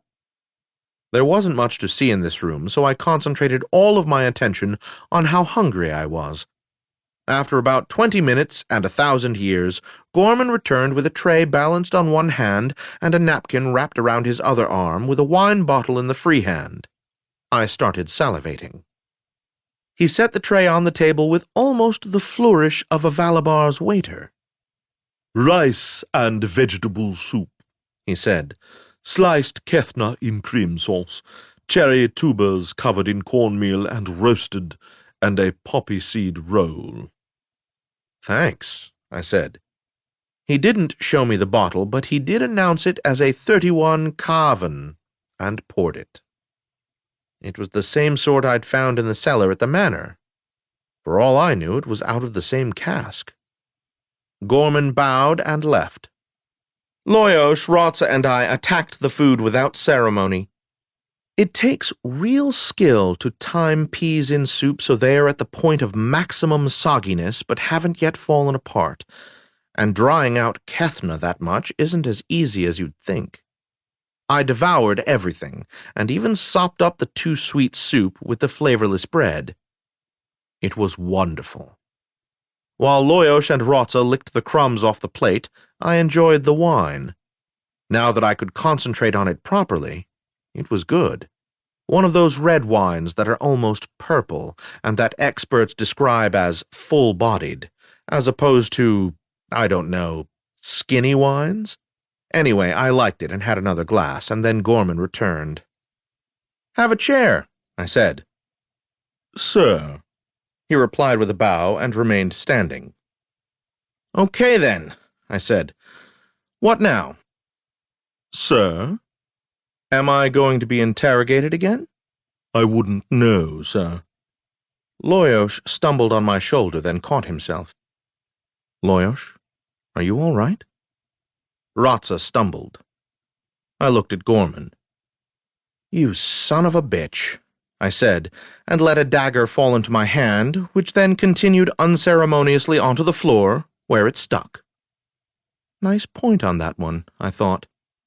He took a step back, and the light from the candles on the mantelpiece got in my eyes, expanded, turned thin, and became strips turning back on themselves, brush of cloth over my face. A soft breeze makes the hiss of wet charcoal as the lines go sideways now, and maybe I can control them, make them slow, a voice. A yell, steel screeches a piercing sound that turns blue in the bitter taste of coffee that's too old and too strong and too busy to sort things out, make the lines change wider or thinner. Still nothing, voices all blending. Maybe if it would just go dark, yes. Yes, dark, working quiet, want quiet, voices fading. No! Vera, leave me alone, just me, not just me. Why is my heart pounding, head pounding? Are my eyes even open? Foul stench of Zhereg shit. Loyosh! Loyosh! We're okay. What? What was I saying, thinking, doing, seeing? No, it was okay. Loyosh was fine. Something there. Focus. Concentrate. Concentrate, focus. There were 4 of them. 3 of them? 4 of them. It was hard to tell with the room spinning so hard. I tried again to pull a dagger and succeeded in holding on to it, held it out in front of me as menacingly as I could manage.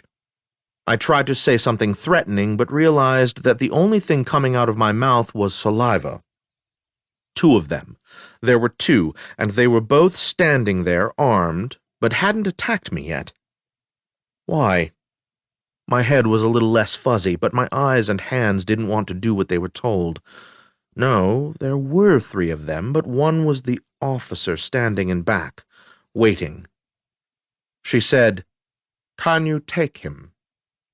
But she'd said it seconds ago, and it was only now penetrating my brain. I felt myself getting dizzier and thought I was going to pass out, and somewhere in there realized I was still in the chair.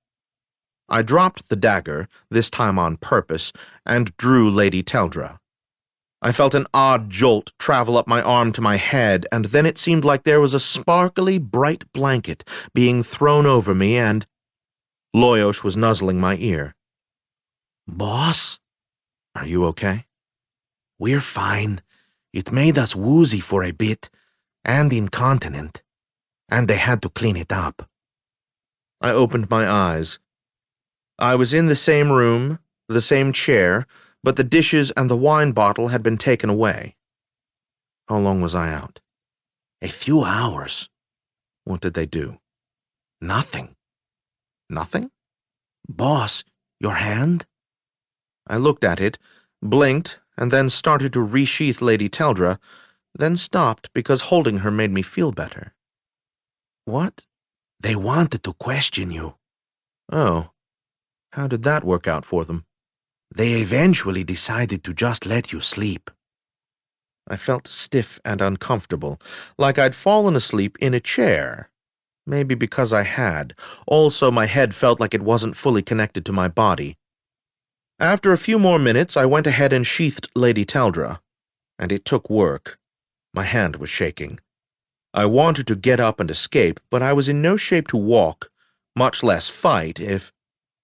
Anyone guarding the door? "I've heard some shuffling and throat clearing. It sounds like there are 2 of them." I closed my eyes and tried taking a few deep breaths to see if that would clear my head. I woke up some time later after a confused dream in which it was very important to light some charcoal on fire, and it was raining. "Loyosh?" "A couple of hours. There was a guard change outside the door. Definitely 2 of them." I tried standing up, keeping a grip on the chair. My knees were a bit wobbly, but they held me, so I tried a few steps. Not bad. I went back and forth a few more times and started feeling like, if there came an argument, I would have at least as good a chance of hurting the other guy as myself. I quickly ran through the list of poisons I knew about. I didn't know all of them, but I knew many. I'd even used one once. I don't care for poison. People react to it too differently for it to be reliable, and it's much too easy to accidentally poison the wrong target. To the left, however, it has the advantage that you can be leagues away at the time of death. So, let me see. Joe flower requires much stronger tasting food to hide it in. So do cyanide and sand snail venom. Buttonweed was possible, except I'd still be waiting for it to work. I tested my tongue to see if there was an aftertaste. There wasn't, so that eliminated a few others. Strange. Maybe they weren't trying to kill you. Then, oh, yeah, good point. There were things I'd heard of, though never used, that could supposedly make someone drowsy and pliable and willing to answer questions. I should have thought of that right away, and probably would have if whatever was used on me hadn't fogged up my head. Still, a gutsy move to try it on an Easterner. They can't have known if or how well it would work on me. There must be something they wanted to know very badly. Well, okay, there were things I wanted to know very badly as well. You two sure you're all right? We're fine, boss. Okay. This might be boring, but it might not be. His only answer was to squeeze my shoulder. I checked that my rapier was loose, tapped Lady Teldra's hilt, and opened the door. Yes, there were two of them, just across the hall, facing the door. I recognized them from earlier. One was the guy who'd been eyeing me curiously, the other was Trev, who said, "My lord, if you would care to wait, I'll fetch someone." And if I don't? Then you're welcome to leave. We have no orders to stop you. Maybe I want to explore. Her eyes darted to Lady Teldra, but it was only a flick. Then she said, "If you go beyond the limits, I'll stop you." Think so? Yes. The guy was playing the solid, silent partner ready to assist bit, right down to the set of his jaw and the puffed-up chest. It was obvious that they'd both been in the room when Lady Teldra was out, and they'd both wear purple robes before they'd let me see how terrified they were. "Okay," I said. "I'll wait." I went back into the room, moved the chair so it was facing the open door, and sat down. The guy went off to get someone while Trev waited. I was bored, and yeah, I admit it, a little nervous for about 10 minutes. Then I heard the gentle tromp-tromp-tromp of many people in heavy boots. Either things were about to get interesting, or things were about to get interesting. I stood up as Gorman appeared in the door. I confess he wasn't who I expected. I saw the lieutenant over his shoulder, and there were a few others. Gorman turned, nodded to the lieutenant, then came in and closed the door. I sat down again and said, "Have a seat." "Sir," he said, and remained standing. I crossed my legs. "Why do you call me sir?" "Sir?" "Why sir and not my lord or something?" "Sir, I don't—" "There's obviously a subtle difference. I was called my lord by someone else. Yet another said my lord like it was all one word. Why? What does it mean?" "I hardly know how—" He stopped and looked puzzled. It was like I'd asked him how he managed to move his arm. "Okay," I said, "skip that. Why are you dressed as a Tekla?" He stared at me. "Oh, come on," I said. "You think I can't tell an ice solo when one is being polite to me?" "I am," he said slowly and distinctly, "of the house of the Tekla, sir." "But you weren't born into it." "Sir, may I request we speak of other things?" I shrugged. "Suit yourself. Who is Claver?" I suppose it was a cruel game I played with him, but he'd tried to drug me, so I wasn't overwhelmed with sympathy. He was by this time so confused he said, "A Vallista, sir. A rival of Lord Jayen's who is determined to learn Jayen's secrets." "But Jayen hasn't solved his problem yet, so how can he?" "Sir, "Well?" I don't know. I imagine he can't." "Then it would be stupid to think I'm working for him, wouldn't it?" I don't. I suppose. "Am I going to meet Jayen?" I don't think so, sir. He's very— "What of his wife?" Sweat appeared on his forehead. His wife, sir. "Yes. Perhaps I could meet the Lady Jayen." She— Sir, "Yes?" she is no longer with us." "I'm sorry to hear that. What happened?" "There was an accident." "Involving Tethia?" One way I'd known he was an Isola was the way he stood, like someone had shoved a stick up his ass, but he'd learned to relax that way. Suddenly the relaxation was gone and he was standing even straighter. "How do you know of her?" he said, his voice a hoarse whisper. I shrugged. "You know, word gets around." "Sir, "What sort of accident was it?" I could hardly say, sir." He was recovering. "Where did it happen?" He stiffened again. "Why would you ask that, sir?" "Just curious. The bedroom? The bath? Out riding?" "I really shouldn't say." "The halls of judgment?" He started coughing. "Careful, mate. Don't hurt yourself. Want some water? Maybe some wine? I can leave the drugs out of it if you'd like." He turned and left, looking like he was about to get sick. I guess Isola, or Isola turned Tekla, don't like to do that in front of people. And actually, I'd lied to him. I didn't have any wine to offer. Boss, how did you know she died in the halls of judgment? I didn't. It was a guess. Sort of. But if I ask about Tethia and I'm answered about the death of her mother, then time is doing something weird. So, where does time get weird? Okay, but I don't see how that makes sense of things. It doesn't. It makes even less sense now. Oh, good, as long as we're making progress. I considered whether to wait for Gorman or maybe someone else, or whether I should just set out and explore, or maybe just leave. I mean, the whole 60 hours thing went under the hill when they drugged me, right? I didn't know what to explore for anyway, and if I did set out, things would likely get bloody. How weird would it be if I killed Gorman, whom I'd met, I don't know, some few hundreds of years in the future? I hadn't even thought about that until now, and I had actually thought about killing him when I realized what he'd pulled on me. Now, though, yeah, maybe just leaving was the right move. What happens when you make something impossible happen? Is that how you make a path through time? I shook my head. That didn't seem likely, but neither did I have enough information to make a good guess about how likely or unlikely something was. I stood up and walked out the door, nodded to the two guards. They nodded back, looking wary but determinedly not frightened.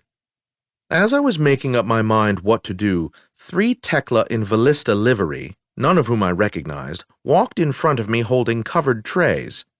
I smelled strong spices and something that reminded me of watermelon. They continued down the hall, unlocking a door just before the lieutenant's office, going through it. I heard it lock behind them. "What's through there?" I asked. "Couldn't say," said Trev. "Mind if I look?" "I'm afraid that's not permitted." I thought about making an issue of it. At a guess, Jayen and perhaps Discaru and maybe a few others were in a dining room that way. But I wasn't sure what I could learn from them now that I couldn't learn just as well later. And I was getting a little tired of wandering aimlessly around hallways. Maybe you should escort me out and I'll be on my way, I said. We'll be happy to, said Trev, which I was pretty sure was just honesty. She took the lead. The guy followed me. Watch your distance, said Trev. I was shown out the door, feeling like I'd missed a chance to learn some important things, but not sure what I should have done differently. I wished I could have explored the place a little more. I looked around, noting what I could about the area and the castle. Even the outside might have told me something. It still might. Loyosh? Yes. Then... now. I let a dagger fall into my hand and reversed it. There was flapping and cursing behind me. Trev was already drawing when she turned and took a backward step, but I was moving by that point. I closed the distance and caught her on the chin with the pommel. I turned to see Loyosh and Rotsa in the other guy's face, biting at him, flapping their wings, staying out of the way of his flailing steel. They were both pretty good at this game by now. Drop your weapon, I said, or die. I'm good either way. He called me a bad name, still swinging his weapon. Back off. Give him a chance to surrender if he wants to. They returned to my shoulder. At the same time, I dropped the dagger and drew my rapier, then advanced so that by the time he faced me, I was already inside his guard. He froze, I froze, and he called me another bad name. He dropped his sword. Kneel, hands behind your back. I sheathed my rapier and picked up the dagger I'd dropped, reversed it. Okay, let's stop and talk about knockout points for a minute. Years ago, Cauty and I saw The Falling Damps at Axon House. We had excellent seats, 5 rows back, just off-center, thanks to Marolin, and we had a wonderful time. We especially loved the banter and the fights. When High Runner picks up Rakos and throws him into the Baron's men, I cheered just like everyone else. But on the 4th day, there was a sequence where Atasu, in sneaking into Valgard, knocks out 3 guards with 3 perfect shots to the head and then knows exactly when they'll wake up. Mostly what this did was provide a lot of conversation between Cauty and me that night, because she didn't buy it either. Yes, you can knock out a Dragaran, or presumably a human, with 1 good hard smack, especially on the chin. Cauty explained it in terms of smashing the brain against the skull, which sounds sort of reasonable. There are other knockout points as well. But the thing is, none of them are reliable or predictable. Sure, if I hit a guy perfectly, I can be pretty sure he'll be out for 5 seconds, or maybe 10 minutes, or maybe a day, or maybe forever. And I said pretty sure, not absolutely sure. Point is, if you'd rather knock someone out than kill him, that's fine. But don't bet your life on getting him in 1 shot. And don't make predictions on how long he'll be out. Okay, so where was I? Right, the guy was on his knees. I walked behind him, wound up, and swung with the dagger hilt like I was serving in court ball. I've never played court ball, though I've seen it, and he went down. I took the time to see if they were both really good and out. I couldn't be sure, but from their eyes and their breathing, I was pretty confident. I put my weapons away and looked up at the top of the castle. No one seemed to be watching us. Good, then. My plan was to take a walk around the place, noting what I could, until either I attracted attention or the strange properties of the manor told me I had reached some sort of boundary by transporting me to somewhere. In fact, I didn't get very far. I was maybe a quarter of the way around what I guessed was the back of the place, walking just to the side of a narrow cart road, when my eye was caught by an odd door. It was almost parallel to the ground, angled up just slightly. I'd seen a door at just that angle. I made sure no one had spotted me yet, and approached it. It was a single door, but nearly as wide as 2, and secured by a padlock. If we were to rate padlocks by time, this one was only about 10 seconds. I did the thing, it made the click, and I removed it. I put it aside, pulled the door open, and descended 3 steps into the same wine cellar I'd seen at the manor. 12. The River at Housetown. I stood for a minute at the bottom of the stone stairway, looking around to convince myself that, yes, this really was the same wine cellar, and trying to figure out what it meant. Same size, same number of racks, and what sealed it was the drip of water in the corner exactly where there had been a brownish stain in the manor. As I stood there, it occurred to me that I might as well steal a bottle. And my thought after that was, what if I took a bottle that still existed back where I was going? What would happen if two wine bottles from different times existed together? How often have you had to worry about that? I poked around a little more, enough to convince myself that the hallways and storage rooms, now full of fruits, vegetables, bolts of cloth, and boxes of nails, were also the same. I stopped short of going through the door out of the cellar, but I looked through it, and there was a wide stairway. I went back the other way, and eventually found the stairway that, in the manor, had gone down to a cave. Here, too, there were torches, but they weren't burning. I stopped and lit one with the flint and steel they sell in the Easterners' quarter, and without which I don't know how I'd have lived for the last few years. Once the torch was burning well, I followed the stairway down. In the manor, this had led out into a cave. Here it was a cave, but a completely different one. Lower, narrower, a lot sandier. For a minute I was completely disoriented. I guess because my brain wanted to orient itself by a sea that wasn't there. But then it gave it up and got back to work. I went left, and the cave unceremoniously ended after a dozen paces. There were no marks on the wall. I turned and went back.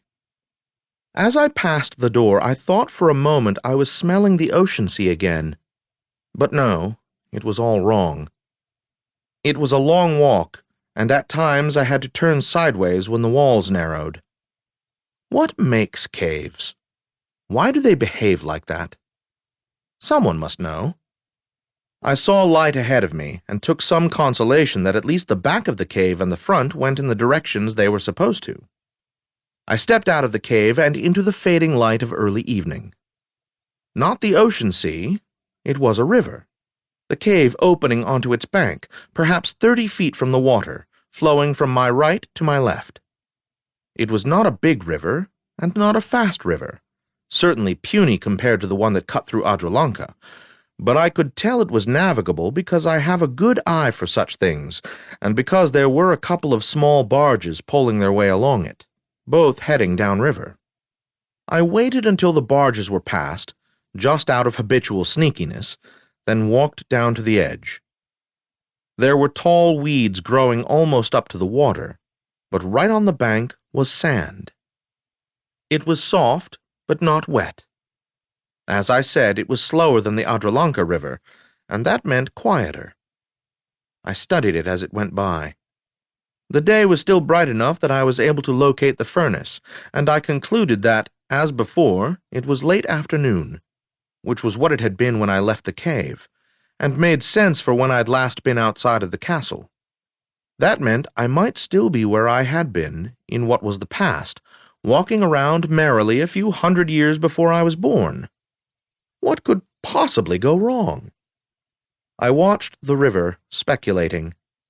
I kept wanting to make a connection between the river and the fountain, but the source of the fountain was dark water, water that had never seen the light of day, and this river was exposed to the daylight.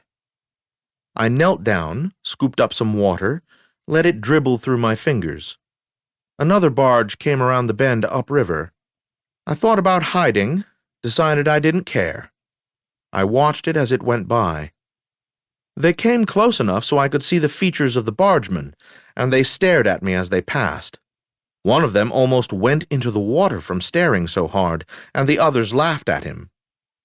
The barge was full of casks. I had no idea what was in them, but that was okay because I had no idea where they were going either. There were a few trees of a kind I didn't recognize, short and spindly with few branches, amid clumps of reeds. The water was a dirty brown. I turned back, but I couldn't see the castle, although my guess was that I'd only walked around 50 rods. I turned back to the river as if it could explain what was going on, make sense of the whole thing. I walked with the water, caught a hint of motion from ahead of me, and stopped. The motion continued, too small or too far away for me to see anything but a sort of darting movement on the other side of the river near the bank. I got closer, and it didn't stop.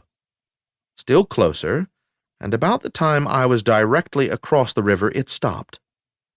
I froze and waited, and in a minute or so it started again. As I watched, I picked up more detail until I was able to make sense of what I was seeing. It was a Vallista, of course, because how could it not be? On a riverbank, just where it belonged. As I watched, it would tear off the top of one of the reeds with a quick motion, then chew it for a while and set it down. At some point it stopped, fiddled around with something, presumably the chewed reeds, then went down to the water holding something in its mouth. It transferred what looked like a box of some kind into its paws, set it carefully in the water, then returned and began chewing more reeds. I watched, fascinated, for at least a quarter of an hour until the fading light made it impossible. I looked around and there was a glow coming from behind me. It took a while to realize that it had to be coming from the castle. They must have lit the place up for the night. The light dispersed well enough that I was able to pick out general features of the area, though I couldn't make out details. Loyosh and Rotza had better night vision than me, so presumably they could keep an eye out for anything that needed eyes out. What now? Find a place to sleep? Try to make it back to my own time? Or wander around aimlessly until something ate me? All right, wander aimlessly it is then. I continued farther downstream since I'd been going that way to begin with. Do you know what it was doing, Loyosh? The Vallista? Fishing. Fishing? Building a fish trap. Oh. I'll bet that's significant or something. What? I don't know. The whole manor is a trap? There's a trap in it? I've fallen into a trap? You think? I don't know. Devra's trapped anyway. I don't think anything. I'm guessing, trying to plug meaning into things to see if an answer pops out. Loyosh shut up. I continued downriver, thinking. There was a lot of truth to what I'd told him. There was something about this whole mess, the manner, the movement through time, that felt like there was a clue I wasn't seeing, some key that would explain everything. But while you're waiting for that flash of inspiration, keep picking up pieces. T-A-L. Never mind, that one wasn't that good. My point is, keep learning what bits of information you can while you wait for it all to make sense. Or in this case, keep walking down the river. Okay, fly around, keep an eye out for anything unfriendly or interesting. They took off. I kept walking, taking it slow, looking around as well as I went. It was becoming dark, though the process seemed slower than it did in Adralanka. Probably my imagination. Nothing so far, boss. Think we should go back to where we arrived here and see if we can get back? Think you can find it? Not sure. Let's stay with this for a while longer. My mind kept coming back to dark water and trying to make sense of the river having something to do with it. The cave emerging right on its bank had to mean something. Well, probably meant something. Might mean something. One of the dangers in trying to solve riddles is a temptation to force answers where they don't belong, because things would look neat and pretty that way. I'd been aware of this since I started exploring the manor, but I kept falling into it, or nearly falling into it anyway. I made a point to note the softness of the ground, the sounds, more varied than near the ocean sea, with the lapping of the water only the smallest part, and the complex mix of scents, with the smell of fish predominating. I hadn't walked that far from the cave, half a mile at the most, perhaps less, when I came to a curving bridge made of stone and wood. I crossed it and continued in the same direction I'd been going. A few minutes later, Loyosh said, Boss, there are buildings, people. "Where?" Just ahead of you. You'll reach them in a few minutes. "Anything obviously threatening?" You mean, are there a bunch of dragon lords hiding behind a wall, looking like they want to jump out and cut you to pieces? No, I'd have mentioned that. "Sorry." A few steps later, following the river around a bend, I saw lights. There was a road not far from the river, so I followed it into the village. For reasons that I'm sure would make perfect sense if I knew more, the village was built on one of the steeper hillsides, rather than the relatively flat areas nearby. There were a couple of dark structures right on the bank, and a small pier, although no boat, extending out into the river itself. The other structures were placed at various points up the hill, purely by chance as far as I could tell. Most of them were dark. A few showed faint flickering light, like maybe a candle was going, or there were the embers of a fire. The one exception was about halfway up. There was a lot of light coming from it, and as I got closer, I saw there was a sign hanging in front of it, though I couldn't read the sign at all. But I know what a peasant inn looks like. I've been in enough of them over the last few years. I made my way up without meeting anyone. Now I could see the sign well enough to identify a painted ring of gemstones. Diamond, ruby, emerald, sapphire, opal, pearl, and another one that I think was supposed to be a beryl. The paint was fresh enough to make me think it was renewed often, which meant the house was prosperous. As I reached the door, Loyosh said, With you, or wait out here, boss? That was always the question. Walk into a Tekla public house with 2 zhereg on my shoulders, or without. Intimidate, or try to go for the harmless and friendly approach. Windows? Plenty of them. Then wait outside for now. He didn't say anything. I knew he didn't like it, and he knew I knew, and he accepted it as part of the job. I opened the door slowly, entered, and tried to make myself small. The place wasn't as big as I thought it would be, so it probably had back rooms. There were about a dozen tables of various sizes and different kinds of construction, and what decoration there was consisted of poor-quality landscape drawings, a coastal scene, rolling hills with sheep, mountains, the kind of art you like if you want to be anywhere but where you are.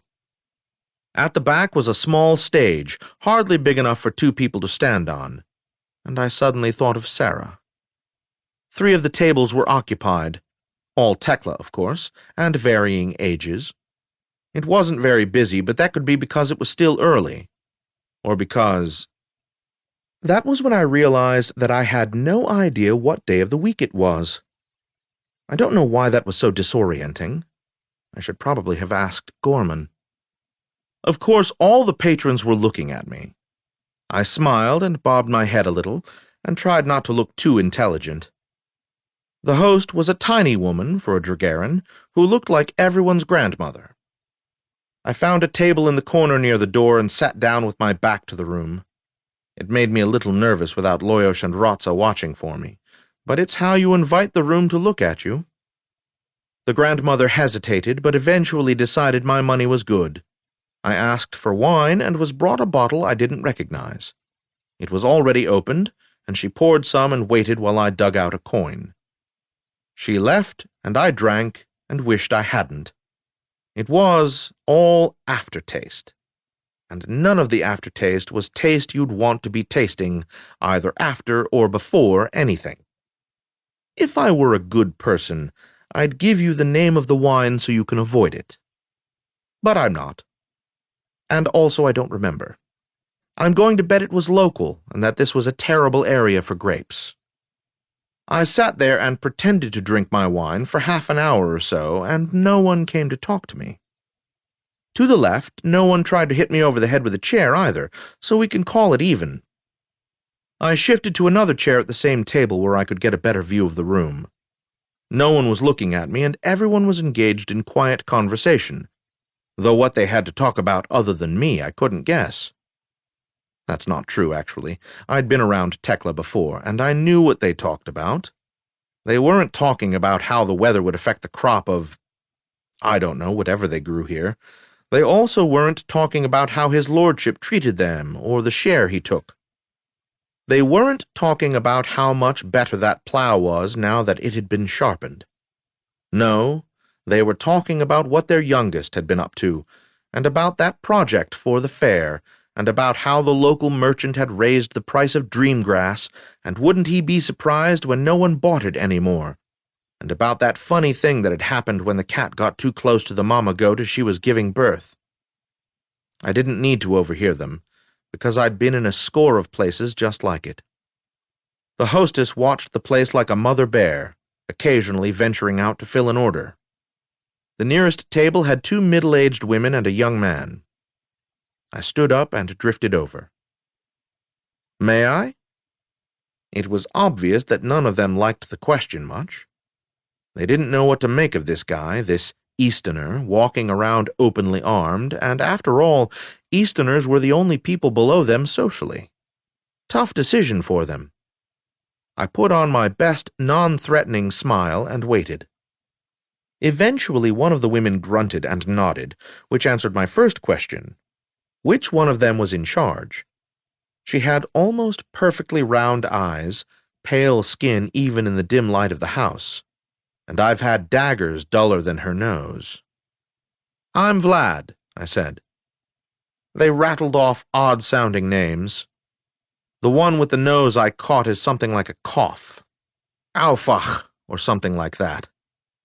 I said, "What do you drink here?" I tried the wine. They all laughed, the way you laugh when someone has just discovered what you've known for years. Beer, she said. Stay with the beer. She waved the hostess over and ordered one for me. I made a gesture indicating I wanted to buy a round, and she nodded. I'm not much of a beer drinker, but it was all right. What are you doing here? Said Aufach. Just passing through, I said. Where are you going? Where? I'm not even sure what direction I'll head in. Whatever I can find. Is there anything to see around here? The other woman, whose name I hadn't quite caught, said, Just a few miles west of here are the fairgrounds. Is there a fair? It ended 8 days ago. Okay. The younger man said, The ribbons are still up. The other woman shook her head. No, they're gone now. You sure? I was by there day before yesterday and... Aufach cleared her throat, and the other two stopped. She turned back to me. Are you looking for work? I'm not much for farming. They hire servants at the castle sometimes. Oh? Did you ever work there? My youngest did. And my sister, said the guy. The other woman said, When I was a little girl, I waited on her ladyship. Her ladyship, I repeated. She nodded. I've heard she passed away, I said. The other two nodded, but Aufach squinted at me and said, How did you hear that? Her face was wrinkled and her skin looked like it would have the consistency of leather. I picked things up here and there. She wasn't having it. You were at the castle. I nodded. Who? Gorman. She nodded slowly. He talks too much. For a Tekla or an Isola? He's no Isola anymore. Why not? What happened? None of your business or mine. Well, that didn't leave a lot of room for discussion. When discussion fails, try negotiation. That's what I always say. Sometimes say. Have said at least once before. I reached into my pouch and found 3 imperials. I passed one to the woman whose name I didn't know and one to the young man. Take a walk, I said. Their eyes widened. They took the coins, then they looked at Aufach. She nodded. They got up and moved to a table on the other side of the room. When they'd left, I pushed the 3rd coin over to her. She picked it up and studied it, tapped her fingernail against it, then frowned. Who is this? She said, pointing to the portrait of an empress who hadn't yet taken the throne. Oops. I don't know, I said, but it's gold. She tapped it again, nodded, and set it down. Why do you want to know? I fished around and found another imperial, set it next to the first. Good enough reason? She smiled. She didn't have many teeth, and the ones she had were yellow. I suddenly realized that, during the interregnum, Dragarin's teeth looked like the teeth of Easterners in my own time. I couldn't decide if that was funny or sad. I also wondered how much the blacksmith would charge to make her some new ones. I don't know a lot, she said. I know it happened 100 years or so after the disaster. She drank some more beer and wiped her lips with the back of her hand. I nodded and waited for her to continue. There's a dancer, also an Isola, Hevlika. I nodded, but inside all of my ahas were going off. It seemed that she and Gorman were sweeping the straw. That was an expression I'd never heard before, but it was easy enough to figure out. Involved, I said. She squinted at me with one eye, I guess to see if I was only pretending to misunderstand in order to embarrass her, which I was, but it didn't work. I flashed her a smile and nodded. Of course they were discovered. Pardon the ignorance of a poor Easterner, but was such a dalliance forbidden? For a moment she looked at me as if I were an alien species, which I was. Then her face cleared and she said, At the time, Gorman was his lordship's steward.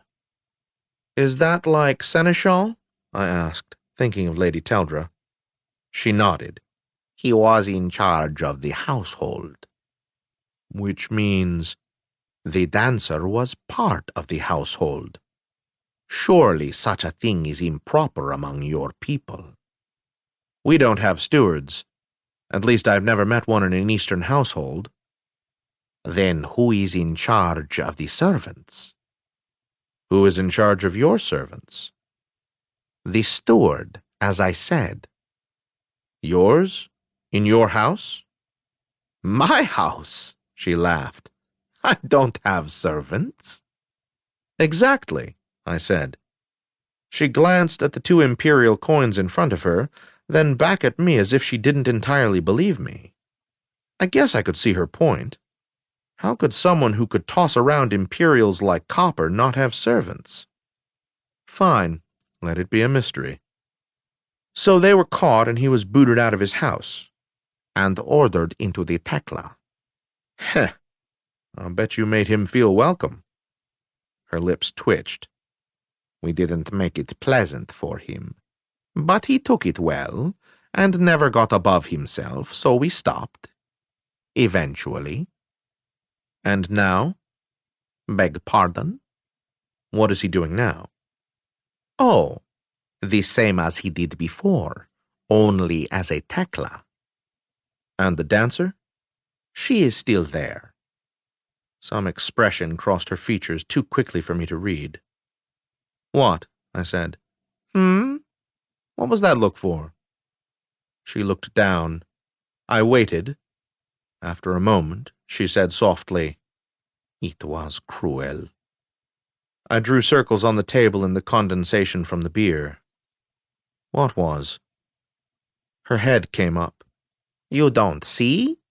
He made Gorman stay there, where he saw her every day, only now he was a Tekla. I put that together with what I knew of Dragarins in general and Isola in particular. He was no longer an Isola, or even an aristocrat. She wouldn't have anything to do with him, and he'd never consider asking her to. Dragarins are idiots. He did that just to be cruel. She nodded. This was Jehan. She winced a little. I guess the local lord is too important to be called by his name. But then she nodded. I'm starting to take a dislike to this guy, I said. He's been through a lot, she said. You mean his son? She nodded. And then his daughter. She frowned. His daughter? He has no daughter. Ah, I said. My mistake. And let's have another aha. In case that went too fast for you, I just learned that her mother was already dead, but the woman who was an adult and a ghost in my age had never been heard of by the townspeople. I didn't know what that meant, but it meant something. A few people came in and found tables. I guess it was still pretty early as Tekla saw things. And then a number of them probably had to walk in from miles away once the work was done. I remembered from my travels that Tekla did a lot of walking. So far, all of them were Tekla. I had the feeling that if an aristocrat were to walk in here, no one would know what to do. I cleared my throat. We were talking, I said, about Jean's wife. What was her name? Her ladyship. That was her name. The only name I knew. I nodded. So, what happened to her? I don't know. We were never told. What was the gossip? She laughed. Ha! That one of his lordship's experiments had gotten out of control. That she had killed herself in despair at his violating the laws of nature. That a god had appeared and taken her to be his bride. That he had killed her when she threatened to go to the Duke about his illegal magic. That he had sacrificed her to gain power. Would you like me to go on? No, I get the idea. Who would know? His lordship. Thanks so much. She shrugged. All right, who else would know? She considered. Maybe Vlad. I nodded. Maybe there's some way I could meet her. She should be along soon. What, here? She drinks here? She dances here 2 or 3 times a week. Oh, I thought she only danced for Jean. She frowned. Why would you think that? No reason. She gave me a look and grunted, and a few more people came in. I'd been at events, plays and concerts, where there was a lot of excitement as the opening drew close, and this didn't feel like that. It was more relaxed, like what was going to happen was a part of the evening, less a special event, more like an end-week dinner. Anticipated, but nothing to burn the chairs for. I got us another round of drinks. I should add that the hostess collected for me when she brought the drinks. For everyone else, she just made marks on a board behind the bar. To be fair, I don't know if that was because I was human or because I was a stranger. I waited for the show to start. 13. The Star of the 7 Jewels. A few more people came in and found seats, then a few more, who stood against the wall because they'd run out of chairs. The hostess was moving like a tsar in battle, getting everyone drinks. And then she arrived, Vlad, looking just as I remembered her. She smiled and nodded as she walked toward the stage. A man was with her, a Tekla, and he carried an instrument I recognized as a lant. He found a stool that had been set aside near the side of the stage and began tuning while Vlad went around the room saying hello to people and generally being gracious, as only an Isola can. I touched Lady Teldra's hilt and remembered things I don't feel like talking about. Eventually she made her way to the stage, had a whispered conversation with the lant player, and started. I've described her dancing before. I won't try to do it again. I will say it wasn't until she was done that I realized she'd done all of that on a stage barely big enough for a full split. That's what they call it when they spread their legs and smack their crotch on the stage. I know stuff. Just the fact that I never noticed how cramped she must have been is a testament. I wish I knew more about dance so I could describe it better. I'll say that Tekla liked it. They all seemed to be holding their breath, and everyone's eyes got as big and round as Aufach's. I think Hevlika must have danced for an hour or more without a break, although it didn't seem like it at the time. When she was done, they all yelled and cried and stomped their feet, and I did too, and I sat there wondering how many thousands of hours it takes to get every little muscle in your body to be able to do exactly what you want, down to the tiniest flutter, and then to coordinate it to music. You want to talk magic? That's magic. It calmed down, and they left the stage, but no one left. It seemed that after the show they went around and talked to everyone again, saying hello, laughing, and smiling a lot. She was an Isola. I should get used to it.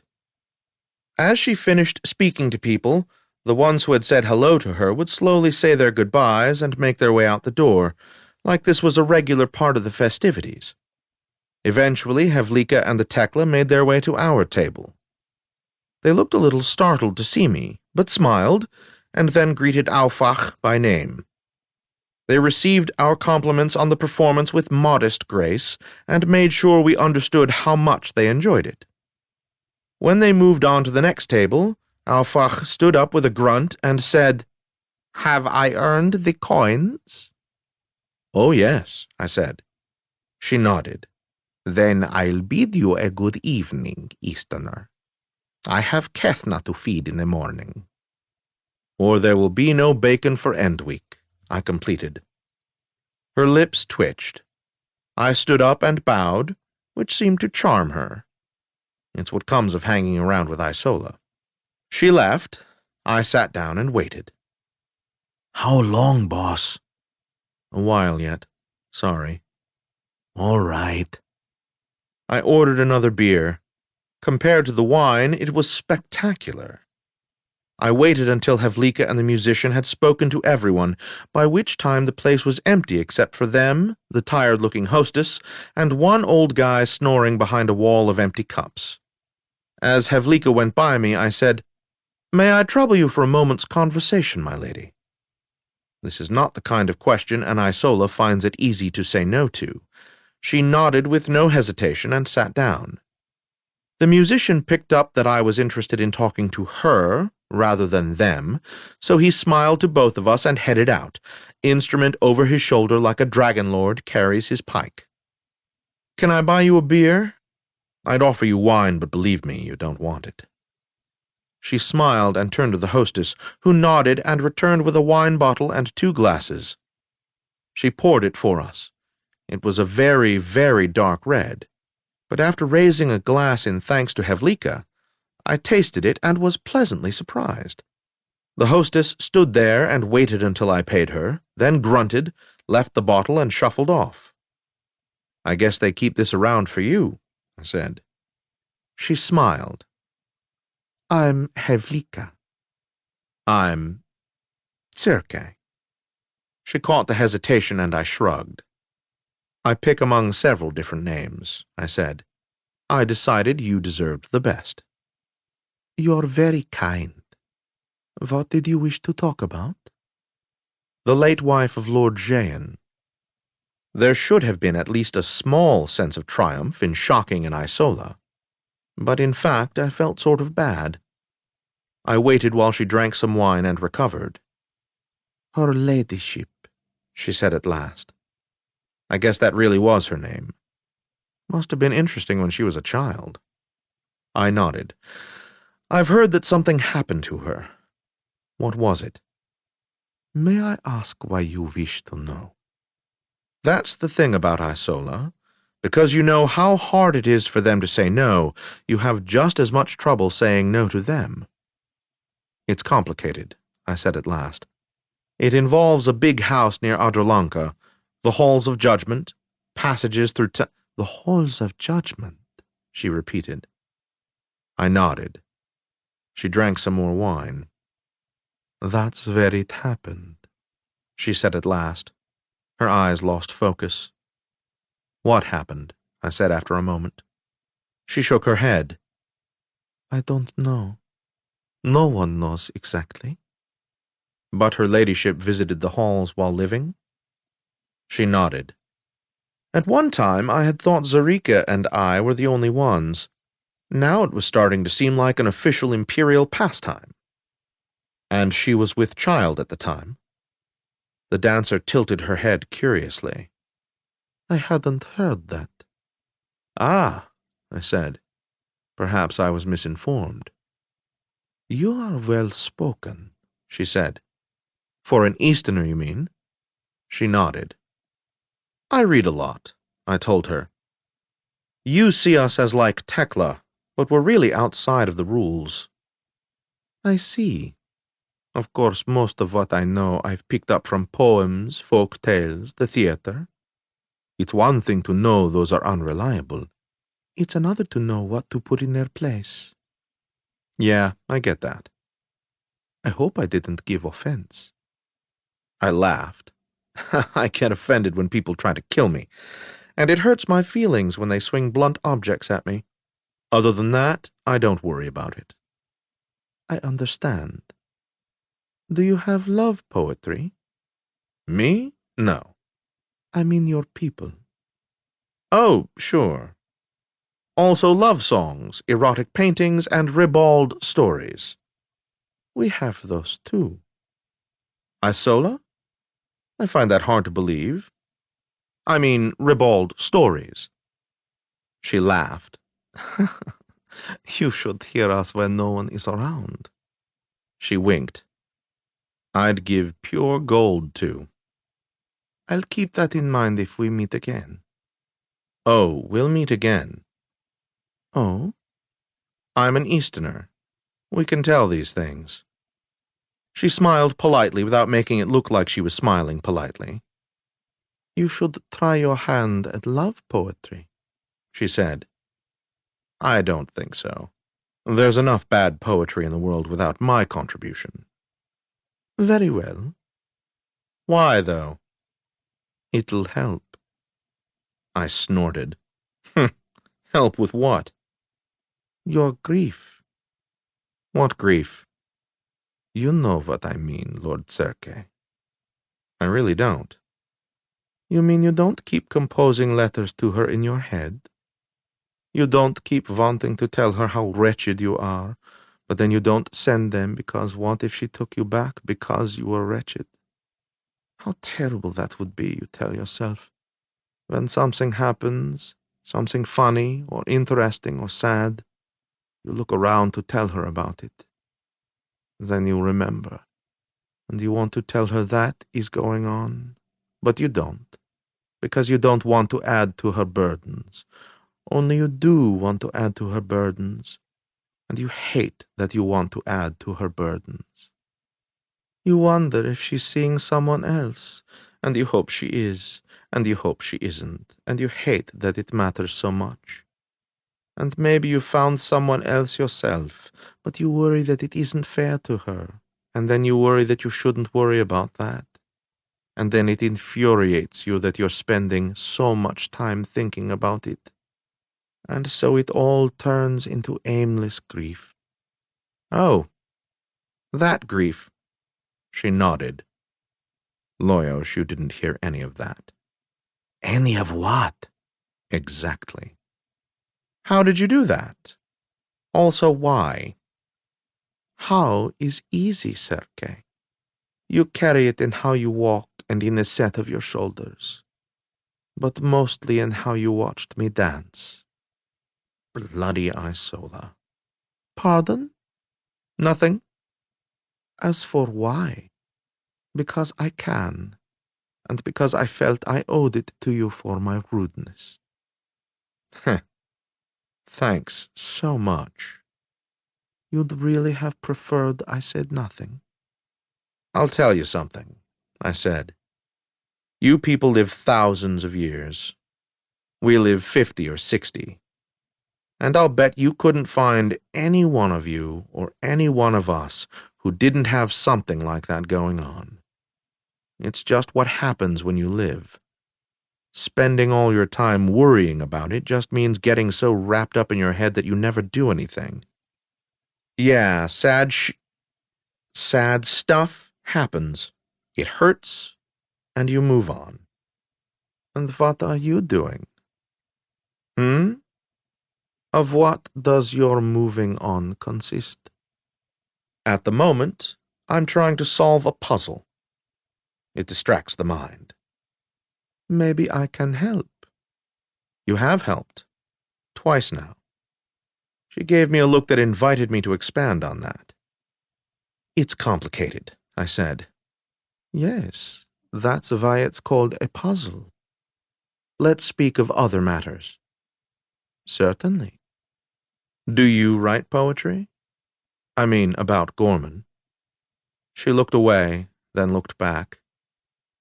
I dance, she said, and Aufach has too much air in her lungs. I'm sorry, I said, and cleared my throat. I wouldn't ask if it didn't matter, but this might tie into my problem. What makes you think so? Because as far as I can tell, everything ties into everything else, and half the time does so in perfectly straightforward ways, and half the time in ways that make no sense. But I'm going to just assume that everything connects. And, after all, you brought it up. I? Yeah. What did I bring up? Love, romance, the breaking of hearts, all that crap. You're an Isola, and an Isola would never just start in on a stranger's personal life without a good reason. You think you understand Isolas?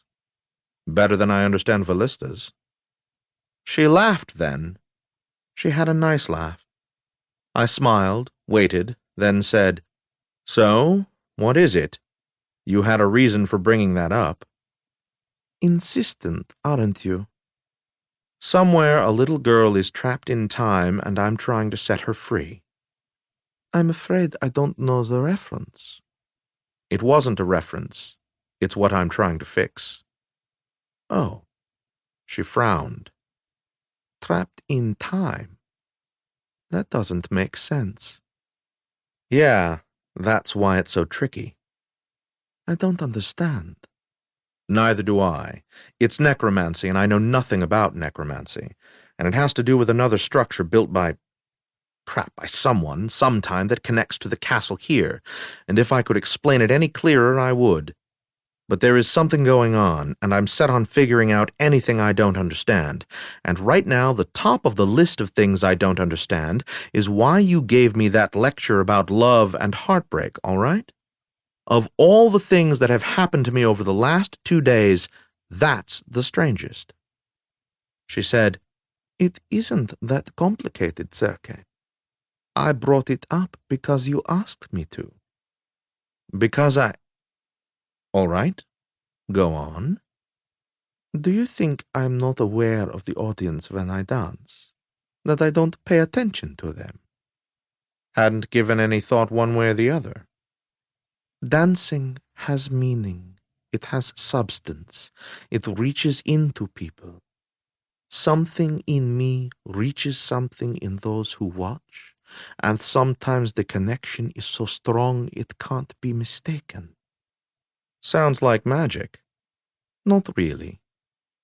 So the way I reacted when you danced is how I said I wanted to talk about all sorts of private and personal crap that I don't even like to think about? Exactly. Most of the responses that came to mind I couldn't make to an Isola. After sitting for a bit, with her refusing to say anything, I settled for, I suppose you're right. But it still doesn't explain about you. As you said, we all have those heartbreaks. Most of them don't have to do with an Isola being expelled from his house. There are always reasons. In your case, it's a little more than that, I think. What do you mean? Let me review, and you tell me if I'm missing anything. Gorman was in charge of the household. He met you and developed an attachment. As you were, at this time, associated with the household, this was deemed improper, and it was decided he'd failed in his duty and was expelled from his house. She nodded, her eyes locked on mine. But not from the household. Lord Jane was pleased with his work. Yeah, nonsense. My lord? There was more to it than that. And what's more, you know there was. He comes on to you, Maybe winks, maybe lets you know if he is, if you are. And things go as things will with people who are attracted to each other. So then the house finds out about it, and it's improper. Fine. What do? Normally, he gets a letter or something that says cut it out. That's it. They don't kick him out of the house for that. You are an expert on the workings of House Isola? I'm an expert on the workings of Dragarans. It's a natural result of not being one. That almost makes sense. Thanks. The point is, either he did a lot more than that, or there's something else entirely going on. Both, she said. I nodded. All right. Don't stop there. We were lovers. I nodded. It began when I was visiting, before I was attached to the household. How long? How long were the two of you involved before Jehan hired you? 41 years. And how long after that until he was 1.5 years? I see. So, how did the house find out? I don't know. Jehan? I asked him directly, to his face. He denied it, and I think I would have known if he'd been lying. And why would he care? I shook my head. I'm nowhere near looking at whys yet. I'm still on whos and hows. I don't know. And you haven't had anyone, make advances since then? She shook her head. I've made a few, but only on my travels. There are no Isola here. Wait. You mean you're the only Isola in the castle or the town? She nodded. Well, isn't that interesting? My lord? I shook my head as things danced through my brain, and I tried to make sense of them. What is it? Harrow. Who? An Isola named Harrow. I don't know him. Yes, exactly. That's what's so odd. How could you not know him? The timing doesn't make sense for you to not know him. Who? He helped take care of Jehan's son. She shook her head. No. The nanny's name... Not the nanny. She was ill the day it happened. She frowned. That's right. How did you know that? I've been looking into this for a while. What else can you tell me? About your problem? Nothing. I don't know. I'm busy being puzzled about things, but I can tell you one thing. If you meet someone named Harrow, don't trust him. Harrow, she repeated, as if committing it to memory. That's all you can tell me. I may be able to tell you more next time we meet. No, the time after. If there is a time after. I don't understand any of this. Welcome to my life. But let me ask you one more thing. Of course. Do you really think writing bad poetry would help? She smiled again and reminded me of Sarah. Yes, but burn it after you've written it. That sounds like good advice. I have all sorts of good advice. Any on finding out what happened to her ladyship in the halls of judgment? It's that important to you. Yes, it is. I don't know what to tell you. I'm no one's confidant. I knew her ladyship, briefly, a little. She and his lordship were patrons of my troop before the disaster. After that, I only know what I heard. From Gorman, I said. She gave a quick nod. You were here when the disaster happened? Not far from here. Lord Jehan had sponsored us on a tour. We were lucky to be out of the city. She sighed. I miss the stage at the Rock Garden in Dragera. It was built on layers of sandalwood, dozens of layers, so when you landed on it, it gave. And the house, the seating went more up than out, so the worst seats were so close, they were almost on stage. You said us. Your troop? Yes. What became of them? They let me go and continued without me. That's when Jeanne hired you? She nodded. I apologize for continuing to bring up those aspects of the past, I said. The ones that revolve around Gorman. I know it must be painful, but I'm trying to understand. Why? I took a breath. Fine then. If she was going to be that insistent, I've explained some of it, because something has set off a necromantic event and a friend of mine is caught in it. A necromantic event? That's the only way I can describe it, yes. And I don't understand it, but I think it has something to do with the Halls of Judgment, and with her ladyship and her daughter Tethia. Okay, let me be more precise. Something happened during the No, let me try again. Something happened at some point that had to do with her ladyship and the Halls of Judgment, and the new manor they're working on. I have a friend who's trapped in that manor, and I need to figure out how it works. I know it has something to do with her ladyship and her daughter Tethia.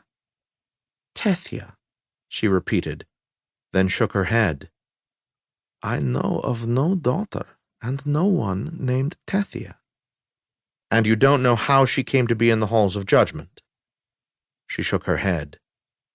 I know little of necromancy, I'm afraid. I don't know any way to the Halls of Judgment except to walk the paths of the dead, or be taken by a demon. What? What did I say? Son of a bitch, I observed. Pardon? Do you know someone named Discaru? Athira, his lordship's sorcerer. We've met. Of course you have. What is it? I shook my head. Nothing. Boss! Trouble. What? An even dozen heading toward you at a trot, swords out. Oh, good.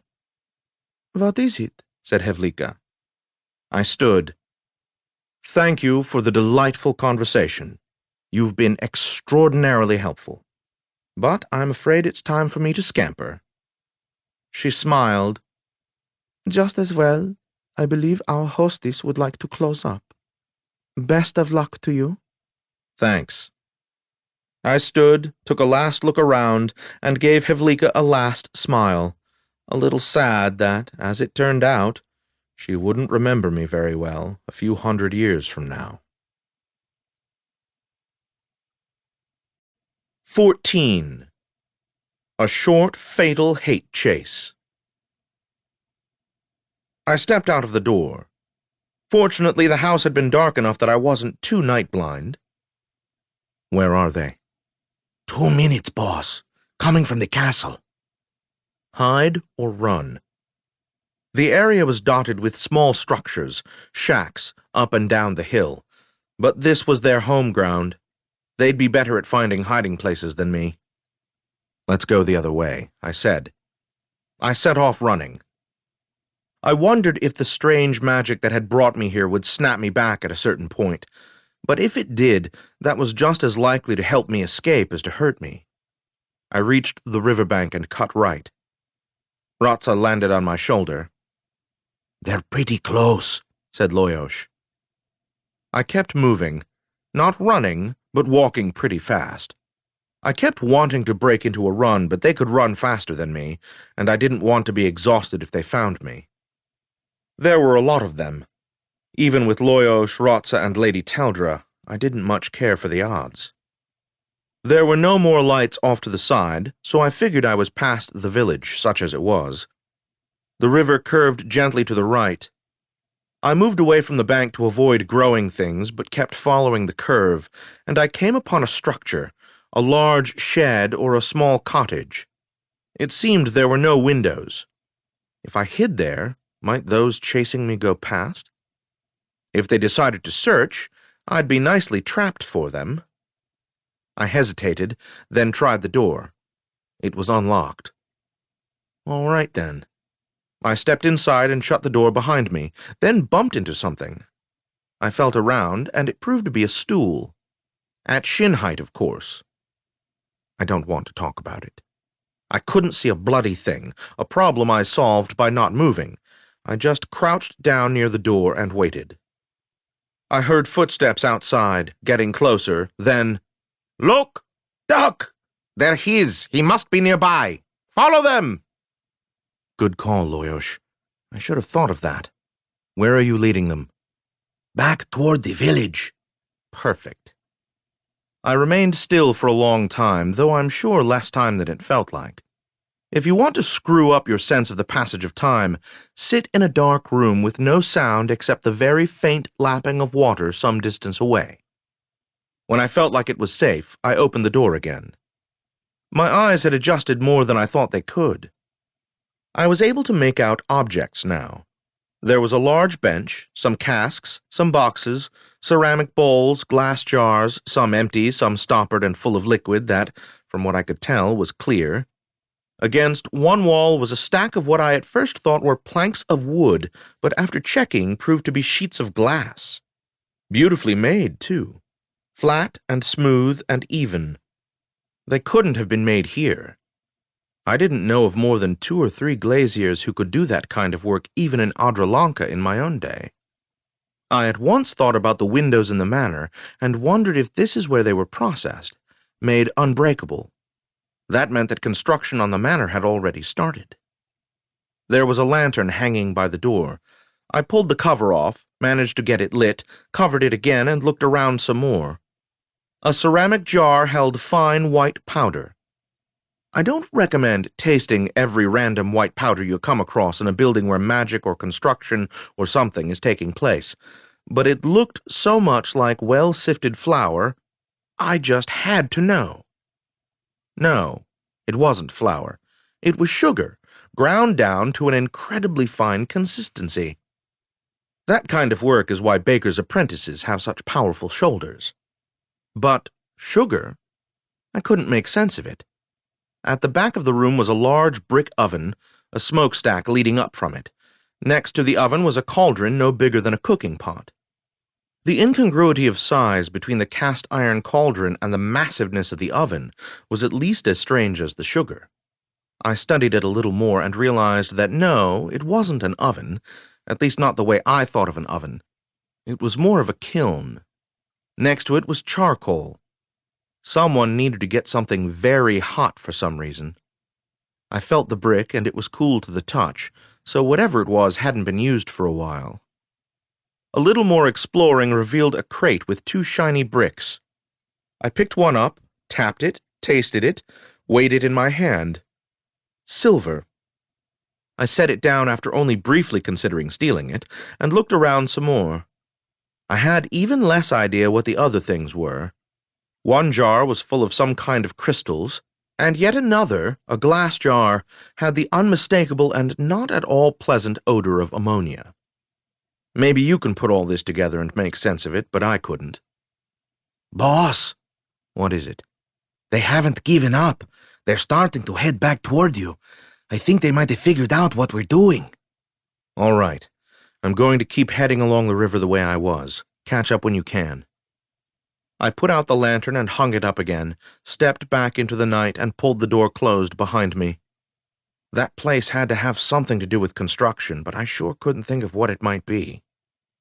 I made my way back to the riverbank and turned to continue following the long curve. I was just in the process of asking myself how far I was going to go when, just like that, it happened. It didn't feel any different, but as I crossed some invisible boundary, my next step took me back to the other side of the river, just before the bridge, with the river on my right and the castle somewhere out of sight over the hill to my left. Loyosh, where are you? Heading back to you now. No, continue the way you were going. Oh, all right. He sounded dubious about it, but a moment later he appeared and landed on my shoulder. That's a little strange. Tell me about it. Rotsa appeared then and landed on my other shoulder. Her wings continued flapping. She's upset. Yeah. She thinks that's kind of weird. Me too. She settled down and I studied the area and considered my options. I was assuming that since all the nice people chasing me belonged here, they wouldn't be subject to whatever boundaries I was. I hoped I wasn't wrong. It would be embarrassing. But assuming I was right, I could head to where I'd first entered this area, and maybe somehow find my way back. Loyosh? I'm not sure, boss. We noted it, but we've moved around a lot. I guess sort of back toward the castle, kind of? I'd been very clever, you see, in memorizing the exact spot where I'd appeared, because I'd realized I might have to find it again. It hadn't occurred to me that I'd have to find it coming from some whole other direction, and in the dark at that. I didn't like my odds. See what you can do. Right. And let me know if you see those guards coming back. Oh, good thing you mentioned that. Otherwise, I'd have kept it as a surprise.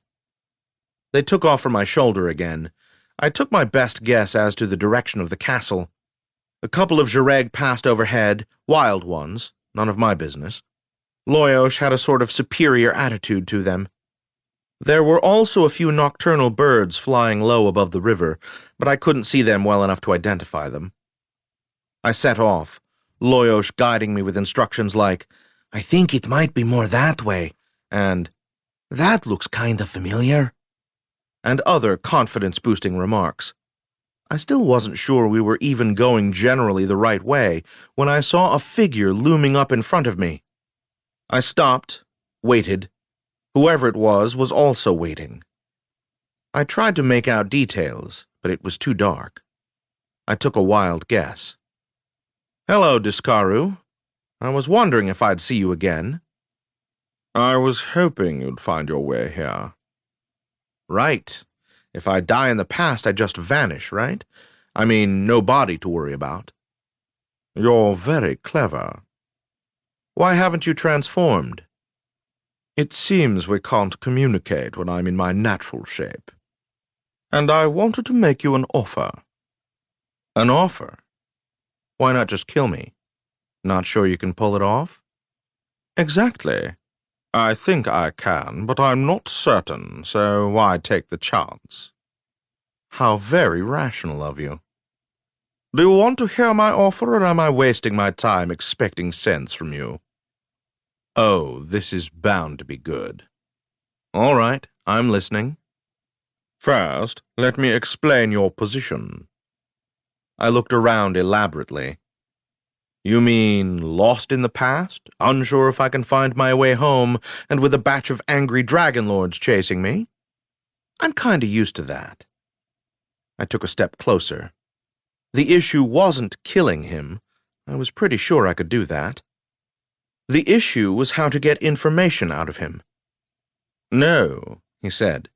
I mean the shield that's gone up around us so your friends can't help you. I gotta give the bastard credit for good timing. As he finished saying that, there was a scream in my mind. Loyosh? Nothing. Loyosh! What did you do to him? Easy, little man. I doubt he's harmed. He just flew head first into the shield. I'm sure he's only stunned. And he won't come to any further harm as long as you behave yourself. As long as I... Discaru, or whatever your true name is, you are really stupid.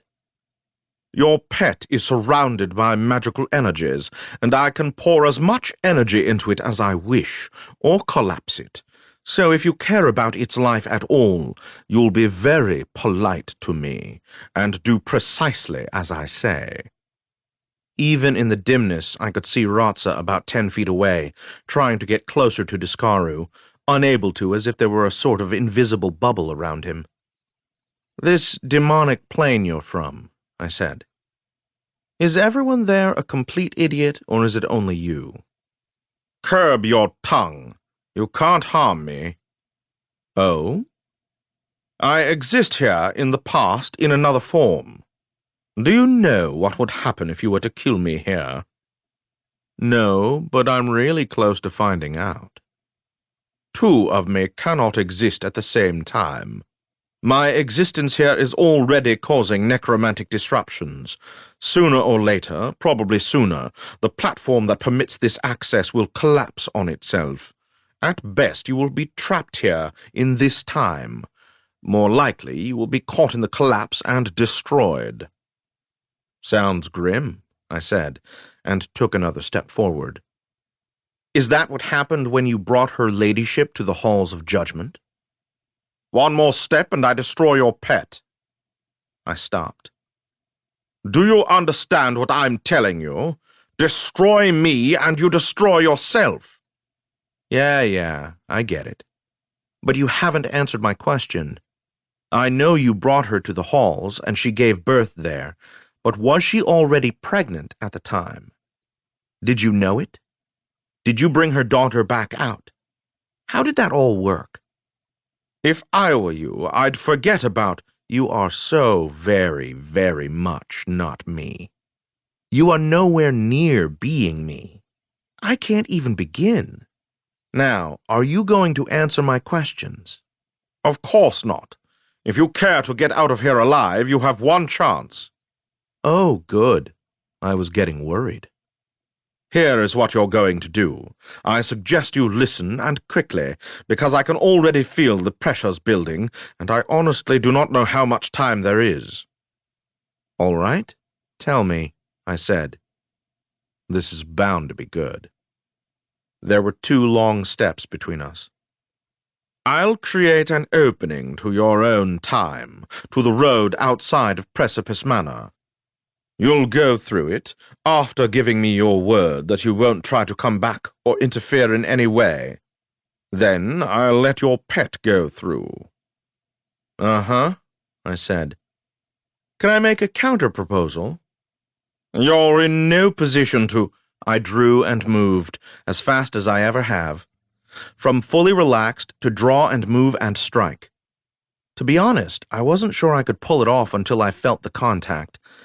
Lady Teldra came up under his chin and into his head. Yeah, feed Lady Teldra. Take it. Take whatever grotesque ugliness he uses for a soul and chew it up and digest it and make him gone, gone, gone.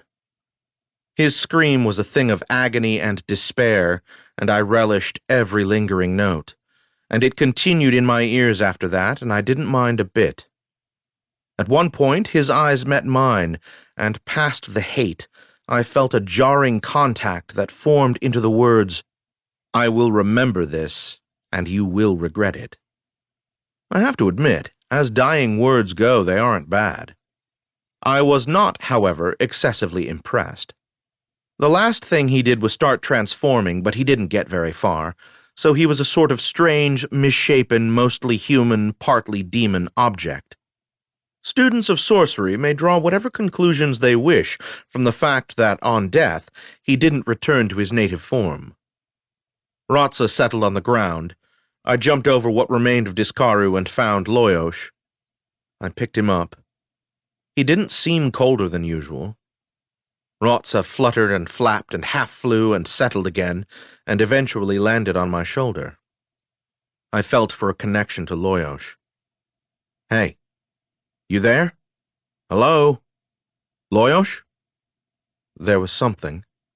Not a conscious thought, but something. And my knees almost gave out with relief. Now all I had to worry about was the minor issue of, what if the demon had been telling the truth? I looked around. Everything seemed normal. Not that I had any idea what to look for. I tucked Loyosh carefully into my cloak, then grabbed hold of Discaru's legs and began pulling in what I hoped was the right direction. That was my clever plan, you see. If I could get his body back to the other time before everything collapsed or he met himself, then, even if the bastard had been telling the truth, it wouldn't matter, because they'd never meet. Pretty smart, huh? The question is, how can a guy make a living as an assassin for the better part of a decade without ever learning how bloody heavy a Dragaran is? I managed about a foot, then stopped, panting. Well, I could always hope he'd been lying. That's what I'd sort of counted on in the first place. I mean, he was a demon, right? Being a demon meant being able to manifest in 2 places at once, which ought to mean that two of him could exist at the same time without everything collapsing. Maybe. And for the 100th time, I wished I could consult with the necromancer.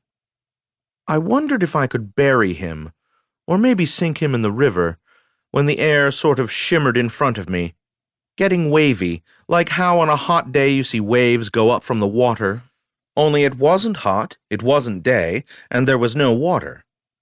My stomach dropped, and my first thought was, oh crap, it's happening. But no, a figure came through the shimmering, and for the second time in as many minutes, my knees got weak with relief. Or maybe I'm just getting old. "Hello, Deborah," I managed. "Hello, Uncle Vlad. We shouldn't be here." "I know. Can you get us out?" She nodded and held her hand out. "Come with me." "What about him?" I said. She looked at the remains of the demon, her expression, from as much of it as I could see, mostly one of curiosity. "He doesn't belong here either," she announced. "Yeah, what do we—" She reached out and he began to dissolve. I don't mean like melted or turned into something. It was more like the whole area he was in turned two-dimensional and wavered, became indistinct and faded. Or it might be that my mind filled in a lot of that. It seemed like I saw, at the last moment, a vaguely human shape kneeling over him, holding a sword or a wand, but it was just for an instant, and may not have been real, and then that too was gone. "Can you teach me that?" She gave me a look I can't possibly describe. "Never mind," I said. "I suppose we should get out of here. Tell me, though, the Halls of Judgment. That's where you were born, right?" She nodded. "And would someone else who was born there be able to do what you do?" She frowned. "You mean make spinny sticks?" No. I mean walking around in different times." "Oh, maybe. Is this about why I'm stuck here?" "I think so. A demon seems to have arranged for someone named Tethia to be born there, and Tethia did something, made something, that permitted that kind of travel." "Where is the demon, Uncle Vlad?" "He's gone." "Gone where?" I killed him, and you just made him vanish." "Oh." Deborah nodded, the expression on her face incongruously mature. "She'd have had to raise it up above the normal plane of existence, so it could reach other places." "I don't understand." Her face twisted up, and it reminded me of Loyos once when I'd asked him to explain how he flew. "The world is a place, and there's another place next to it, okay? But you can't get from one to the other unless there's a way to get to somewhere else that you can get there from." Yeah, I said as if I understood that. And then suddenly I did. Yes, she made something above the normal world. A platform. Deborah nodded. "So that—" She stopped and looked around and above her. "It's collapsing," she said. "We need to go." "All right." "Boss?" "It's okay, Loyos." "I ran into something." "I know." "That guy." "He's dead now." "Oh, good." Some distance away I heard a shout of, "What's that? Over there!" "Come on, Uncle Vlad," said Deborah. How could I refuse? Still holding Loyos, I followed her through the shimmering area and found myself once more back by the fountain. Not the one in the halls, the one that looked like it. "Thank you, Deborah. Now maybe you can explain—" I was talking to the air. I should have seen that coming. Part 2. Synthesis. 15. This smooth magic. Since I'd left the castle, it had gone from afternoon to dusk, and now it was back to evening. All of this random messing around from night to day and back was going to do serious damage to my sleep cycle. The drugs they'd given me probably wouldn't help much either. I was probably going to have a long, long nap after this was all over, maybe a couple of days' worth. For now, though, I didn't feel tired. I did feel warm, however. I shrugged my cloak back off my shoulders, only now realizing that it had been colder at the other place. Temperature is one of those things I notice when I'm not busy with anything else. Loyosh stirred in my cloak, then, without saying a word, made his way up to my shoulder. I felt him grip and flap as he nearly lost his balance. "You sure you're all right there?" I feel better here. "All right." What now? I think we backtrack and keep an eye out for Discaru. I thought you killed him. In a different time. He's a demon, remember? I only banished him from that place. But it's connected and... Yeah, I know. And maybe he's gone from here. I just don't want to count on it and be surprised. Yeah, good thinking, boss. To be clear, I thought he was probably right. I was pretty sure Discaru was gone from this world, but if I was wrong, things could get ugly. One reason I'm still around to tell you these stories is because when I'm doing big things that are crazy, I try to play it safe with as much of the little stuff as I can. It's worked so far, right? Of course, "it's worked so far, right" do pretty well as last words, so let's not get cocky about it. I took a look around the courtyard area in case there was anything I'd missed, but if so, I missed it again, and then it was back into the passage, and back around, making tedious but necessary stops to pick the locks on the other doors, just to make sure that, yes, they really did lead back into the same courtyard, just like they appeared to. Eventually, I came back to where I'd first entered the passage. What now? Retrace my steps the whole long bloody way? To where? To do what? I had my answers now, at least some of them, but I didn't know what to do with them. I know what I wanted to do. Go find Jayan and smack him around a little just on general principle, but that probably wasn't the best way to get my answers and solve Devera's problems. What was? Okay, I'd start by retracing my steps, just for lack of a better idea. Once more, then, into the bedroom. I frowned at the strange window doors. I wasn't sure that was the way I'd come in, but how else? I tested the doors, they opened, and I stepped through. And I was back on the cliff. I didn't think I'd ever get used to this. I took a few steps down, and I was outside the cave again. There was an extinguished torch at my feet. I picked it up, tried to light it, failed, then stepped into the cave out of the wind and managed to get it going.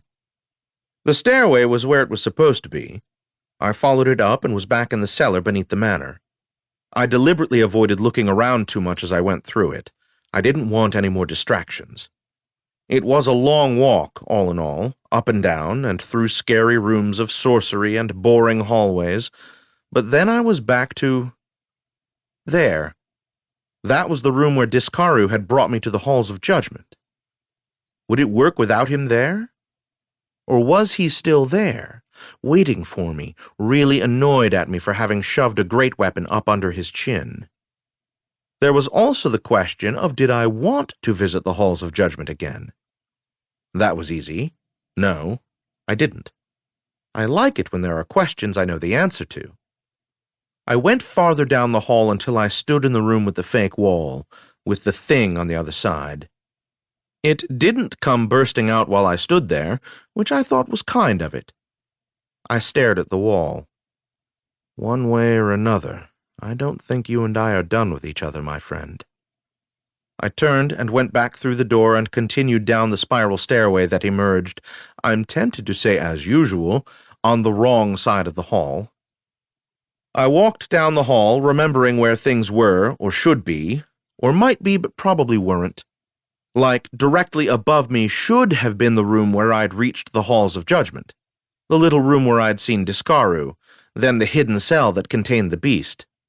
Like I said, that should have been above me, but where was it, really, relative to where I was? It was slightly crazy-making. I kept trying, pointless as it was, to fit it all into my head. What was past the beast room? The balcony above the ballroom? No, that should be farther back. The armory, then. No, the mirror room. The mirror room. A workshop cabin full of glass sheets, silver, an oven, and a bunch of things whose use I didn't understand. Put them together, and what do you get? Mirrors.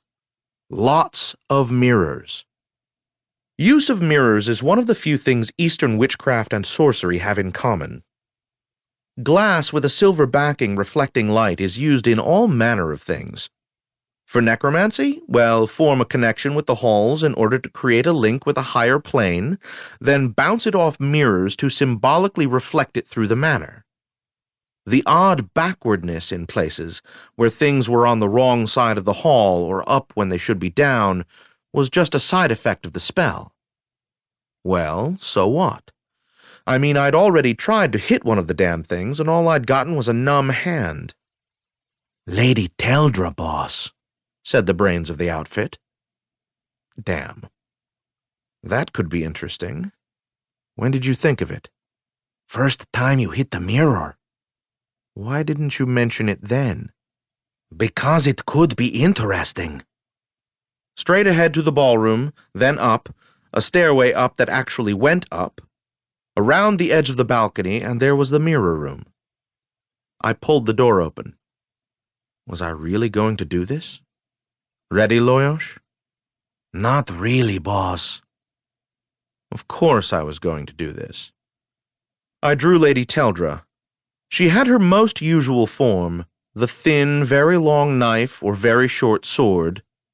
Without giving myself time to consider consequences, I picked out the nearest mirror, thought, Vera, I hope this doesn't kill me, and gave it a good hard backhand cut right across the middle. This time the transition was not smooth. It wasn't subtle either. I felt like my teeth were about to rattle themselves out of my head. The room spun, there was a roaring in my ears, and then I was face down, still holding Lady Teldra. I opened my eyes. The floor was a hard, manufactured substance of pure white. I turned my head, and there was a wall next to me that seemed to be made of the same thing. Hello, my dear. Would you mind terribly putting that away? I knew that odd, weird, echoey voice. I raised my head. Goddess? Whom were you expecting? Said Vera. Please be so kind as to sheath your weapon, my love. Where are Loyosh and Rotsa? They didn't come through whatever strange device brought you to me. I got up on my knees, stared at Lady Teldra, then sheathed her. Thank you, said Vera. So, little Vladimir, what brought you to me today? Yeah, I said. I stood up slowly. I seemed to be all right. Yeah, that would be my first question. But don't worry, there are others. A lot of others. Goodness, she said. Well then, be comfortable. We were sitting, her in a big chair on a raised dais, me in something padded and comfortable. I'm not even talking about the sudden travel without teleport, just suddenly appearing somewhere else. I was getting bored with it.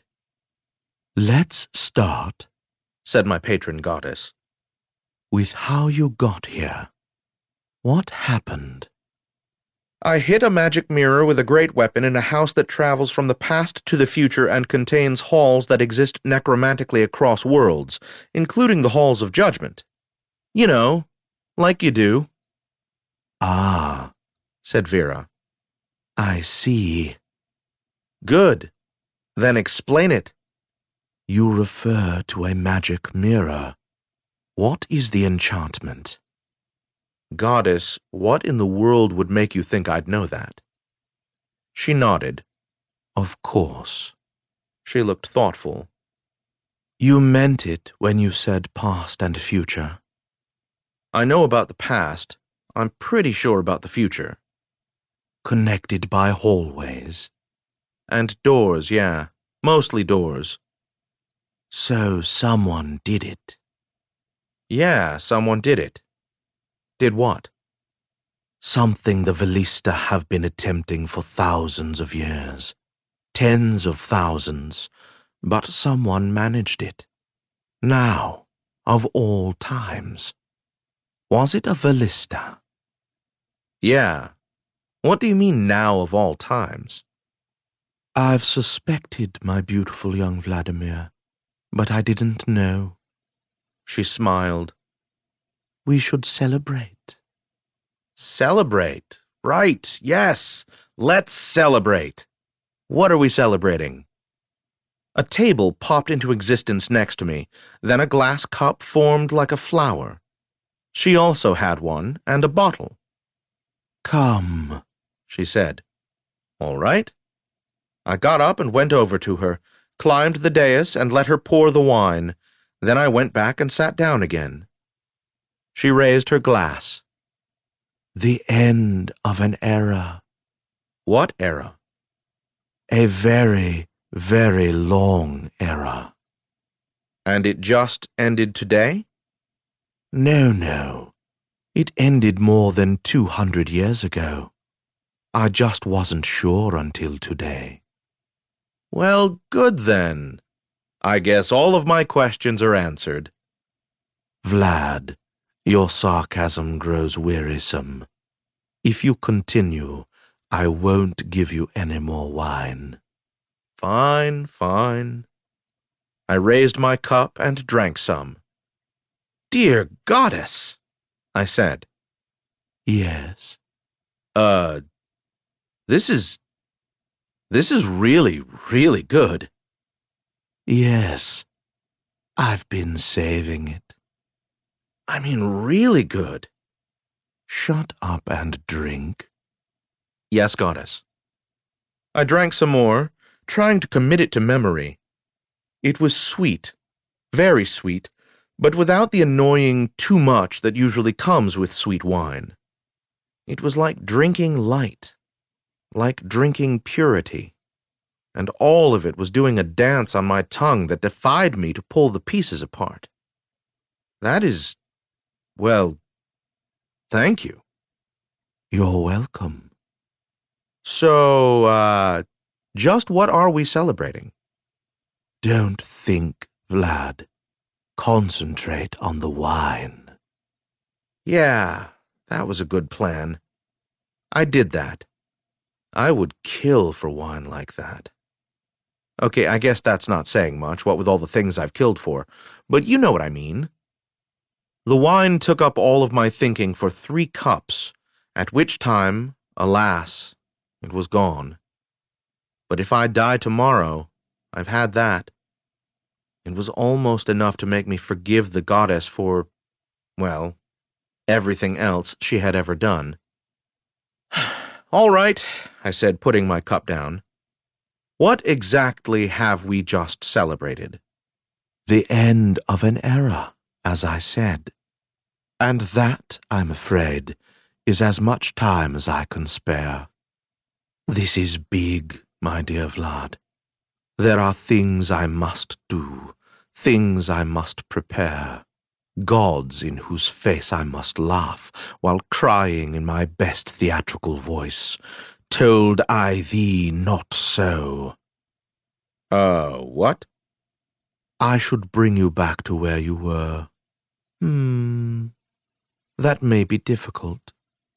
I think I can manage it by... Goddess! She tilted her head and looked at me. Yes, little one? What is going on? How did I get here? What's Deborah doing there? Why— Deborah, she said sharply. She had been half out of her chair.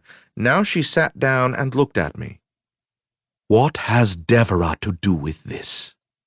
She's the one who got me into it. Into what, exactly? Brought me to the house, the place, I coughed, platform where all of this happened. Why? She's trapped there. Trapped? Impossible. If you say so. She settled back fully into her chair, the way you do if you plan to be there for a while.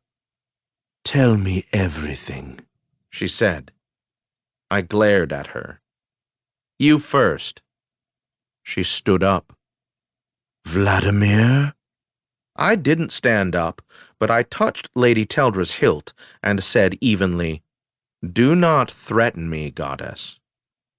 You would draw that on me in my own home. Only if I have to.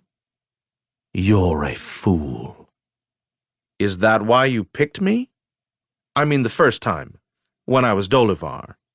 You needed some idiot you could wield like a tool, who'd be too stupid to know he was being played? Was that it? All the way back, the first time? I'm stupid, goddess, but maybe not as stupid as you think I am. She slowly sat down again, and I let go of Lady Teldra's hilt. First of all, she said, I didn't pick you. Devora did. Second, it wasn't because you're a fool.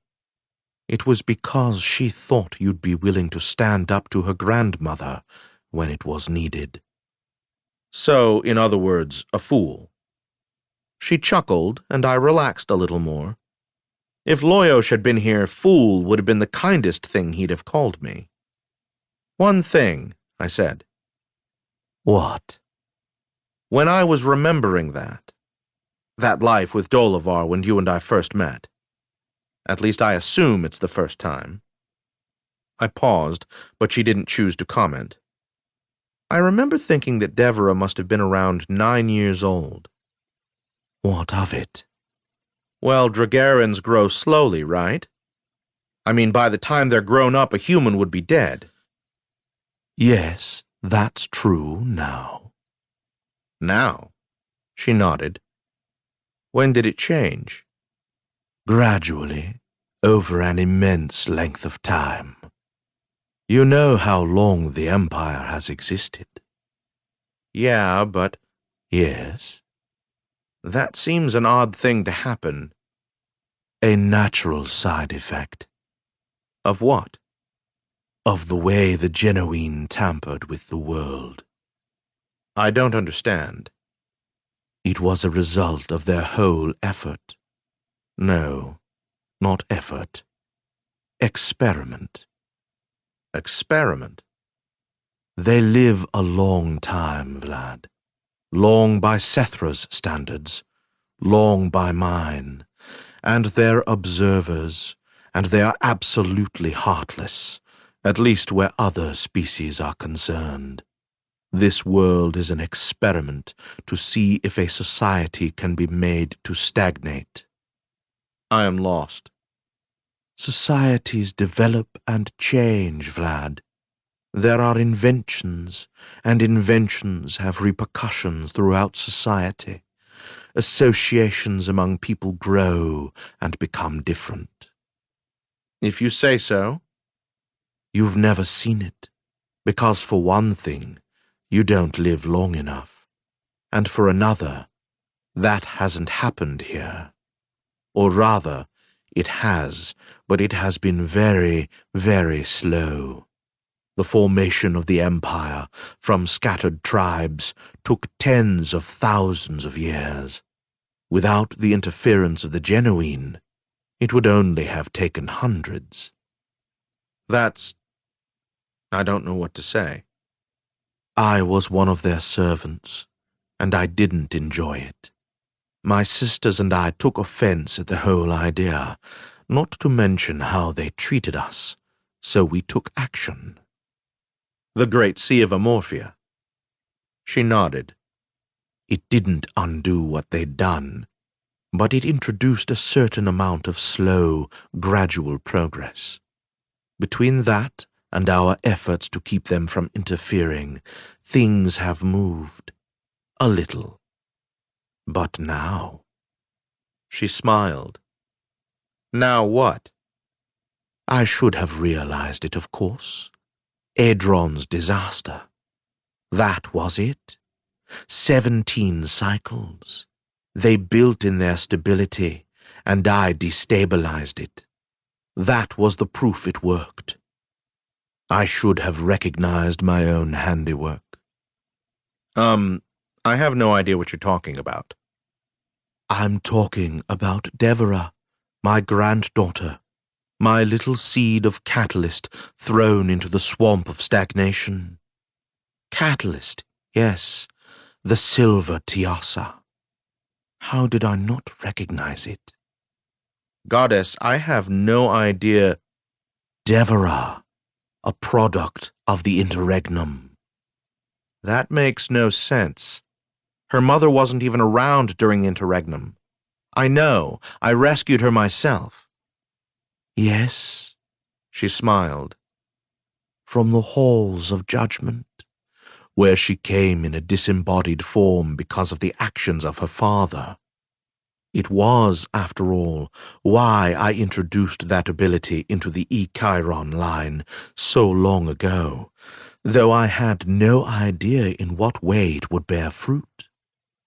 By now, I was generating questions faster than I could even remember them. She kept talking.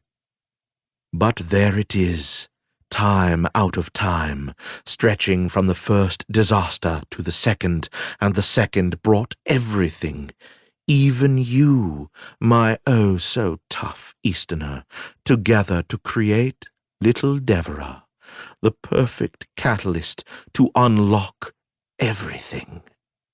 This is splendid. I should open another bottle of that wine. Yes, that would be. Tell me everything that happened. I was done trying to fight her on it.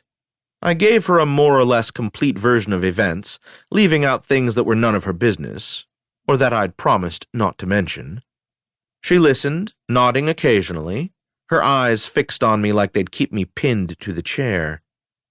When I finally stopped, she sat back and rubbed her chin with one of her weird fingers.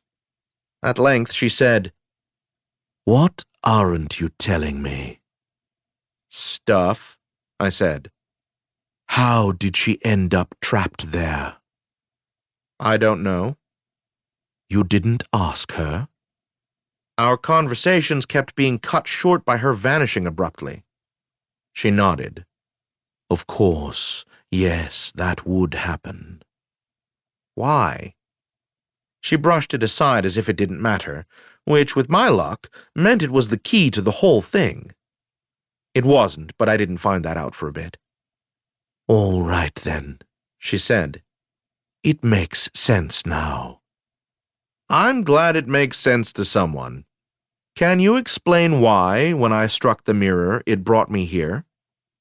"I am certain," she said dryly, "that if you put your whole mind to it, you can work out why it was that when you, in your typical, subtle, discreet, and nuanced way, blasted a big hole in the fabric of the universe, you happened to come here." Vera, I hope this doesn't kill me. "Right," I said. "Got it." She shrugged. "That's a relief. Come with me." I followed her down a narrow white hallway, trying to organize my questions into something coherent.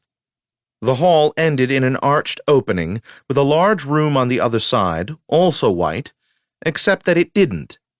I followed her through the arch, and we were in an entirely different room, circular, not especially big, with windows looking out.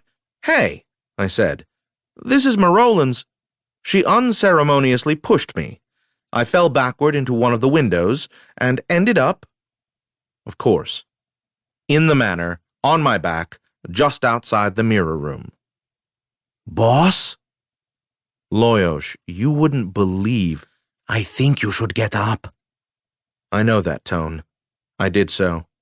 How long was I? "Not long, just a couple of minutes. But just as you vanished, there was that sound." "What sound?" "You know, like stones rolling." Crap. Yeah, I must have set off an alarm. "Uh-huh. Should we run?" "To where?" I glared at me in the mirror I'd just tried to break, and I glared back. That's when I heard a scuffling sound behind me, just as Loyosh said, "Boss!" I turned around, and there was the big, ugly, misshapen thing making its way toward me from down the hall. As far as I could judge, it wasn't coming to raise my imperial county to a duchy. No messing around this time. I drew Lady Teldra. Plan, boss? Can you distract it? Maybe. Let's go for that.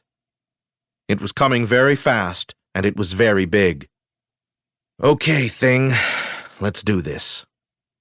I dropped into a crouch, watching how it moved, gauging distance. Loyosh and Rotsa were on its back, biting it, filling it with venom that none of us expected to have any effect. At least not soon. It didn't even seem to notice them, and I could tell that Loyosh was offended. As the thing got up to me, Loyosh left its back and flew into its face. I rolled to the side as it continued right up to where I'd been and stumbled into the mirrors, which caused nothing whatever to happen, unfortunately. But it did leave the thing's back exposed. I struck, and it twisted like it could feel it coming, and I missed. And at the same time it lashed out at me, and I caught a hand to my head and saw spots in front of my eyes and felt a little sick. I backed up as fast as I could, but it was faster. At the last minute I rolled forward, scampered between its legs without a shred of dignity, and came up behind it. But I didn't even try to take a shot. I just put some distance between us. Loyosh and Rotsa landed on its back again and bit it some more, and it still didn't seem to even be aware of them. It was really fast, that thing. Inhumanly fast. I scrambled to the side and ducked, avoiding another great thump. I swear the air of its fist passing almost knocked me down. I looked for an opening, but it stopped and turned too quickly for me to do more than gaze wistfully at its exposed back before its teeth were in my face again. Rotsa flew close enough that I felt the psychic equivalent of an indrawn breath from Loyosh, but the thing stopped long enough to swipe at her, and that gave me a moment to pull a shuriken from my cloak and, here's hoping, whip it at the damn thing's eye. Almost. It hit it where its eyebrow would have been if it had one, which caused it to flinch for a second, at which time the shuriken fell to the ground. It didn't even stick. Really?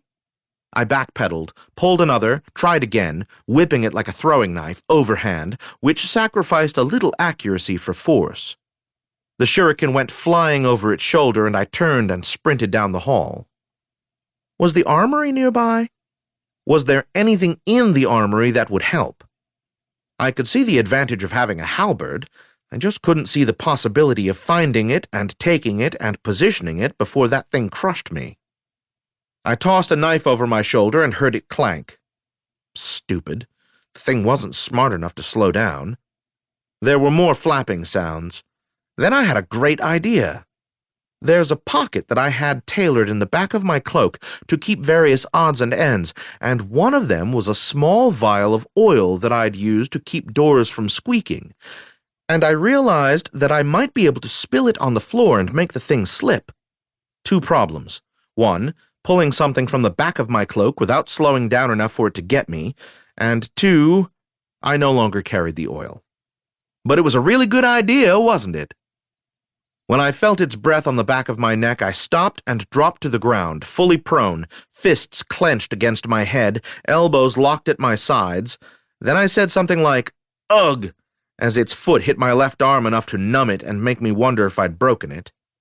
It went sprawling. I didn't even wait to stand up. I just sort of got to my knees and leapt on top of it, Lady Teldra first. It was already rising, but Lady Teldra went into its side nearly to the hilt, and then I was flying through the air, and I swear to you, by my hope of rebirth, I hit the Vera-be-damned ceiling. Then, presumably, I fell to the floor, though I don't exactly remember that part. Sometime later, Loyosh says about 10 minutes, I sat up and looked around. I knew I'd been in a fight, and I figured I'd probably won, but I couldn't make it come together. Eventually I spotted the big ugly thing with Lady Teldra sticking out of it just above where people have a hip, and I wobbled over there and drew her, and cleaned her off on the thing's body as my brain reconstructed the events. I stared at it. At him. Poor bastard. Toddler goes wandering off, gets possessed by a demon, or maybe just warped by one, I don't know, and then spends I don't know how long locked in a little room, and then ends up like this. I felt bad for him. Then I ended up needing a minute for introspection. I felt bad for him. Since when did I start feeling bad for people I had to kill? Well, yeah, but this wasn't the usual thing. Other times, what led me to kill them was a result of their own decisions. This thing, this person, had never made any decisions. It had all happened to him, and then I had happened to him. A lousy way for a life to go. And there wasn't even really anyone to blame for it. I hate it when I don't have anyone to blame. I usually get out of it by blaming Vera. Vera. Sheesh. Boss, what happened when you vanished? Loyosh, when we get out of this, you and I are going to have a long talk about it, and maybe you can make sense of it. I can't wait. I took a last look at the poor creature I'd just killed, then turned away. Well done, Vlad. You lived. You've also almost certainly pissed off a few people as soon as they find the big white naked ugly dead guy. I wasn't sure there was anyone left in the place I had any reason to be afraid of, but I couldn't be completely sure there wasn't either. I went back and stood in front of the mirrors. I had dried blood on the side of my face, and it looked like I was developing a black eye. Boss, you're beautiful. Shut up. I checked to see if my hands were shaking. Is it strange that I needed to look? Anyway, they weren't shaking much. I was convinced these mirrors were the answer, or at least a big part of it. That when I'd struck one with Lady Teldra, I'd been transported to Vera's halls, and that the beast had come after me seemed like good evidence that I was right. Boss, any ideas? No. You? Yeah, let's just kill everyone we meet and see if that does anything. Not the dancer. I liked her. You're getting soft. I looked over at the body. Did I need to hide it? I wasn't sure how I could, but did I need to? No, I guess of all the ways things could go down, being arrested for that particular murder was the least likely. And no one was here anyway. The door I'd just closed opened. I pressed myself against the wall and let a dagger drop into my hand, and I waited. And stick me with flags and call me a fair if 3 servants, each holding a tray of food, didn't come walking out, cool as you please, as if emerging from a room full of mirrors were the most natural way in the world to serve dinner. They didn't turn around, they didn't appear to see the dead lump of monster not 20 feet away from them, they just went down the spiral stair, not marching, but walking at the same pace. There was almost an air of ritual about it. I moved so I could keep watching as they went out the door of the ballroom. Boss, what? I have no idea. Don't even ask. But you remember those 3... I remember. I went back down the stairway and out the door, catching sight of them as they turned a corner. I stayed a good distance back and followed the long, twisty path. 2 of the servants stopped in the kitchen. The 3rd continued on. As I passed the kitchen, I heard voices. The servants, then, taking their meal. I reached the passage to the first corridor I'd come to and stuck my head around as the servant went into the room where Jehan had been. So that's why the kitchen was empty. The food was brought in from the other place. From the past. They cooked food in the past and brought it to the present. Sure, why not? Why had I never done that? Everyone should do that. Loyosh, have I gone completely down the well? Maybe. Thanks. I tried to put the stuff Vera had told me out of my head because it wasn't helping me with this. It was tempting to just go rushing in and have a talk with Jehan, demand some answers, but I wasn't sure he'd give them to me, and then I'd probably get mad and kill him, And besides, it's rude to interrupt someone's dinner.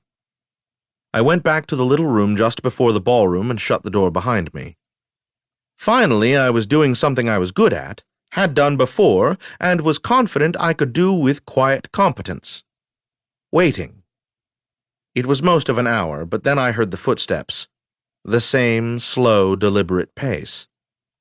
I waited until they were past me, then stuck my head out, and yes, all three were there, bringing the dirty dishes and leftovers back to the past, to clean the dishes and give the leftovers to the Kethna or the other servants. Once they were past me, I waited for another minute, then followed them from a good distance. I was just coming up the stairs when they coolly disappeared once more into the mirror room.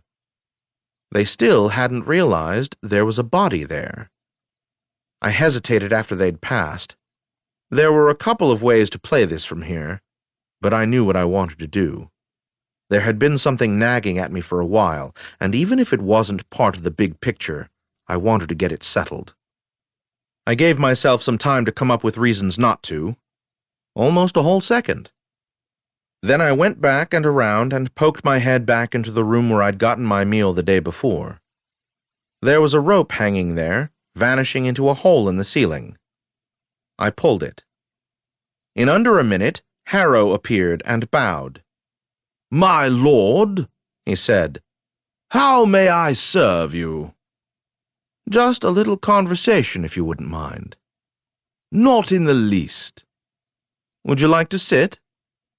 "I should prefer to stand, if I may, my lord." "That's fine." I sat down and stretched out my legs. "What did you wish to discuss, my lord?" "Havlika." I was watching closely. There was definitely a tightening around his jaw as he attempted not to react. "What did you wish to know, sir?" "Remember when I was talking about how you need to use different means to get different people talking?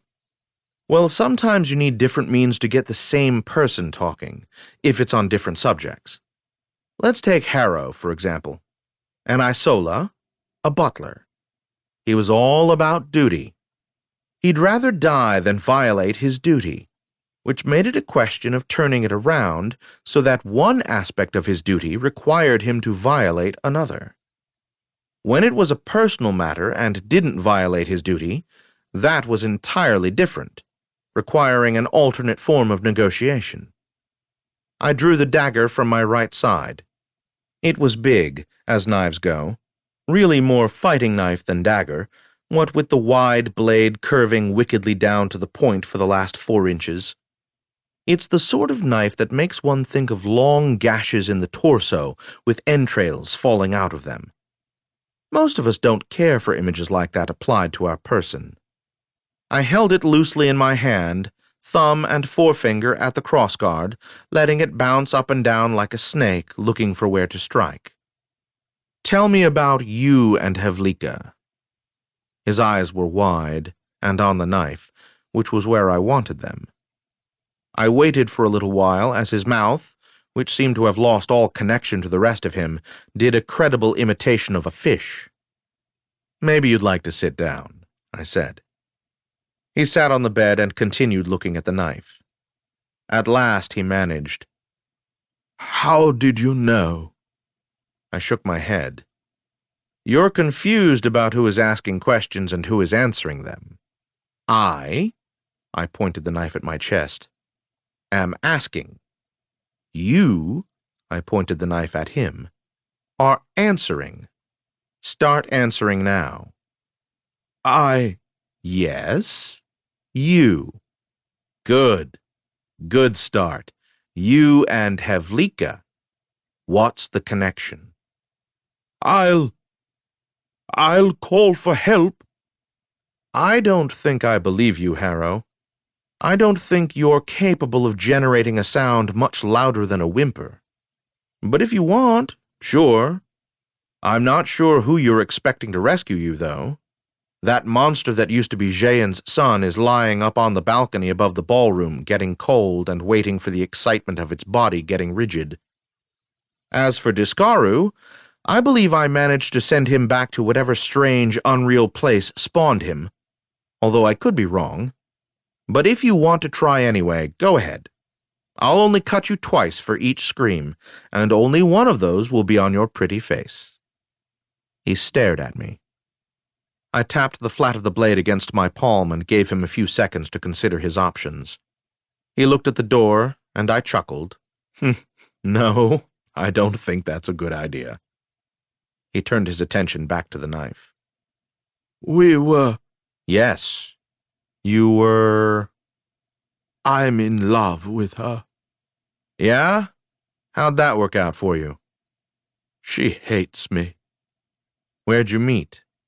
I had occasion to accompany my lord to the dance, and I saw her." "Uh-huh. You saw her. On stage." He nodded. "And then what? You decided she was destined to be your true love?" You make it sound pitiful." "No. Pitiful is how you arranged for Gorman to be expelled from the house just to get him out of the way." "Out of the way?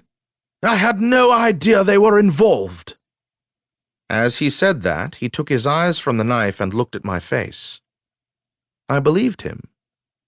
"So, it was just to get his job? You made up the part about them being involved, had no idea it was true, and used it so you could get his job to be close to her? Really?" He looked down again, at the floor now, not the knife. I took it as a yes. "How long have you known that you're a complete moron?" "About 200 years. Here's what I don't get. No, here's one of about 1,000 things I don't get. How is it that back then, after you'd managed to get Gorman's job by being a slimy worm with no more decency than your basic suckerfish, Vlad never saw you? I mean, never even knew you were there?" "How did you—" I smacked the flat of the blade against my hand. He swallowed and changed his mind. "That was at Lord Jehan's orders, my lord." "But how?" "It wasn't difficult. I stayed away from the theatre and from her chambers. She never mingled. Back then she either saw Lord Jehan or she'd visit the village." "That's it?" "Yes, my lord." "How long did that go on?" "It wasn't long, my lord. Only until the manor could be occupied, which was less than 100 years ago. Most of the time has been spent working on the sorcery, you know, not the construction. Once the household, that is, Lord Jehan and Lord Discaru and Gorman and Odelfo, had taken up occupancy here, he no longer minded. That's when Vlad and I actually met." I nodded. "Good. Down to 999. "My lord?"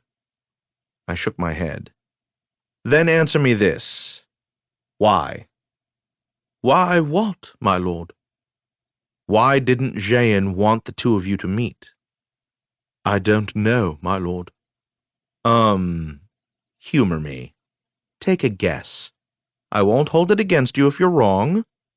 I'm holding so much against you now there's no more room anyway." He spread his hands. "Why?" I repeated. He looked thoughtful. "I don't know. But, well, he was very secretive about everything in those days. He was always careful who spoke to whom, and we suspect that Discaru would sometimes cast listening spells on us. Perhaps it was part of that." "Huh," I said. "And he isn't like that anymore?" "It's different now," he said. "Go on." "Now he just tries to limit the intercourse between here and the old castle. The servants who bring the food are all deaf, and those of us here are forbidden to journey back there. I wouldn't know how to, but I know it's done because of the food." "So that's why there are no guards here. He doesn't want to bring them from the past. But then why not hire some from here and now? And cooks as well?" "I don't know, my lord. Maybe he will. It's only just been finished." "All right. I said. I think I've gotten as much from you as I can. What are you going to do with me, my lord? I shrugged. I should probably kill you, just to put you out of your misery. He made no response whatsoever. Are you inclined to live, Harrow? My lord? He swallowed. Yes, my lord. Good. Because I'm not going anywhere. Well, I mean I am. I'm leaving this place as soon as I figure out how, but I'll still be in the area. And if by chance someone starts taking legal action to become reinstated in his house, and if in the process you're questioned, you'll cooperate, and you won't lie. Because if you lie, you die. Is there an understanding between us? Yes, my lord. Good. Okay, tell me something else then. Why did you stay?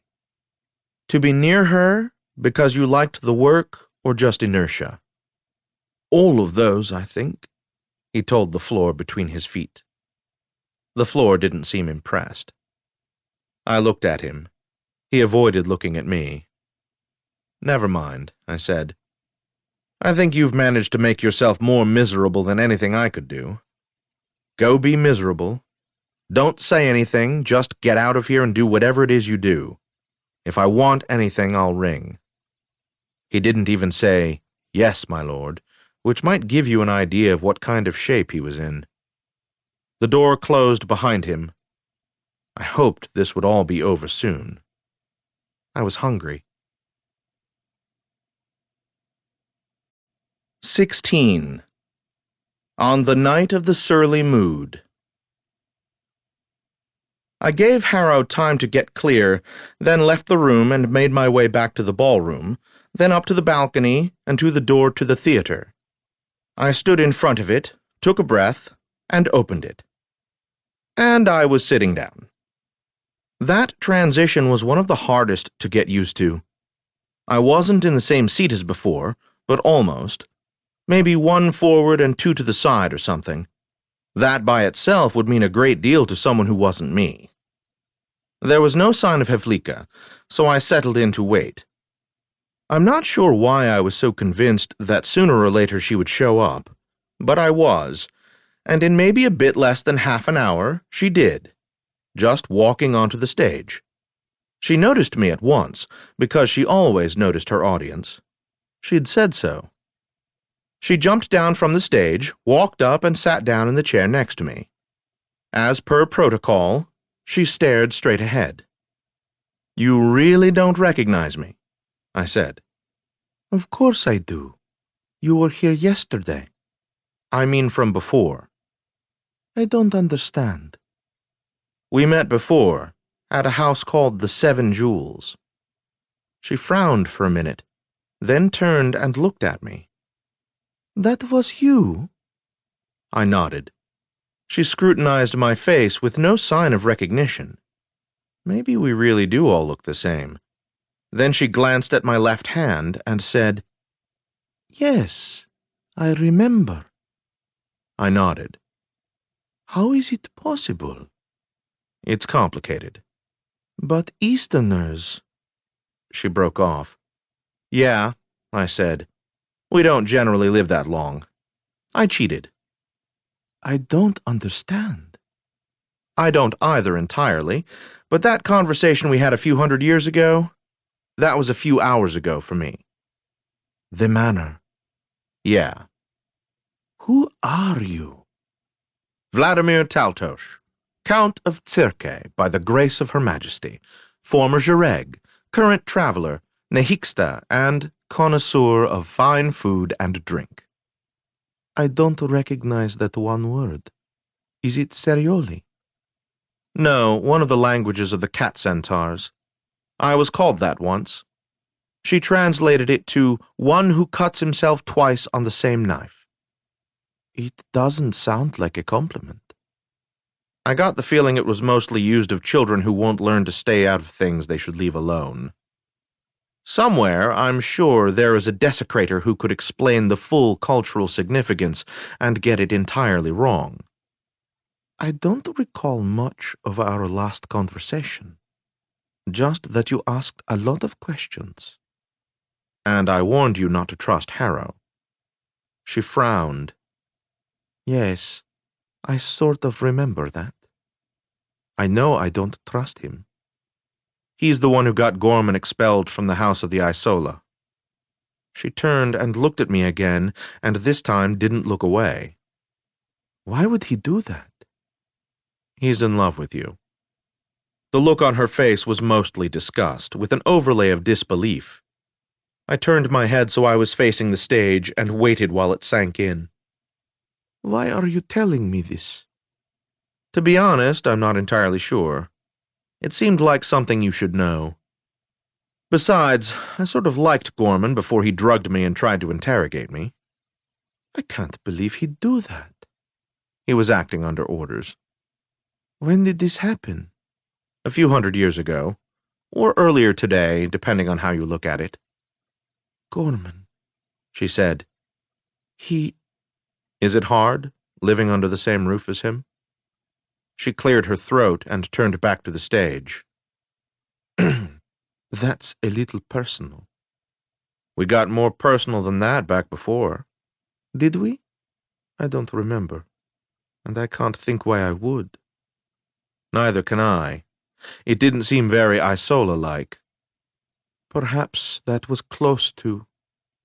She looked for the words to get around saying what she didn't want to say.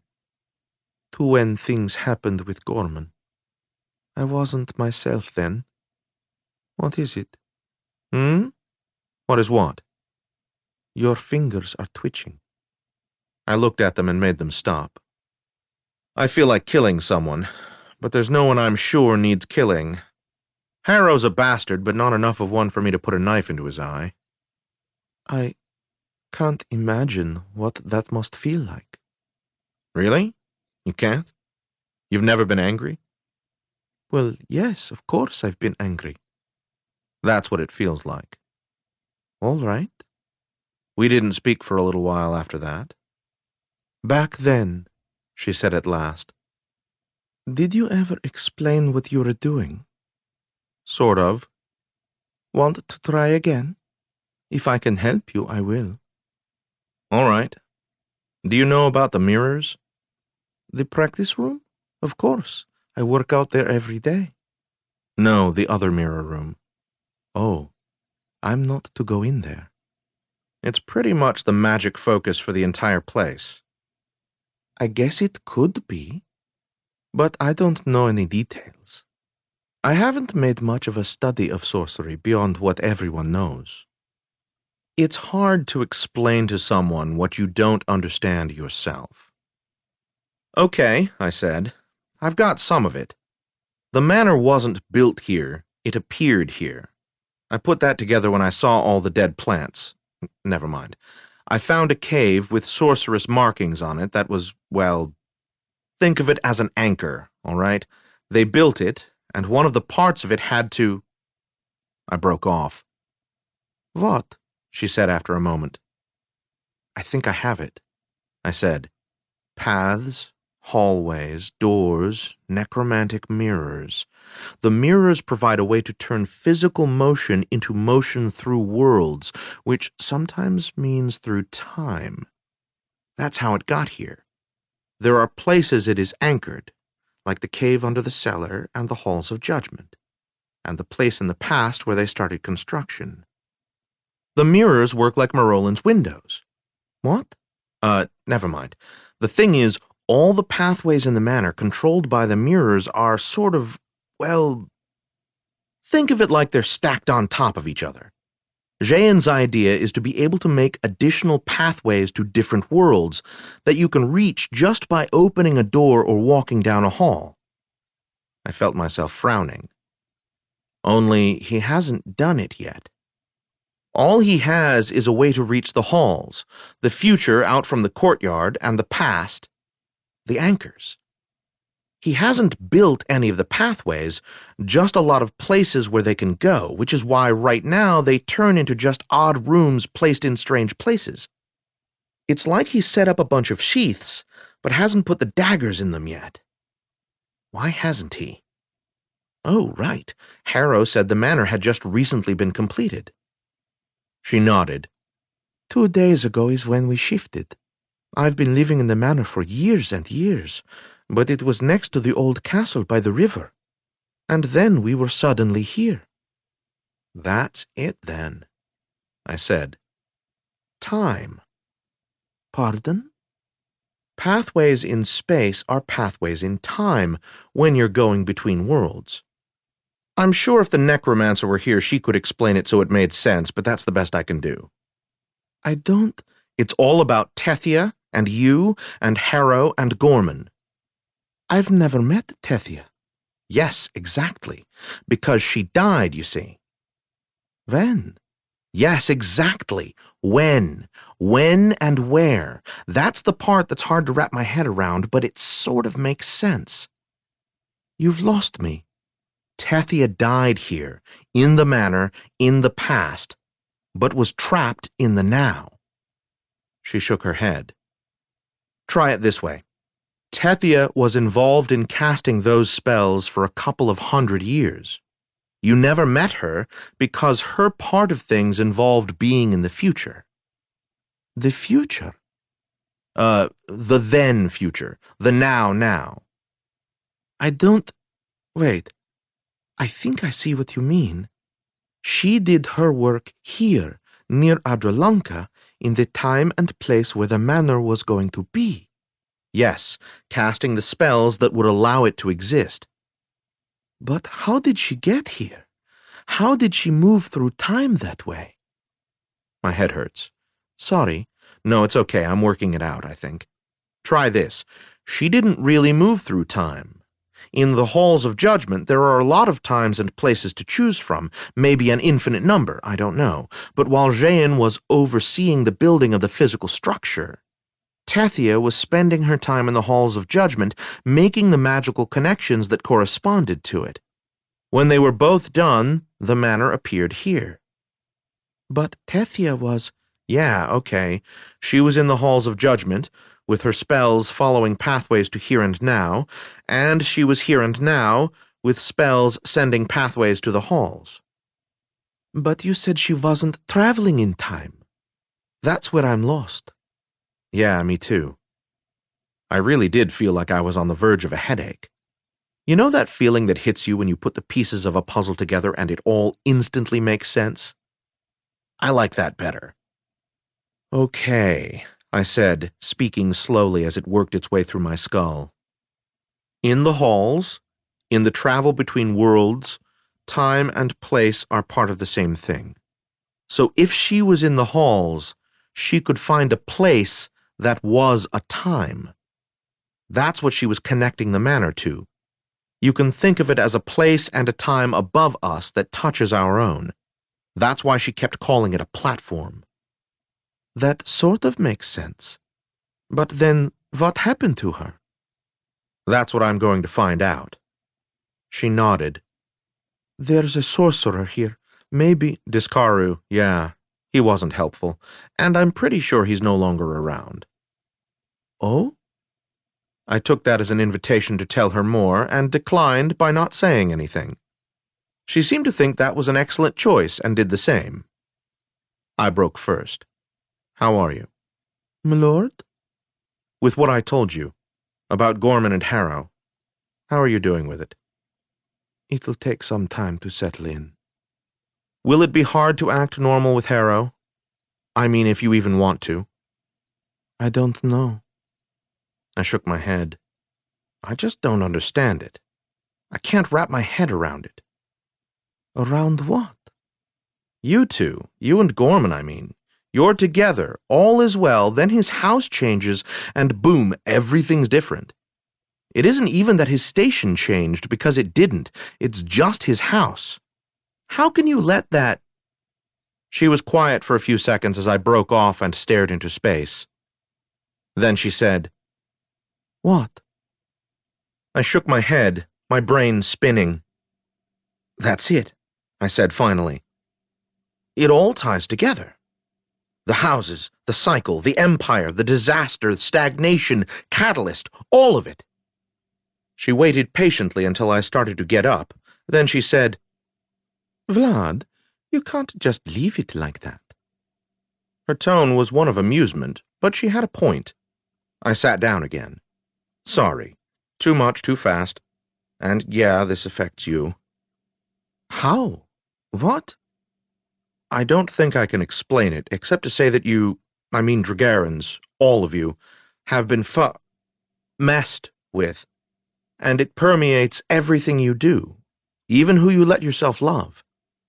And it was done deliberately by the Genuine, because they wanted to see what would happen." "Ah." "You're very nice. You don't want to say you're crazy. That's sweet." She put on an Isola smile, but didn't say I was wrong. "Okay, believe it or not, whatever. A lot of this I've known for years. Some of it is new, and I'm putting it together, and my head is spinning. But just tell me this. Why is it so unthinkable to marry someone from another house?" "Well, because you wouldn't understand." "No, I wouldn't. But the odd thing is, you don't either. You know it. You feel it. But you don't understand it." She looked at me, then slowly returned her eyes to the stage. "Sorry," I said. "This must be making you uncomfortable." She said, "Maybe we should talk about your problem." "Sure." "Maybe if you explain it. I mean, what exactly you're trying to do." I shrugged. "All right. There's a girl named Devera. She was born in the halls of judgment. Her grandmother is a goddess. Which goddess?" "Vera. Her father is the shade of Chiron the Conqueror." "Go on." I blinked. All right. Well, if she was just going to accept all that as if it were reasonable, I might as well tell her the rest. I went through the conversations I'd had, the things I'd seen, the oddness of the room design, my conclusion about Lady Jeanne, and about the mirrors. She didn't say anything, but nodded at a few of my conclusions, and winced when I spoke of killing Discaru and the thing that had once been Jeanne's son. When I'd finished, she was quiet for a long time. Then she said, "Devera." "What about her?" "You described Devera appearing and disappearing. Why does she keep doing that?" Yeah, I guess I just thought, well, because of her nature." "That doesn't answer the question, though, does it?" "No, I suppose it doesn't. You're right." "So?" "So, you've got me asking the right question. Now how do I figure out the answer?" "I can't help you with that." "Every time you say you can't help me, it means I'm about to learn something." She smiled at the stage. "I think that's more you than me." "Maybe. Well, okay. It isn't just her nature, or she'd do it all the time, and it isn't just the manner, or it would be happening to everyone." "Which means?"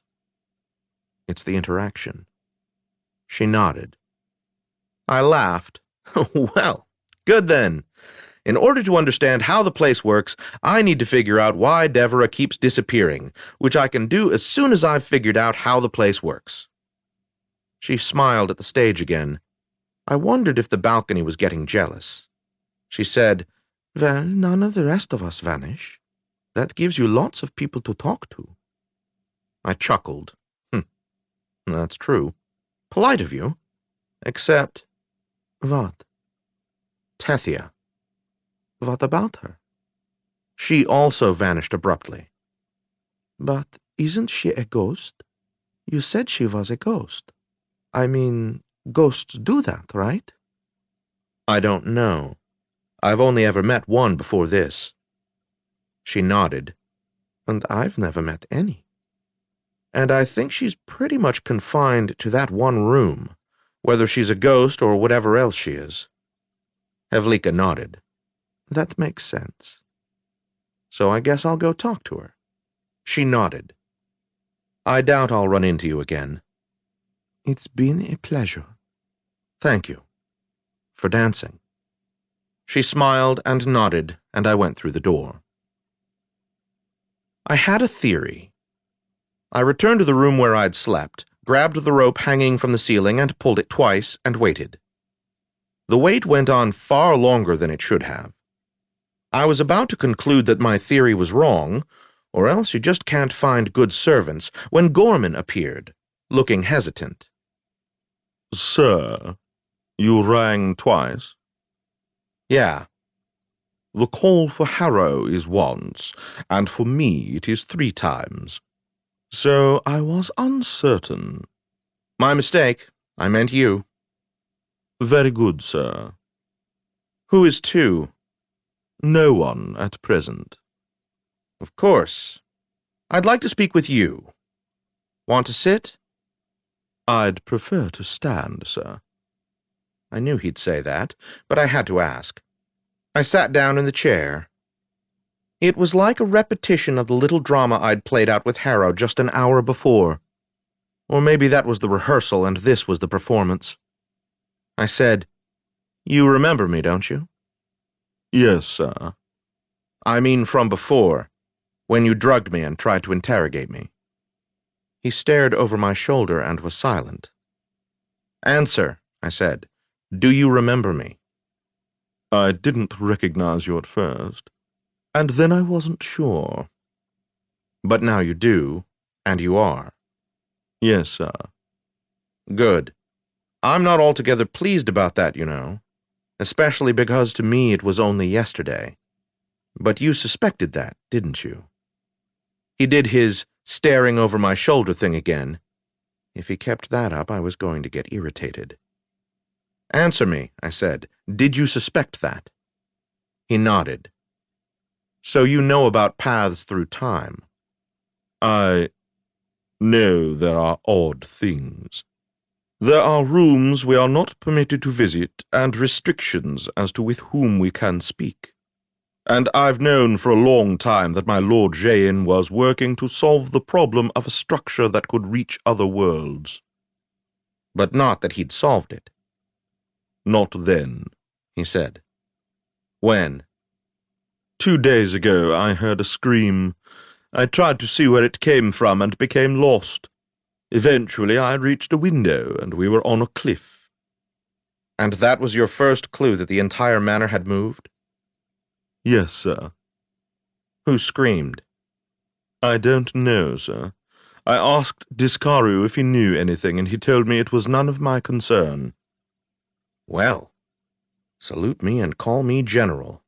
I hadn't expected that. A mysterious scream just as the manor is appearing at its new location. Another piece fell into place. I let it buzz around in my head for a minute. Then I said, "Well, interesting as that is, it isn't what I wanted to talk to you about." He cleared his throat. No, I imagine not. "And it isn't about the unpleasantness when we met before, either." Sir? "It's about Hevlika." His jaw clenched, and he again fixed his eyes over my shoulder. I waited it out, and he said, What about her? His voice was a lot smaller. "I know what happened. I know who had you expelled from the house." Yes, he said. Harrow. He was in love with her. I blinked, and there was another surprise. "Okay," I said. "I hadn't expected you to know that. When did you find out?" When he appeared. I suppose a couple 100 years ago. "Have you talked to him?" There didn't seem to be anything to say, sir. "And you never spoke to her about it?" How could I? "Yeah, how could you? Tell me something else." Sir? "The food. It comes from the old castle, doesn't it?" Yes, sir. "The servants cook it, bring it through the mirror room." He nodded. "Why?" Sir? "Why not bring staff here? There's a really nice kitchen, a big pantry. Why not use it?" I don't know, sir. "Good. Yes. Perfect." I don't understand. "No, but I think I might be starting to." What? "No, don't ask. It's bubbling around in my head, and there are still things I don't get. But it's the mirrors, and it's Discaru, and it's Jayan. And it's the front door. The front door, sir? When I first spoke with Jayan, he was surprised that I was able to get in, and he was surprised that the front door wouldn't open. Had you ever gone in or out of that door? Of course. Many times. I mean, since the manor arrived here on the cliff. Oh, no, I haven't had occasion to. Right. And what about the other door? Sir, what other door? Exactly. A house this size with only one door to the outside? Well, there is the door to the courtyard. Yeah, and there's one on the side that goes to... Have you ever gone out that one? No, sir. Don't. It's disturbing. Yes, sir. Necromantic paths to alternate worlds, doors that open to different times, but not really, because you couldn't go anywhere. Are you all right, sir? I think I'm getting a headache. Would you care for some spring root tea? It has been known to be efficacious. No, I'll be fine. Yes, sir. I will figure all of this out. Yes, sir. Adron's disaster changed everything. Sir? I'm just starting to realize what that means. You wouldn't because you're living it. It's part of your life. But I'm getting it. I don't... Dragaran history, as it was, started with the explosion that created the Great Sea of Amorphia, and it ended with Adron's disaster. He got that look you get when you don't want to rile up the madman. I ignored it and kept going. Right now, you're operating on inertia, but none of the old rules apply. Everything's changing. The houses, the cycle, all of it. And you could be part of it, old guy. Yes, sir, no doubt. All you have to do to be part of it is walk up to Havlika and say, I love you. See? I'm the most romantic Easterner you'll ever meet. But it's true.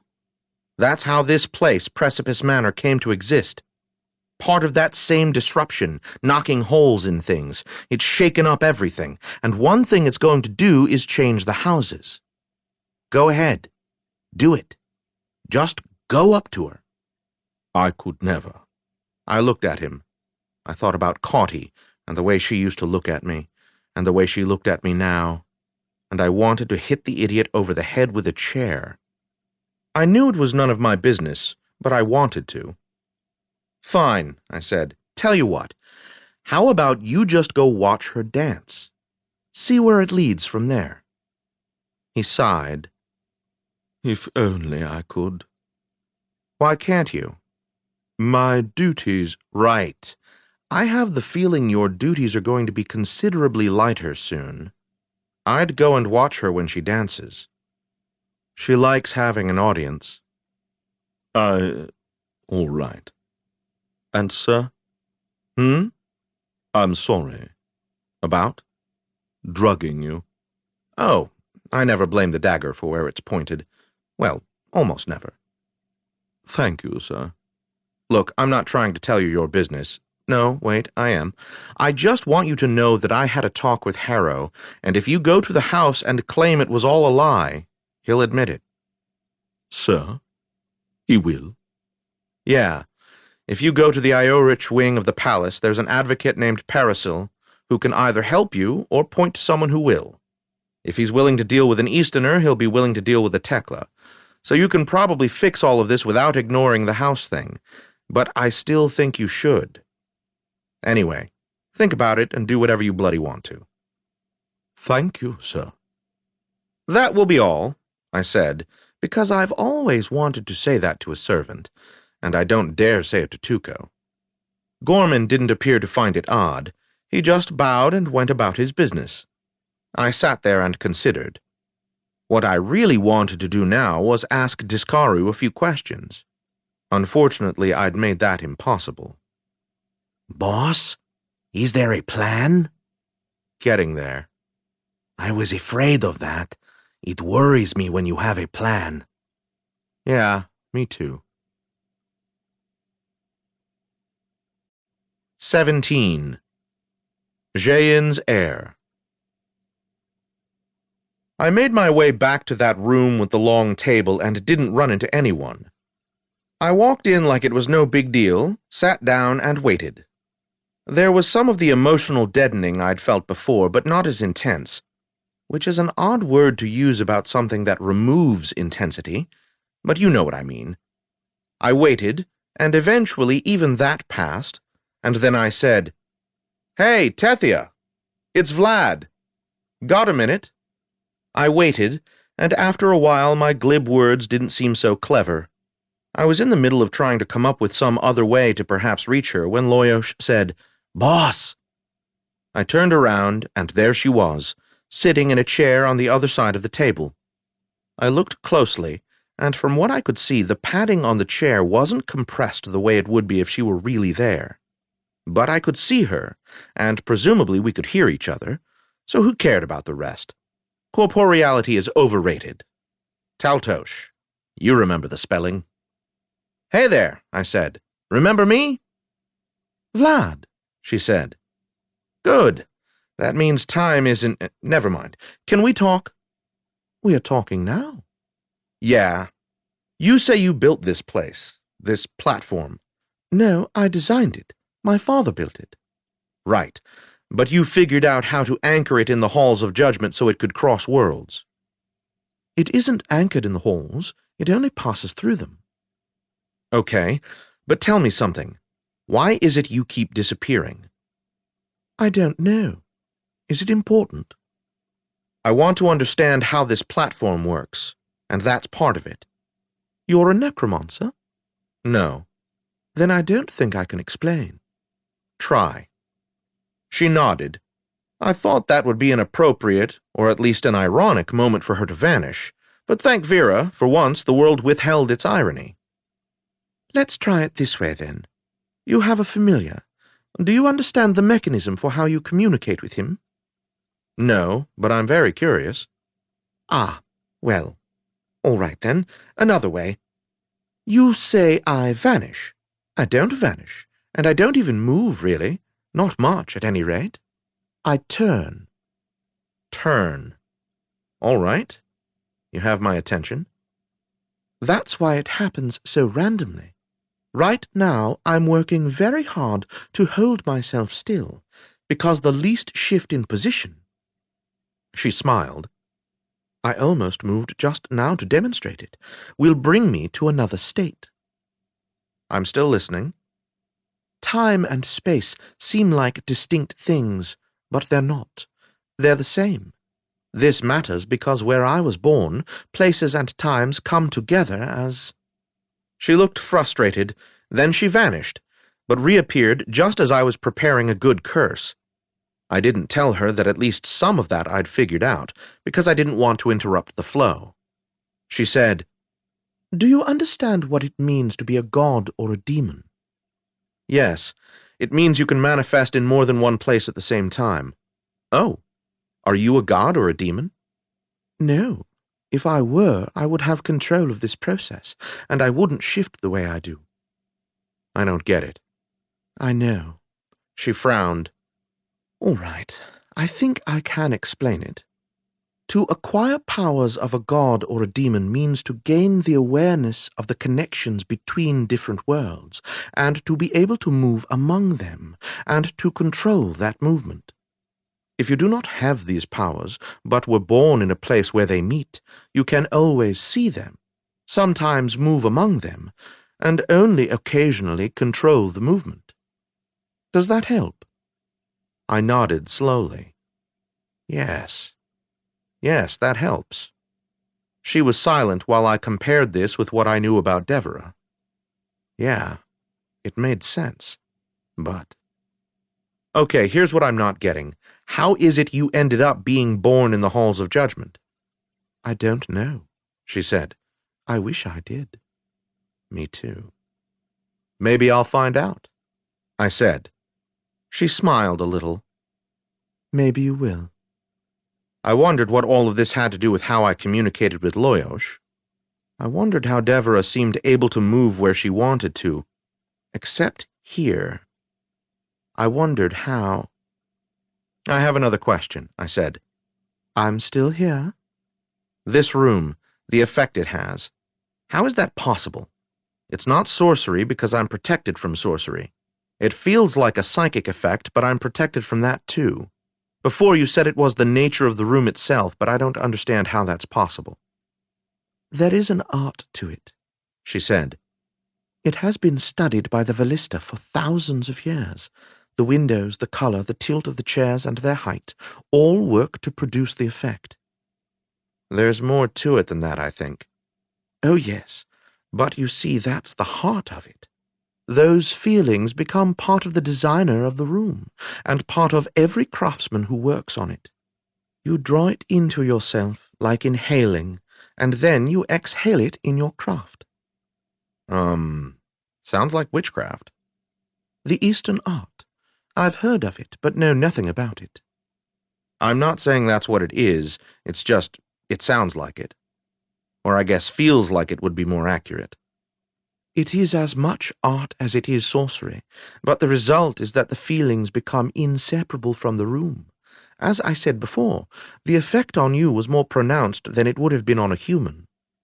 She was polite enough not to add, because your brain is weaker or something.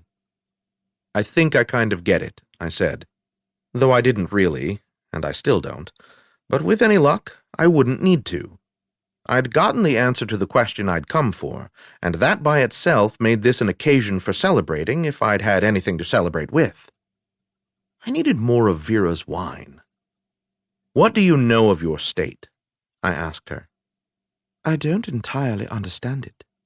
I feel like I died, but I'm here. What do you remember? Running. To something or from something? From something, I think. From what? I don't know. All right. You don't seem exactly like a ghost. How much experience with ghosts do you have? A little. Tell me something. What do you want?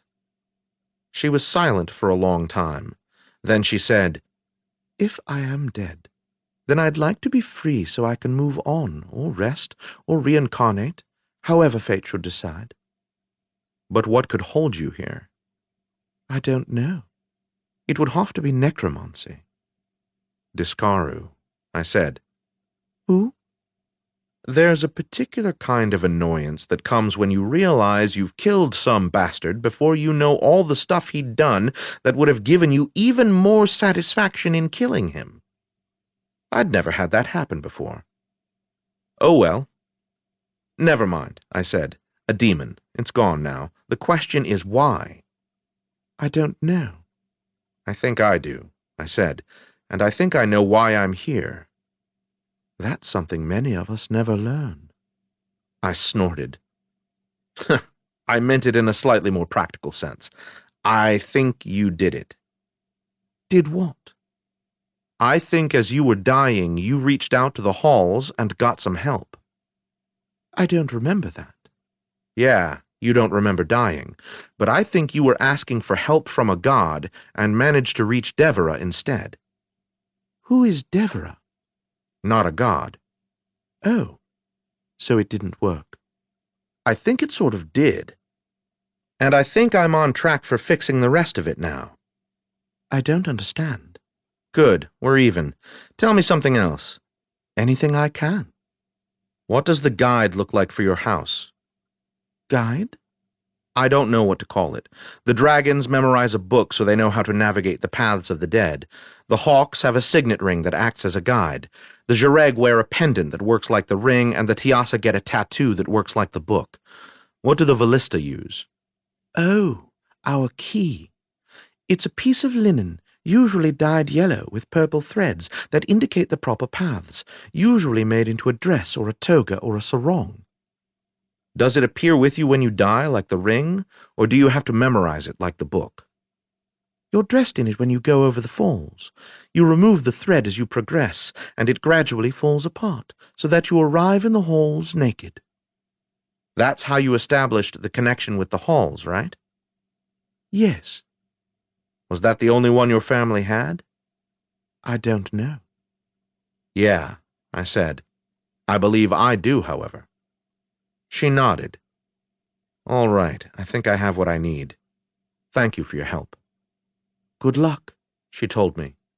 This time, because I was looking for it, I caught the slight turn in her chair she made just before she vanished. I drummed my fingers on the table. I wanted to find Lord Jehan and have it out with him, shake him until I'd squeezed the answers out. But no, there was something else I needed to do first. I stood up and headed out. I emerged from the cave, went up the path, through the bedroom and out, then to the nursery. She was sitting in a rocking chair, her eyes closed. I watched her for a while, trying to interpret the expression on her face as she dreamed. Then it started to feel creepy, so I cleared my throat. She opened her eyes, took me in, and stood up. My lord? Hello, Odelpho. Hello, my lord. May I trouble you with another question? Yes, my lord. Why did you lie to me? My lord, About the kitchen and the cooks there. That's nonsense.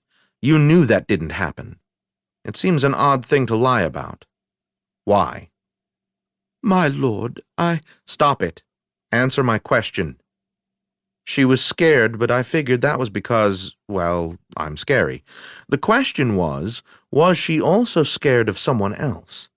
If so, who and why and how much?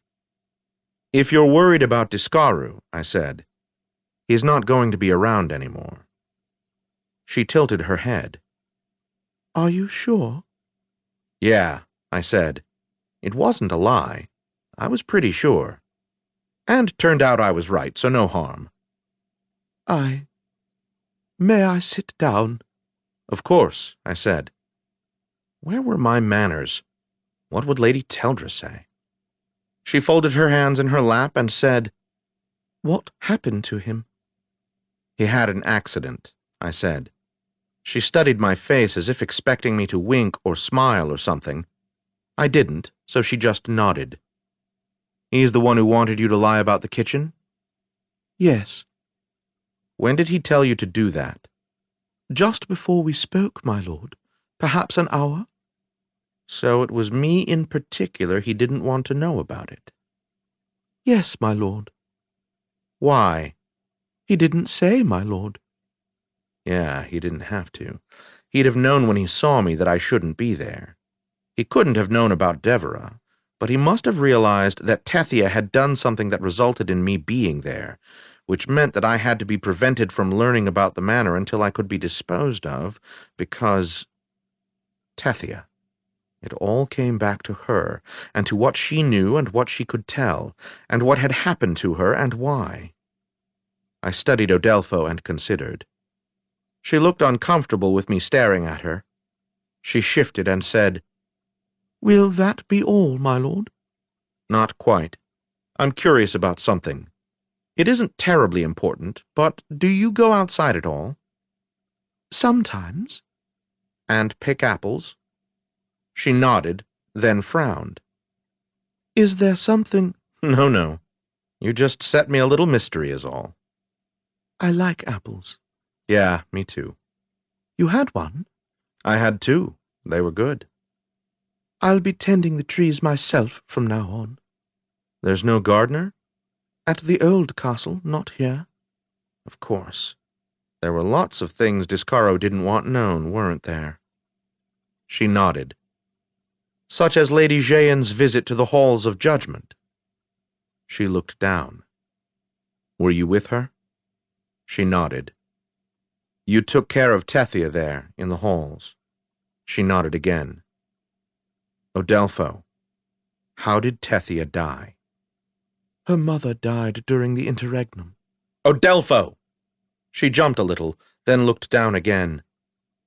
Tell me what happened. It can't hurt you now. She remained still, eyes fixed on the floor. I was getting tired of people staring at the floor or over my shoulder.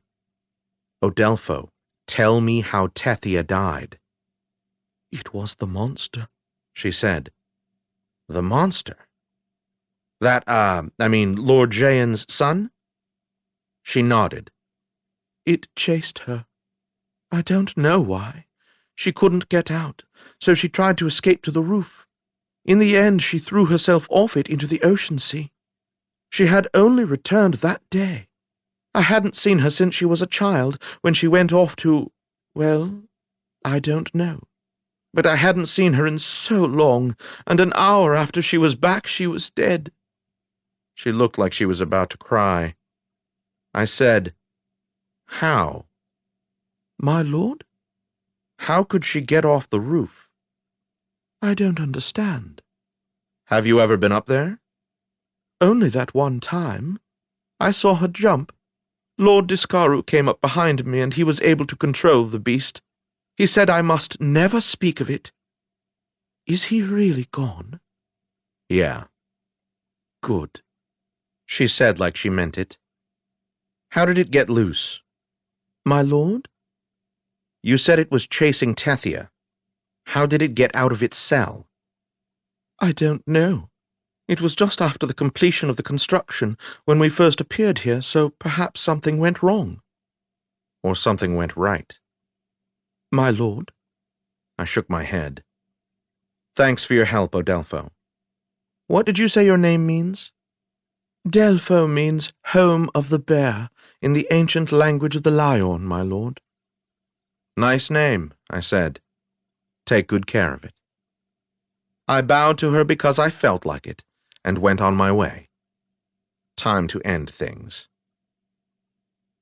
Jehan put his book down as I came in.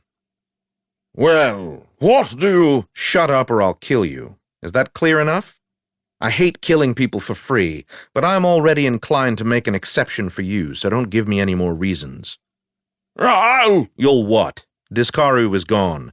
That monster of yours is dead. Who Dead? is going to protect you? The dry nurse or the butler?" He glared at me. The news that his son was dead seemed to affect him not at all. Maybe I shouldn't let that bother me, especially with what else he'd done, and the fact that his son had become an inhuman monster hundreds of years before.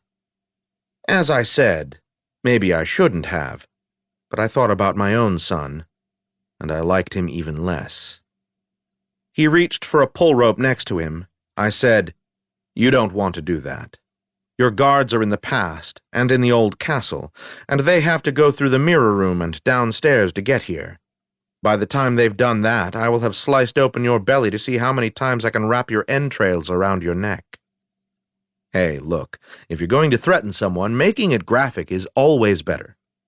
I wouldn't really have done that, but it was effective, all right? Don't judge me.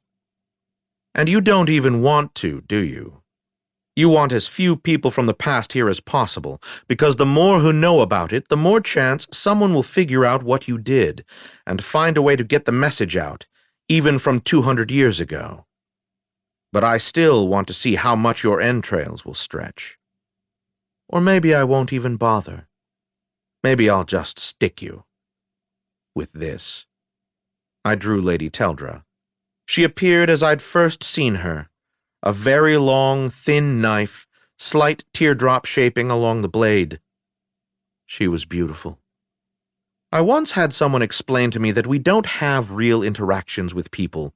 We have interactions with the image of those people we carry in our heads. I don't know. Maybe.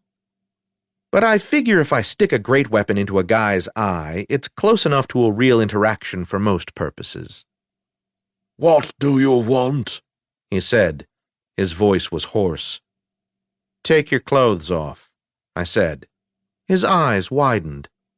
"What do you think?" I walked toward him until the point was inches from his face. "Take your clothes off." He was shaking. He had every right to. He stood up, undid the belt of his robe, and let it fall off his shoulder. He wore thin yellow pants under it. I let him keep those. "Hand me the robe," I said. He stared down the length of Lady Teldra, then picked up the robe and handed it over. "Sit down," I said. He did. I sheathed Lady Teldra, and he visibly relaxed. "What are you—" "Shut your mouth or I will cut out your tongue," I suggested. I drew a small throwing knife from inside of my cloak, found a piece of purple thread on the robe, and cut it. Then I looked Jean in the eyes and started pulling on the thread. He swallowed. It all came out in one long tear. It took maybe a minute. When I was done, there were pieces of yellow silk on the floor and a length of purple thread in my hand. I dropped the thread, and as I did so, I heard, as if from far away, a deep metallic click. "There," I said. "Now the door is open." He started to speak, but someone else did first. Uncle Vlad! "Hello, Deborah. This is Lord Jehan, who murdered his own daughter and trapped you here." She turned and looked at him, then turned back to me. "I don't like him very much," she announced. "Yeah, that's two of us. But you're free now." "I know." "And so is the woman who brought you here." She nodded. "I should get going now, Uncle Vlad. I need to go back to yesterday and find you." "Of course you do," I said. Are you going to hurt him?" "I haven't made up my mind yet." "Maybe you shouldn't." "Maybe I shouldn't." "Well, thank you, Uncle Vlad." "You're welcome, Deborah." She vanished, like she does. I moved a chair so it was facing him and a little too close. Then I leaned forward. I said, "I know what you did. I just want to know why you did it. I have a suspicion, but I hope I'm wrong, because I don't want there to exist anyone who—" "Never mind. Start talking." He didn't speak. I said, "Tethia solved the problem, didn't she? She figured it all out, how to cut through the halls of judgment to permit travel to other worlds." He grunted, which I took as a yes. "But you're not there yet. You just put the touches on the basics of it, and now you're ready to extend the platform to wherever you can find access points. And you had a friendly demon lined up to help with that, except now you'll have to find another, because he accidentally fell on my Morganti knife when he was trying to kill me. I feel bad." He went back to glaring. "Or maybe I'll kill you, in which case you won't have to worry about it. But here's my question. Why is Tethia dead? And not only dead, but trapped here, locked into this place? Oh, I know how you did it. You bound her to the paths of the dead with your key, that robe. I get that part. But why? Did you need a soul in order to make it work? No, you didn't. Was it a tragic accident that the monster you accidentally created happened to get loose just at the point when her work was done? No, it wasn't. Was it some fluke of her having designed the place that after she died, she was unable to leave? No, it wasn't. You control the door to the thing's lair, don't you? You released it first when I showed up, but, and here's the part that took me the longest to figure out, you failed to tell Discaru, so he thought it escaped and recaptured it. That's pretty funny when you think about it. You're really bad at this stuff. Then you released it again when I started messing with the mirrors, only this time there was no Discaru, so I put it out of its misery. If that makes you sad, you're the worst hypocrite this sad empire has ever produced. You used your son, what remained of him, to kill your daughter, didn't you? Only this time your friend the demon was in on it with you. You'd sealed the entire structure so no one could leave, but he opened it up just enough for her to jump off it, didn't he? That way she'd be dead, and you wouldn't even have a mess to clean up. He was a good friend to you, always ready to do your dirty work. I'd say I'm sorry I dispatched him, but I'd be lying. Only that wasn't the end of it. After she died, Discaru bound her to the manor so you could keep her here. He used the front room to contain her soul, to keep her trapped. I know he did it, and I know he did it for you, but why? That's my question. Why did you kill your own daughter and then prevent her soul from moving on? What did you get out of it? If you're going to kill me, just— I pulled the dagger from my boot. Not Lady Teldra, not this time, but a nasty stiletto. Answer the question. I don't like answering people who are threatening me. Okay, fair enough. I won't threaten. I transferred the blade to my other hand, then slapped him across the face. His head rocked, and when it came back, I transferred the dagger again and slapped him with the other hand. He put his arm up and slid forward, and I gut-punched him. He doubled over on his knees on the floor and started retching. I sat down again and waited. After a minute, I said, "There. You see? No threat. Would you like me to not threaten you again?" After a minute, he looked like he could maybe form words. I got up and assisted him back into his chair. He flinched when I moved, but sat down. "I'm listening," I said. What do you want? "Why did you have your own daughter killed?" He raised his head and looked at me. I'd been working on it all my life. It? You mean creating a cross-planar platform? A place to live through which one could walk the halls and visit worlds as if they were rooms. Well, at any rate, you've managed a place where you walk into rooms and end up in places that make no sense? He shook his head. That is nothing. Trivial. A matter of adjusting the mirrors. The principle is there. It works. That is how you can reach the halls of judgment and the Housetown Castle. It works.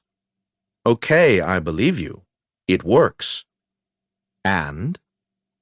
All my life. More than 3,500 years I devoted to this. That is 100 times as long as your kind lives. I didn't correct his arithmetic, or comment that it explained why he was having trouble adjusting the mirrors. I said, "Okay, whatever. That doesn't explain— 3,500 years. And after all of that, she, my own daughter, would get all the credit." But she solved the problem, didn't she? No, I did. I solved it by bringing her to the halls to be born. That was my idea. I arranged for her to have the power to be able to walk from world to world, bringing reality with her as if it were a length of string, tied in one place, carried to another. The house gives an award, you know. An award for superlative design. For building something no one else has been able to build. For all time, that award— which you'd cheated to get. He snuffled like a puppy. Cheated, he said. I didn't cheat. I restored things to the way they should have been. Fine. You did all that amazing stuff, I said. I'm sure if I were an Aethera, I'd understand that, and if I were a Vallista, I'd care. But I'm just a humble, simple Easterner. So I just say, so what? So what? So what? Didn't you hear me? Yeah, I heard you. You had the bright idea to forge your daughter as if she were a tool, and it worked, and all you care about is whose name gets in which history books. I heard it. I just don't believe it. What sort of worthless waste of skin and bones cares more about that than his own daughter? Not to mention your wife. You got her killed too, didn't you? Because of reasons that are none of your business, I get to see my son every month. Maybe every week, if I'm lucky. Those are the best days I have. And hey, maybe family isn't the most important thing to everyone. Fine. But you had your own daughter killed, and are now trying to erase the memory of the thing she— You know, you just might be the most disgusting, worthless specimen of a Dragarin I've ever seen.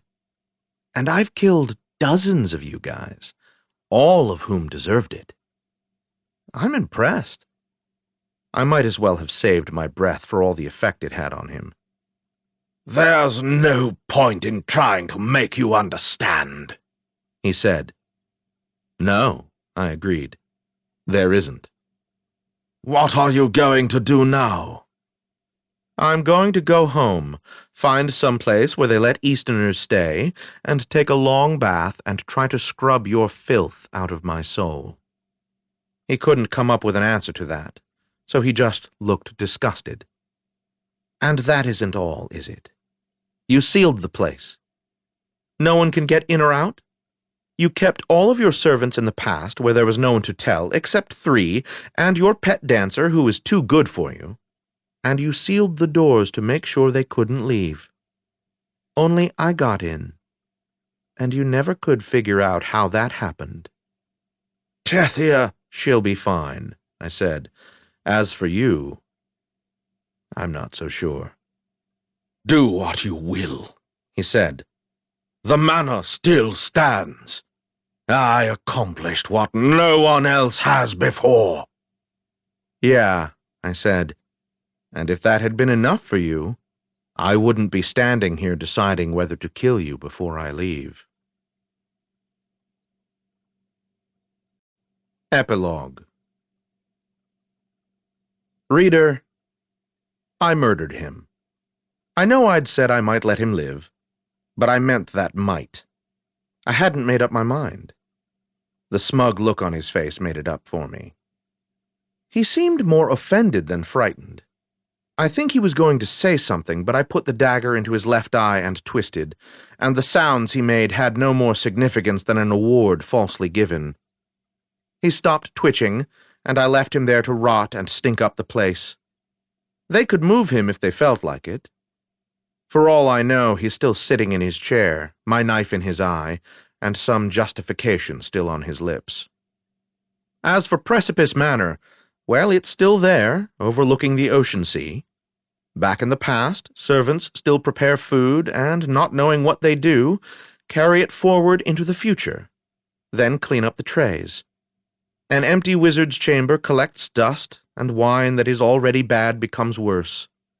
On a stage that is on the first floor but reached by the second, an Isola still dances, and a Tekla who was once an Isola watches her as she spins, jumps, and with every movement gradually allows her body to injure itself more and more, in the name of art, in the name of love. Whether it is worth it is none of my business, or yours. I walked down the hallway to the entry. I still had to deal with all that crap Vera had laid on me. But no, forget it. Not now. Now was the time to just concentrate on surviving, because the instant I left the place, I'd be back in a world where people were trying to kill me. And for now, that was enough to worry about. If the mighty hand of destiny had something planned for me, it could either squash those who were threatening my life, or make itself into a fist and strangle itself. Ideally both. The doors opened for me, and I began the long walk back to Adralanka, the pitiless ocean crashing in my ears. This has been an Audible Studios production of Vallista, Vlad Taltos, Book 15. Written by Stephen Brust. Performed by Bernard Setaro Clark. Executive producers Steve Feldberg and Mike Charzik. Producer Neil Basic. Copyright 2017 by Stephen Brust. Sound recording copyright 2017 by Audible Inc. Audible Studios is a division of Audible Inc.